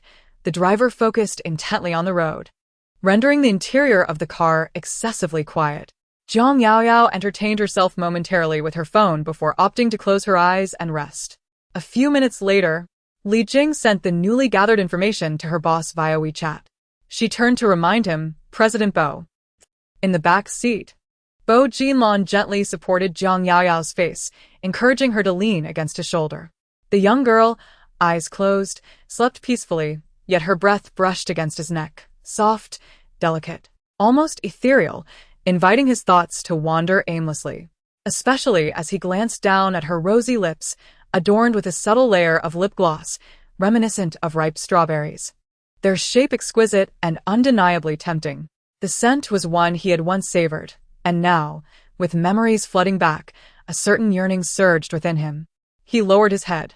Her forehead pressed against a soft, smooth cheek, their breaths intertwined in a chaotic yet intimate dance. Her lips, tantalizingly close, beckoned with the promise of a kiss. Bo Jinlong leaned in slowly. Initially, it was merely a gentle brush, but human hearts are seldom content. As their lips met, he found himself yearning for more. Bo Jinlong did not retreat. Rather, he instinctively held his breath, his dark eyes fixated on her expression. However, Jiang Yaoyao seemed only to feel a slight tickle from his closeness, drowsily furrowing her brow before turning her face away to continue her slumber, oblivious to the moment. Bo Jinlon smirked, a soft chuckle escaping him. What was he truly anticipating? He leaned back slightly, creating distance, and reached for a tissue, only to catch sight of an assistant in the rearview mirror, happily indulging in gossip, abruptly meeting his cool gaze. After a moment's thought, the assistant thoughtfully pressed the partition button. In the midst of it all, the car halted at a gas station. Jiang Yaoyao stirred from her slumber only to find herself nestled in Bo Jinlon's embrace. Oh my! She was startled, a shiver running down her spine as she quickly sat up. Bo Jinlon sat there impeccably dressed, his suit jacket unbuttoned yet his shirt and tie impeccably arranged, his expression composed. Awake? He inquired with a nod. Jiang Yaoyao, flustered, questioned, how could I have fallen asleep? Bo Jinlon's reply was simple, I saw it happen. Jiang Yaoyao, Mortified, thought to herself, did you really think of me as a pillow? Jiang Yaoyao once again found herself in a predicament. After their night at the hotel, she had meticulously delineated the boundaries between them before drifting off to sleep, only to awaken to discover that she had unconsciously crawled onto his body. Consequently, she held unwavering faith in Bo Jinlon's words. She even speculated that perhaps her subconscious still harbored feelings for him, leading her to gravitate towards the man she favored while in slumber. Such subconscious tendencies were utterly terrifying. Jiang Yaoyao silently vowed to keep her distance from the dog man during her next sleep. Your lipstick is smudged, Bo Jinlon suddenly remarked. Jiang Yaoyao hurriedly retrieved her compact mirror, only to find that her once perfectly applied lipstick was now a chaotic mess, as if it had been deliberately smeared away. She turned her gaze towards him. Bo Jinlon remained unfazed, inquiring casually, what's wrong? Jiang Yaoyao's eyes fell to his exquisite attire. I think I may have smeared lipstick on your clothing. Bo Jinlon glanced down, his tone nonchalant, as if it were hardly noticeable. Of course, it was hardly noticeable. He was clad in a sleek black suit, even his shirt being a rare shade of black. A true gentleman, considerate and composed. Jiang Yaoyao had no choice but to take a tissue and wipe her lips clean. The vehicle was refueling, and they still had about half an hour's drive ahead. Bo Jinlon suggested, would you like to step out for some fresh air? Jiang Yaoyao nodded in agreement.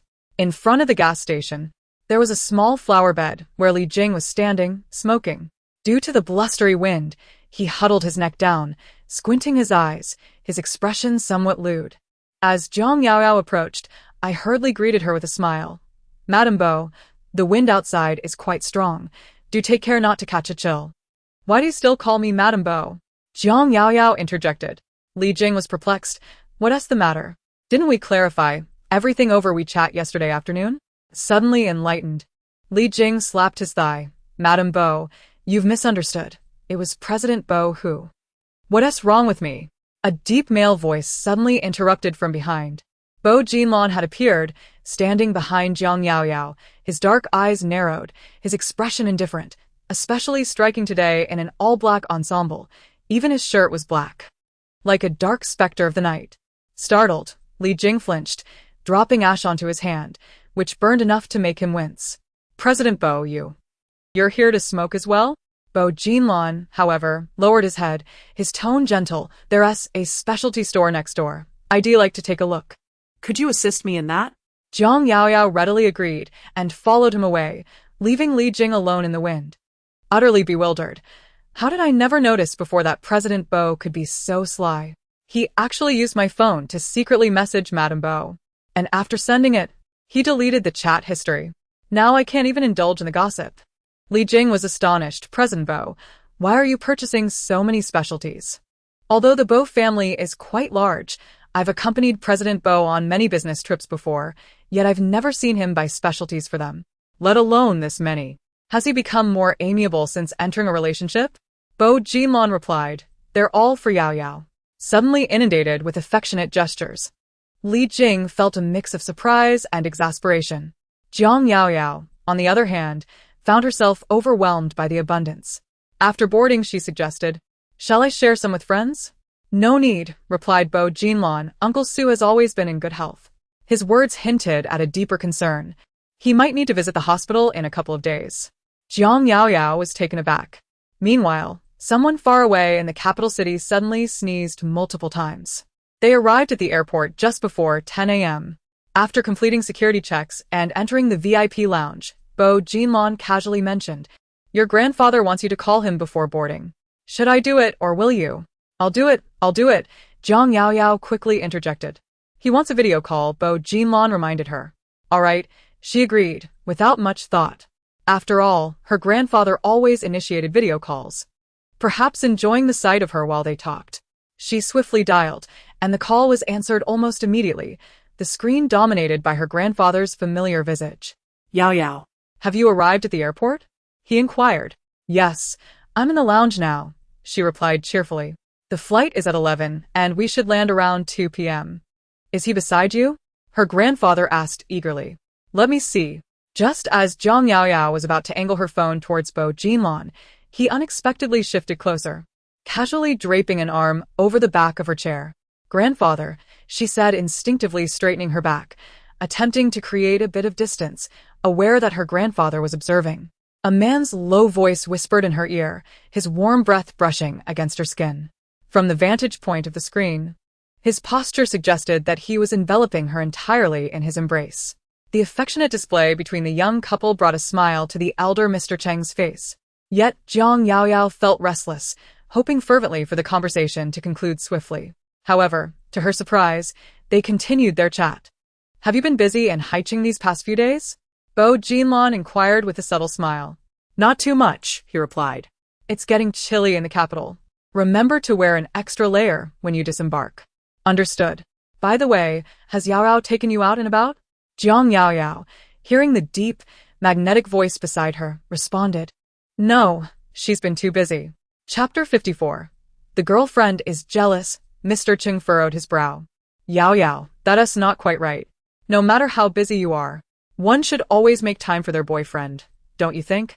"Grandfather, he's in Haicheng for work. I'm being considerate, ensuring I don't hinder his responsibilities." With that, she swiftly waved her hand. "We need to board now. I'll hang up. Goodbye, grandfather." Mr. Cheng. After hanging up, Zhang Yaoyao leaned forward, distancing herself from his embrace. "Why did you tell grandfather that I don't accompany you? What should I have said?" Bo Jinlon maintained his position, one hand resting on the back of the chair, the other stroking his chin, his eyebrows slightly raised, radiating charm. However, Zhang Yaoyao's gaze was fixed behind him, her expression tense. She noticed a woman in the back row stealing glances at him several times. How dare this woman look at a man with a girlfriend? Am I invisible? What's going on?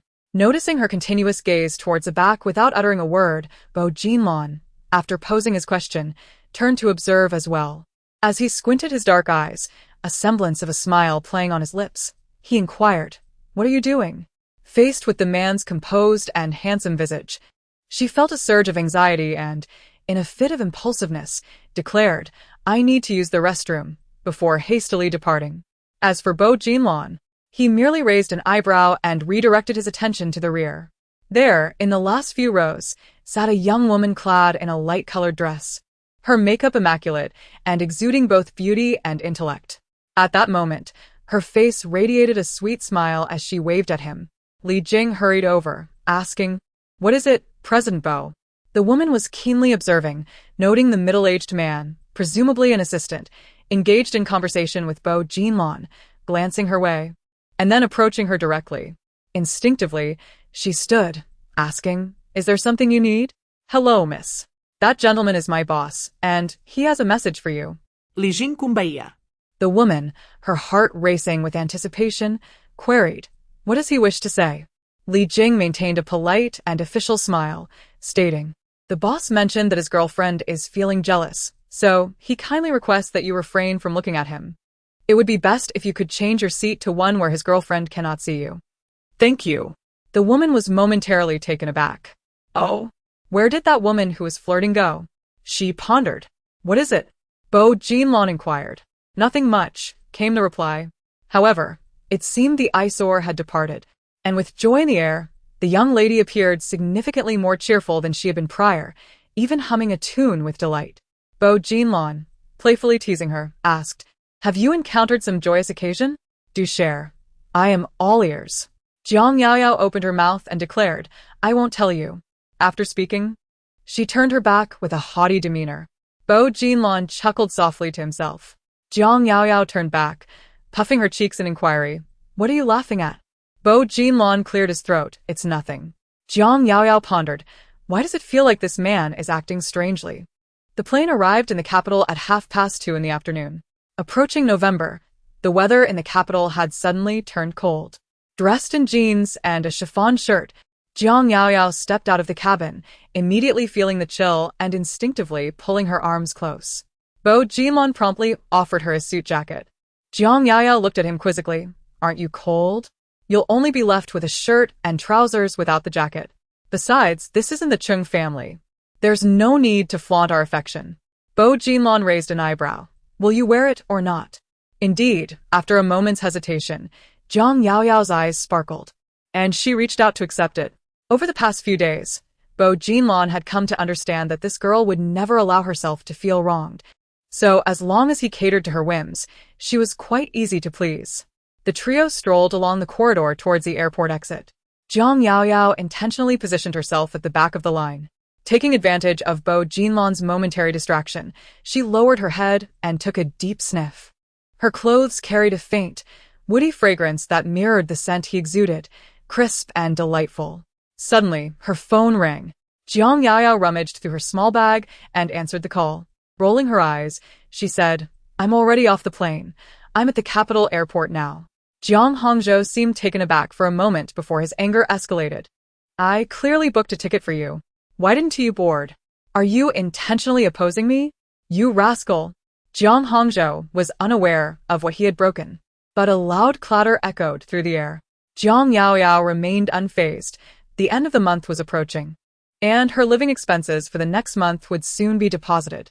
Furthermore, I have already unbound your phone number, so henceforth, you will have no control over my expenditures. Jiang Hongzhou, evidently infuriated, hung up the phone without hesitation. Jiang Yaoyao looked up with a smile, only to realize that she had reached the exit where Bo Jinlon was waiting for her. The man possessed broad shoulders and long legs, standing tall in his black shirt, which accentuated his striking features, resembling a splendid landscape.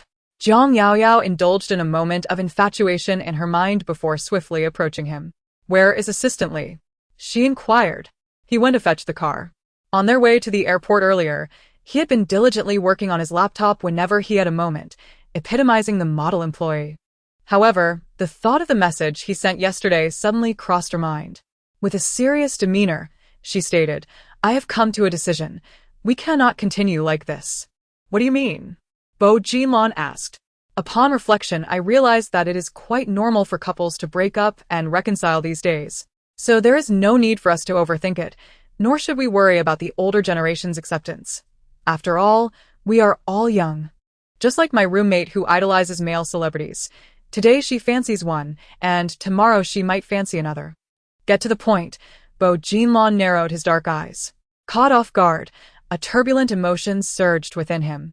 Throughout their journey, the young woman had behaved rather obediently, even showing signs of jealousy. Little did he know, she was merely feigning vulnerability while waiting for him here. Do you disagree? Jiang Yaoyao curiously observed his expression. Why does it seem like that man is upset? Why can't he accept it? What's the reason for the breakup? Jiang Yaoyao casually remarked, You were flirting with another woman at the airport. Bo Jinlon. Suddenly, Jiang Yaoyao stood on her tiptoes and patted his shoulder with her fingers, saying, No choice, you'll have to make a sacrifice this time. At worst, I'll bring you meals at the hospital, okay? Bo Jinlon. A black Bentley stopped in front of them. Jiang Yaoyao hurried over to open the car door, smilingly gesturing for him to enter. Bo Jinlon looked at her playful demeanor, narrowed his eyes, and eventually got into the car. At Jingda Hospital, after touching up her makeup, Jiang Yaoyao saw a figure at the entrance and quickly said, Stop the car. Li Jing glanced at the rear-view mirror. Bo Jinlon asked her, Shall I have your luggage sent to the Chung family? Jiang Yaoyao thought for a moment and agreed. The suitcase and various local products were too heavy and cumbersome for her to manage at the hospital. My dad is up ahead. Drive quickly later. Make sure not to be noticed, she added. Bo Jinlon nodded. Go ahead. After Jiang Yaoyao got out of the car and left, Li Jing couldn't help but ask curiously, Mr. Bo, are we really just going to leave like this? Bo Jinlon narrowed his eyes at the retreating figure and said, In 5 minutes. Drive the car over and then stop. Li Jing. Chapter 55. To hell with this, Jiang Yaoyao thought as she watched the couple ahead. At 48 years of age, Jiang Hongzhou possessed a tall stature and sharp features, his once youthful elegance still discernible despite the passage of time. It was this very charm that had captivated Qing Yunru at the tender age of 18, leading her to fall deeply into his affections and ultimately meet a brief and tragic end. As for the woman at his side, Jiang Yao narrowed her eyes, suppressing her emotions as her expression turned cold and serene. Hongzhou, Yao Yao has arrived, Ning Wani announced. Jiang Hongzhou put down his phone and looked up at the approaching young woman. It had been 5 years since he had last seen his daughter, and he was taken aback by her graceful presence. A gust of wind swept through, causing her long, dark, and voluminous curls to fall across her face. Jiang Yao casually brushed the hair behind her ear, revealing a flawlessly made-up face. The man's expression faltered momentarily. Ning Wani, who had been observing her husband, noticed every nuance of his facial expressions. With gentle inquiry, she asked, Yao Yao, why haven't you brought any luggage? As expected, Jiang Hongzhou's expression instantly hardened. When Jiang Yao approached, she interjected impatiently, aren't we here to see Grandma? Let's go inside. You. Ning Wani, holding her husband's arm, smiled and said, Yao Yao, it's been so long. You've become even more beautiful. Jiang Yao ignored her, proceeding directly inside. This infuriated Jiang Hongzhou. Insolent girl, he exclaimed, grabbing her arm. Didn't you hear your aunt speaking to you? Don't you know how to greet your elders? Hongzhou, please don't. Ning Waneo spoke hastily, expressing her belief that Yao Yao must be exhausted. It was certainly not intentional on her part. Moreover, considering the chilly weather and Yao Yao's scant attire, it would be all too easy for her to catch a cold if she stood there for too long. Let us hurry inside, she urged. This statement radiated an air of compassion and meticulous consideration, showcasing the commendable qualities of a stepmother. Jiang Yao Yao finally turned her gaze toward her. Ning Waneo, the same age as Jiang Hongzhou, appeared to be in her 40s. With her shoulder-length hair styled in a trendy perm and clad in a camel-colored coat, her delicate features exuded an aura of intellect and grace. I am doing this deliberately, Jiang Yao Yao replied with a smile. After all, unlike you, 5 years have passed. You have presumably secured your position as Mrs. Jiang quite firmly. So why persist in this pretentious charade? It is evident that you harbor no affection for me. Why then do you feel compelled to curry favor? Do you not find it distasteful? Ning Waneo's face paled in an instant, her fingers clenched tightly, and soon her eyes mirrored a wounded expression. What gives you the right to claim the role of an elder? Jiang Yao Yao interjected, unable to contain herself. You are well aware of your wife and children, yet shamelessly you climb into another's bed and conceive a child. Such so-called elders are best cast aside. Jiang Yao Yao. Jiang Hongzhou thundered, raising his hand as if to. Suddenly, someone grasped his arm tightly. Ning Waneo trembled as she whispered urgently, Hongzhou, look over there. Is that Bo Jinlan? Jiang Yao Yao's eyelids flickered in surprise. Upon hearing those words, Jiang Hongzhou instantly regained his composure. He turned around and, as expected, saw a black Bentley parked ahead at some point. The rear door was open, an assistant respectfully holding it ajar. The man who emerged from within was none other than Bo Jinlan. Jiang Yao Yao felt the strength in her arm vanish in an instant. Jiang Hongzhou even warned her in a low voice, behave yourself and don't say anything out of line. Bo Jinlan had already approached, his tailored black suit accentuating his slender and upright figure. The man possessed a straight nose, thin lips, and refined features, his perpetually serious demeanor lending him an air of aloofness. When his gaze swept over, colliding with hers unexpectedly, Jiang Yao Yao immediately issued a warning with her eyes. Bo Jinlan nonchalantly averted his gaze. Jiang Yao Yao's eyes widened in disbelief. What in the world does this dog of a man want? President Bo, what a coincidence to find you here. Are you visiting a friend in the hospital? Jiang Hongzhou's tone was polite, even though Bo Jinlan was technically of a lower generation and younger than him. Such, perhaps, were the disparities of social strata. Bo Jinlan nodded in acknowledgement, but once again directed his gaze towards Jiang Yao Yao, replying with a question instead of an answer. And this young lady is? His feigned surprise was remarkably convincing. At the charity gala last time, Bo Jinlon trailed off, as if searching for the right words. Yao Yao is my youngest daughter, Jiang Hongzhou said. Today was only the second time Jiang Hongzhou had interacted with Bo Jinlon. After all, even in the same capital city, there were walls between different social strata and circles. Unable to discern Bo Jinlon's intentions, he could only continue with the customary formalities. Yao Yao, this is President Bo, the CEO of Bo Yuan Group. Greet him. Call you Grandpa. Jiang Yaoyao thought with a chuckle, deliberately remaining silent. A faint smile lingered at the corners of Bo Jinlon's lips, as if the young lady was in a rather foul mood. Jiang Hongzhou. Chapter 56. I shall never marry in this lifetime. First update. Ning Waneo's emotional intelligence is indeed commendable. A minor misunderstanding between father and daughter has amused Mr. Bo. Bo Jinlon nodded slightly. Little did she know. Annie, did you misspeak? Jiang Yaoyao's smile was sweet. What misunderstanding could there possibly be between us?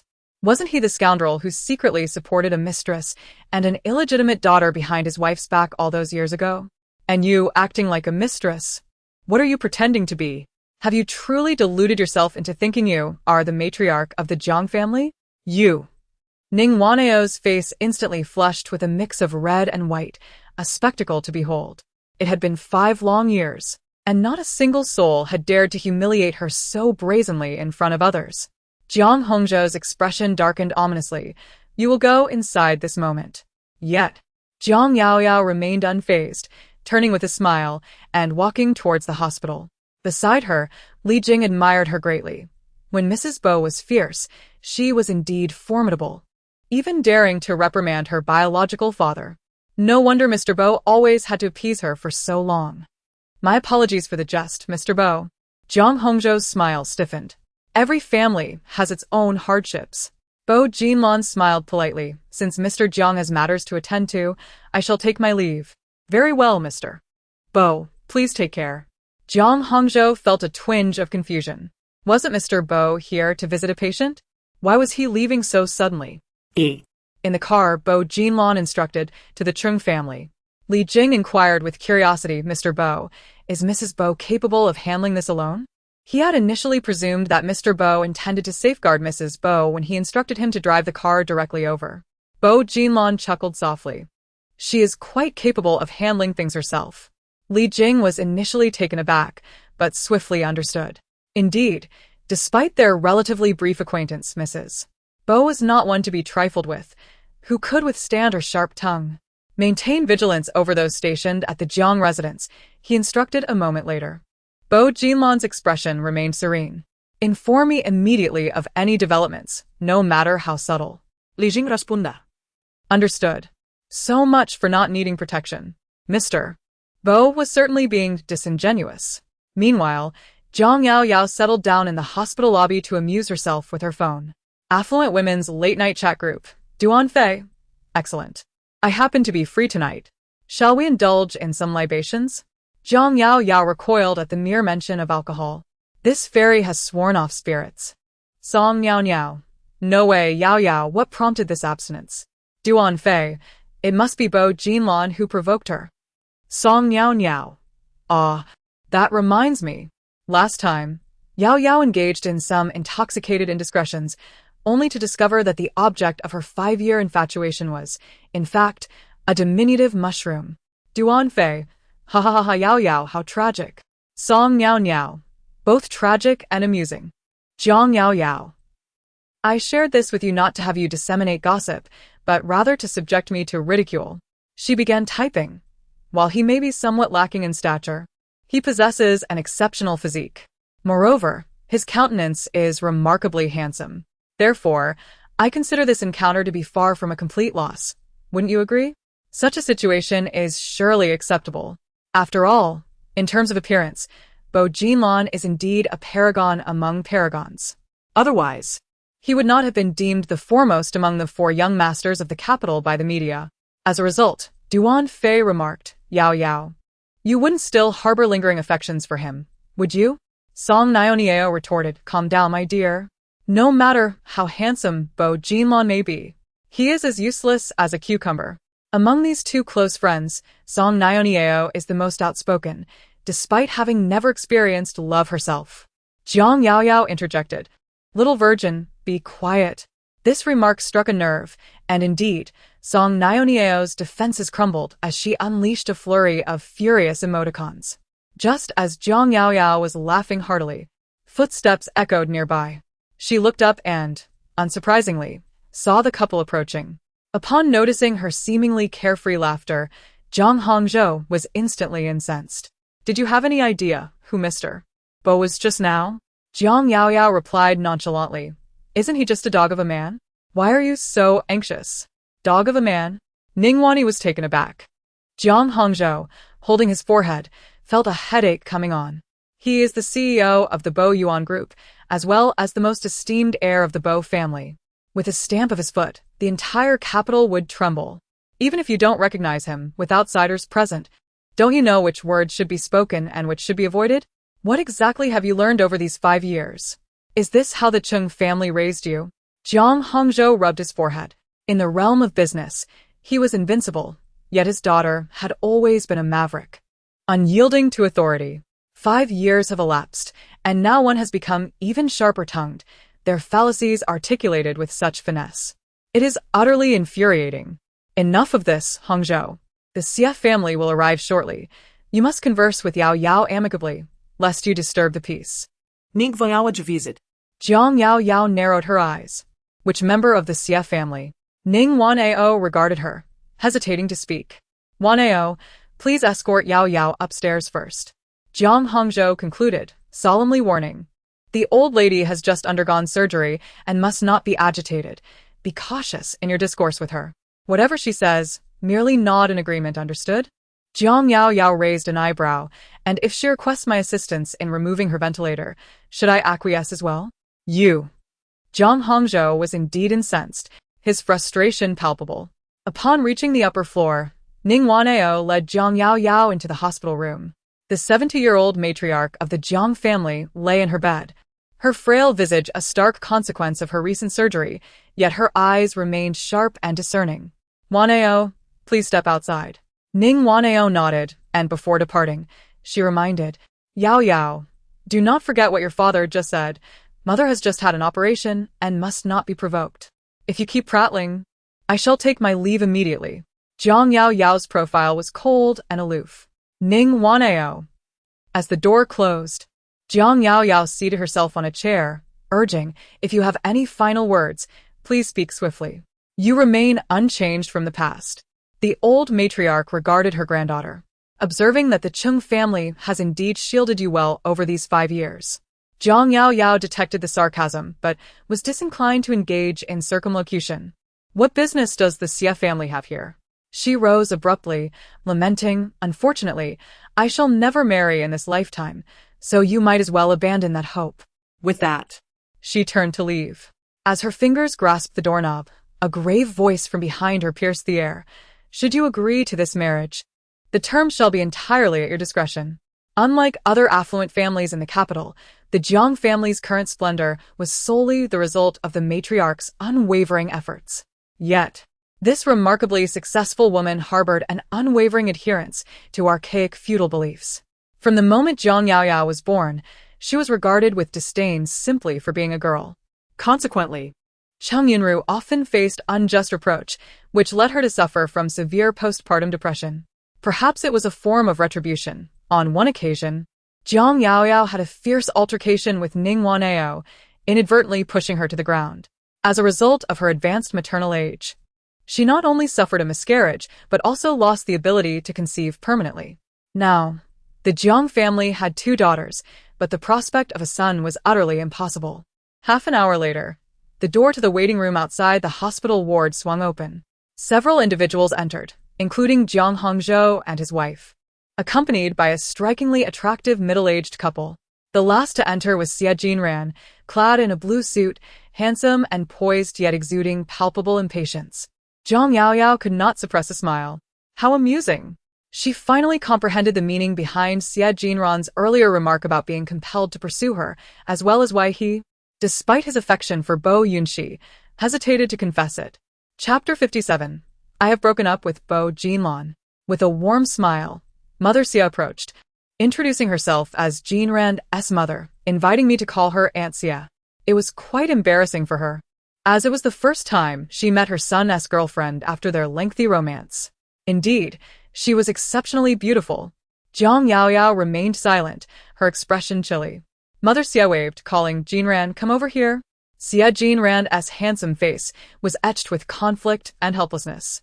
As if reciting a line, he quickly said, "I'm sorry. Yao Yao. It was my fault before. I made a mistake. Will you forgive me and give me another chance?" Jiang Yaoyao let out a laugh. Xia Jean Ran, "Are you out of your mind? Another chance? What kind of chance? The chance to cheat again?" The expressions on father and mother Xia instantly turned awkward. Ning Wanyi hurriedly interjected, "Yao Yao, Master Xia truly cares for you. I heard he pursued you for 2 years, right? High City is so far from the capital. If he didn't genuinely like you, why would he travel every month to be with you? Any misunderstandings between couples can be resolved. Please don't miss out on someone who truly cares for you out of a moment's anger." Jiang Yaoyao regarded her with a playful gaze. "We are discussing my lifelong commitment. May I ask what your relationship is to me?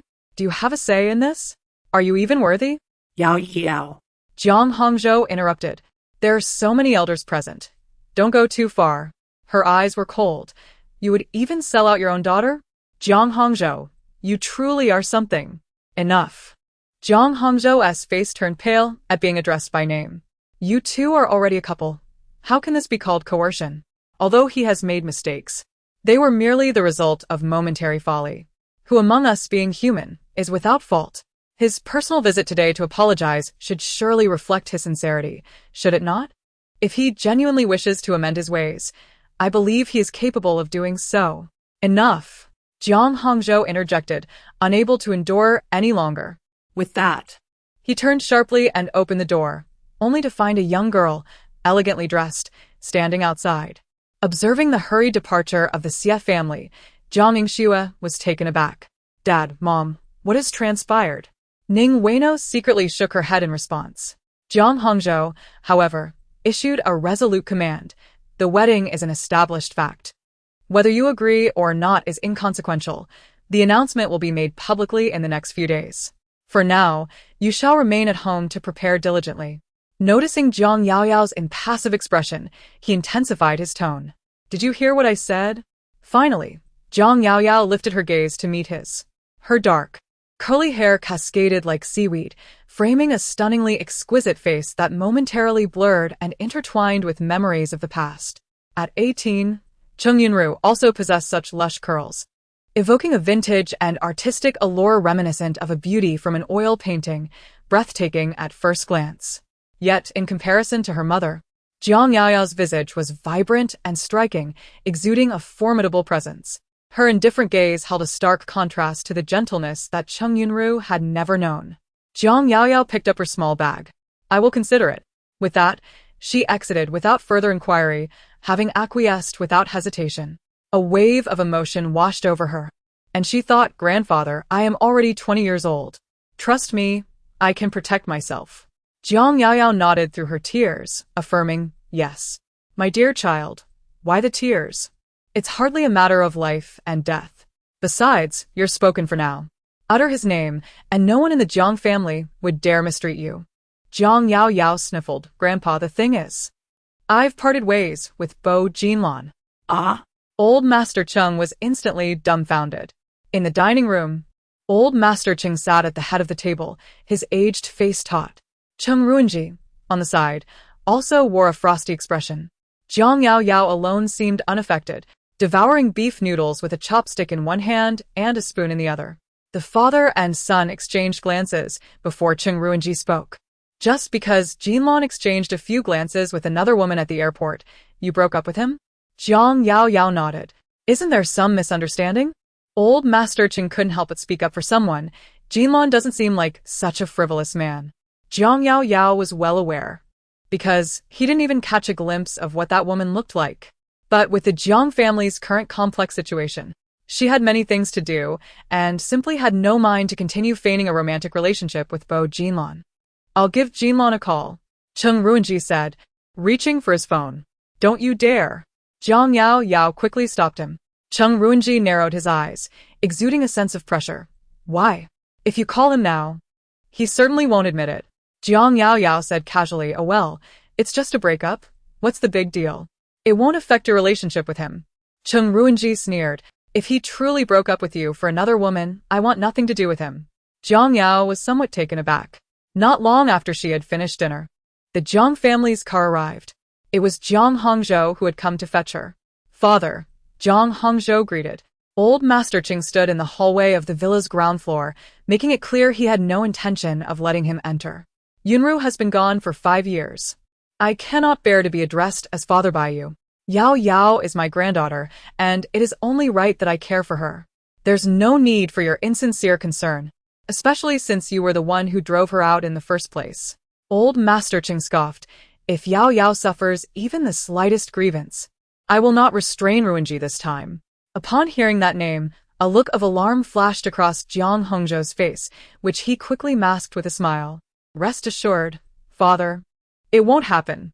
Back then, the impetuous Cheng Ruinji had charged over with a cleaver, nearly causing Ning Wanyi to miscarry.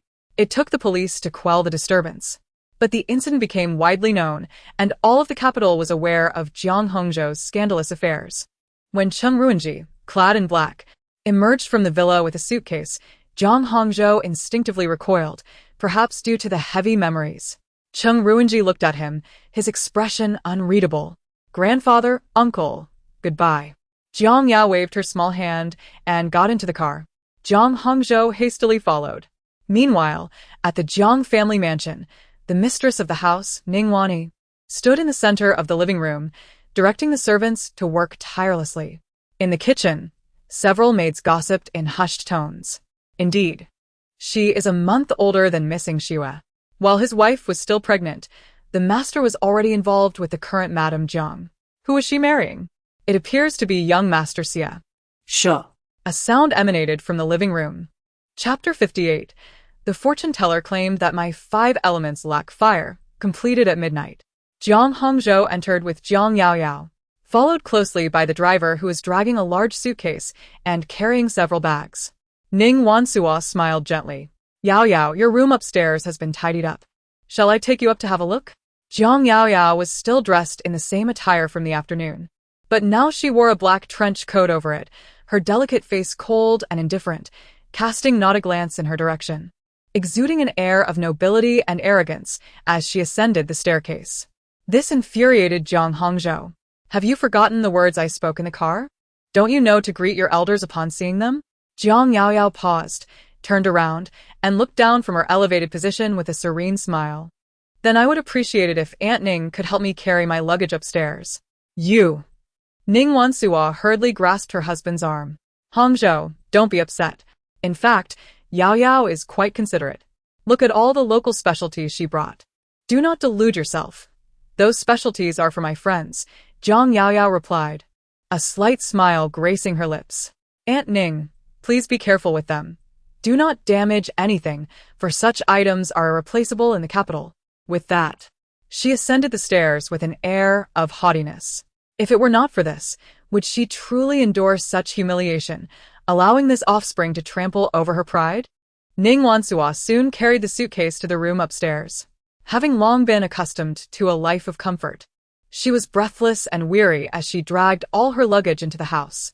Adopting the tone of a hostess, she asked with a hint of elegance, Yao Yao, are you satisfied with the room? Jiang Yao Yao had already surveyed the bedroom. Aside from the layout, the furnishings and decor were entirely different from 5 years ago. Opening the wardrobe, she discovered a neat row of clothes and accessories, all evidently brand new, with the tags still intact. She inquired, whose room is next door? It belongs to Shui'er, came the reply. Jiang Yao Yao chuckled softly. The adjacent room overlooked the garden below, indicating a flair for enjoyment on Shui'er's part. Yao Yao, if you fancy that room, I can have Shui'er relinquish it to you, Ning Wanyi said, eager to please. Without hesitation, Jiang Yao Yao responded, very well. I shall move into the room next door. Please transfer my luggage and the items from the wardrobe. With that, she proceeded to the adjacent room. Ning Wanyi closed her eyes, reminding herself to endure. Moments later, hurried footsteps echoed as Jiang Yingxue burst into the bedroom, her expression barely concealing her distress. Mom, what are you doing? Why are you moving my things? Ning Wanao explained. Yao Yao finds the view from this room appealing. Be a good girl and allow your sister to have it. Why should I? Jiang Yingxue retorted, feeling wronged. My room is identical in layout. What difference does it make? Shui air. Ning Wanao warned with a sharp glance. That is not the case at all. Yao Yao, please do not misunderstand. Shui air is your sister, and it is only right for her to give you her room. As she spoke, she gently led her daughter outside. Upon re-entering, Jiang Yingxue's demeanor underwent a complete transformation. Since my sister adores this room so much, I shall relinquish it to you. We are all family, and it is only fitting that I yield to the elder, she declared. Jiang Yaoyao smiled. How obedient. Jiang Yingxue was momentarily at a loss for words.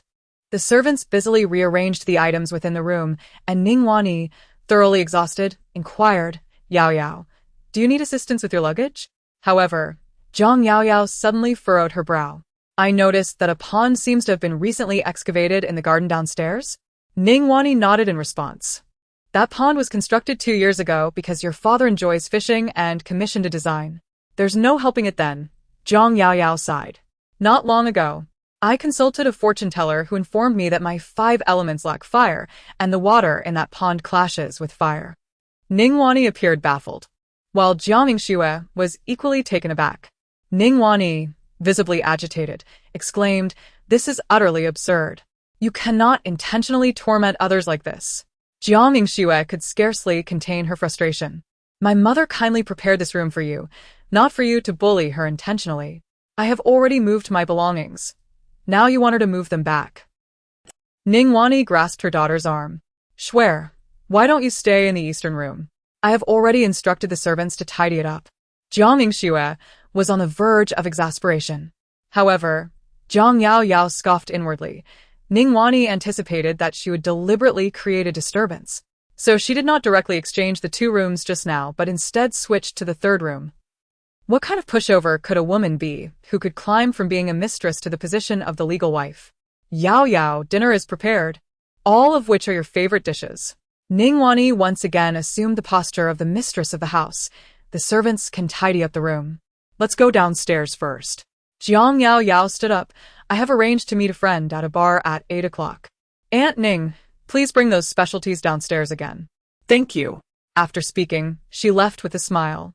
In the corridor, she deliberately paused, and then heard a clatter coming from the room. Jiang Yaoyao immediately smiled even more happily and almost hummed a little tune as she went downstairs. In the living room on the 1st floor, Jiang Hongzhou put down his mobile phone and looked at the bag in her hand. Yao Yao, why are you going out so late? Jiang Yaoyao tossed her hair. I have arranged to meet a friend. Is there a car at home? Jiang Hongzhou suppressed his anger. Where are you going? Let the driver take you. I prefer to drive myself. Jiang Yaoyao said, stretching out her small hand. That red Ferrari in the garage is not bad. Let's take that one. You. Jiang Yaoyao looked at him. You said that as long as I agree to marry, I can make any request. Now you are reluctant to part with even a sports car. Is this your sincerity? Jiang Hongzhou frowned. That car was bought not long ago, and it hasn't been insured yet. You can change to another one. I want that one. Jiang Yaoyao lifted her chin, her radiant and refined countenance displaying an air of imperious willfulness. It wouldn't happen to be your youngest daughter's vehicle, would it? What's the matter? Are you reluctant to part with it? Footsteps echoed from behind, and Ning Wanyi descended the stairs laboriously, carrying bags, followed by Jiang Yingxue. A servant hastened forward. Madam, allow me to assist you. Note the demeanor of the mistress of the house. It was virtually impeccable. No need, Jiang Yaoyao remarked with a subtle sneer. My friend has a distaste for pre-owned items. Ning Wanyi attempted to explain it hasn't been unsealed. It's all brand new. Well, I would still derive greater pleasure from driving a new car, Jiang Yaoyao said, flicking her long hair. What do you say, President Jiang? Have you reached a decision? Jiang Hongzhou's expression remained frigid. Ning Wanyi promptly interjected, Yaoyao, are you planning to drive out? That's perfect. You can take Yingxue's car. Jiang Yingxue's eyes widened in astonishment. Mom, That was the 20th birthday gift you gave me. I haven't even driven it once myself yet. But Jiang Yingxue felt deeply displeased, yet she dared not reveal it in Jiang Hongzhou's presence. Be a good girl and fetch the car keys, Ningwani commanded. Jiang Yingxue had no choice but to turn and ascend the stairs. While waiting, Jiang Yaoyao retrieved her phone. Uncle, how does one operate a Ferrari F8? Chengrenji, regrettably, your uncle lacks the financial wherewithal to drive a Ferrari at present. Or perhaps you could inquire of your former beau. Jiang Yaoyao. Several minutes elapsed. In the garage, the maid assisted in placing the bags into the car, while Jiang Yaoyao elegantly opened the door and settled inside. The family of three appeared visibly anxious, lingering nearby to watch. With practiced ease, Jiang Yaoyao pressed the start button, and with a sudden lurch, the Ferrari surged backward. Jiang Yingxue turned pale with fright, exclaiming in alarm. Jiang Yaoyao flashed a wicked smile, deftly maneuvering the steering wheel and flooring the accelerator, propelling the sports car out of the villa's gates. Noticing her husband's ashen complexion, Ning Wanao reassured him, "Do not worry, Yao Yao will be fine." Jiang Hongzhou remarked, "I apologize for the distress you have endured tonight." Ning Wanao shook her head. "I truly owe an apology to Sister Yunru. It is only natural for Yao Yao to harbor resentment towards me. Rest assured, once she consents to marry Xie Jinran, I will promptly send this rebellious daughter to the Xie family." Jiang Hongzhou promised, "For now, you and Shuer must endure a bit longer." "I understand," Ning Wanao replied with a gentle smile. "Hongzhou, do not rush her too much. Grant Yaorao some time. I firmly believe she will come to understand your predicament." Jiang Yaoyao drove to the half-drunk bar, casually parking her car by the roadside. She thought to herself, driving is actually quite simple. I truly am a little genius. This bar was familiar to her, having visited before. It featured 2 levels. The first floor was a refined lounge she had previously enjoyed, characterized by soft music and an elegant atmosphere, perfect for sipping drinks and engaging in conversation. The lower level, in contrast, pulsed with the vibrant energy of a dance club. Song Niao Niao had long been waiting at the entrance when she saw Jiang Yaoyao elegantly alight from a crimson Ferrari. Excitedly, she exclaimed, "Did you just acquire that?" Jiang Yaoyao responded with a serene smile. "It's a birthday gift from Jiang Yingxue." "Goodness, a birthday gift worthy of such luxury?" Song Niao Niao exclaimed. "It seems Ningwan Yi treats you quite well. You think she genuinely wants to lend it to me?" Jiang Yaoyao chuckled lightly. She merely smiled, choosing not to dwell on unhappy matters. "Understood. Tonight, I shall attend to your every desire, ensuring you experience utmost pleasure." Song Niao Niao winked mischievously, resembling a playful sprite. Adorned in heavy makeup and sporting a pink wig, paired with a breezy camisole, she appeared every bit the vixen. Her boyfriend whisked her away. Song Niao Niao lamented, "Next time we meet, you must persuade her. That man is not worth her time." As they conversed, they made their way to the underground nightclub.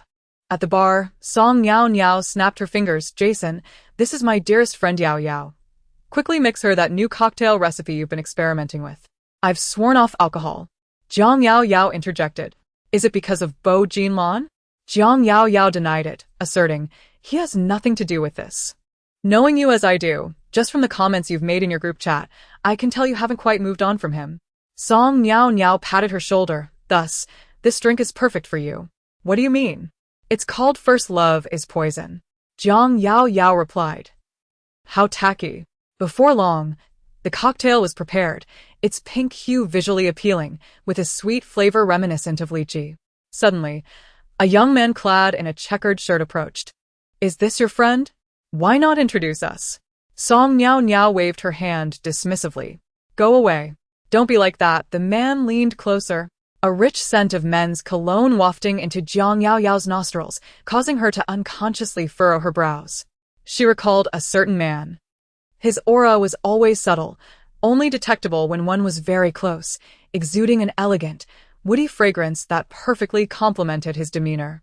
"Beautiful girl." Jiang Yaoyao's reverie was interrupted as she looked up at the newcomer. "Are you Niao Niao's classmate?" the man asked eagerly, having never seen her before. "Is this your first time here?" Song Niao Niao, impatient, interjected, "She has a boyfriend, so you should leave." "So, what if she has a boyfriend?" the man retorted, nonchalantly taking a seat beside them. Waiter, bring my sister a drink. The world at your feet. Zhang Yao Yao replied sweetly.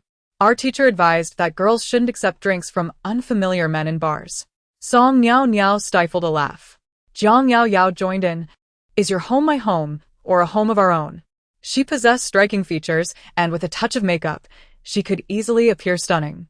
Yet, Due to her youth, her aura remained pure, especially her eyes, which were strikingly distinct in color. When she looked at someone, there was an endearing innocence that stirred the hearts of men, prompting one to reach out to touch her face. In the next moment, ouch. That hurts. Let go. Quick, let go. The man grimaced, feeling as if his fingers were about to snap. Jiang Yaoyao pinched his fingers, her previously innocent gaze suddenly turned cold. Will you dare to touch recklessly again?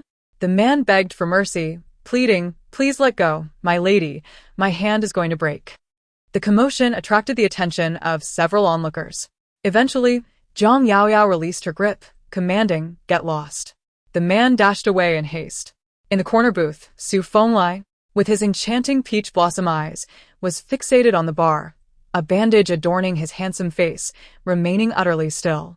Indeed. Who would dare to strike the face of our esteemed Su Gongzi? Another chimed in jest. Of course. Su Fenglai would not reveal that he had been beaten by Bo Jinlan. Could he possibly be unconcerned about his dignity? I need to make a call, he announced, rising. Hey, keep an eye on that girl in the jeans at the bar for me. His friends glanced over, exclaiming, oh, she's quite pretty. Did you just meet her? The red-haired girl beside them seemed somewhat familiar. In the corridor, Su Fenglai dialed a certain number, and, upon connection, your face has healed so quickly? He exclaimed, irritation evident in his voice. So, after you pummeled me, what are you up to now? Bo Jinlan replied coldly and succinctly. At the company. Su Fenglai chuckled mischievously, I see. Is it because little Yao Yao is ignoring you that you took your frustration out on me? Working late at the office. Enslaving your subordinates. Never mind, I'm hanging up, Bo Jinlan interjected. Wait. Su Feng urged him to get straight to the point. I saw Xiao Yao Yao at the bar. Do you want to come over? As expected. Which bar? The same one I took you to last time. But this time it's in the downstairs disco. The young lady is sitting there alone, drowning her sorrows.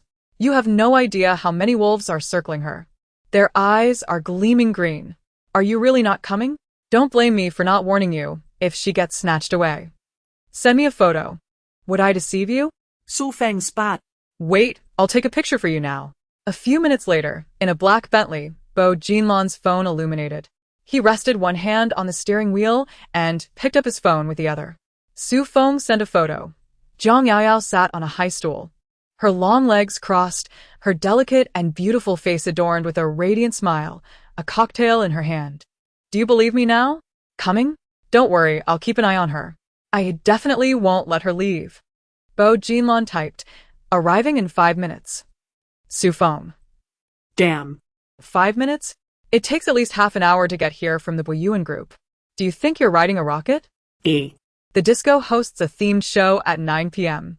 At this moment, in the center of the stage, a scantily clad girl is performing an opening dance, while men and women below cavort wildly, creating an atmosphere of drunken revelry. Song Niao scoffed, that girl dances worse than I do. Jiang Yaoyao suggested, then you go up and dance. Song Niao grinned. Together? I shall decline, Zhang Yaoyao retorted without hesitation. Oh, come now, Song Niao cajoled. I recall your exceptional jazz performance at the opening ceremony in our first year of high school. And I still reminisce about your captivating pole dance at that bar in Haicheng last year. She nudged, how about it? You grace the floor with a pole dance, and I'll reciprocate with a striptease. Lowering her voice, she threatened, if you refuse, I shall inform Bo Jinlan that you find him inadequate and incapable of satisfying you. Zhang Yaoyao swiftly covered her mouth, exclaiming, you wouldn't dare. Song Niao wriggled free, retorting, why so timid? He's not even present. I fear him not. Then, by all means proceed. Zhang Yaoyao hesitated. Bo Jinlan descended the stairs to the underground disco, where he was immediately greeted by a cacophony of deafening music. He furrowed his brow and scanned the bar, but the familiar figure eluded him. When Su Feng Lai materialized before him, he inquired with palpable impatience, "Where is she?" The surrounding young men were taken aback. Although they were all acquaintances within the same social circle, Bo Jinlong rarely frequented such establishments, especially dressed in a formal suit, his tie impeccably fastened. Coupled with his chilling demeanor, he appeared less like a reveler and more like one on a mission to catch a philanderer. Su Feng Lai, visibly startled, hastily pointed ahead, explaining, "She's dancing. Did you assume everyone is like you, conducting business even at a bar?" Be squinted towards the center of the stage, where a young girl suddenly tossed her head, her voluminous, curly black hair creating an enchanting arc in the air. Her delicate white fingers grasped the steel pole as she turned her face towards the audience. With exquisitely outlined peach blossom eyes, slightly parted crimson lips, and a gaze that was both alluring and captivating, she appeared particularly mesmerizing under the spotlight. Her body soared into the air, her slender waist almost folding in half as she began to spin continuously. The chiffon hem of her attire fluttered with her movements, revealing a slender, fair waist that drove the men in the audience into a frenzy of cheers. The deafening music, dazzling stage lights, and the rising tide of applause enveloped the entire bar in a state of utter madness. B stood there, elegant and handsome, composed and serene. Although he appeared immovable, a storm brewed in his eyes, his back straightened, and his hands clenched into fists within the pockets of his tailored trousers, suppressing the tumultuous emotions within. Perhaps due to her discontent, when urged by S. long-buried rebellious spirit surged forth unexpectedly. As the raucous music swelled, the atmosphere heightened, and she found herself swept up in exhilaration. Ultimately, she twisted her waist with wild abandon, striking a flawless ending pose as the music came to an abrupt halt. The sound of whistling filled the air, with some even calling for an encore. Breathing slightly heavily, her chest rising and falling, she exuded an unparalleled charm under the lights, her gaze strikingly fierce. Song Niao Niao remarked, "Doesn't that person resemble Bo Jinlong?" Zhang Yao Yao took a sip of her cola and insisted, "You must go up and dance today. Stop distracting me with other matters. He truly looks like Bo Jinlong, and he's been standing there watching you. You should take a look." Zhang Yao Yao turned her head in irritation. In the next moment, she spat out her cola in shock. "Oh my, it really is Bo Jinlong." He stood there in a tailored black suit, hands tucked into his pockets, his dark eyes narrowed, and a wicked smirk appeared on his lips as she glanced his way. Zhang Yao Yao couldn't help but shiver. "What? You're really leaving? Wait for me."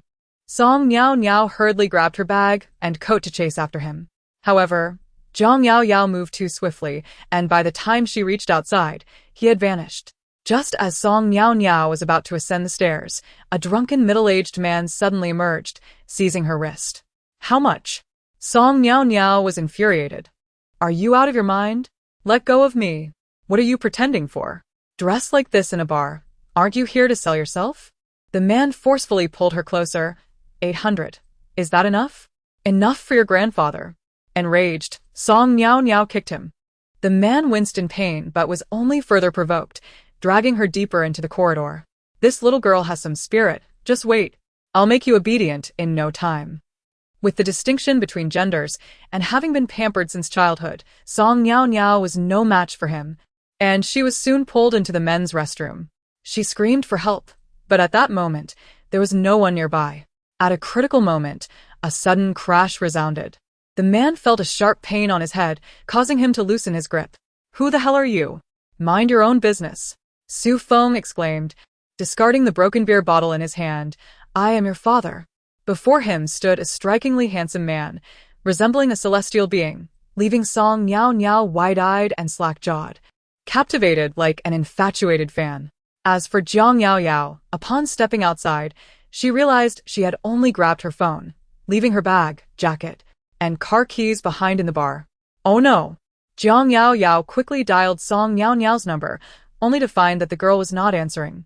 Fearing another encounter with some scoundrel, she cautiously approached the door, peering inside. In the corner, two men were seated at a booth, engaged in conversation over drinks. But one of them was conspicuously absent. Had the scoundrel departed? Without further ado, she hastened towards the bar. However, as she took her first step, An unexpected hand reached out and pulled her back. Ah.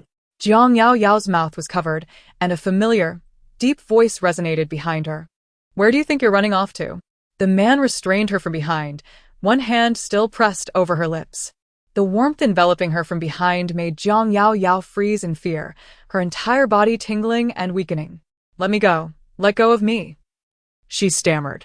Thin Jean Lon lowered his gaze upon her, observing the trembling lashes and averted eyes that contrasted sharply with her earlier sultry demeanor on stage. He leaned closer, his lips brushing against her ear. When did you learn to pole dance? Jiang Yao Yao's scalp tingled. It was quite an attractive sight, Bo Jean Lon remarked. Jiang Yao Yao closed her eyes, overwhelmed by a sense of social embarrassment. You also came to dance? Bo Jinlon chuckled softly, her breath warm against Jiang Yao Yao's ear, resembling the most intimate whisper. No. Jiang Yao Yao's face flushed uncontrollably. Then you come. To catch people. Bo Jinlon tightened her fingers as she spoke. This gesture, coupled with her posture, made Jiang Yao Yao's heart race, as if every drop of blood within her was boiling. The bar was dimly lit, the flickering lights, accompanied by the pulsating music, seemed to strike her heart with every beat. Suddenly, did my uncle send you here? Upon hearing this, a flicker of amusement crossed Bo Jinlon's eyes. After a brief laugh, she said, I need to grab my bag first, see you later. However, Bo Jinlon did not release her grip. Are you that afraid of your uncle? Jiang Yao Yao found herself at a loss for words. How could she not be afraid? She recalled that after moving to the Chung family at the age of 15, the elder Chung had entrusted her uncle with her upbringing, overseeing both her studies and daily life. One night during her second year of high school, after finishing evening classes, she was cornered by some ruffians called by Yi Yunxi in an alley. Chung Ruanji arrived just in time. He was 26 then, in the prime of his youth. Without a second thought, he picked up a rock and charged at them, single-handedly taking on the group and leaving them battered and bloodied. Later, the police arrived, and the situation escalated, with the entire affiliated high school becoming aware of her rather savage uncle, who worked as a forensic expert, dealing with the deceased. Furthermore, after entering university, Jiang Yao Yao moved to Haicheng, and during these 3 years, her communication with her uncle diminished significantly. She only learned that he had suddenly married, only to divorce shortly thereafter, becoming increasingly taciturn. Help me with a favor, and I won't mention your uncle, Bo Jinlon suddenly remarked. Jiang Yao Yao, intrigued, inquired, what favor? Just as her words fell, a murmur arose from behind. Jiang Yao Yao was unexpectedly pulled aside, pressed down onto the sofa, while a man's body leaned over her. A faint scent of cold wood wafted in, crisp yet commanding. Perhaps out of nervousness or some other emotion, Jiang Yao Yao instinctively lowered her head, concealing her face in his embrace. It seemed someone was speaking. Bo, have you seen foam? However, from the vantage point behind, one could see the long, flowing black hair cascading over his arm and the elegant, long legs intertwined beneath his tailored trousers. Clearly a woman. The crowd collectively gasped in disbelief. The rumors that Bo Jinlon was a paragon of virtue, avoiding female company, must surely be fabrications. Had he really rushed to indulge in a woman in the corner just moments after arriving at the bar?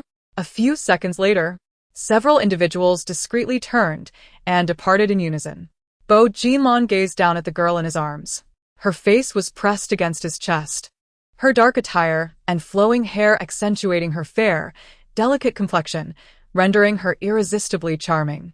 He lowered his head closer, his voice a low murmur. Yet the moment had already passed. Jiang Yao Yao abruptly lifted her head, only to find herself surprised by how close Bo Jinlon's face was, their lips grazing the corner of his mouth, leaving her momentarily dazed.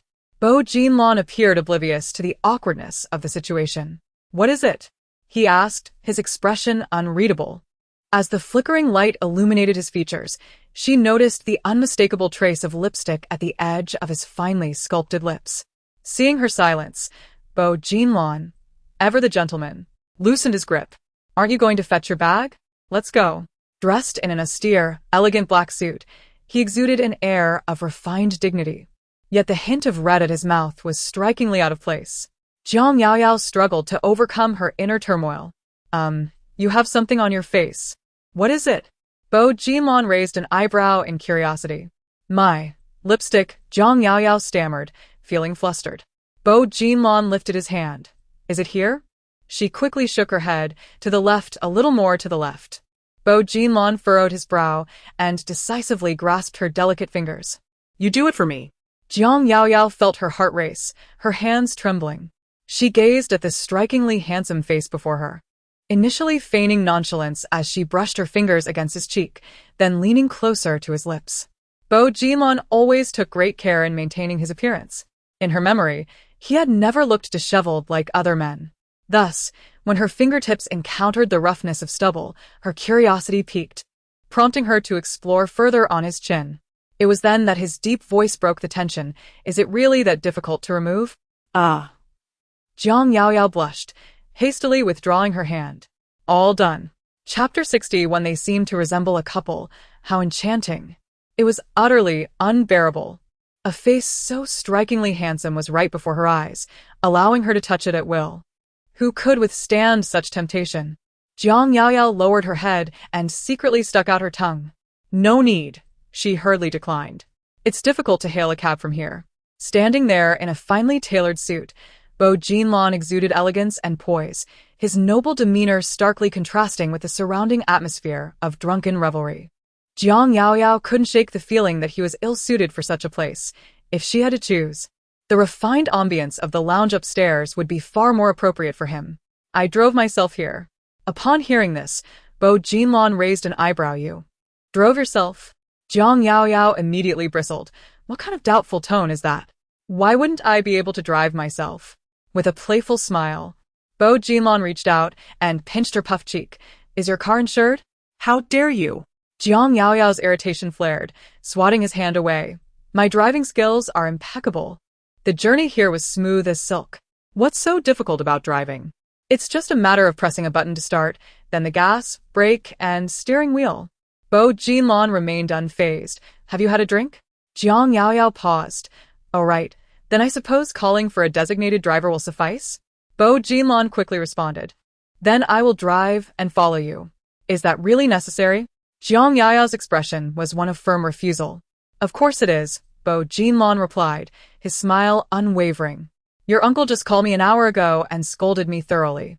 Indeed, upon hearing those words, the young girl's expression instantly transformed into one of guilt. She cautiously inquired. And then? Then I had Su Feng dealt with rather harshly. Bo Jinlong replied with a smile, adding that he had arranged to meet her at the boxing gym the following afternoon. Zhang Yaoyao immediately felt a heavy sense of remorse. I told my uncle not to seek you out. How could he do this? How can he not keep his word? Bo Jinlong feigned a sigh, suggesting that it was indeed time for her to bring him meals at the hospital. Zhang Yaoyao remained silent. Cheng Ruinji had always been a rebellious spirit, which led his grandfather to send him to the military for 2 years of discipline during his teenage years. However, rather than tempering his temperament, it only enhanced his fighting skills. Afterward, he trained in boxing for another 5 years. Zhang Yaoyao had even seen the brutal videos he shared on social media. Let us go. Bo Jinlong inclined his head, indicating for her to follow him to the bar.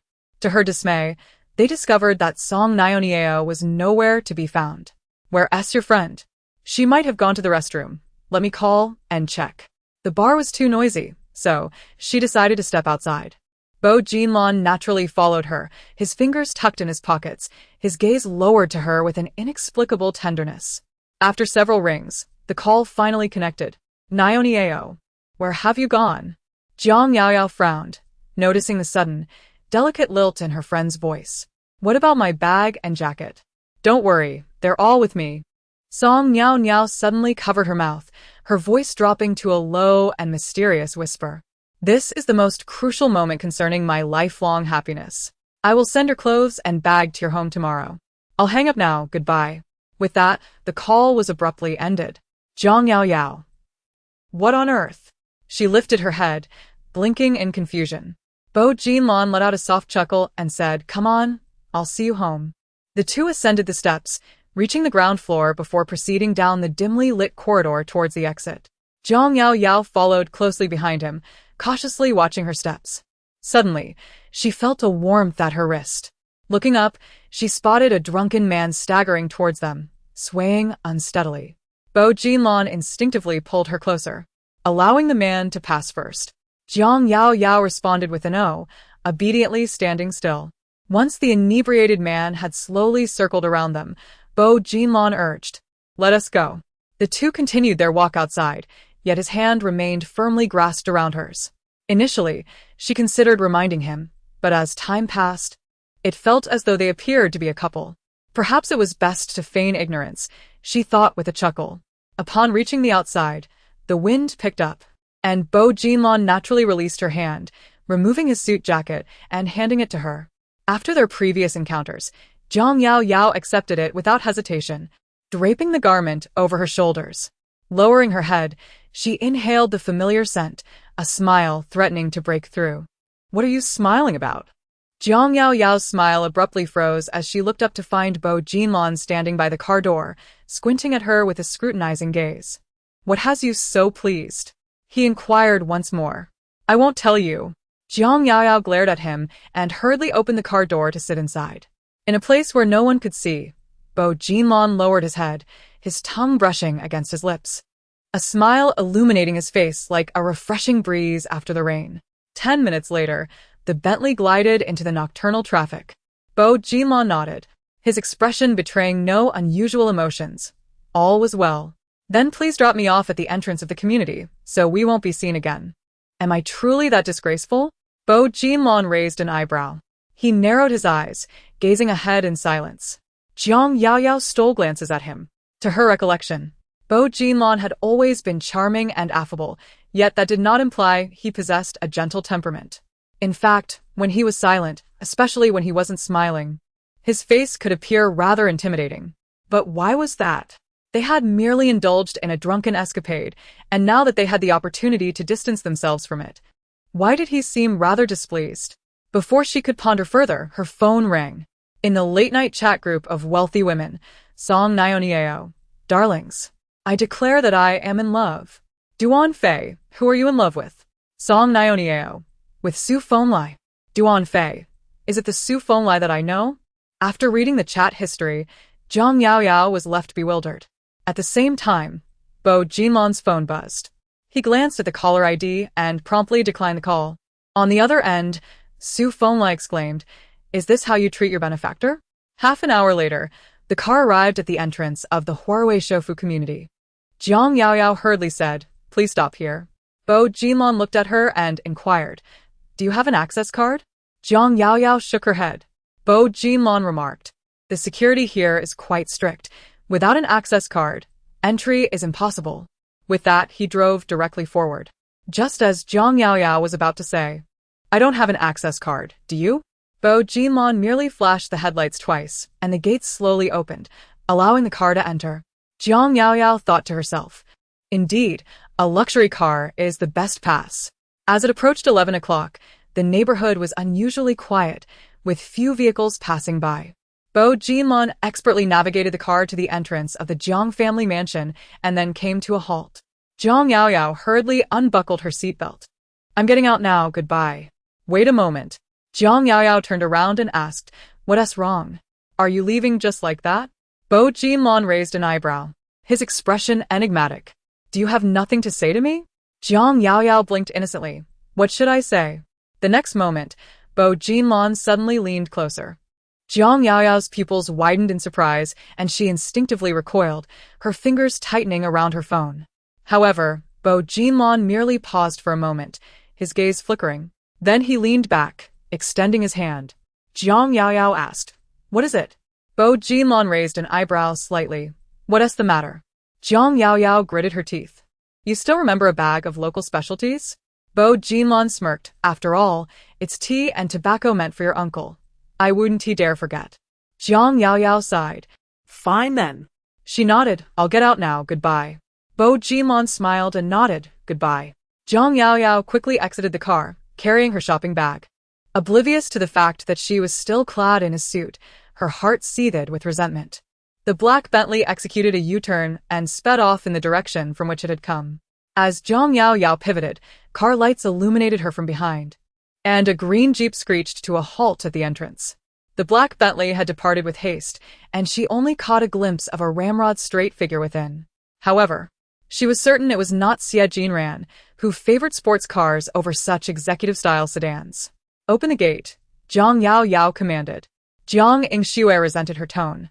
For each time she spoke, she either ignored her or adopted an imperious, commanding tone, as if she were merely a servant in her eyes. Jiang Yao Yao stood there, the cold wind gently lifting her hair, her exquisite and alluring face appearing all the more aloof and indifferent in the night. Zhou Liangchen frowned imperceptibly. "Is that so?" "That's wonderful," Zhou Liangchen said with a smile. "Are you hard of hearing, or do you simply not comprehend human speech?" Jiang Yao Yao interrupted. "Did you not hear me tell you to open the gate?" Jiang Yingxue bit her lip in aggrieved silence. "Sister, I was mistaken. I'll open the gate for you immediately." This submissive demeanor clearly displeased someone. "Yao Yao, it's been 5 years. If you must blame someone, blame me. Don't make things difficult for Shuer. She is, after all, your sister." Jiang Yao Yao scoffed. "Zhou Liangchen, are you an imbecile?" Zhou Liangchen's handsome face tightened instantly. "Yao Yao, I presumed that our last encounter had clarified my stance. Since you are so obtuse, allow me to reiterate it once more." Jiang Yao Yao's expression suddenly turned icy. "And with each deliberate word she spoke, perhaps at one time we could be considered friends, but from the moment you betrayed me, you have become nothing in my eyes." As the wind stirred, she raised her hand to sweep aside her long hair, adding, "So do not overestimate your own importance, even if you cannot bear to see it. You must wait until you have entered the Jiang family gates before you dare to criticize my actions. Your current standing is neither legitimate nor justified. To think you can meddle in Jiang family affairs is truly audacious." Zhou Liangchen clenched his fists tightly, his breath quickening, yearning to retort, yet hesitating to voice his thoughts. Conversely, Jiang Yingxue immediately interjected, "Sister, I know you have never liked me and hold a deep prejudice against me, but Liangchen is innocent. What you are saying is exceedingly harsh." Without hesitation, Jiang Yao Yao kicked out. The iron gate clanged loudly, triggering the security alarm. Soon, servants rushed from the villa to respond, swiftly opening the gate. "Miss, second miss," they called. Upon hearing the title second miss, Jiang Yingxue's expression twisted in an instant. Chapter 62. The Dogman Proposes. How about devoting yourself to me? Second update. The villa was brightly lit. Zhang Hongzhou and Ning Wanhua stood at the entrance. Upon seeing Jiang Yao Yao, he remarked, "Look at you. Where is the demeanor of the eldest daughter of the Jiang family? Reeking of alcohol and clad in a man's attire. What kind of decorum is this? Speak, where have you been gallivanting?" Jiang Hongzhou's face darkened. "Where is your car?" Jiang Yao Yao replied nonchalantly, "Of course." The man drove it away. "Who is he to you? Put on the clothes for me. What relation do you speak of?" Jiang Yao Yao chuckled, adjusting the lapels of her suit jacket. "Of course it is. A fiery friendship. You wicked girl." Jiang Hongzhou clutched his chest, feeling a surge of indignation. "Dad, Mom." At that moment, Jiang Yingxue approached, arm in arm with Zhou Liangchen. Upon seeing her future son-in-law, Ning Wanhua's face lit up with joy. "Liangchen, would you like to come inside for a while?" "Sure." The couple appeared thoroughly pleased with their prospective son-in-law, and Jiang Yingxue's expression was one of pride and shared glory.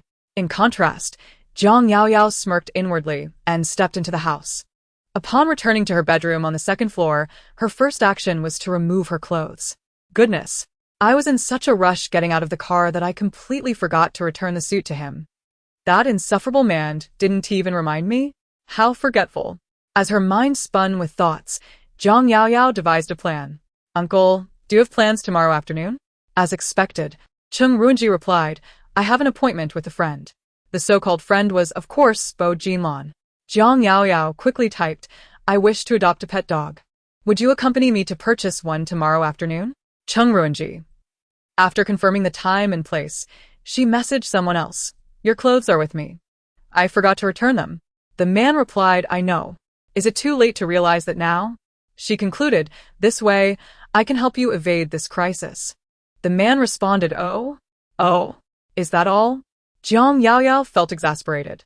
"I saved your life, and this is the attitude you show towards your benefactor?" The man retorted, "How would you like me to thank you?" Jiang Yaoyao furrowed her delicate brows, deep in thought when her phone rang. She picked it up to see a message from the man. How about dedicating yourself to me? Jiang Yaoyao's peach blossom eyes widened in shock, leaving her momentarily dazed. The next second, the man added, just kidding.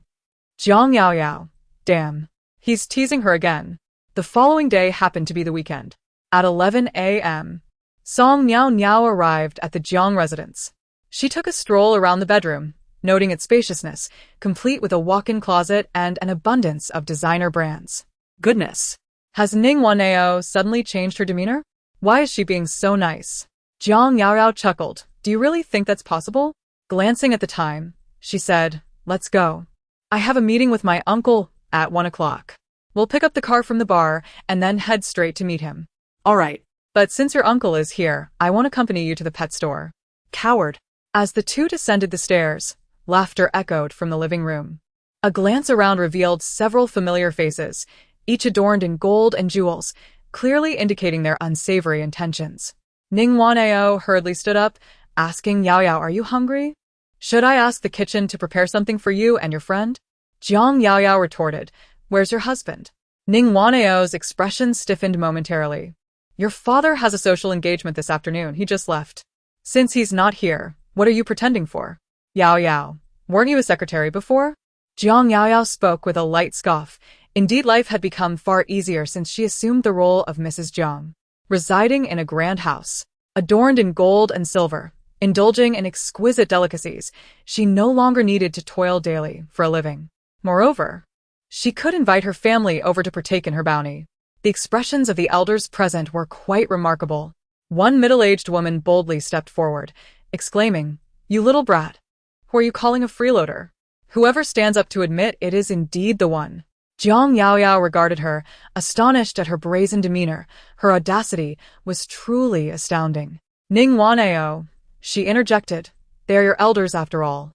Some of my elders bear the Jiang surname, while others are surnamed Cheng. What claim do you have to be considered my elder? Jiang Yaoyao scoffed, I have never encountered such shamelessness. You have usurped another's husband, and now you seek to claim their daughter as well? Ning Wanao's face flushed with embarrassment. Yao Yao, I understand that you harbor resentment towards me, but regardless, I am now your father's wife, the mistress of this household, and I possess the right to invite relatives and friends into our home. The mistress? Jiang Yaoyao retorted mockingly. You, in ancient times, would merely be regarded as a secondary wife.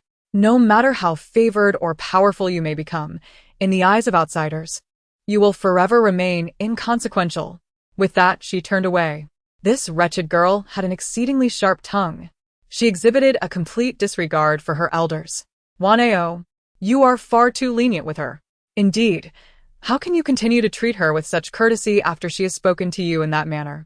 Born of a mother yet nurtured by none, it is no wonder one is so uncouth. Please refrain from further comments. Ning Wanao interjected.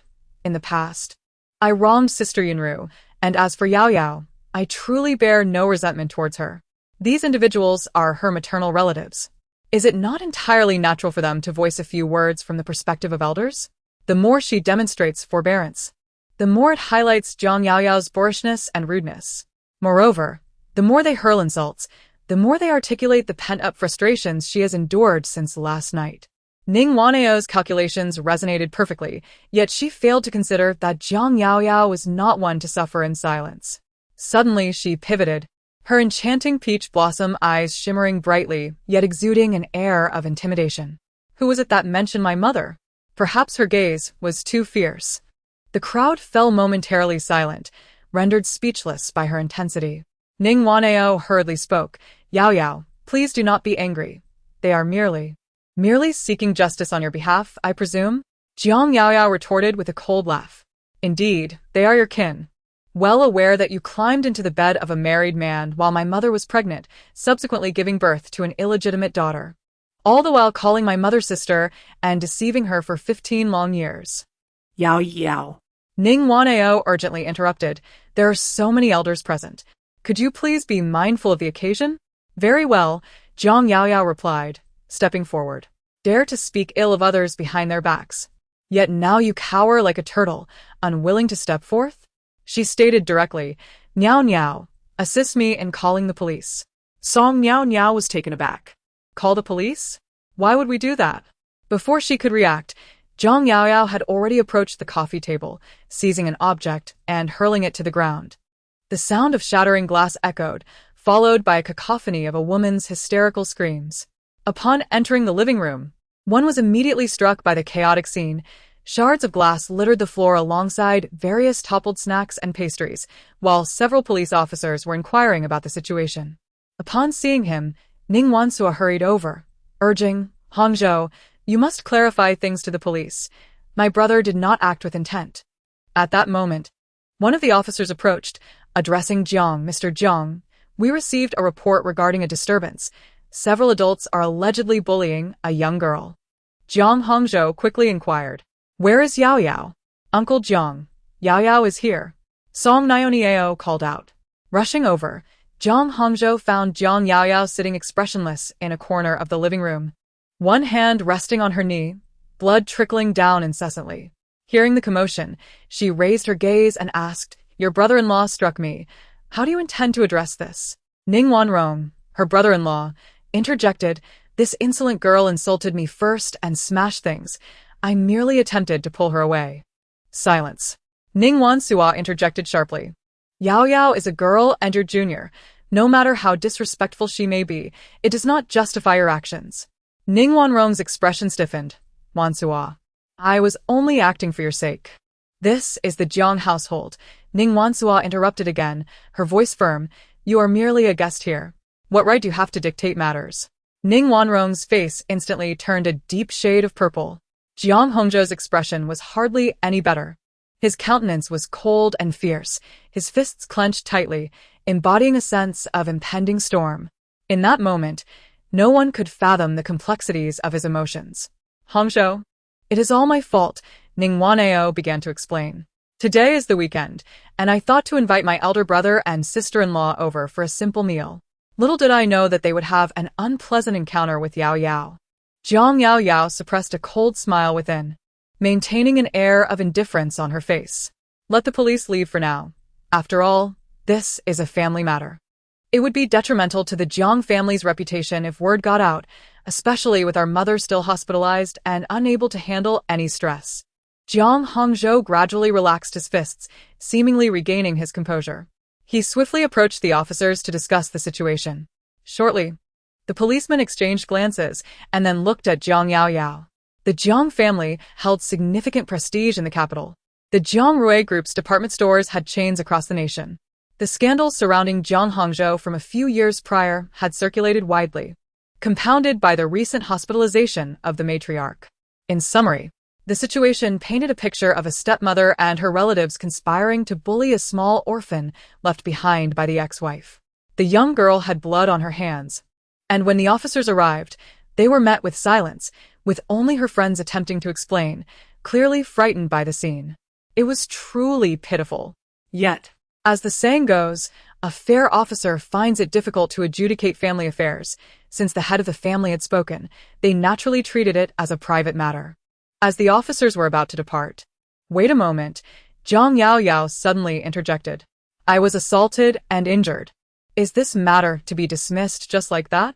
The elders' faces changed dramatically. "What nonsense are you spouting, girl? When have we ever bullied her? Isn't it bullying if she's bleeding? Does it only count if there's murder and arson?" Song Niao Niao felt her temper rising. "I tell you, I am taking Yao Yao to the hospital for an examination. There might be unseen internal injuries. Compensation is a must." "You, stop right there," Jiang Hongzhou roared. "Ning Wanrong, apologize to my daughter." Ning Wanrong was unwilling. As the elder and eldest son of the Ning family, he had always been authoritative. With no one daring to defy him, how could he possibly apologize to a mere girl? "Brother, you are indeed in the wrong today. Regardless of the circumstances, you cannot push a child." Ning Wanhao desperately gestured for him to reconsider. A few police officers watched with piercing gazes, while Jiang Hongzhou remained unyielding. With a clenched jaw, Ning Wanrong finally relented. "I apologize. I should not have pushed you. Apologize." Jiang Yao Yao let out a light laugh. "What kind of apology is that? I see you are nearly 50, yet you remain so immature. Didn't your elementary school teachers teach you that an apology should include "I'm sorry"? You. Ning Wanrong's temper flared, and he was about to charge forward. The crowd held him back tightly. Jiang Yao Yao sat calmly in her chair, looking up at her father with a radiant smile on her delicate face. Dad. Now you see, your brother-in-law was just about to come at me like that. In the end, Ning Wanrong could only lower his head in contrition. After the police departed, the group of elders left in a state of dejection. Ning Wanao exhaled in relief and promptly summoned the servant. Yao Yao, your hand is bleeding profusely. Have the servant bandage it immediately. Given the extent of the blood loss, a hospital visit is imperative. Jiang Yao Yao rose gracefully. Niao Niao, let us depart. Jiang Hongzhou interjected hastily. Wanao, please escort Yao Yao to the hospital. Taking a deep breath, he reassured her, rest assured, this will not happen again. Ning Wanao clenched her fingers, a fleeting shadow of resentment flickering in her eyes. Once in the car, Song Niao Niao inquired, Yao Yao, does your hand hurt? Is the wound deep? Just minor injuries, Jiang Yao Yao replied with a smile. Now you understand why Ning Wanao has been so kind to me, right? We are truly kindred spirits in our suffering. Song Niao Niao sighed, however, my situation is somewhat better. After all, my parents merely divorced. Her parents had separated when she was 5, and her father remarried when she turned 14. Although their relationship was not overtly hostile, it was far from close, which explained her rebellious nature, often frequenting bars and nightclubs. Let us proceed to the hospital and attend to your hand without delay, she suggested. Driving straight to the nearest medical facility, Jiang Yao Yao glanced down at her bloodied fingers, contemplating. How could I have been so foolish as to not extend my left hand when I fell? With my right hand injured, I will be inconvenienced for days. Struggling with basic tasks like eating and bathing. Just then her phone rang. Upon checking the time, she realized that amidst all the commotion, it was already past 1 o'clock, the hour she had arranged to meet her uncle.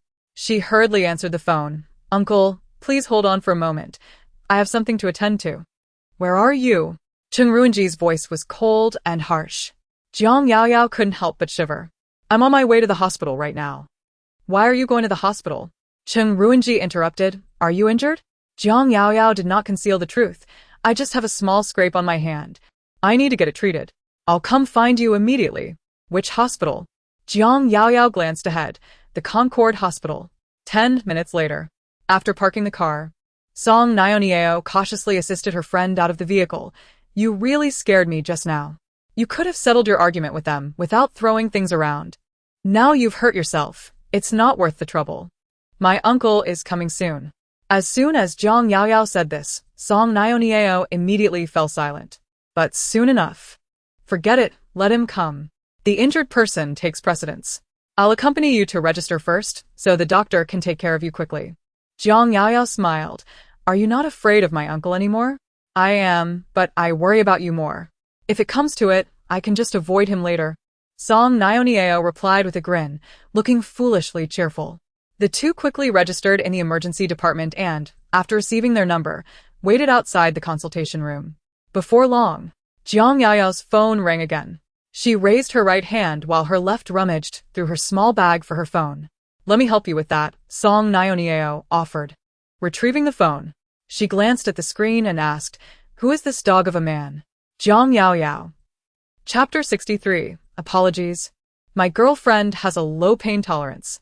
As Song Niao's words trailed off, her phone was snatched away. Jiang Yao Yao realized she could not afford to appear too flustered, for that girl was quite clever. With remarkable composure, she answered the call. Hello? To her astonishment, the voice on the other end declared, I'm at the hospital. Where are you? What the? Jiang Yao Yao was taken aback. What do you intend to do? This provoked an immediate glare from Song Niao. The deep, melodious voice continued, Your uncle called me early this morning, insisting that I seize this opportunity for atonement. Jiang Yao Yao closed her eyes momentarily. Once again, it was that loquacious uncle. You've arrived at the hospital? The man pressed on. Jiang Yao Yao glanced at her friend, contemplating. Well, it might not be very convenient. How astute is Bo Jinlan? The realization struck. Jiang Yao Yao couldn't help but laugh. As long as you understand, then hurry and leave. In the next moment, he added, I'll give you 5 minutes to disperse the onlookers. Otherwise, I shall come to the emergency room to find you. With that, the call was abruptly ended. Jiang Yao Yao stared at her phone in disbelief. What an audacious man. Threatening me. Yao Yao? What's wrong? Jiang Yao Yao quickly shook her head. It's nothing. Are you sure it's nothing? Song Niao Niao scrutinized her. Who is this man? What did he say to frighten you so? A spark of inspiration hit Jiang Yao Yao. I referred to him as my uncle. Wait, you labeled your uncle as that man? Does he not know? Will he truly not be furious? Song Niao Niao expressed her genuine admiration. Oh, right. Song Niao Niao nodded. That works. I'll drive you when your uncle arrives. Wait. Jiang Yao Yao began to outline the pros and cons. You should go now, lest my uncle arrives and starts interrogating you about my injuries. You know how he is. He's particularly fierce. Song Niao Niao involuntarily shivered, quickly rising to her feet. Then I shall leave at once. Jiang Yao Yao waved her hand. Bye-bye. After her friend departed, she took out her phone. My friend has left. Before long, a tall man strolled down the corridor. Upon seeing his attire, Jiang Yao Yao's eyelids fluttered. On the day of their return to the capital, she had carelessly packed all the new clothes he had bought for her. Today, intending to visit a pet store, she had chosen to wear one of the light brown, short-sleeved casual sweatshirts, only to find that she had inadvertently matched with the dog man. They were both clad in the same color and style of sweatshirt. Even the logo on the chest was identical. How could this happen? Wasn't he always impeccably dressed in suits? What had prompted this today? Yet, Jiang Yao Yao couldn't deny that the dogman looked quite handsome in the sweatshirt. He was already a striking figure, broad-shouldered with a narrow waist. And coupled with his long legs, he effortlessly drew the attention of many onlookers in the corridor. Jiang Yao Yao had always believed that black and white suited thin Jinlong best, but she now realized that he also looked exceptionally appealing in brighter colors, even exuding a rare hint of youthful charm. As he approached her with his long strides, one might say he resembled a graceful willow. When his fingers gently pinched her cheek, she was left momentarily dazed. A faint smile graced the corners of Bo Jinlong's lips. Who was he? What was the matter? Jiang Yao Yao shot him a glance filled with disdain.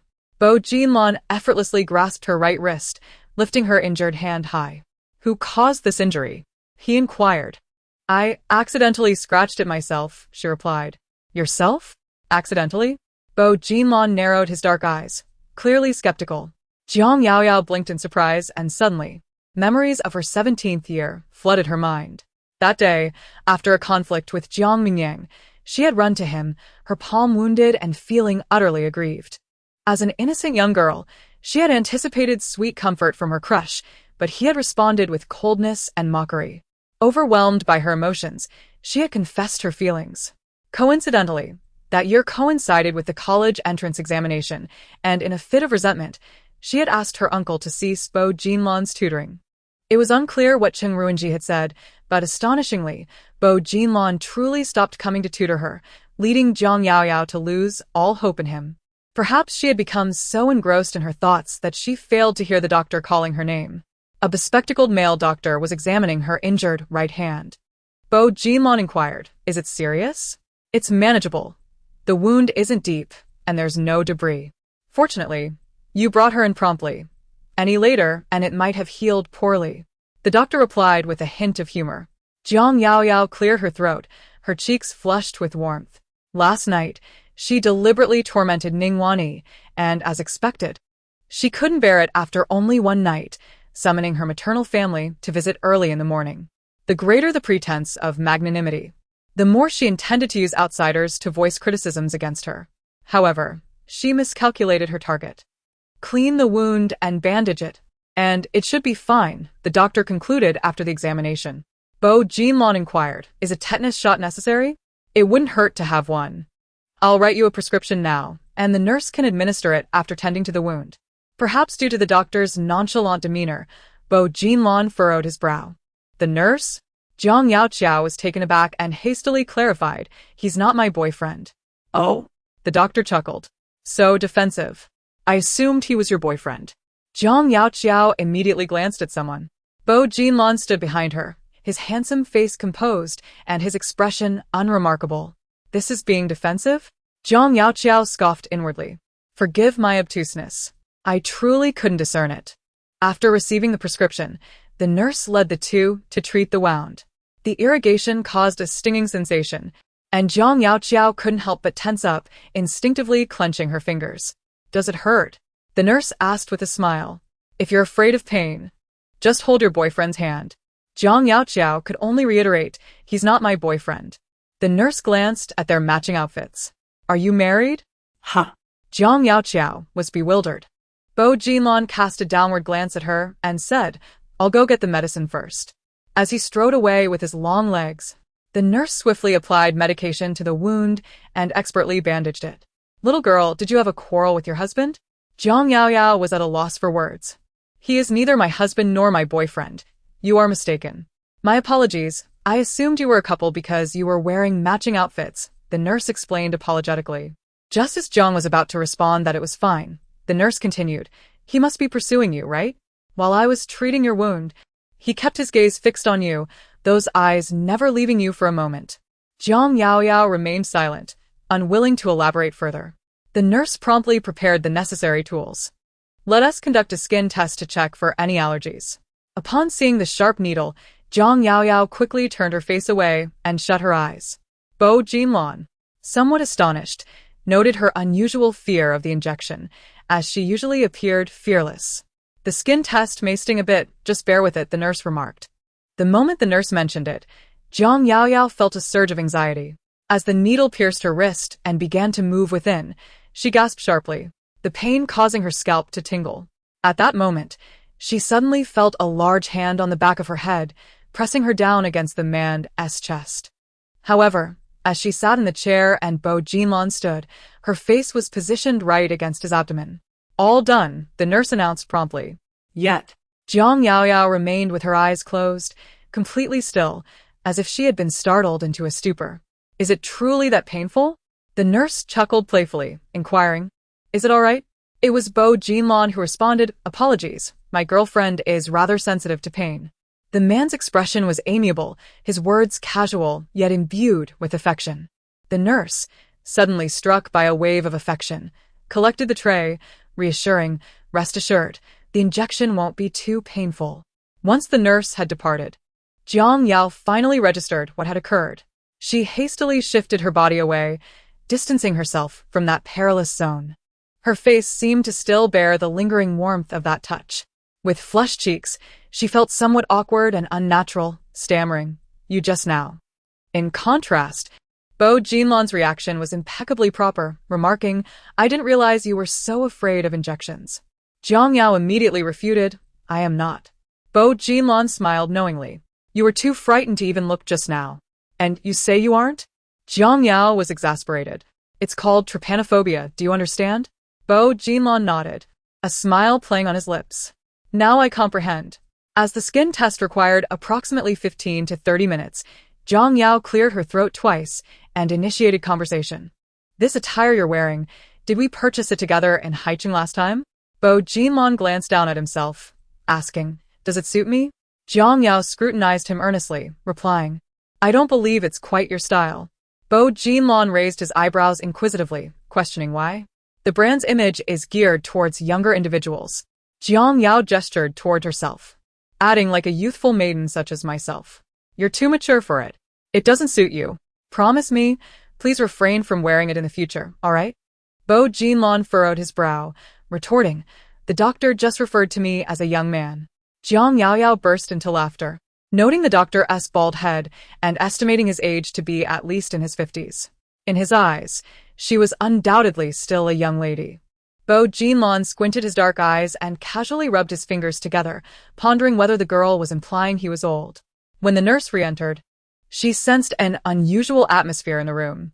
The previously warm and amiable man now stood there with a blank expression, clearly in a foul mood, while the young girl bowed her head, engrossed in her phone, not uttering a word. The nurse's imagination began to wander. Could it be that after I left, the girl laid her cards on the table and outright rejected him? What a blunder. Had I known, I wouldn't have hinted at his affection for you. After receiving her injection, She exited the emergency room, feeling as if she had misspoken earlier. Ever since she remarked on his age, the man had donned an unhappy demeanor. Older men tend to be sensitive, suspicious, and fragile. Indeed, Bo Jinlon cast a faintly disdainful glance her way, as if to say, "Do you wish for your uncle to reprimand me?" Jiang Yaoyao felt even more guilty, leading her to remain silent throughout the journey. Chung Ruinji had chosen a well-known pet shop in the capital, surrounded by similar bustling establishments. Upon entering, a staff member promptly approached to inquire about their preferences. "Do you have a particular breed of dog you fancy? We offer a comprehensive selection. Would you prefer a more docile one, or a livelier breed? For the gentler types, we have Alaskan Malamutes and teddy dogs." Jiang Yaoyao's eyes sparkled with curiosity. "Do you have any Czechoslovakian wolf dogs?" Upon hearing this, Bo Jinlon slightly raised his brow. Indeed, the shop assistant gestured, indicating that all the dogs here were purebred Czech wolfhounds. Jiang Yaoyao blinked slowly, her gaze finally resting upon one particular cage. "I want this one." Inside the cage was a magnificent wolfhound, adorned with a striking coat of gray and black fur. Its eyes glimmering with a brown hue, both fierce and handsome, resembling the wolfhound in Bo Jinlon's WeChat profile picture to an uncanny degree. However, the response came swiftly. "You cannot manage such a large breed." Bo Jinlon firmly rejected. "Do you have a smaller one?" Indeed. The shop assistant hurriedly introduced. "The puppies of Czech wolfhounds are quite adorable, and raising a puppy offers a greater sense of accomplishment. The bond between the owner and the dog becomes more intimate. So for inexperienced buyers, we usually recommend starting with a puppy. By the way, we just assisted a couple this morning, much like you. They were newlyweds looking to buy a dog." Chapter 64. The boyfriend, both handsome and gentle, actively feeds his girlfriend. End of second update. A couple? Newlyweds? Jiang Yaoyao felt a wave of exhaustion as she attempted to clarify. "We are not a." "I'll take this one." Bo Jinlon suddenly raised his hand. The shop assistant quickly turned to look, interrupting Jiang Yaoyao's thoughts. Upon seeing the excessively adorable little wolfhound in the cage, she immediately frowned. "I don't want this one." "I think this one is quite good." Bo Jinlon stroked his chin, seemingly quite satisfied. The shopkeeper, fearing discord between the young couple, presented a purebred Czech wolf dog, merely 3 months old, with a gentle temperament and remarkable intelligence. Observing its fur, one could envision a strikingly handsome dog once it matures, a perfect companion for a young lady to showcase. "This one, indeed," declared Bo Jinlon with finality. 10 minutes later, Jiang Yaoyao exited the pet store with a somber expression, while Bo Jinlon carried a pet carrier containing an irresistibly adorable Czech wolfdog puppy. What was supposed to be her venture in acquiring a dog felt more like him purchasing it instead, which irked her. Once in the car, Bo Jinlon placed the carrier on the back seat. Noticing Jiang Yaoyao's evident displeasure, he couldn't help but chuckle. "You've never owned a dog before. Acquiring such a large wolf dog is rather perilous." "Perilous is precisely what I desire. That's the thrill of it," Jiang Yaoyao retorted with a glare, hoping the family of 3 would be left in tears. Yet, her plans had been entirely disrupted by this dog-loving man. Why the sudden urge to adopt a dog? "Not telling you," she huffed, turning her gaze out the window. Initially projecting an air of defiance, her stomach betrayed her with a loud growl. Having not eaten since noon, and after all the commotion, her hunger became undeniable. Jiang Yaoyao acquiesced fine. Bo Jinlon then inquired what she wished to eat, allowing her to choose. Swiftly, she retrieved her phone and began to search for nearby restaurants. "I want to eat at this Sichuan restaurant," she exclaimed. "The rating is quite high. The doctor advised that during the recovery period, it is best to avoid spicy foods." Jiang Yaoyao replied, "All right." After a while, she continued, "Then let's south go to this place, the Chaos Han Beef Hot Pot. It should be light enough." However, beef is also considered a stimulating food, and it is advisable to refrain from consuming it during the healing process. Jiang Yaoyao switched off her phone and suggested, "Then let us go to McDonald's." Indeed, this type of fast food offers little nutritional value. It is best to limit such meals even in everyday life. Jiang Yaoyao remained silent. When the man seemed to become aware of her, he saw the young girl puffing her cheeks like a pufferfish, her beautiful peach blossom eyes glaring fiercely at him. What's wrong? Bo Jinlon raised an eyebrow, seemingly oblivious to his mistake. Jiang Yaoyao, in an irritated tone, exclaimed, "You told me to choose what I wanted to eat. And now that I make a choice, you dismiss it. Are you intentionally seeking revenge against me?" Bo Jinlon appeared puzzled. "Why would I want to take revenge on you?" "Because I just called you old at the hospital." Bo Jinlon smiled slightly. "You just repeated it again." Jiang Yaorao retorted, "Stingy and petty man." Ultimately, Bo Jinlon opted for a modest home-style restaurant by the roadside. It was evening, and the establishment was fairly busy, with the only 2 private rooms already reserved. Jiang Yaoyao glanced around and suggested, "Shall we consider a different place?" Bo Jinlon's demeanor truly seemed mismatched for dining in such a humble roadside eatery. He always seemed destined to occupy a lavish Michelin-starred restaurant, where a renowned chef would personally prepare exquisite culinary masterpieces for him, complemented by the strains of a violin, fine red wine, and the soft glow of candlelight. "There's a vacant spot," remarked Bo Jinlon, as he took her uninjured left hand and led her inside. Jiang Yaoyao felt no sense of disquiet as he guided her to a window-side table. Once Bo Jinlon pulled out the chair for her, she settled in and placed her small bag beside her. It appeared she had grown accustomed to such gentlemanly attentions. Yet she was taken aback when a nearby girl playfully exclaimed, "Look at how considerate he is as a boyfriend. Can you learn a thing or two from him?"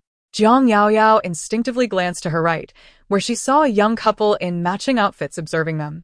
Moments later, unable to resist, she lifted her gaze to her opposite companion. Bo Jinlon was busy warming the utensils for her. The man's demeanor was strikingly refined, his long fingers moving with an air of elegance and nobility, his expression devoid of any discomfort, as if such gestures were utterly routine for him. "What would you like to order?" inquired the waiter, presenting the menu. Just as Jiang Yaoyao was about to speak, Bo Jinlon interjected, "We'll have your signature dishes. Neither spicy nor containing fish or seafood. One of each, please." After placing the order, he turned to her and asked, "Would you like dessert?" Jiang Yaoyao chuckled. "What do you think?" With a gentle smile, Bo Jinlon replied, "Let us have a serving of red bean pudding. I know you enjoy sweet treats." Jiang Yaoyao felt a tinge of annoyance when he ordered dishes without consulting her. However, upon hearing his words, she felt as though a balloon had been punctured, deflating her irritation entirely, especially when the dishes began to arrive one by one, and he picked up his chopsticks, offering, "Your hand is inconvenient. Shall I feed you?" Jiang Yaoyao, delighted in being catered to, responding affirmatively.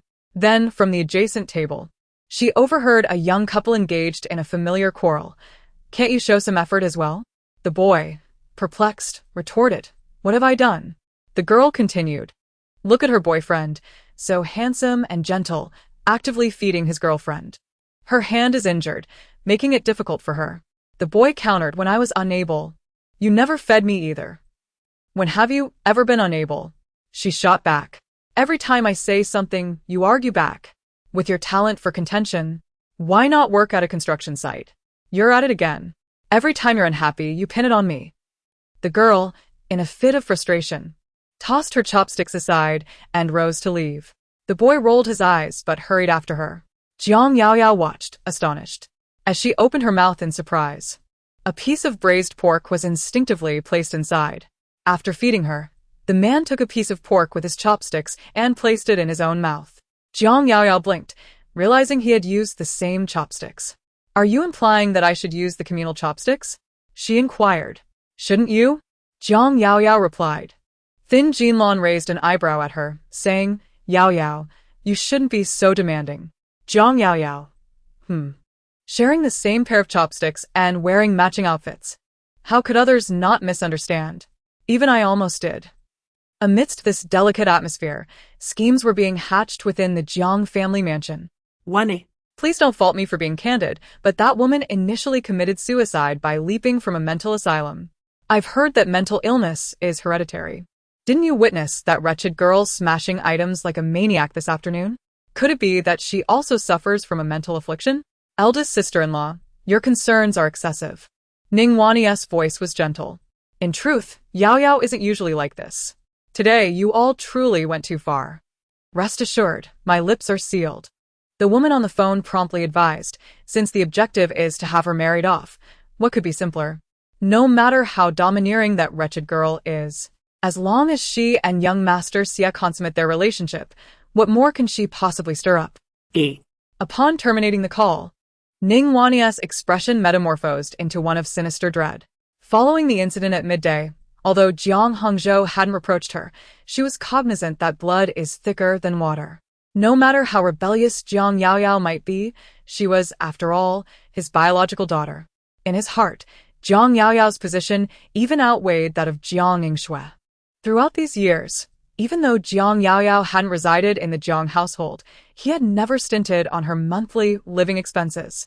On several occasions, she had even overheard him phoning Cheng Yunru's sister, inquiring about Jiang Yaoyao's well-being and academic progress. Did Ning Wanni harbor resentment? Indeed, she did. Had it not been for Jiang Yaoyao, she would not have lost the son who was on the verge of coming into being. Nor would she have subsequently fallen prey to illness, becoming an incomplete woman. In the absence of Jiang Yaoyao these past few years, the resentment she harbored was buried deep within her heart, nearly forgotten. Ning Wanniao took a deep breath and picked up her phone to dial another number. Is this Madame Xia? Hello, I am Ning Wanniao. Chapter 65. How can I appease you to earn your forgiveness? Yao Yao seems impossible to placate. In the restaurant, the phone on the table suddenly rang. Bo Jinlan answered the call. Ruinji. Yes, I understand. Goodbye. After ending the call, Zhang Yaoyao immediately inquired, what did my uncle want? Bo Jinlan curled his lips into a faint smile and replied, guess. With that, He scooped a spoonful of red bean pudding and offered it to her. As Zhang Yaoyao took a bite, his soothing voice began to resonate softly. He asked me to behave well in front of you, hoping for an early reconciliation. Cough, cough, cough. Zhang Yaoyao was abruptly choked by the red bean.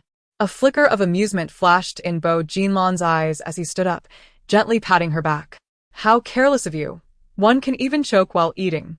Remaining unhurried, Bo Jinlan wiped the corner of her mouth with a tissue. Did you not hear? Your uncle commanded me to reconcile. Would I dare to defy his orders? Jiang Yaoyao was exasperated. Why are you so afraid of him? Bo Jinlan raised an eyebrow. Aren't you? A direct hit. Jiang Yaoyao gritted her teeth. It was perfectly natural for me, his junior, to feel afraid of him. Yet, aren't you his close friend? Bo Jinlan slightly lifted her delicate lips, her smile as radiant as a clear moon. If I can avoid physical suffering, why should I oppose him? Jiang Yaoyao. There is no denying the truth in that statement. However, it does seem rather cowardly. Bo Jinlan raised her hand to signal for the bill. When the waiter approached, she casually requested, please pack these dishes. Bo Jinlan's words flowed naturally and grounded. Jiang Yaoyao. I never anticipated that despite being born into a prestigious family, this man could be quite adept at navigating life. After settling the bill, Bo Jinlan held the bag containing the takeout boxes in one hand while the other instinctively grasped Jiang Yaoyao's wrist. Today, they had been mistaken for a couple countless times. Jiang Yaoyao instinctively attempted to pull away, insisting, I can walk on my own. Bo Jinlan's grip did not loosen. I am just concerned. What is there to be concerned about? I only hurt my hand. My foot is perfectly fine. Jiang Yaoyao protested even as he guided her outside. Upon reaching the entrance of the restaurant, a waiter suddenly reminded her, Ma'am, your shoelace is undone. Jiang Yaoyao looked down and indeed saw that her shoelace had loosened. She was wearing a pair of Gucci sneakers, and the lace on her left shoe was nearly untied. In the next moment, Bo Jinlan casually placed the bag on a nearby table, bent down, and with his fair fingers, carefully retied her shoelace. Jiang Yaoyao stood there, stunned, her heart racing wildly. She had only ever been treated this way while shopping for shoes at the mall. Until she left the restaurant and approached the car, Bo Jinlan gentlemanly opened the passenger door for her. In truth, Jiang Yaoyao spoke softly, you need not take such care of me in private. What do you mean? I shall explain everything to my uncle, ensuring he no longer troubles you. However, when it is just the two of us, he cannot see. So there is no need for you to act so devotedly, particularly when you tied my shoelaces just now. Jiang Yaoyao commented, your performance was excessively exaggerated. Bo Jinlan gazed at her, a slow smile curling at the corners of his mouth. Jiang Yaoyao tilted her head, glaring at him. What are you laughing at? The moment she spoke, Bo Jinlan's smile widened, even bursting into laughter. Jiang Yaoyao, embarrassed and irate at his amusement, reached out and playfully struck his arm. What on earth are you laughing about? Yet he remained silent, merely gazing at her with a smile, making her feel like a fool. Bo Jinlan cleared his throat, finally suppressing his laughter. Isn't this how couples in love behave? Jiang Yaoyao stood there, momentarily dazed. Ah? Bo Jinlan asked her once more. How do you feel today? What do you mean by feel? Jiang Yaoyao found herself momentarily at a loss for words. When Bo Jinlan added, I am such an exceptional boyfriend, handsome and gentle, caring for you to the utmost, making others envious. Do you like this feeling? Jiang Yaoyao finally understood, her expression instantly turning serious. Her heart raced like a fawn throughout the afternoon, feeling as though this man was merely toying with her, treating her as a subject for his romantic experiments. What was the matter? I do not wish to speak with you. Jiang Yaoyao interrupted angrily, settling into the car with puffed cheeks. Outside the vehicle, Bo Jinlan chuckled softly, raising an eyebrow before shutting the door. Once inside, the girl continued to sulk, eliciting another low laugh from him. Are you upset? Her response was an indignant huff. Humph. Bo Jinlan reached out, however, as soon as he brushed against her smooth cheek. She impatiently swatted his hand away. Don't touch me. I'm still angry. Bo Jinlan then inquired, what is it that has you so upset? Jiang Yaoyao huffed twice, entirely dismissing him. He chuckled softly again and started the engine. The interior fell into a tranquil silence. Jiang Yaoyao gazed out the window for a moment, then, bored, picked up her phone. Song Nioniao. You should hurry and pay your fine at the traffic police station, accompanied by 2 high-definition photos of the tickets. Jiang Yaoyao. Instantly, her anger flared anew. Half an hour later, the car halted at the entrance of the Jiang family mansion. The November sky darkened rather early. Jiang Yaoyao glanced at the entrance to ensure no one was around, promptly unbuckled her seatbelt, and exited the vehicle. Goodbye. Suddenly, her arm was seized. Jiang Yaoyao turned her face, her little nose and eyes scrutinizing him. What do you want now? Bo Jinlan regarded her with a gentle tone. Are you still upset? Jiang Yaoyao huffed again.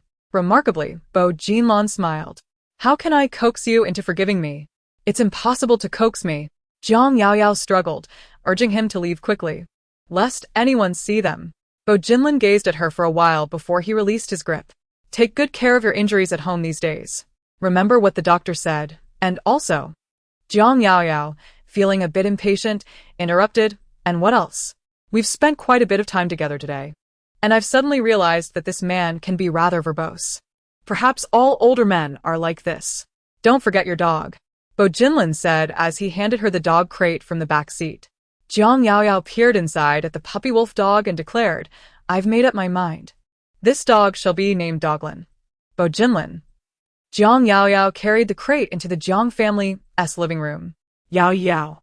Ning Wansua's eager voice called out. How's your hand? What did the doctor say?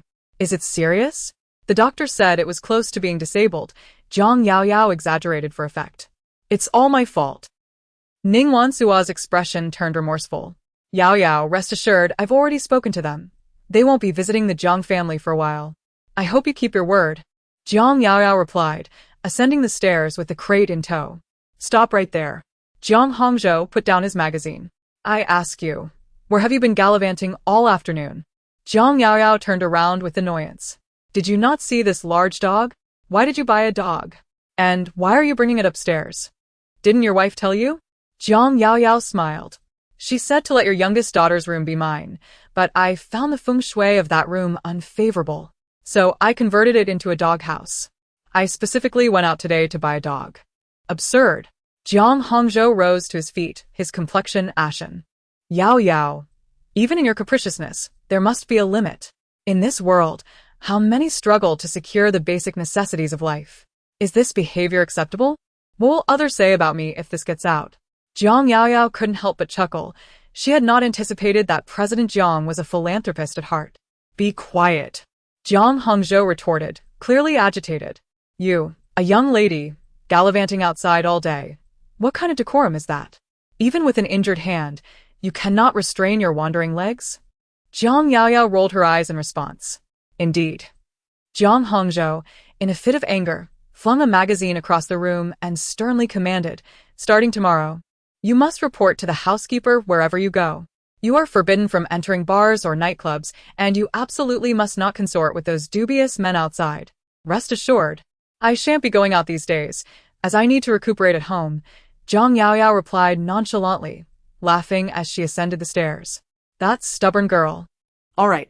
Hongzhou, since Yao Yao has declared she won't be going out, you needn't be so upset, Ning Wansuo consoled her husband.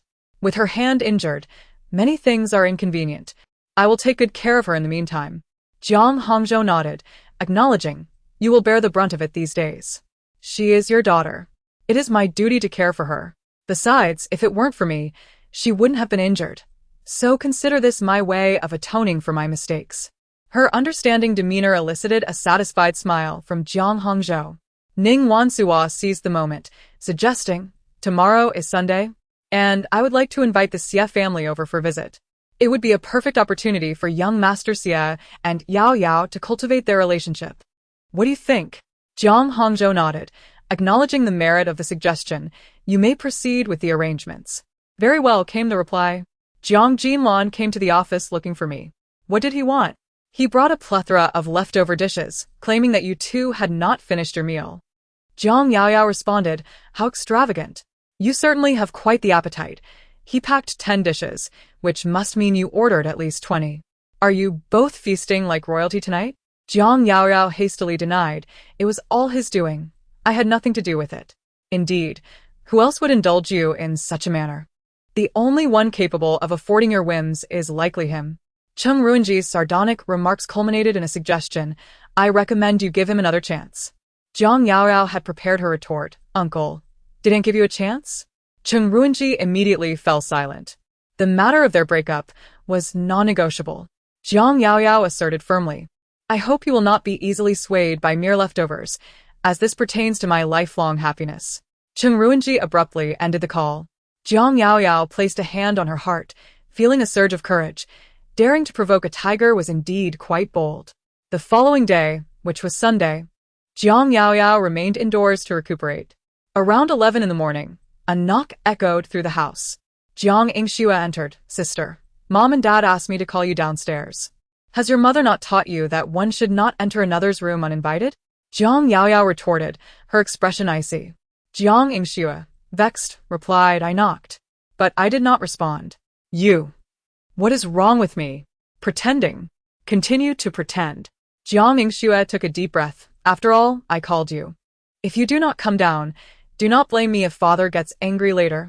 With that, she swiftly turned and left. 30 minutes later, Jiang Yaoyao descended the stairs. Fashionably late. Her long, voluminous hair cascaded like seaweed, and she donned a fluffy, long beige sweater paired with loose, casual loungewear pants. She exuded a languid charm, yet radiated an undeniable beauty. The moment she entered the dining room, she immediately captivated everyone's attention. With her slightly upturned, doe-like eyes scanning the room, Jiang Yaoyao smiled. What a lively gathering! Yao Yao, come sit with us, Ning Wansa beckoned.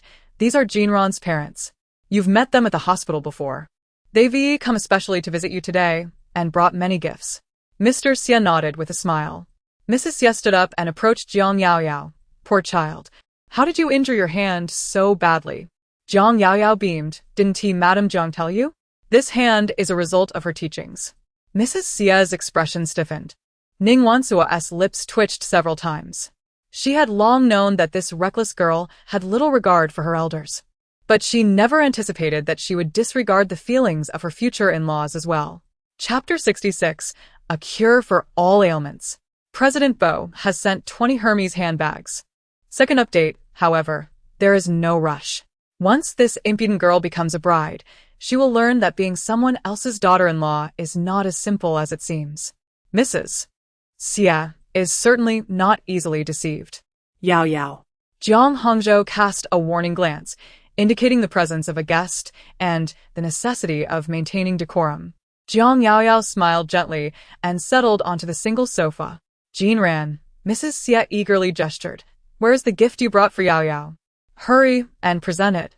Xie Jinran approached Jiang Yaoyao with a face that bore the weight of existential despair, holding a beautifully wrapped gift box. I had to leave unexpectedly during our last meeting at the hospital. I hope you're not upset. Jiang Yaoyao accepted the gift box and opened it, revealing a delicate collarbone chain. The pendant, a heart-shaped pink diamond, sparkled brilliantly under the light, casting a mesmerizing glow. Beside her, Zhang Yingxue craned her neck, visibly envious. She had not anticipated the Xie family to be so generous, presenting a diamond necklace right off the bat. It was rather hasty during our last encounter, and I had no time to prepare a proper gift. This evening, being the weekend, we thought it fitting to visit, especially upon hearing of your injury. This gesture reflects our family sentiments, Mrs. Xie remarked with a warm smile. It was evident that she was the one representing the Xie family outwardly. Xie Jinran's somewhat ineffectual demeanor mirrored that of his father. Yao Yao, these are gifts from the Xie family for you. Do take a look and see if you like them. Ningwani pointed to the nearby low cabinet, where several cheerfully wrapped gift boxes were displayed, containing various supplements and nourishment specifically for women. The sight was quite impressive. Leaning back against the sofa, Zhang Yaoyao smiled quietly, choosing not to speak. These are all Jinran's intentions, Mrs. Xie insisted, striving to enhance her son's image. He was aware of your injury and insisted on visiting. He personally selected these items. You have shown great thoughtfulness, young Master Xie, Zhang Hongzhou praised. Indeed, indeed. Yao Yao, do not hesitate to express your gratitude to the esteemed elders, Zhang Hongzhou commanded in a deep voice. At that moment, a servant abruptly entered. Miss, there are people outside seeking your presence. The room fell silent in surprise. Jiang Hongzhou, displaying a hint of impatience, inquired, Who is it? They claim to have brought gifts for the young lady, came the reply. Jiang Yaoyao raised her eyelids, curiosity piqued. Could it be her grandfather? Why hadn't he informed her beforehand? Since they're here to deliver something for Yao Yao, please invite them in at once, Ning Waneo suggested. She intended to showcase her generosity, yet unexpectedly. A procession of staff donned in coordinated black and white uniforms entered the parlor, forming a long line. Their demeanor regal, each carrying exquisitely crafted shopping bags. The spectacle was nothing short of an offering fit for a queen. Upon spotting the logo emblazoned on the bags, Jiang Yingxue leapt to her feet in excitement. A limited edition Hermes Birkin bag. She exclaimed instinctively, only to be restrained by Ning Waneo. Surveying the expressions of the Xie family, which had transformed into a captivating tableau, Zhang Yaoyao noted that even Xie Jinran wore a furrowed brow. The staff continued to arrive in a steady stream, ultimately arranging an overwhelming array of shopping bags upon the table. Due to the sheer volume, some bags had to be placed on a nearby low cabinet, their luxurious brand designs rendering the few boxes of celebratory nutritional products utterly insignificant. Observing the exquisite range of expressions on the faces of the Xie family, Zhang Yaoyao felt an unparalleled sense of delight. Was this the sensation of wielding financial power? It was undeniably exhilarating. Miss Jiang, they murmured. The lead attendant smiled as he reported, in total, there are 20 Hermes handbags for ladies. Here is the inventory list. If you find any styles or colors unsatisfactory, feel free to exchange them at our store. Jiang Yaoyao received the list, her lips curling in astonishment. 20 Hermes bags, several of which were limited editions. What an extravagant sum. It was inconceivable that her uncle, a forensic doctor, could afford such luxury. Although her aunt was known for her generosity, it was unlikely that she would gift 20 Hermes bags all at once. Could it be? Sister, who sent you these bags? Jiang Yingxue could no longer contain her curiosity. Her excitement was palpable, her eyes sparkling with interest. Sister, do you mean to say? Jiang Yaoyao arched her crimson lips, her smile radiant. If you like them, take a good look now. Once they're delivered to my room, you won't have the chance to see them again. In an instant, Jiang Yingxue's expression stiffened, a blend of unexpressed annoyance and embarrassment washing over her. Jiang Hongzhou then inquired, Who sent these items to you? Jiang Yaoyao nodded with a polite farewell as the staff began to depart. Once they had left, Jiang Hongzhou approached and took the receipt from her hand. Amused, Zhang Yaoyao observed him. There was no purchaser-s information on it. What are you looking at? Zhang Hongzhou was exasperated. Who bought these for you? What is your relationship with him? Yu Hongzhou grasped her husband's hand, suggesting, the lunch is ready. Shall we take our seats? Let the servants deliver these packages to Yao Yao's room, as it would be rather inconvenient to leave them here. While she was instructing the servants, the atmosphere in the living room grew somewhat awkward. Mr. and Mrs. Xie appeared rather disheartened, especially Mrs. Xie. She had meticulously conferred with Ning Wanao about visiting with her son today, intending to finalize the marriage arrangement, and had brought numerous gifts for that purpose. Yet now, the situation had left her utterly deflated. Soon, Zhang Yaoyao's phone vibrated. Upon checking, she found a message from the man. Have you received the gifts? Zhang Yaoyao replied, why did you send me so many packages? The man responded, what do you think? Although Zhang Yaoyao had been somewhat upset yesterday, the feelings had dissipated overnight. The man inquired, have you calmed down now? As she read his message, a flutter of excitement surged within her, akin to countless pink bubbles rising joyfully into the air. Across from her, Xie Jinran furrowed his brow, particularly troubled by the sight of Zhang Yaoyao grinning at her phone like a lovesick fool. Feeling vexed, he muttered, I need to step outside for a smoke. Mrs. Xie quickly rose to follow him. Zhang Yaoyao, absorbed in her phone, remained oblivious to their movements. Surely, all these packages must have cost quite a bit. She typed. The man replied, so, can I change the dog's name now? Zhang Yaoyao stifled a laugh, covering her mouth. Indeed. She caught a glimpse of Zhang Hongzhou's darkening expression directed at her. Zhang Yaoyao stifled a laugh as she typed, what a lovely name for a dog. My pet has already memorized it, and there's no changing it now. Bo Jinlan replied with a silent expression. Given that Yao Yao had difficulty with her hand, she had thoughtfully arranged for the kitchen to prepare Western cuisine today, uncertain whether it would be to their liking. Everything is fine. Madame Jiang is truly considerate. They responded internally, while Zhang Yaoyao couldn't help but chuckle inwardly. Yao Yao, come, sit beside Auntie, Mrs. Xie affectionately beckoned, linking arms with her. Upon seeing Zhang Yaoyao obediently take a seat, Zhang Hongzhou's demeanor finally softened. Ning Wanao also discreetly exhaled in relief. Naturally, Xie Jinran was assigned a seat next to Zhang Yaoyao. As dishes were brought forth one after another, Mrs. Xie was particularly attentive.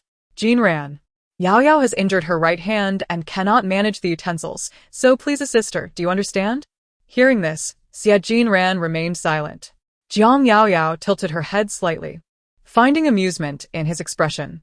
In truth, Xie Jinran was quite striking, with red lips and white teeth, and handsome features. Otherwise, he would not have been hailed as one of the 4 young masters of the capital by the media. However, compared to the foremost dog man, he appeared too young and unable to conceal his thoughts, with reluctance so evident on his face. Under Mrs. Xie's watchful gaze, he stood up, picked up utensils, and haphazardly piled a full plate of food onto her dish. Zhang Yaoyao smirked, so much. Do you think I can finish this? Xie Jinran's handsome face briefly clouded with irritation, yet being well-mannered, he restrained himself and divided the food in half. Zhang Yaoyao sighed softly. I don't wish to eat this. Xie Jinran furrowed his brows. Then what would you like to eat? Zhang Yaoyao glanced over at the steak bar. Xie Jinran felt she was being deliberately provocative. But what could he do? Just moments ago in the courtyard, his mother had given him a thorough reprimand, leaving him with no choice but to endure. Suddenly, he remembered the doctor had mentioned that beef was considered a stimulating food, and it was best to avoid it during the healing process, as it could hinder the recovery of his wounds. Xie Jinran's fingers trembled, nearly driven to exasperation by her actions. It's my fault for overlooking that detail. Ning Wanao hurried to smooth things over. Xie's mother also gestured. Jinran, why don't you slice some foie gras for Yao Yao? However, Zhang Yaoyao shook her head. I don't want to eat foie gras. Crash. Zhang Hongzhou, unable to contain himself any longer, slammed his utensils down. Yao Yao, enough is enough. Then I shall not eat it, Zhang Yaoyao replied, her small face expressing a sense of helplessness. She had stayed up too late the previous night, and now felt somewhat fatigued. If you have something to say, please be direct and avoid going in circles. Jiang Hongzhou gripped his knife and fork, his expression tense, the veins on his forehead pulsing visibly. Ning Wanao patted the back of his hand gently, saying, "Indeed. Since we have decided on this union, our families have discussed and aim to finalize the arrangement soon." She exchanged a knowing glance with Xia's mother. Yes. Xia's mother chimed in with a smile. "I consulted the almanac, and the 8th of this month is an auspicious day for marriage. I mentioned this to the matriarch, and she is in agreement." Ning Wanao turned to her husband. "Hongzhou, what are your thoughts?" Jiang Hongzhou relaxed his grip. "Yao Yao, have you given it any thought these past few days?" Jiang Yao Yao smiled at them. "I have no objections. Everyone." Chapter 67. Trust in men is as rare as a pig climbing a tree. No one anticipated that Jiang Yao Yao would agree so readily. Jiang Hongzhou narrowed his eyes, inquiring about her demands. Jiang Yao Yao beamed with delight, affirming that President Jiang truly understood her. This remark caused a noticeable shift in the expressions of those present, particularly Xiamu, whose emotions oscillated like a roller coaster. However, as long as Jiang Yao Yao consented to the marriage, everything would be negotiable. With a smile, she encouraged Yao Yao. "Do express your conditions. Anything within my power to fulfill, I shall certainly agree to." "Such a straightforward attitude, Auntie," Jiang Yao Yao replied, her smile unwavering. "Then I shall speak candidly." Xiamu gently patted her hand, urging her to continue. Jiang Yao Yao articulated her thoughts. "The nature of a man is as immutable as the mountains. Infidelity is akin to gambling and domestic abuse, differing only in frequency. Therefore, I shall no longer demand Xia Jinran to vow or apologize, for such gestures are futile." The expressions of the Xia family shifted once more, particularly Xiamu, whose smile faltered. "Since trust is elusive, I shall resort to financial terms," Jiang Yao Yao declared boldly. "My grandmother promised that upon my marriage to Xia Jinran, I would receive 8% of Jiang Rui Group shares. Is it unreasonable for the Xia family to offer me an equivalent 8%? At this proclamation, the entire dining establishment fell into a profound silence. Jiang Yingxue widened her eyes in astonishment, realizing that she herself possessed only 5% of Jiang Rui Group shares. How is it that Jiang Yao Yao suddenly possesses 8%, surpassing her own allocation? Ning Wani was taken aback by the Jiang matriarch's generosity and the girl's insatiable avarice in daring to request an additional 8% from the Xia family. As for the Xia family, their sentiments were even more intricate. "Yao Yao, the matter of company shares is rather intricate. How about this? Upon your marriage to Jinran, I will immediately have the company directors arrange it. Since Auntie is unwilling, there's no need to continue discussing this marriage," Jiang Yao Yao said, preparing to leave. Sit down. Jiang Hongzhou slammed his hand on the table. Xia's mother hastily restrained her. "Yao Yao, let's discuss this calmly. Don't be so hasty." Xia's mother said with a smile, "It's not that Auntie is unwilling, but concerning the company's equity, your uncle and I cannot make such a decision. You see, our Xia family is a family enterprise and each person's shares are limited. The process is complex, and besides, you haven't officially joined the family yet, so other shareholders might object. Auntie, although I haven't graduated yet, I am familiar with the company's operational procedures. There's still a week until the 8th. Ample time for equity transfer. If it's not feasible, the wedding can be postponed." Jiang Yao Yao remained composed. "Moreover, once I marry Xia Jinran, I will be a member of the Xia family. It's not excessive for me to request 8% of the shares, is it? Even my father's concubine possesses shares in the Jiang Rui Group." "Sister, your words are rather harsh." Jiang Yingxue couldn't help but interject. "Am I mistaken?" Jiang Yao Yao scoffed at her. "You dislike being referred to as the second wife? Then let us change it." After a moment's contemplation, she proposed. How about calling you a concubine? "You've gone too far. Why are you arguing?" Jiang Hongzhou interjected sternly. "We need to discuss serious matters." Swear. "If you do not wish to dine, go upstairs at once." Jiang Yingxue, feeling utterly aggrieved, protested, "Father, it's clearly my sister." "Enough, swear." Ning Wanao desperately restrained her beneath the table. "Do not say another word." Jiang Yingxue bit her lip, her heart swirling with jealousy and fury, nearly driving her to madness. The disdainful attitude Jiang Yao Yao exhibited towards them was unbearable if she were to gain such substantial shares in the future. Wouldn't that be akin to soaring to the heavens? Jiang Yaoyao continued, in truth, I am also considering my own interests.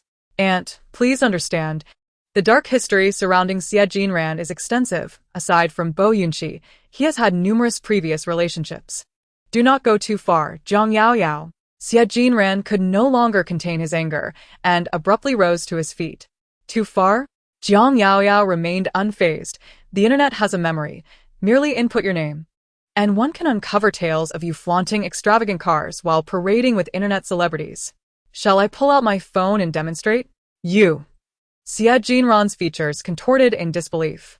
Jiang Yaoyao dismissed his outrage, continuing, so, Aunt, how could I possibly trust a man who cannot control his desires to be a faithful husband after marriage? What if one day he returns to the bed of some internet sensation, casting me aside? Who would I turn to for justice then? I must secure myself. At the very least, when the day comes that I am cast aside, I shall not be left with nothing. Andy, do you not agree? Yao Yao. You must believe in Jinran. He is truly reformed, and this time he will cherish you dearly. Jiang Yaoyao laughed lightly, remarking, a man you can rely on is as likely as a sow climbing a tree. This provoked Xie Jinran to erupt once more. Jiang Yaoyao, am I being too accommodating? Do you truly believe that I cannot live without you? Were it not for my parents' insistence, would I be here, humbling myself to placate you? You've overstepped. Thinking yourself a lady of high standing, haven to you? Jiang Yaoyao remained unfazed. Uncle and aunt, did you witness that? Is this what you call Mr. Xie's sincerity? Jinran. Xie's mother exclaimed with a fierce tone. Sit down. What did I just tell you? Have you cast it aside completely? Must my marriage be the price paid for the company? Mother, you are being unreasonable. Xie Jinran scoffed, shaking his head before turning to leave. This child. Ningwani hurried to stand, addressing Mr. and Mrs. Xie. Allow me to see you off. The group departed hastily, leaving Jiang Hongzhou and his two daughters alone at the vast dining table. Yao Yao, your behavior was excessive just now. Is it excessive to carve out a path for myself? In this household, no one assists me. Am I not to help myself? Jiang Yaoyao toyed with the spoon in her hand, her tone light. You do not understand how to run a company. Why do you need so many shares? Father, you underestimate me. Not only have I studied finance, but over the past few years, I have also learned about corporate management from my aunt.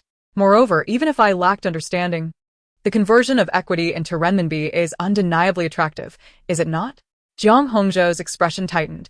Young Master Xie is indeed a dashing figure, and both Mr. and Mrs. Xie hold you in high regard. They have agreed to grant you shares upon marriage, so why must you insist on applying such pressure? Why publicly utter such harsh words? Is it your intention to create an atmosphere of discomfort for everyone? Am I not stating the truth? Jiang Yaoyao looked at him in confusion. Furthermore, since you hold such admiration for Xie Jinran and consider this marriage essential, why not wed Jiang Yingxue to him? She seems quite amenable to the idea. Jiang Yingxue's face instantly changed. Sister, what nonsense are you spouting? I have someone I like. I have someone I like too, Jiang Yaoyao declared boldly. Jiang Yingxue was taken aback. Jiang Hongzhou also inquired, who is he? It's just someone I've been hanging out with these past few days, who just casually spent millions on luxury bags for me, Jiang Yaoyao replied, setting down her spoon and rising. But fret not, once the equity is secured, I will marry Xie Jinran. With that, she smiled and turned to exit the dining room. Upon returning upstairs, she found the maid feeding the puppy its lunch.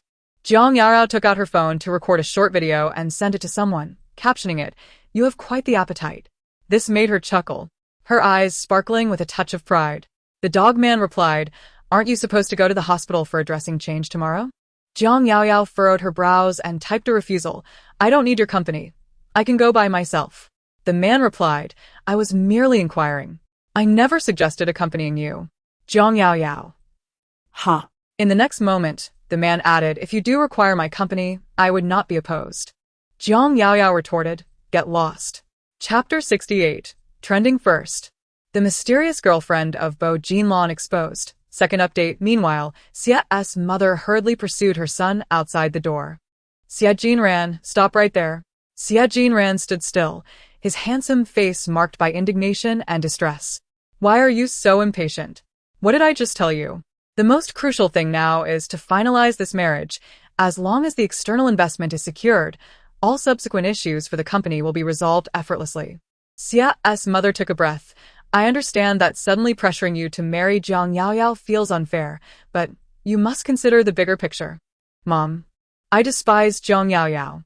Xia Jinran had suppressed his feelings for too long. For 2 years, I tirelessly traveled to Haiqing to pursue her. But do you know how she treated me? With disdain. Cold sarcasm. No woman has ever dared to treat me this way. After finally agreeing to be my girlfriend, she maintained a frosty demeanor during our dates. I couldn't even hold her hand.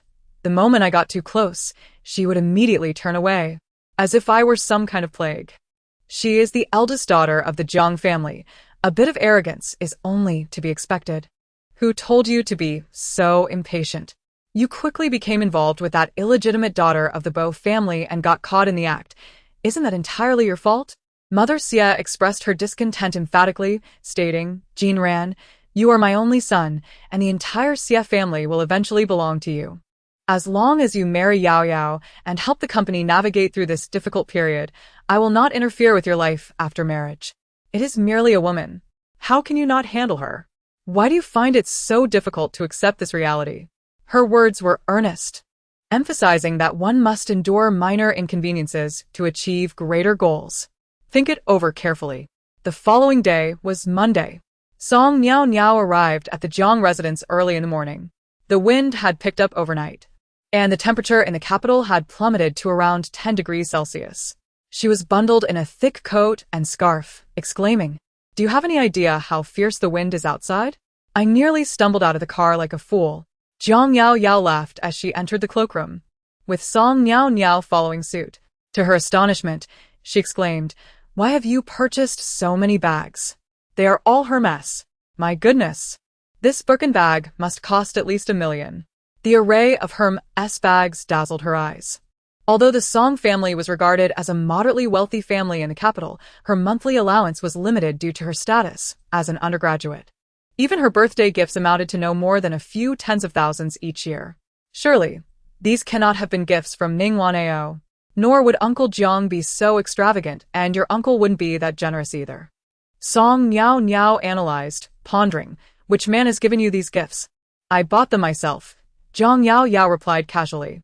Do you not understand the concept of a purchasing agent? Song Niao Niao was perplexed. Since when did you start a purchasing agent business? The least expensive of these bags is priced at over 100,000, yet you have purchased so many at once. Quite affluent, aren't you? All of them are counterfeits, imitations. Jiang Yaoyao feels exhausted. Ever since her one-night encounter with that unscrupulous man, she has found herself entangled in countless lies, so many that she cannot even begin to count them. Is it true that they are all replicas? They appear remarkably authentic, remarked Song Niao as she pulled out her phone and snapped a picture. This is precisely why I opted for purchasing them. Her family-esque quality is exceptional. And with such high demand, I can earn a substantial profit, Jiang Yaoyao stated with utmost seriousness. Song Niao nodded in agreement. Within the elite circles, purchasing counterfeit goods is certainly looked down upon.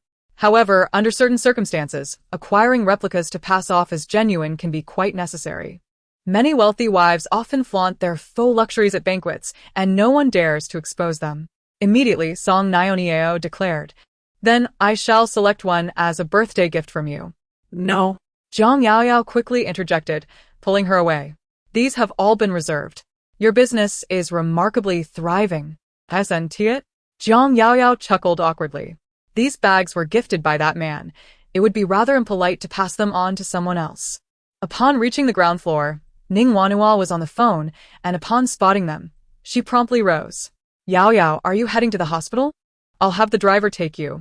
No need, Jiang Yaoyao coldly interrupted. My friend is driving.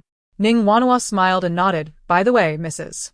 Xia called earlier and agreed to the matter regarding your equity. Jiang Yaoyao was momentarily taken aback. She agreed? This caught her by surprise. After all, an 8% stake is not insignificant, and they are not even married. Only a fool would agree. Even if one were to relent under pressure, it would at least take some time for contemplation. To her astonishment, the response was immediate. Unusual occurrences often herald something amiss. Jiang Yaoyao maintained her composure, understanding the implications. Once the two young ladies departed, Ning Wani let out a cold laugh and dialed her phone. Secretary Lin promptly announced the news of the marriage alliance between Jiang Rui Group and the Xie family. Yes, the larger the coverage, the better. This is Hongzhou's directive. Meanwhile, Song Nioniao promptly inquired, "Are you truly going to marry Xie Jinran? He has cheated before, and you still want him? If you feel trapped, just blink. By marrying Xie Jinran, I can acquire an 8% stake in both Jiang Rui Group and the Xie family company.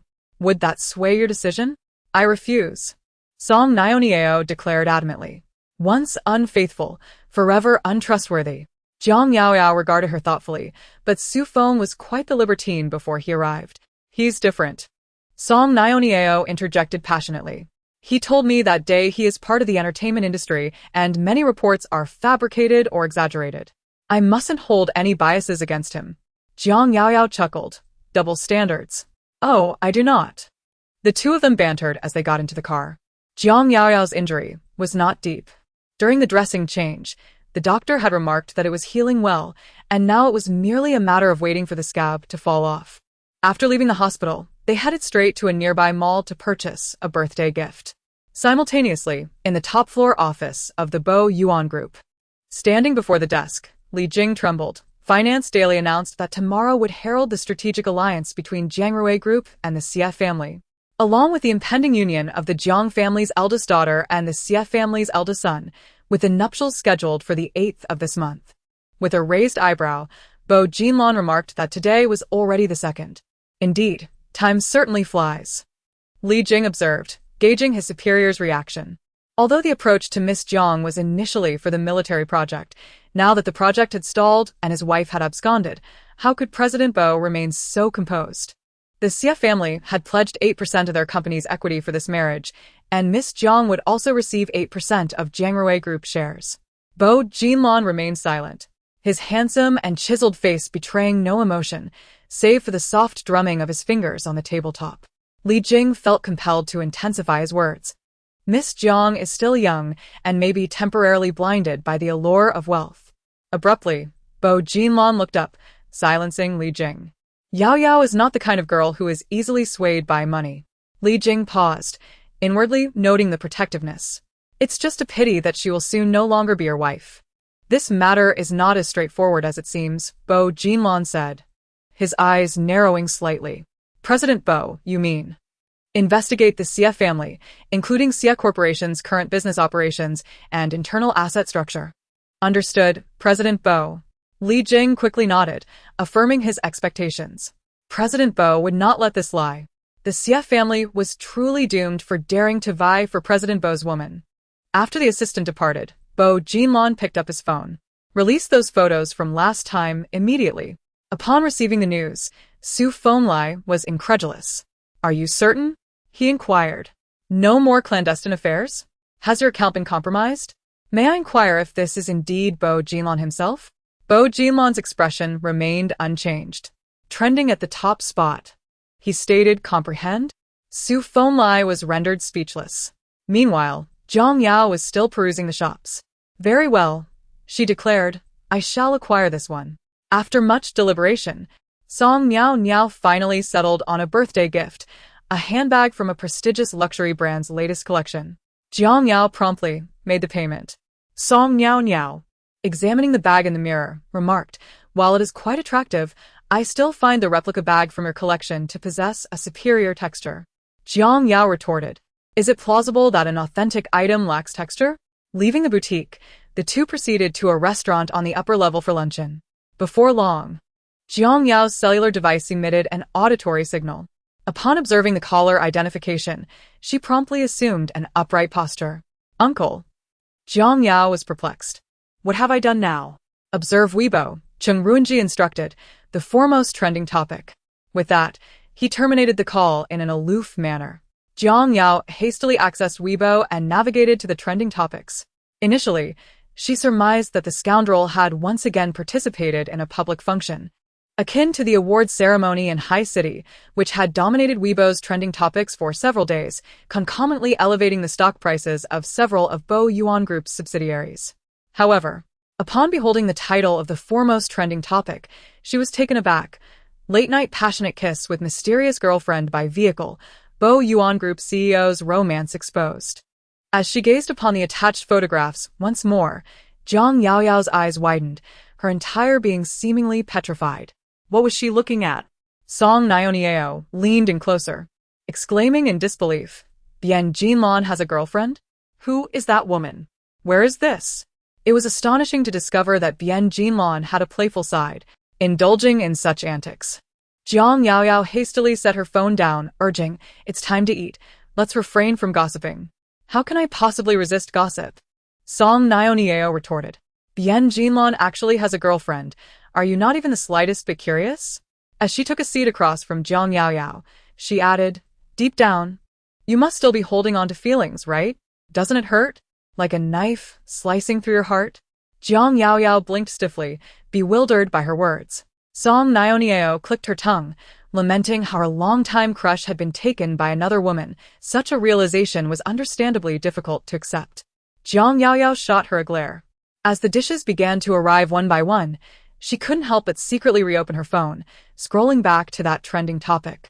There were a total of 9 photographs. First, Bian Jinlan carrying her down the steps, then assisting her to the roadside, opening the car door, and after exchanging a few words, he pressed her against the car door and kissed her. Among the 9 images, at least 4 captured different angles of their kiss. The striking red dress was undeniably familiar, and those nude high-heeled shoes were unmistakable. Not to mention the partial view of a shop name. Zhang Yaoyao recognized, almost instantaneously, that the woman in the photographs was indeed herself. Although the woman in the photograph does not reveal her face and her features remain indistinct, it is clear that, aside from the Chung family, no one would associate her with this matter. The comments from netizens reflect their confusion. Who on earth is this woman? Would she dare to show her face? She appears quite tall, at least around 1.7 meters, right? Is she a model? To be noticed by Bo Jinlan. She must belong to a prestigious family. How could she possibly be from the entertainment industry? Not necessarily. This photo is evidently a candid shot. Perhaps they are engaged in a secret affair. I never expected Bo Jinlan to be so wild and private. Zhang Yaoyao. Chapter 69. At your doorstep. First update, Yaoyao. I'm asking you, do you want to eat shrimp? I can help you peel it, you know. Song Nionieo said with a grin. Since you gifted me such an expensive bag today, I must take good care of you. Zhang Yaoyao had no appetite for shrimp. She suggested that Song Nionieo enjoy it herself. Song Nionieo looked at her and remarked, you claim not to like Bo Jinlan, yet you appear utterly lost. As if you've just been rejected by a man. Zhang Yaoyao. She felt more as though she had been abruptly strung up rather than rejected. Her chaotic emotions rendered her indifferent to the meal. After finishing, Song Nionieo insisted on dragging her back to the mall. Suddenly, Zhang Yaoyao remembered that several packages were due to arrive today and suggested they visit the mall another time. What packages? Song Nionieo gossiped. Could it possibly be another counterfeit bag you purchased? No, Zhang Yaoyao replied, slightly exasperated. I'm about to take my graduate entrance exams and need to focus on my studies, so I had my classmates send over the materials. Once you acquire equity, you'll be a billionaire. Why even bother with exams? Song Nionieo remarked incredulously, if I were you, I would have already chosen the path of leisure. Once they were in the car, Zhang Yaoyao couldn't resist picking up her phone again. Chung Yunji called directly, relieved that the photos didn't clearly show her face. Otherwise, she wouldn't know how to explain. What did Jinlan say? Zhang Yaoyao blinked, he said. It's nothing to worry about. Indeed, Chung Yunji agreed. Such gossip typically fades within a couple of days. After all, Jinlan is not a celebrity from the entertainment industry. Just ensure you remain unaffected. By the way, I've sent you the information regarding the CF family's business operations that you requested a couple of days ago to your email. Thank you, Auntie. After hanging up, Song Nionieo turned to her and asked, Yaoyao, you seem to have a good rapport with young Master Su, don't you? Not really, Zhang Yaoyao responded. I've only met him twice. Although we added each other on WeChat and created a group, no one ever speaks in it. Zhang Yaoyao pondered this, as she picked up her phone once more. She opened WeChat and located the small group for the Haiqing trio, where Bo Jinlan's avatar lay quietly. You see, he saved me that day, and I've been wanting to invite him to dinner as a gesture of gratitude for his life-saving act, but he always claims to be too busy. I was contemplating whether, given your amicable rapport with him, you might facilitate an introduction. As I believe I mentioned before, I've harbored affections for him for quite some time.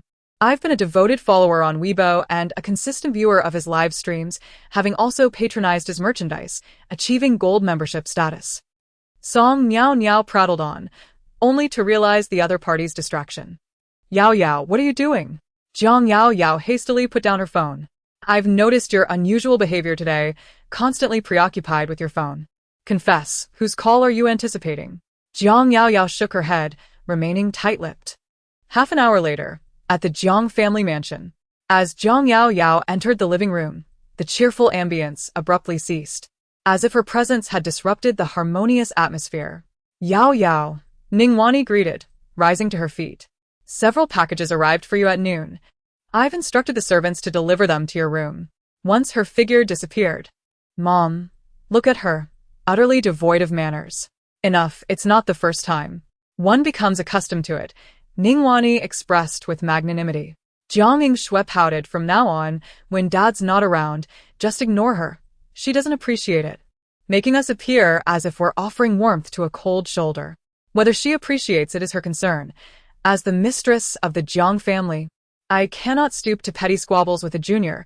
It would invite gossip, Ningwani retorted. Jiang Yingshui remained unconvinced. When will she finally marry? Did the Xie family truly consent to granting her equity? Ningwani nodded. Are they insane? Such a substantial amount of equity, simply given away?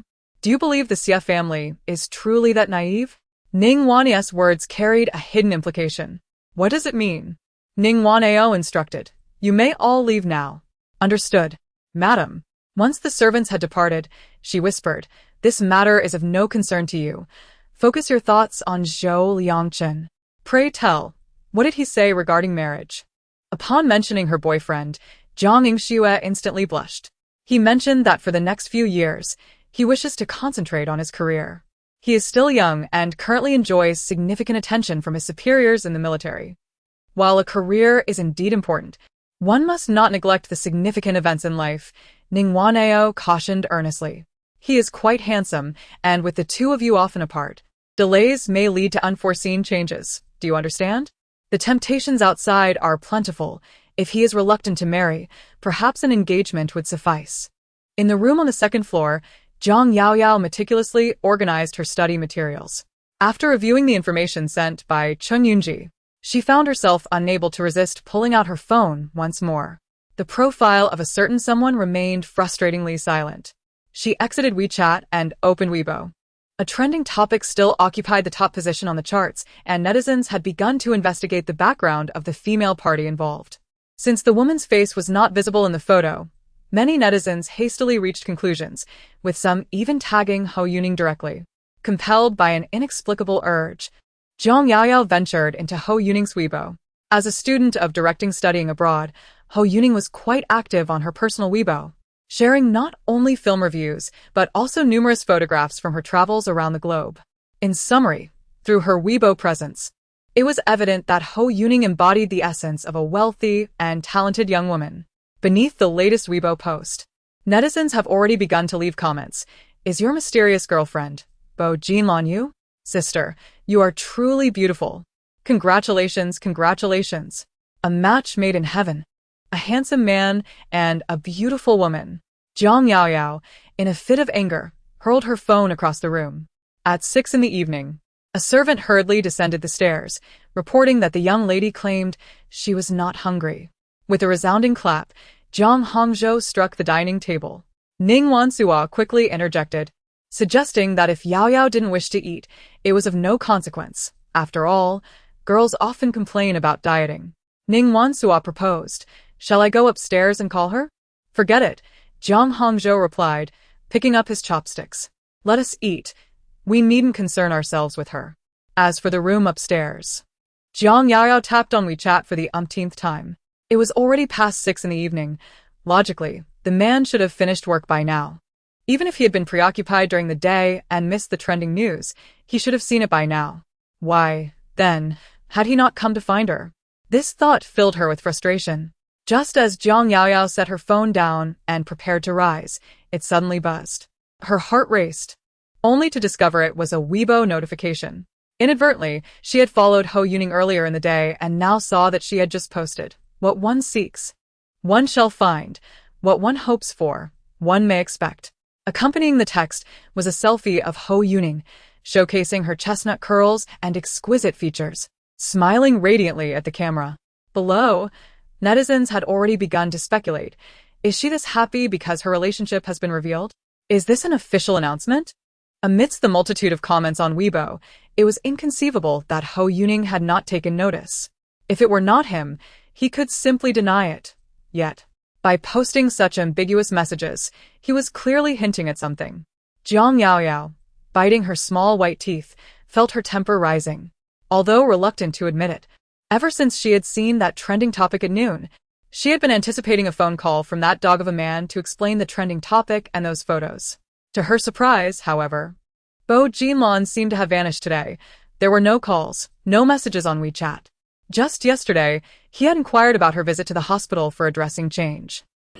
The more Jiang Yaoyao thought about it, the angrier she became. In a moment of impulse, she dialed his number. The phone rang twice before it was answered. Bo Jinlan's deep, magnetic voice emerging. "Yaoyao, what is the matter?" Jiang Yaoyao. She had been in turmoil all afternoon, and now he acted as if nothing was amiss, casually asking her what was wrong. Perhaps sensing her silence, Bo Jinlan inquired again, "Yaoyao, is everything all right?" Taking a deep breath, Jiang Yaoyao replied in a tone that was both indifferent and cold, "Nothing. I dialed the wrong number." Bo Yinlan. She hung up.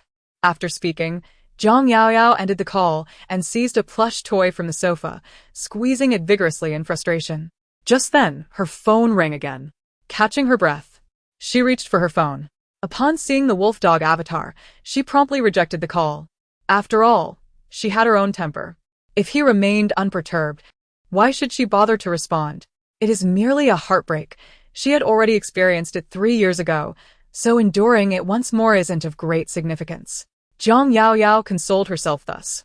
Before long, her phone chimed again, this time with a WeChat notification. After a moment of hesitation, she reached out to open it. The message from a certain man read, "I'm at your doorstep." Downstairs, a family of 3 had finished their dinner and moved to the living room. The television broadcasted local news, while the housekeeper served after-dinner tea and a fruit platter. Jiang Hongzhou and Ning Wanyue sat together engaged in conversation, while Jiang Yingxue occupied a nearby single sofa, engrossed in her phone. Suddenly, they heard a sound and all 3 looked up in unison. Jiang Yaoyao descended the staircase slowly, her hair cascading down like a thick, wavy seaweed.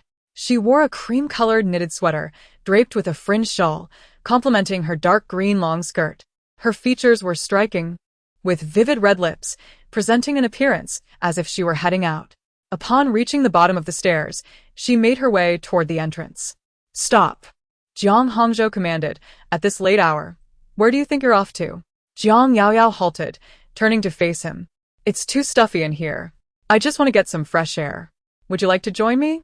"Understood." Chapter 70. President Bo's Confession. Shall we share a kiss? Upon arriving outside the villa, she traversed the yard and beheld a black sedan quietly parked just beyond the gate. The wind was brisk, causing Jiang Yaoyao to shiver. She tightened her shawl and hastened her steps towards the car. As she approached, the passenger door swung open from within. "Get in."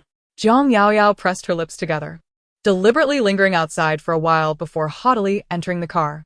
As soon as the door shut, the vehicle swiftly turned around and drove away. Jiang Yaoyao turned her face and asked, "Where are you going?" Inside the car, Bo Jinlan was not wearing a coat, a black cashmere sweater draped over his white shirt, accentuating his clean and understated features, exuding an air of innate elegance and aloofness. Hearing her voice, he turned his head slightly to glance at her. "Haven't had dinner." "Have you? How did you know?" Upon uttering these words, Jiang Yaoyao realized she had lost the argument. Indeed, Bo Jinlan's lips curled into a knowing smile. Jiang Yaoyao remained silent, suppressing the urge to hurl her phone at his infuriating face. The car drove out of the community and continued along the road. The interior was quiet, and after a prolonged period of restraint, Jiang Yaoyao finally couldn't hold back any longer. Where exactly are you going? I just mentioned it. We're going to have dinner first. I've been anxiously waiting and worrying all afternoon, and now that you finally show up, you still have the leisure to go for dinner without clarifying things? Unable to contain her frustration, Jiang Yaoyao removed her shawl and threw it at him without a second thought. Bo Jinlon swiftly caught the shawl. Yaoyao, I'm driving. Already quite agitated, Jiang Yaoyao felt her grievance swell at his slightly stern tone. I want to get out. Bo Jinlon seemed unaware of the tension, responding, What's wrong? What's wrong? How can you still ask me what's wrong? Jiang Yaoyao exclaimed, raising her voice. I want to get out. With that, she reached for the car door. Bo Jinlon swiftly maneuvered the steering wheel, bringing the sleek black Bentley to a halt by the roadside.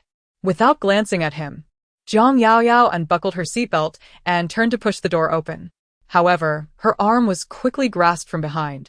With a firm pull, Bo Jinlon drew her into his embrace, his hand gently lifting her chin to raise her face to his gaze. His body pressed closely against hers. He lowered his eyes to observe the red streaks in her irises, his voice deep and alluring. What has stirred such anger in you? Jiang Yaoyao turned her face away, unwilling to meet his gaze. Yet, with a gentle yet insistent motion, he redirected her face back towards him. Speak. Jiang Yaoyao lifted her lashes, beholding the strikingly handsome visage before her. Pressing her red lips together, she boldly asked, Bo Jinlon, do you like me? Bo Jinlon lowered his gaze to her. The young woman's eyes, tinged with a hint of grievance, shimmered with unshed tears. The exquisite shape of her peach blossom eyes glistening with a mist that threatened to spill over at the slightest sign of rejection. In that moment, Bo Jinlon felt as though something within him had collapsed under the weight of her vulnerability, all his reservations and plans crumbling to dust. With a sigh, he parted his lips, I do. Upon hearing those words, Jiang Yaoyao's sense of grievance intensified, her voice choked with emotion. Then why didn't you call me sooner?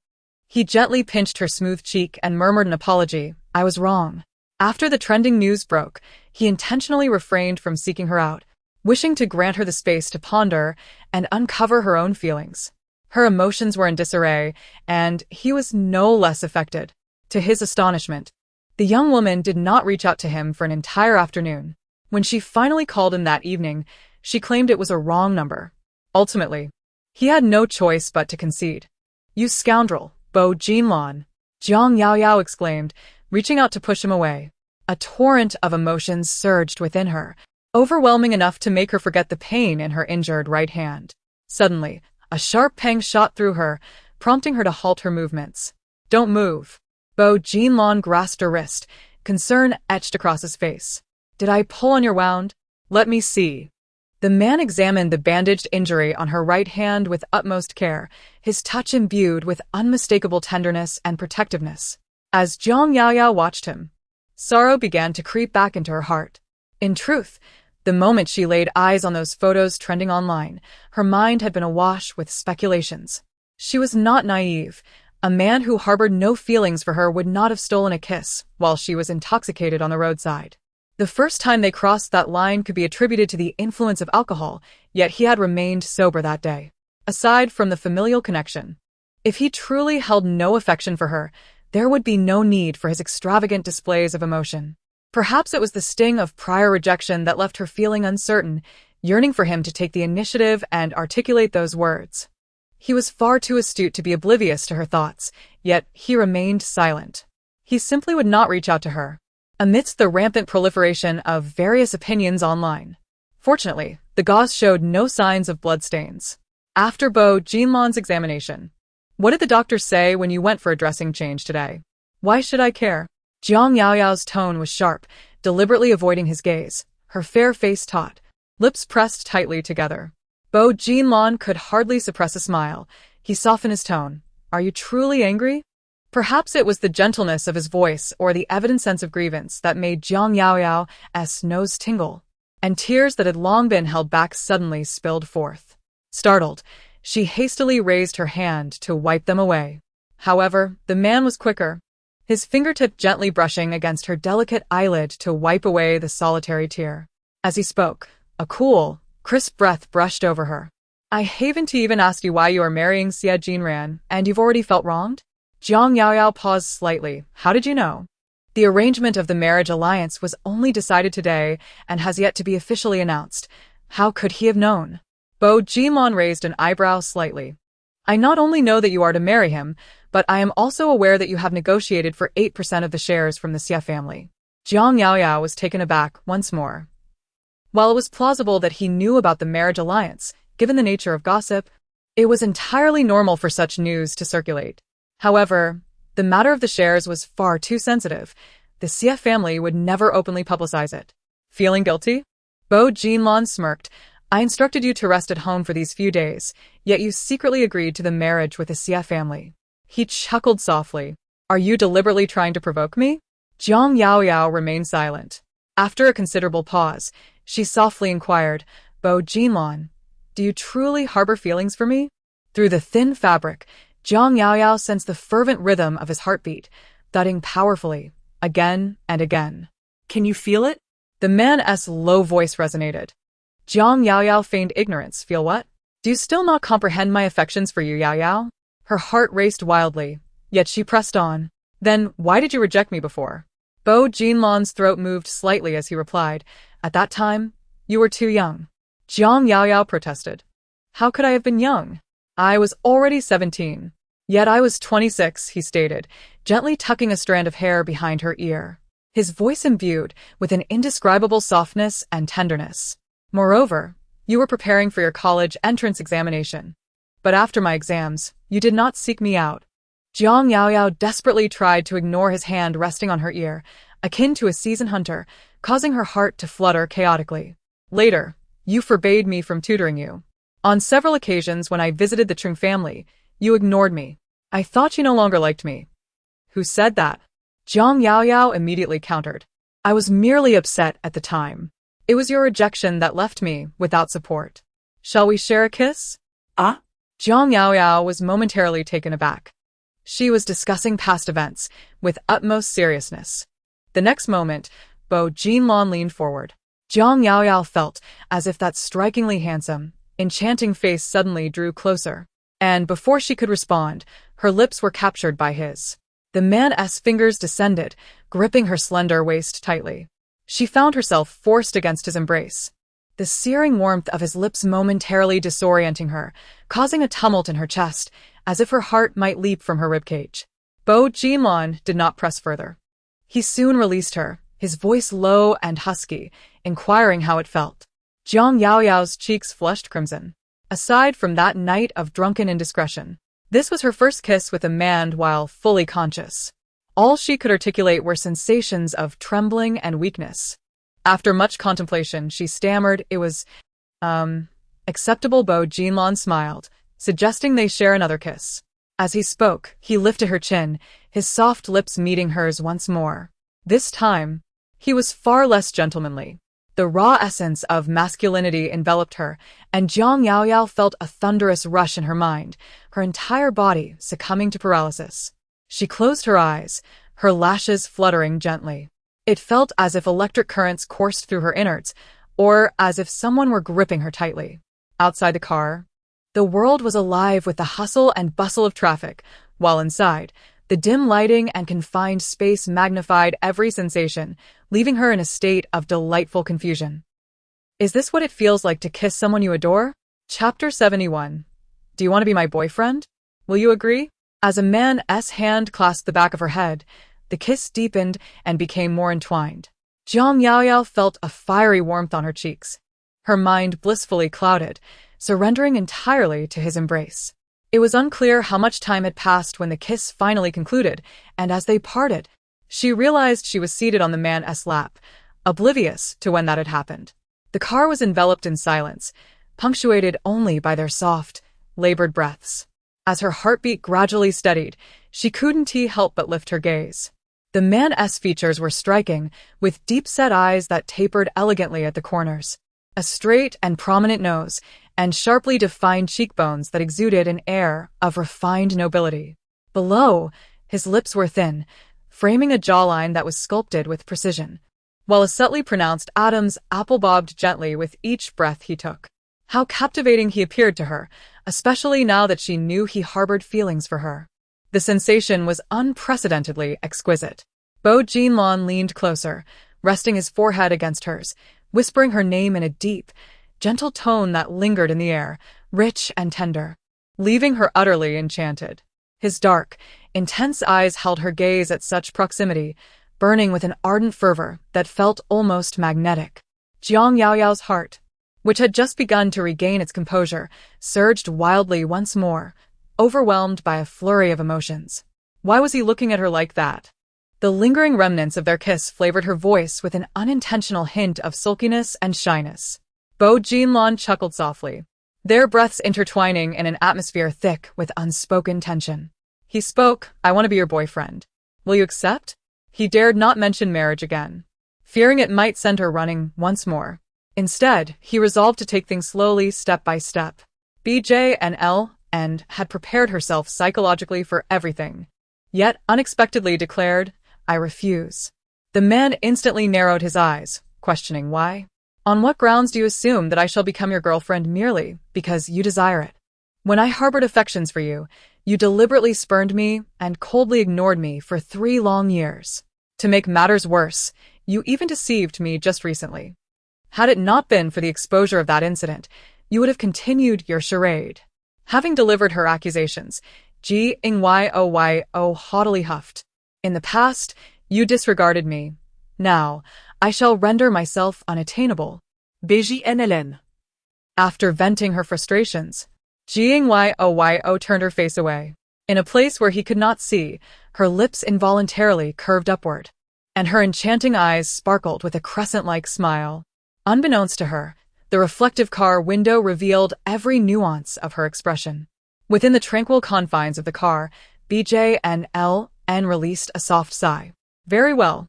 She lifted her fair chin, her red lips slightly upturned, radiating an air of superiority and pride. Suppressing a laugh, BJ and LN pondered. Would time be prolonged? She nodded, comprehending the situation. Seated in his embrace, their proximity allowed him to simply lean down, his soft lips once again brushing against hers. Ji Ingyo's eyes widened in surprise. Initially, she contemplated protesting, but alas, the man's kissing prowess, honed through prior encounters, seemed to have suddenly escalated. She found herself speechless, swiftly swept away by the surge of emotions ignited by his fervent advances. Within the confines of the carriage, only the disordered and ambiguous sounds of a man and woman remained. Ultimately, with a voice rendered hoarse, Bo Jinlon's heated breath cascaded over her swollen lips. "Do you require me to demonstrate once more?" Jiang Yaoyao responded with a hesitant. As Bo Jinlon feigned another kiss, Jiang Yaoyao hastily turned her head, her voice transforming into a delicate whisper. No, it's unnecessary." With his face pressed against her flushed cheek, Bo Jinlon's voice was gravelly and laden with intensity. "So, can you now concede to my request?" Jiang Yaoyao felt as though he was wearing her down. Her ears burned, her heart raced, and her voice turned soft and unrecognizable. "MHM." Yet, he insisted on probing further. What does MHM signify? Jiang Yaoyao. How had she never realized how adept this man was at wearing her down in private? Yao. Bo Jinlon grasped her chin, his breath drawing closer. Jiang Yaoyao felt her heart leap, a tingling shiver coursing through her body, and she hurriedly confessed, "I agree. I will accept you as my boyfriend." At long last, Bo Jinlon heard the gratifying response, a teasing smile gracing his lips. However, Jiang Yaoyao quickly added, "But for now, we must keep it a secret." Bo Jinlon's smile faltered. Jiang Yaoyao promptly laid out her plan, and after concluding her explanation, she reassured him it will only be a few days. "Please bear with it, all right?" Bo Jinlon regarded her with a focused and earnest expression. What if I cannot bear it? Jiang Yaoyao. Was it the kind of inability she had imagined? The space was confined, and their positions were subtly intertwined. After speaking, she struggled to rise. "Perhaps we should forego further repast. The hour is late," Jiang Yaoyao remarked, making an attempt to rise. Her waist was once again embraced with a firm grip, accompanied by a perilous warning whispered into her ear by the man. If you stir again, my restraint shall truly dissipate. His prominent bridge was intimately close to her ear, each syllable enunciated with a fervent breath that scorched her neck and cheek with ardent warmth. Intimidated, Jiang Yao Yao's body stiffened, ceasing all movement. At that precise moment, her cellular device emitted a sudden ring. "Why do you not answer the call?" inquired Bo Jinlong, his olfactory organs still nuzzling against her. "Shall I assist you in answering?" During their previous amorous encounters, Jiang Yao Yao's cellular device had been cast aside onto the passenger seat. Bo Jinlong extended his arm to retrieve it. Just as Jiang Yao Yao was about to glance at it, he had already initiated the call and activated the speaker function. Consequently, the irate voice of Jiang Hongzhou reverberated throughout the vehicle's confines. Jiang Yao Yao experienced a moment of mortification as she was reprimanded in the presence of her newly affirmed paramour. "Did you not hear my words?" Jiang Hongzhou's tone intensified, evidently escalating into anger. A suppressed chuckle suddenly resonated near her ear. Jiang Yao Yao felt a surge of heat in her auricle, causing her to nearly exclaim aloud. "This scoundrel!" she muttered through clenched teeth, blurting out, "I encountered a sizable canine within the vicinity of our domicile. It has been incessantly pestering me, impeding my departure. What recourse do I have?" Bo Jinlong remained silent. Similarly, Jiang Hongzhou on the other end of the line was rendered speechless. A few seconds later, Jiang Yao Yao had barely exhaled a sigh of relief when the question arose, "Who is this canine of considerable size?" The man's deep, husky voice infiltrated her ears, laden with an air of suppression, both alluring and perilous. "Yao Yao, do you not wish to alight from this vehicle tonight?" Jiang Yao Yao shrank back, her voice frail and pitiful. I was wrong." Bo Jinlong smiled. "Daring to insult me in my presence, what might you say in private?" Jiang Yao Yao, startled and guilty, hurriedly shook her head in denial. No. Bo Jinlong narrowed his eyes, clearly skeptical. Yet he continued to hold her tightly. "Is it acceptable for you to call me a dog and leave it at that?" Jiang Yao Yao, at a loss for words, responded. "What do you wish for then?" "Kiss me," he replied. Jiang Yao Yao immediately glared at him. "Staring won't help," he taunted.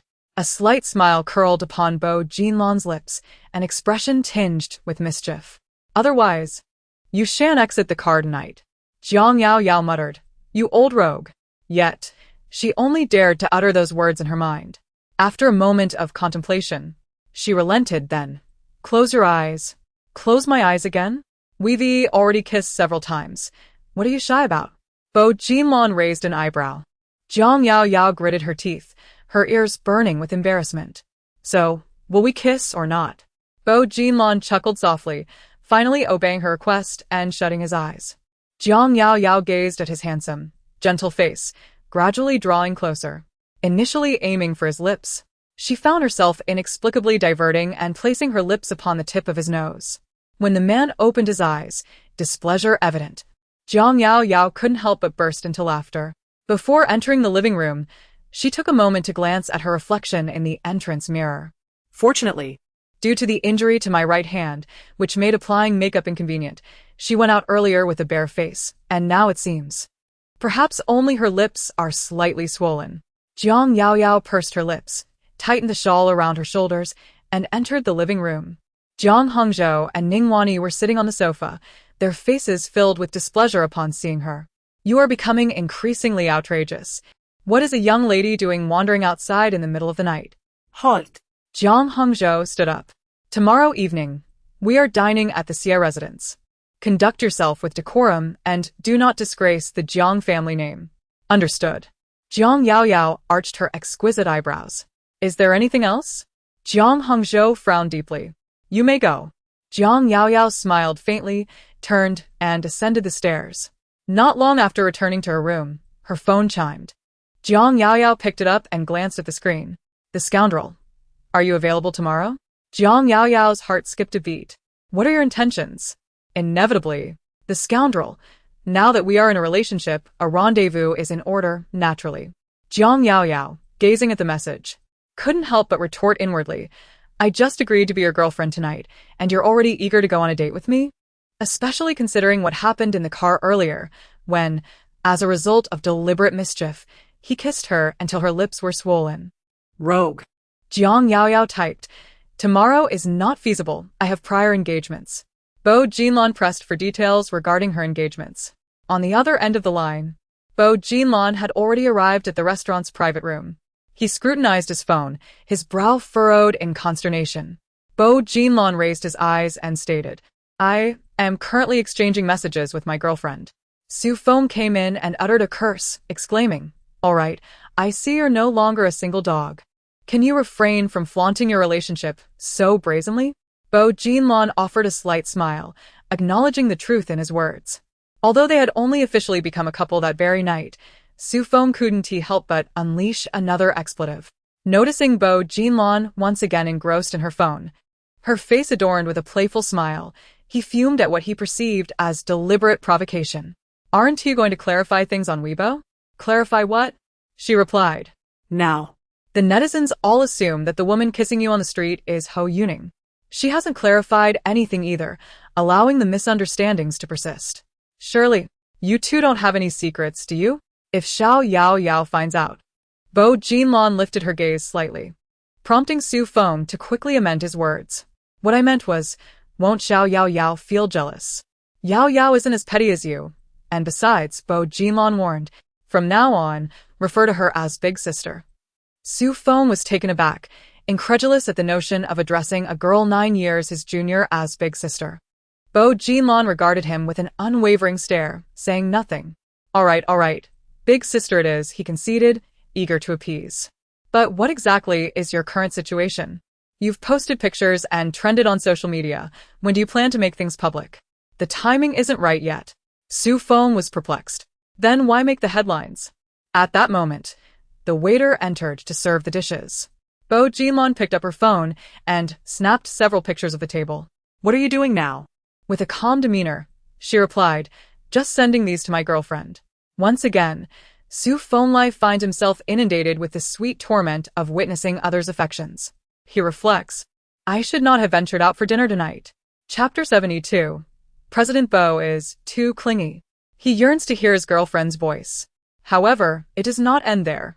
Bo Jinlan suddenly speaks up. "Tomorrow night, accompany me to the Xie family." "Which Xie family?" "The one involved in cosmetics?" Su Fenglai exclaims. "What brings you to the Xie family? You and Bo Yuan are not in the cosmetics business." Who has offended you? Yet. Bo Jinlan merely gazes at her phone, letting out a soft chuckle. "Could you please refrain from staring at your phone?" Su Fenglai feels a surge of frustration. In their meeting, they exchanged scarcely a few earnest words, as he remained preoccupied with his phone, chatting with his girlfriend and laughing like a lovesick fool, intentionally provoking him. "If you continue this way, I may not accompany you next time." Bo Jinlan looks up at him. "Are you envious?" Su Fenglai grits his teeth. "I am simply feeling a twinge of bitterness." Bo Jinlan chuckles softly. "Do you know why Rongwu declined her proposal?" Su Fenglai's mind races, with exclamations of disbelief. Not only does she feed him dog food, but she also twists the knife in his heart. Pursuing a career is merely an excuse. When a woman rejects a man's proposal, there is but one reason. Bo Jinlan lifts her glass and takes a slow sip. "She does not love you." A direct hit. Su Fenglai is so incensed he nearly snaps his chopsticks in two. As for Jiang Yaoyao, noticing that it is nearly 10 p.m., she cannot help but inquire, "Are you still out?" The man responds, "I've just arrived home." Jiang Yaoyao breathes a sigh of relief. "Then hurry and take care of your business. I'm off to shower and sleep." The dog man. Together.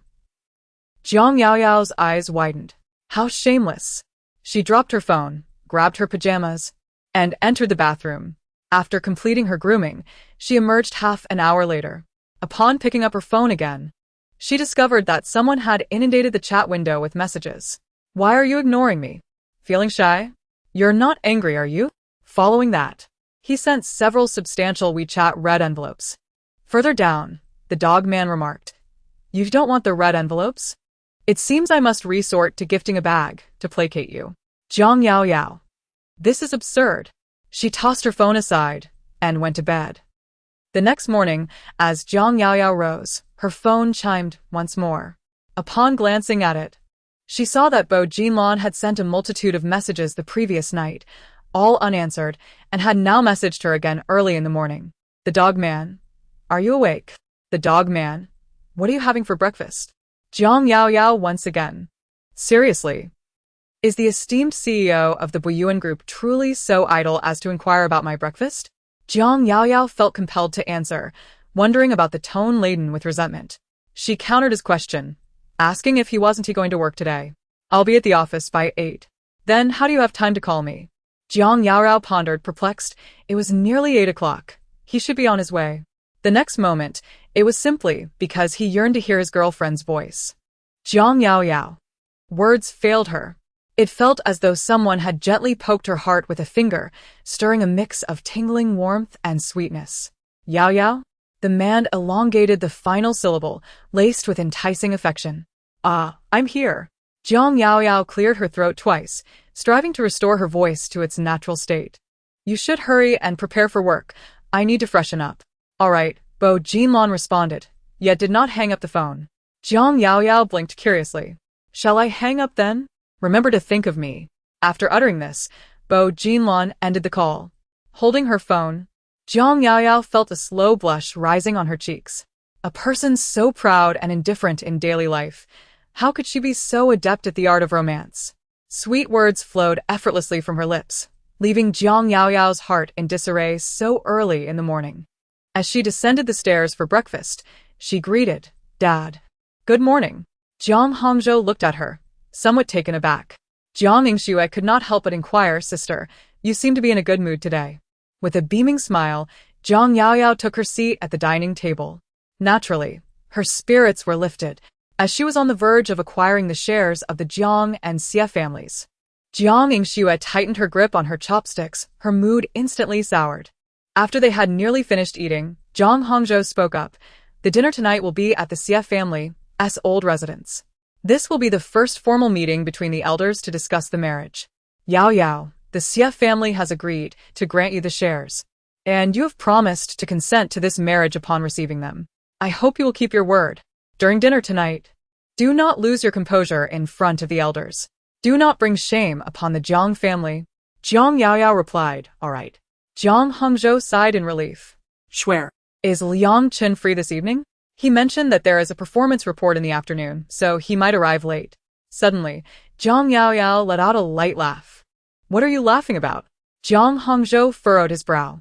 They weren't even married yet, and she was introducing her boyfriend to outsiders. Wasn't that rather unbecoming? Jiang Yingshue's cheeks flushed crimson. Liang Chen is my boyfriend, and we are about to wed. Why shouldn't I bring him along? In response to her displeasure, Jiang Yao Yao set down her utensils. If I'm in a foul mood, none of you will have a pleasant evening tomorrow. Go ahead and test me. With that, she turned and left. Dad, Mom, look at my sister. She's gone too far.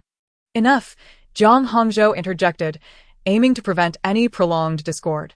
Tomorrow, refrain from inviting Liang Chen.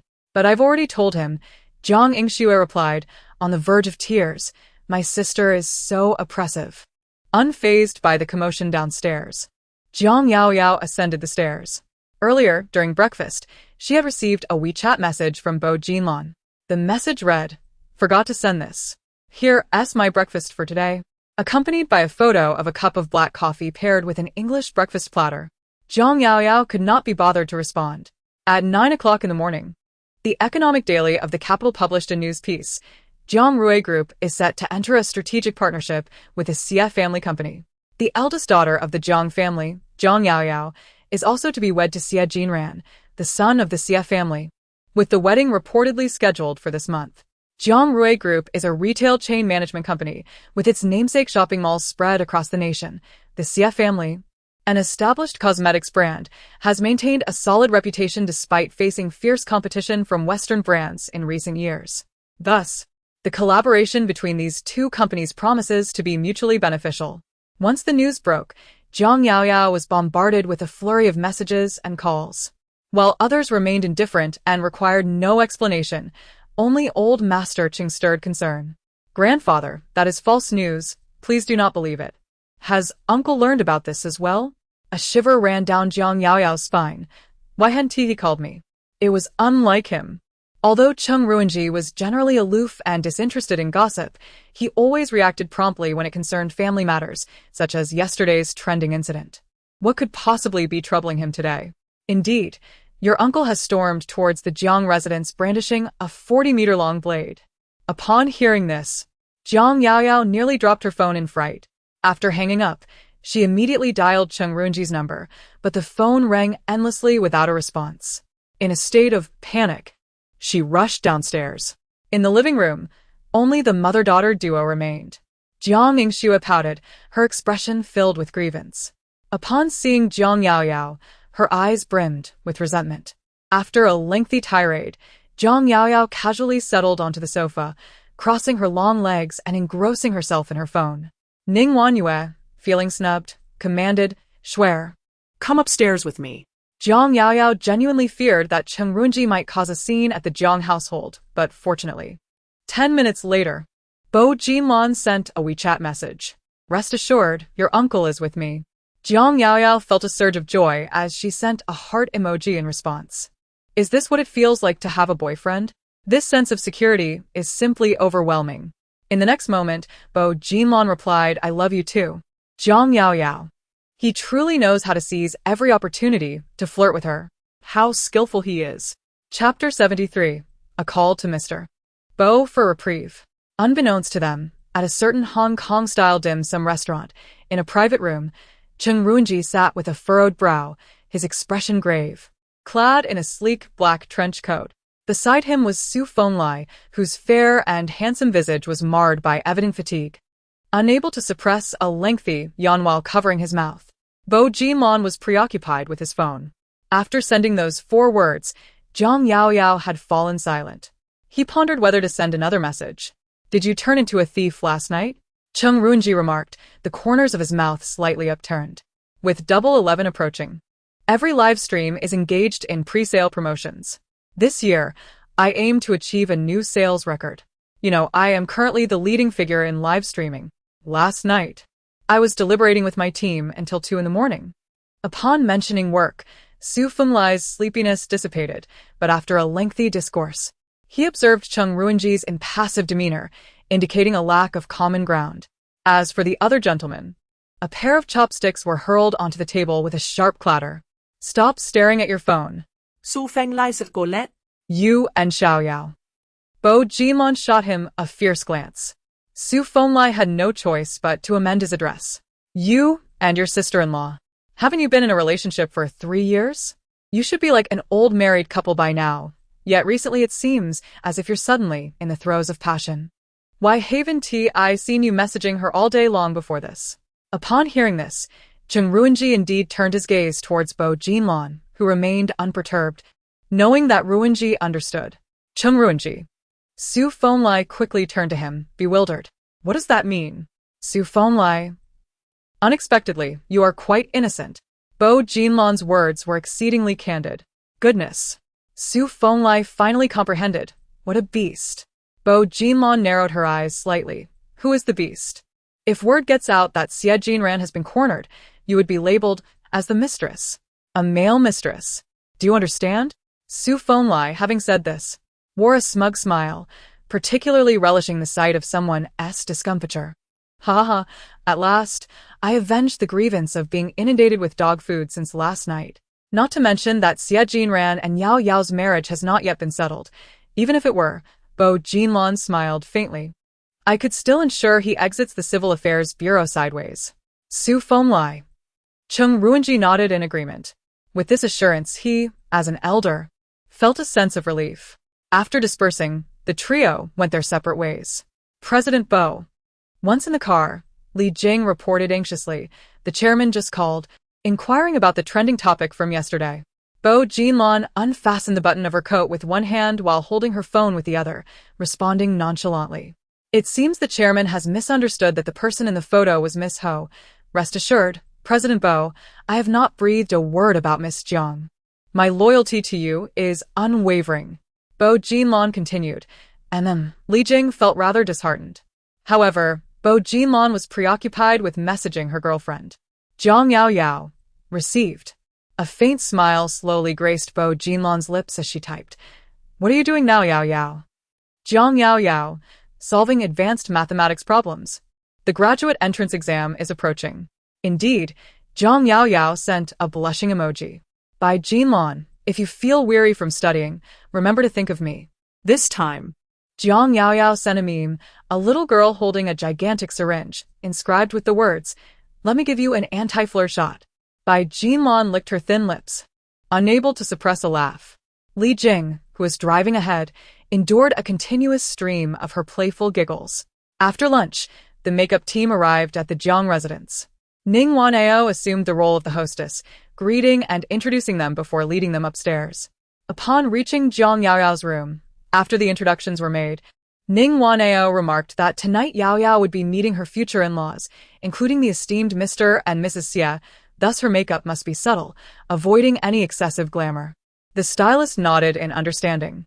They then proceeded to Jiang Yingshua's room. The stylist suggested a sweet, princess-like look for her, opting for the trending Japanese-style makeup of the year, with a sheer foundation to highlight her youthful essence. By the way, I have already selected the dress, Ning Wanao said, approaching the wardrobe to reveal a pre-prepared pink gown.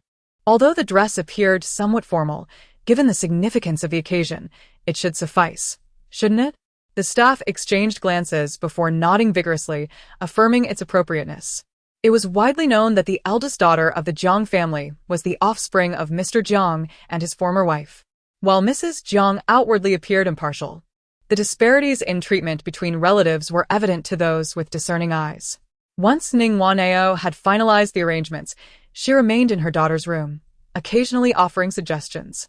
When the makeup was completed, she instructed the maid to find shoes and bags for various combinations. Finally, she asked Mrs. Jiang, what do you think? Is it suitable? The stylist concluded her work. Ning Wanhua gazed at her daughter, nodding in satisfaction. Quite lovely. Jiang Yingxue stood before the mirror, equally pleased. Her hair was parted down the middle, adorned with intricate braids at the crown, complemented by a pink little dress with puffed sleeves, exuding a dreamy and sweet aura, reminiscent of a runaway princess from a Disney tale. It's almost time. Let us head downstairs, Ning Wanhua declared, reaching for her coat. Sister's look should be ready as well. Shouldn't it? Jiang Yingxue inquired with curiosity. Shall we go take a look? Her style is simple. It must be completed by now. Indeed. As they passed by Jiang Yaoyao's room, the door stood wide open, revealing an empty space. The maid was tidying up, indicating that the young lady had already descended. Ning Wanhua nodded and accompanied her daughter downstairs.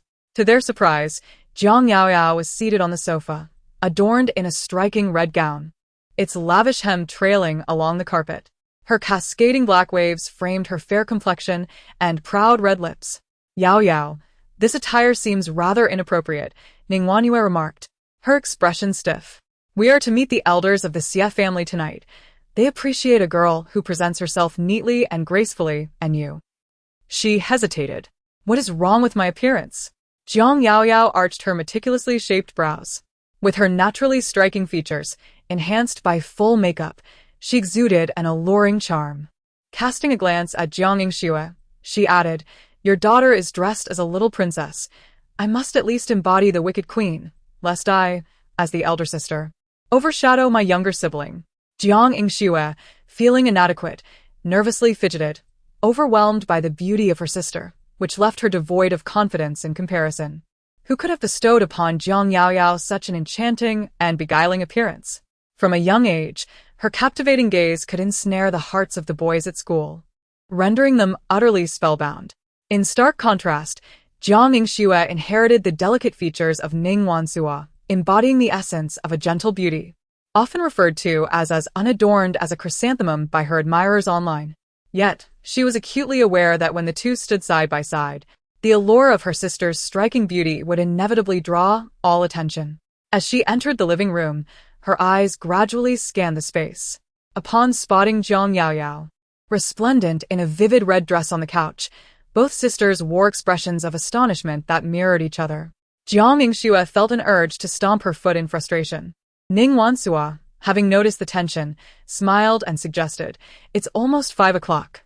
Let us make our way to the Xie family's residence, so they won't have to wait too long.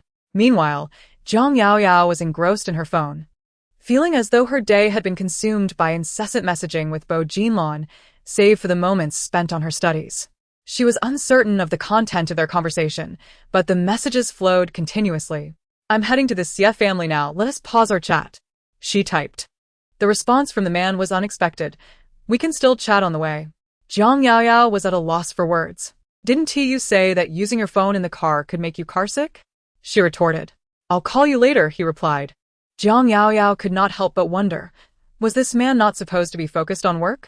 The aloof persona he once portrayed, which shunned romantic pursuits, now seemed disingenuous. Shware, Ning Wansuo inquired softly, when will Liang Chen arrive? Rest assured, mother, I will join him after the presentation concludes, and I should be able to arrive at the Xie residence before dinner. Does Zhang Yaoyao wish to prevent me from bringing my boyfriend? She insists on doing so. Not only that, but she also desires to showcase whose man is more handsome and accomplished. Chapter 74. The Old Beast Steals a Squeeze of Yaoyao's Hand. Part 1. The group arrived at the garage. Jiang Hongzhou stated, Yaoyao will ride with me. You two can accompany Secretary Lin in the back vehicle. Jiang Yingxue appeared noticeably displeased but was pulled away by Ning Wanao. After getting into the car, it wasn't long before Yaoyao's phone rang. She glanced sideways and noticed Jiang Hongzhou was engrossed in his phone, likely dealing with work matters. Thus, she answered the call. Hello? Yaoyao, came a man's voice, deliberately lowered as if he were whispering intimately in her ear, husky and magnetic. Given the presence of others, she responded softly. Are you in the car? Bo Jinlan inquired. Zhang Yaoyao continued, Is it inconvenient to speak? Bo Jinlan said, Then allow me to speak. You just listen. Jiang Yaoyao replied, All right. In the next moment, he asked, Did you miss me today? Jiang Yaoyao felt a twinge of guilt akin to a thief caught in the act. His boldness was unexpected. Bo Jinlan emitted a low chuckle. I miss you too. Jiang Yaoyao sensed he was being deliberately provocative, fully aware that it was not an opportune moment for her to converse, yet he continued to tease her shamelessly. Therefore, shall we hang up for now? She suggested. Do not hang up. Bo Jinlan's tone was commanding. Left with no recourse, Zhang Yaoyao could only ask, You must have finished work already, right? It was not yet 6 o'clock and logically, she should still be at the office. Was it really appropriate to make a call at this hour? Was this an inquiry into her whereabouts? Zhang Yaoyao was taken aback and quickly denied it. I am not. It's all right, you are my girlfriend. It is only natural for me to check on you. Bo Jinlan replied, leaving her utterly enchanted. Zhang Yaoyao felt her cheeks flush slightly, her heart beginning to race. Ever since they had acknowledged their relationship, she sensed that Bo Jinlan's previously aloof and ascetic demeanor had shattered into countless fragments. Now, he effortlessly wielded sweet nothings and flirtation with remarkable ease. Suddenly, she felt Jiang Hongzhou turn his gaze toward her. Jiang Yaoyao hastily turned her face towards the car window. I must hang up now. Who are you on the phone with? Jiang Hongzhou inquired, as expected. Jiang Yaoyao maintained her composure. A friend. Have you gathered all the necessary documents? When we arrive at the Xie residence, Madame Xie will likely require you to sign a contract. Do not overthink it. They have their own considerations. So, when will the transfer of Jiang Rui's shares be signed? Jiang Yaoyao interrupted his lengthy discourse. Jiang Hongzhou's expression darkened abruptly. Why the urgency? He shot her a glare but eventually relented. I will have Secretary Lin arrange it in the next couple of days. The journey from the Jiang residence to the Xie residence took approximately half an hour. Both Old Master Xie and Old Madame Xie had long since stepped back from managing the company. However, tonight was a significant occasion as both families had agreed upon a marriage arrangement. Therefore, in addition to the two elderly individuals, Xie Jinran's uncles and aunts were also present. As Zhang Yaoyao entered the living room with the group, all eyes in the room seemed to converge upon her almost instantaneously. Jiang Yingxue looked on with a twinge of jealousy. Today, Yaoyao was indeed exquisitely adorned. Madame Xie praised her profusely. Although she disapproved of Jiang Yaoyao's character, which she deemed too willful and lacking in grace, there was no denying her striking appearance and poise. She was more than suitable to be a daughter-in-law of the Xie family. Bringing her out would undoubtedly be a matter of pride.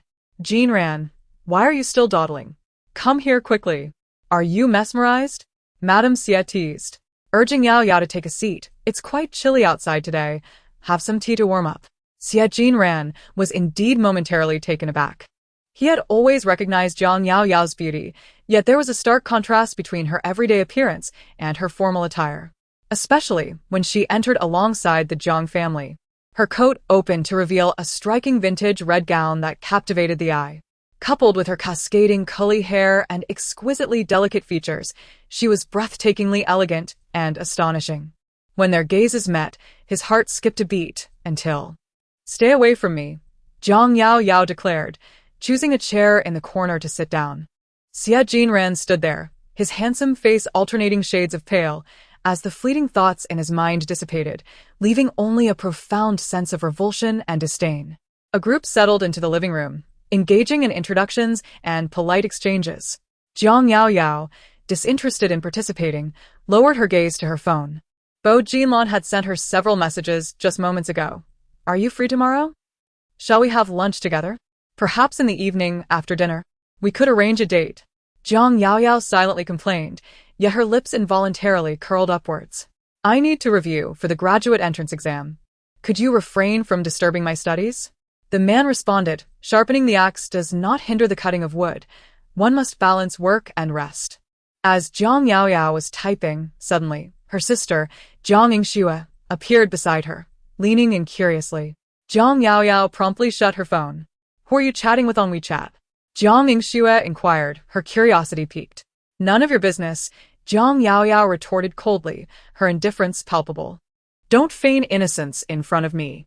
In the corner, the elders remained oblivious to their exchange. Jiang Yingxue, fidgeting with her fingers, suddenly received a notification on her phone, her face lighting up with joy. Dad, Mom, my boyfriend has arrived. I'll go greet him at the door, she announced, rising eagerly.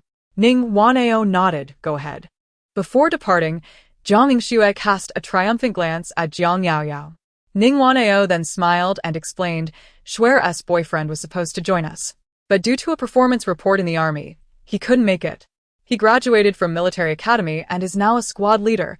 He truly is quite busy. Oh my, to be a squad leader at such a young age. How impressive. The elders began to shower compliments. Your daughter has an excellent eye.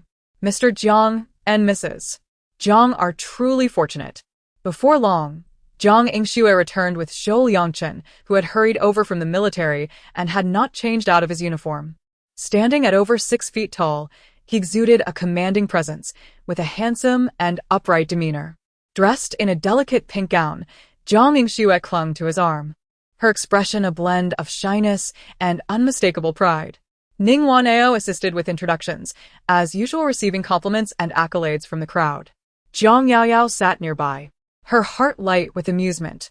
Ning Wanao certainly did not miss any opportunity for ostentation, although the evening was ostensibly dedicated to her matrimonial matters.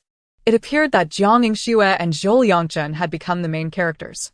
However, it mattered little. She found it rather refreshing.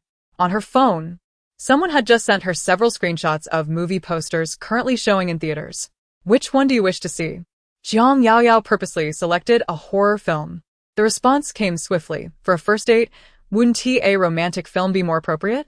Jiang Yao Yao replied, I've never watched a movie with a man. How would I know? The man retorted, I've never watched a movie with a woman either. Moments later, he sent another message. You are the first and the only one. Jiang Yao Yao responded. Such flattery. What she did not realize was that on the other end of the line, Bo Jinlan was seated in a car heading to the Xie residence, gazing at his phone, a mysterious smile gracing his lips. Beside him, Su Fenlai could no longer contain himself. You're about to meet her in person. Is it really necessary to send WeChat messages at a time like this? Bo Jinlan's train of thought was interrupted, his expression turning displeased. Yao Yao is unaware of my intention to visit the Xie family. Su Fenlai was skeptical. He did not believe Bo Jinlan was merely tagging along for a meal. What scheme are you concocting? Bo Jinlan chose to ignore him. Tell me, Su Fenlai urged, exasperated. What if I fail to perform adequately later? Hurry up. Speak. Regardless of his persistent urging and playful antics, someone resumed messaging on their phone. Su Fenlai exclaimed, Damn it. After being used, he just kicks me aside, that heartless scoundrel. Outside, the night was shrouded in darkness. Madame Xia glanced at the time, summoned the butler, and instructed him to prepare the dishes for dinner. Let us wait a little longer, she added. Suddenly, old Master Xia interjected, 2 esteemed guests are on their way. Dad, are there guests at home tonight? Asked the young uncle of the Xia family. He explained that it was Virgin, who mentioned inviting the company as owner for dinner, accompanied by a friend, who had just arrived at the door. Madame Xia nodded, then let us wait a bit longer. However, regarding the so-called company owner, no one in the Xia family had ever met them, and there was little reaction to the news. As the words faded, the sound of footsteps approached. Everyone turned their attention towards the sound, and Jiang Yaoyao instinctively looked up, only to be momentarily taken aback. She did not see the so-called eldest daughter of the Xia family, nor did she notice Su Fenlai, who was making faces at her. Instead, her gaze fixated on Bo Jinlan. He must have come directly from the office, dressed meticulously in a white shirt and tie, topped with a deep gray cashmere sweater draped over his arms, exuding an air of casualness yet underscored by an undeniable rigor. He was tall and handsome, with a noble demeanor, impeccably dressed, graceful yet composed. As their gazes intersected amidst the gathering, Bo Jinlan curled his lips into a subtle smile, and a hint of warmth danced in his dark eyes. Jiang Yaoyao felt her heart skip a beat. For reasons unknown, she instinctively lowered her head, evading his gaze, overwhelmed by a sense of guilt. Grandfather, grandmother, father, mother. Xia Wanjin affectionately addressed her elders before proceeding with the introductions. This gentleman is my company's owner, Master Su, and this is his friend, Mr. Bo, the CEO of the Buyuan Group. Before the gathering, Su Feng displayed his charming smile, stating, I hope my sudden visit this evening has not disturbed anyone.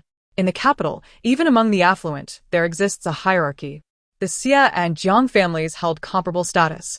Yet when juxtaposed with the deeply rooted Su family, they appeared as mere nouveau riche.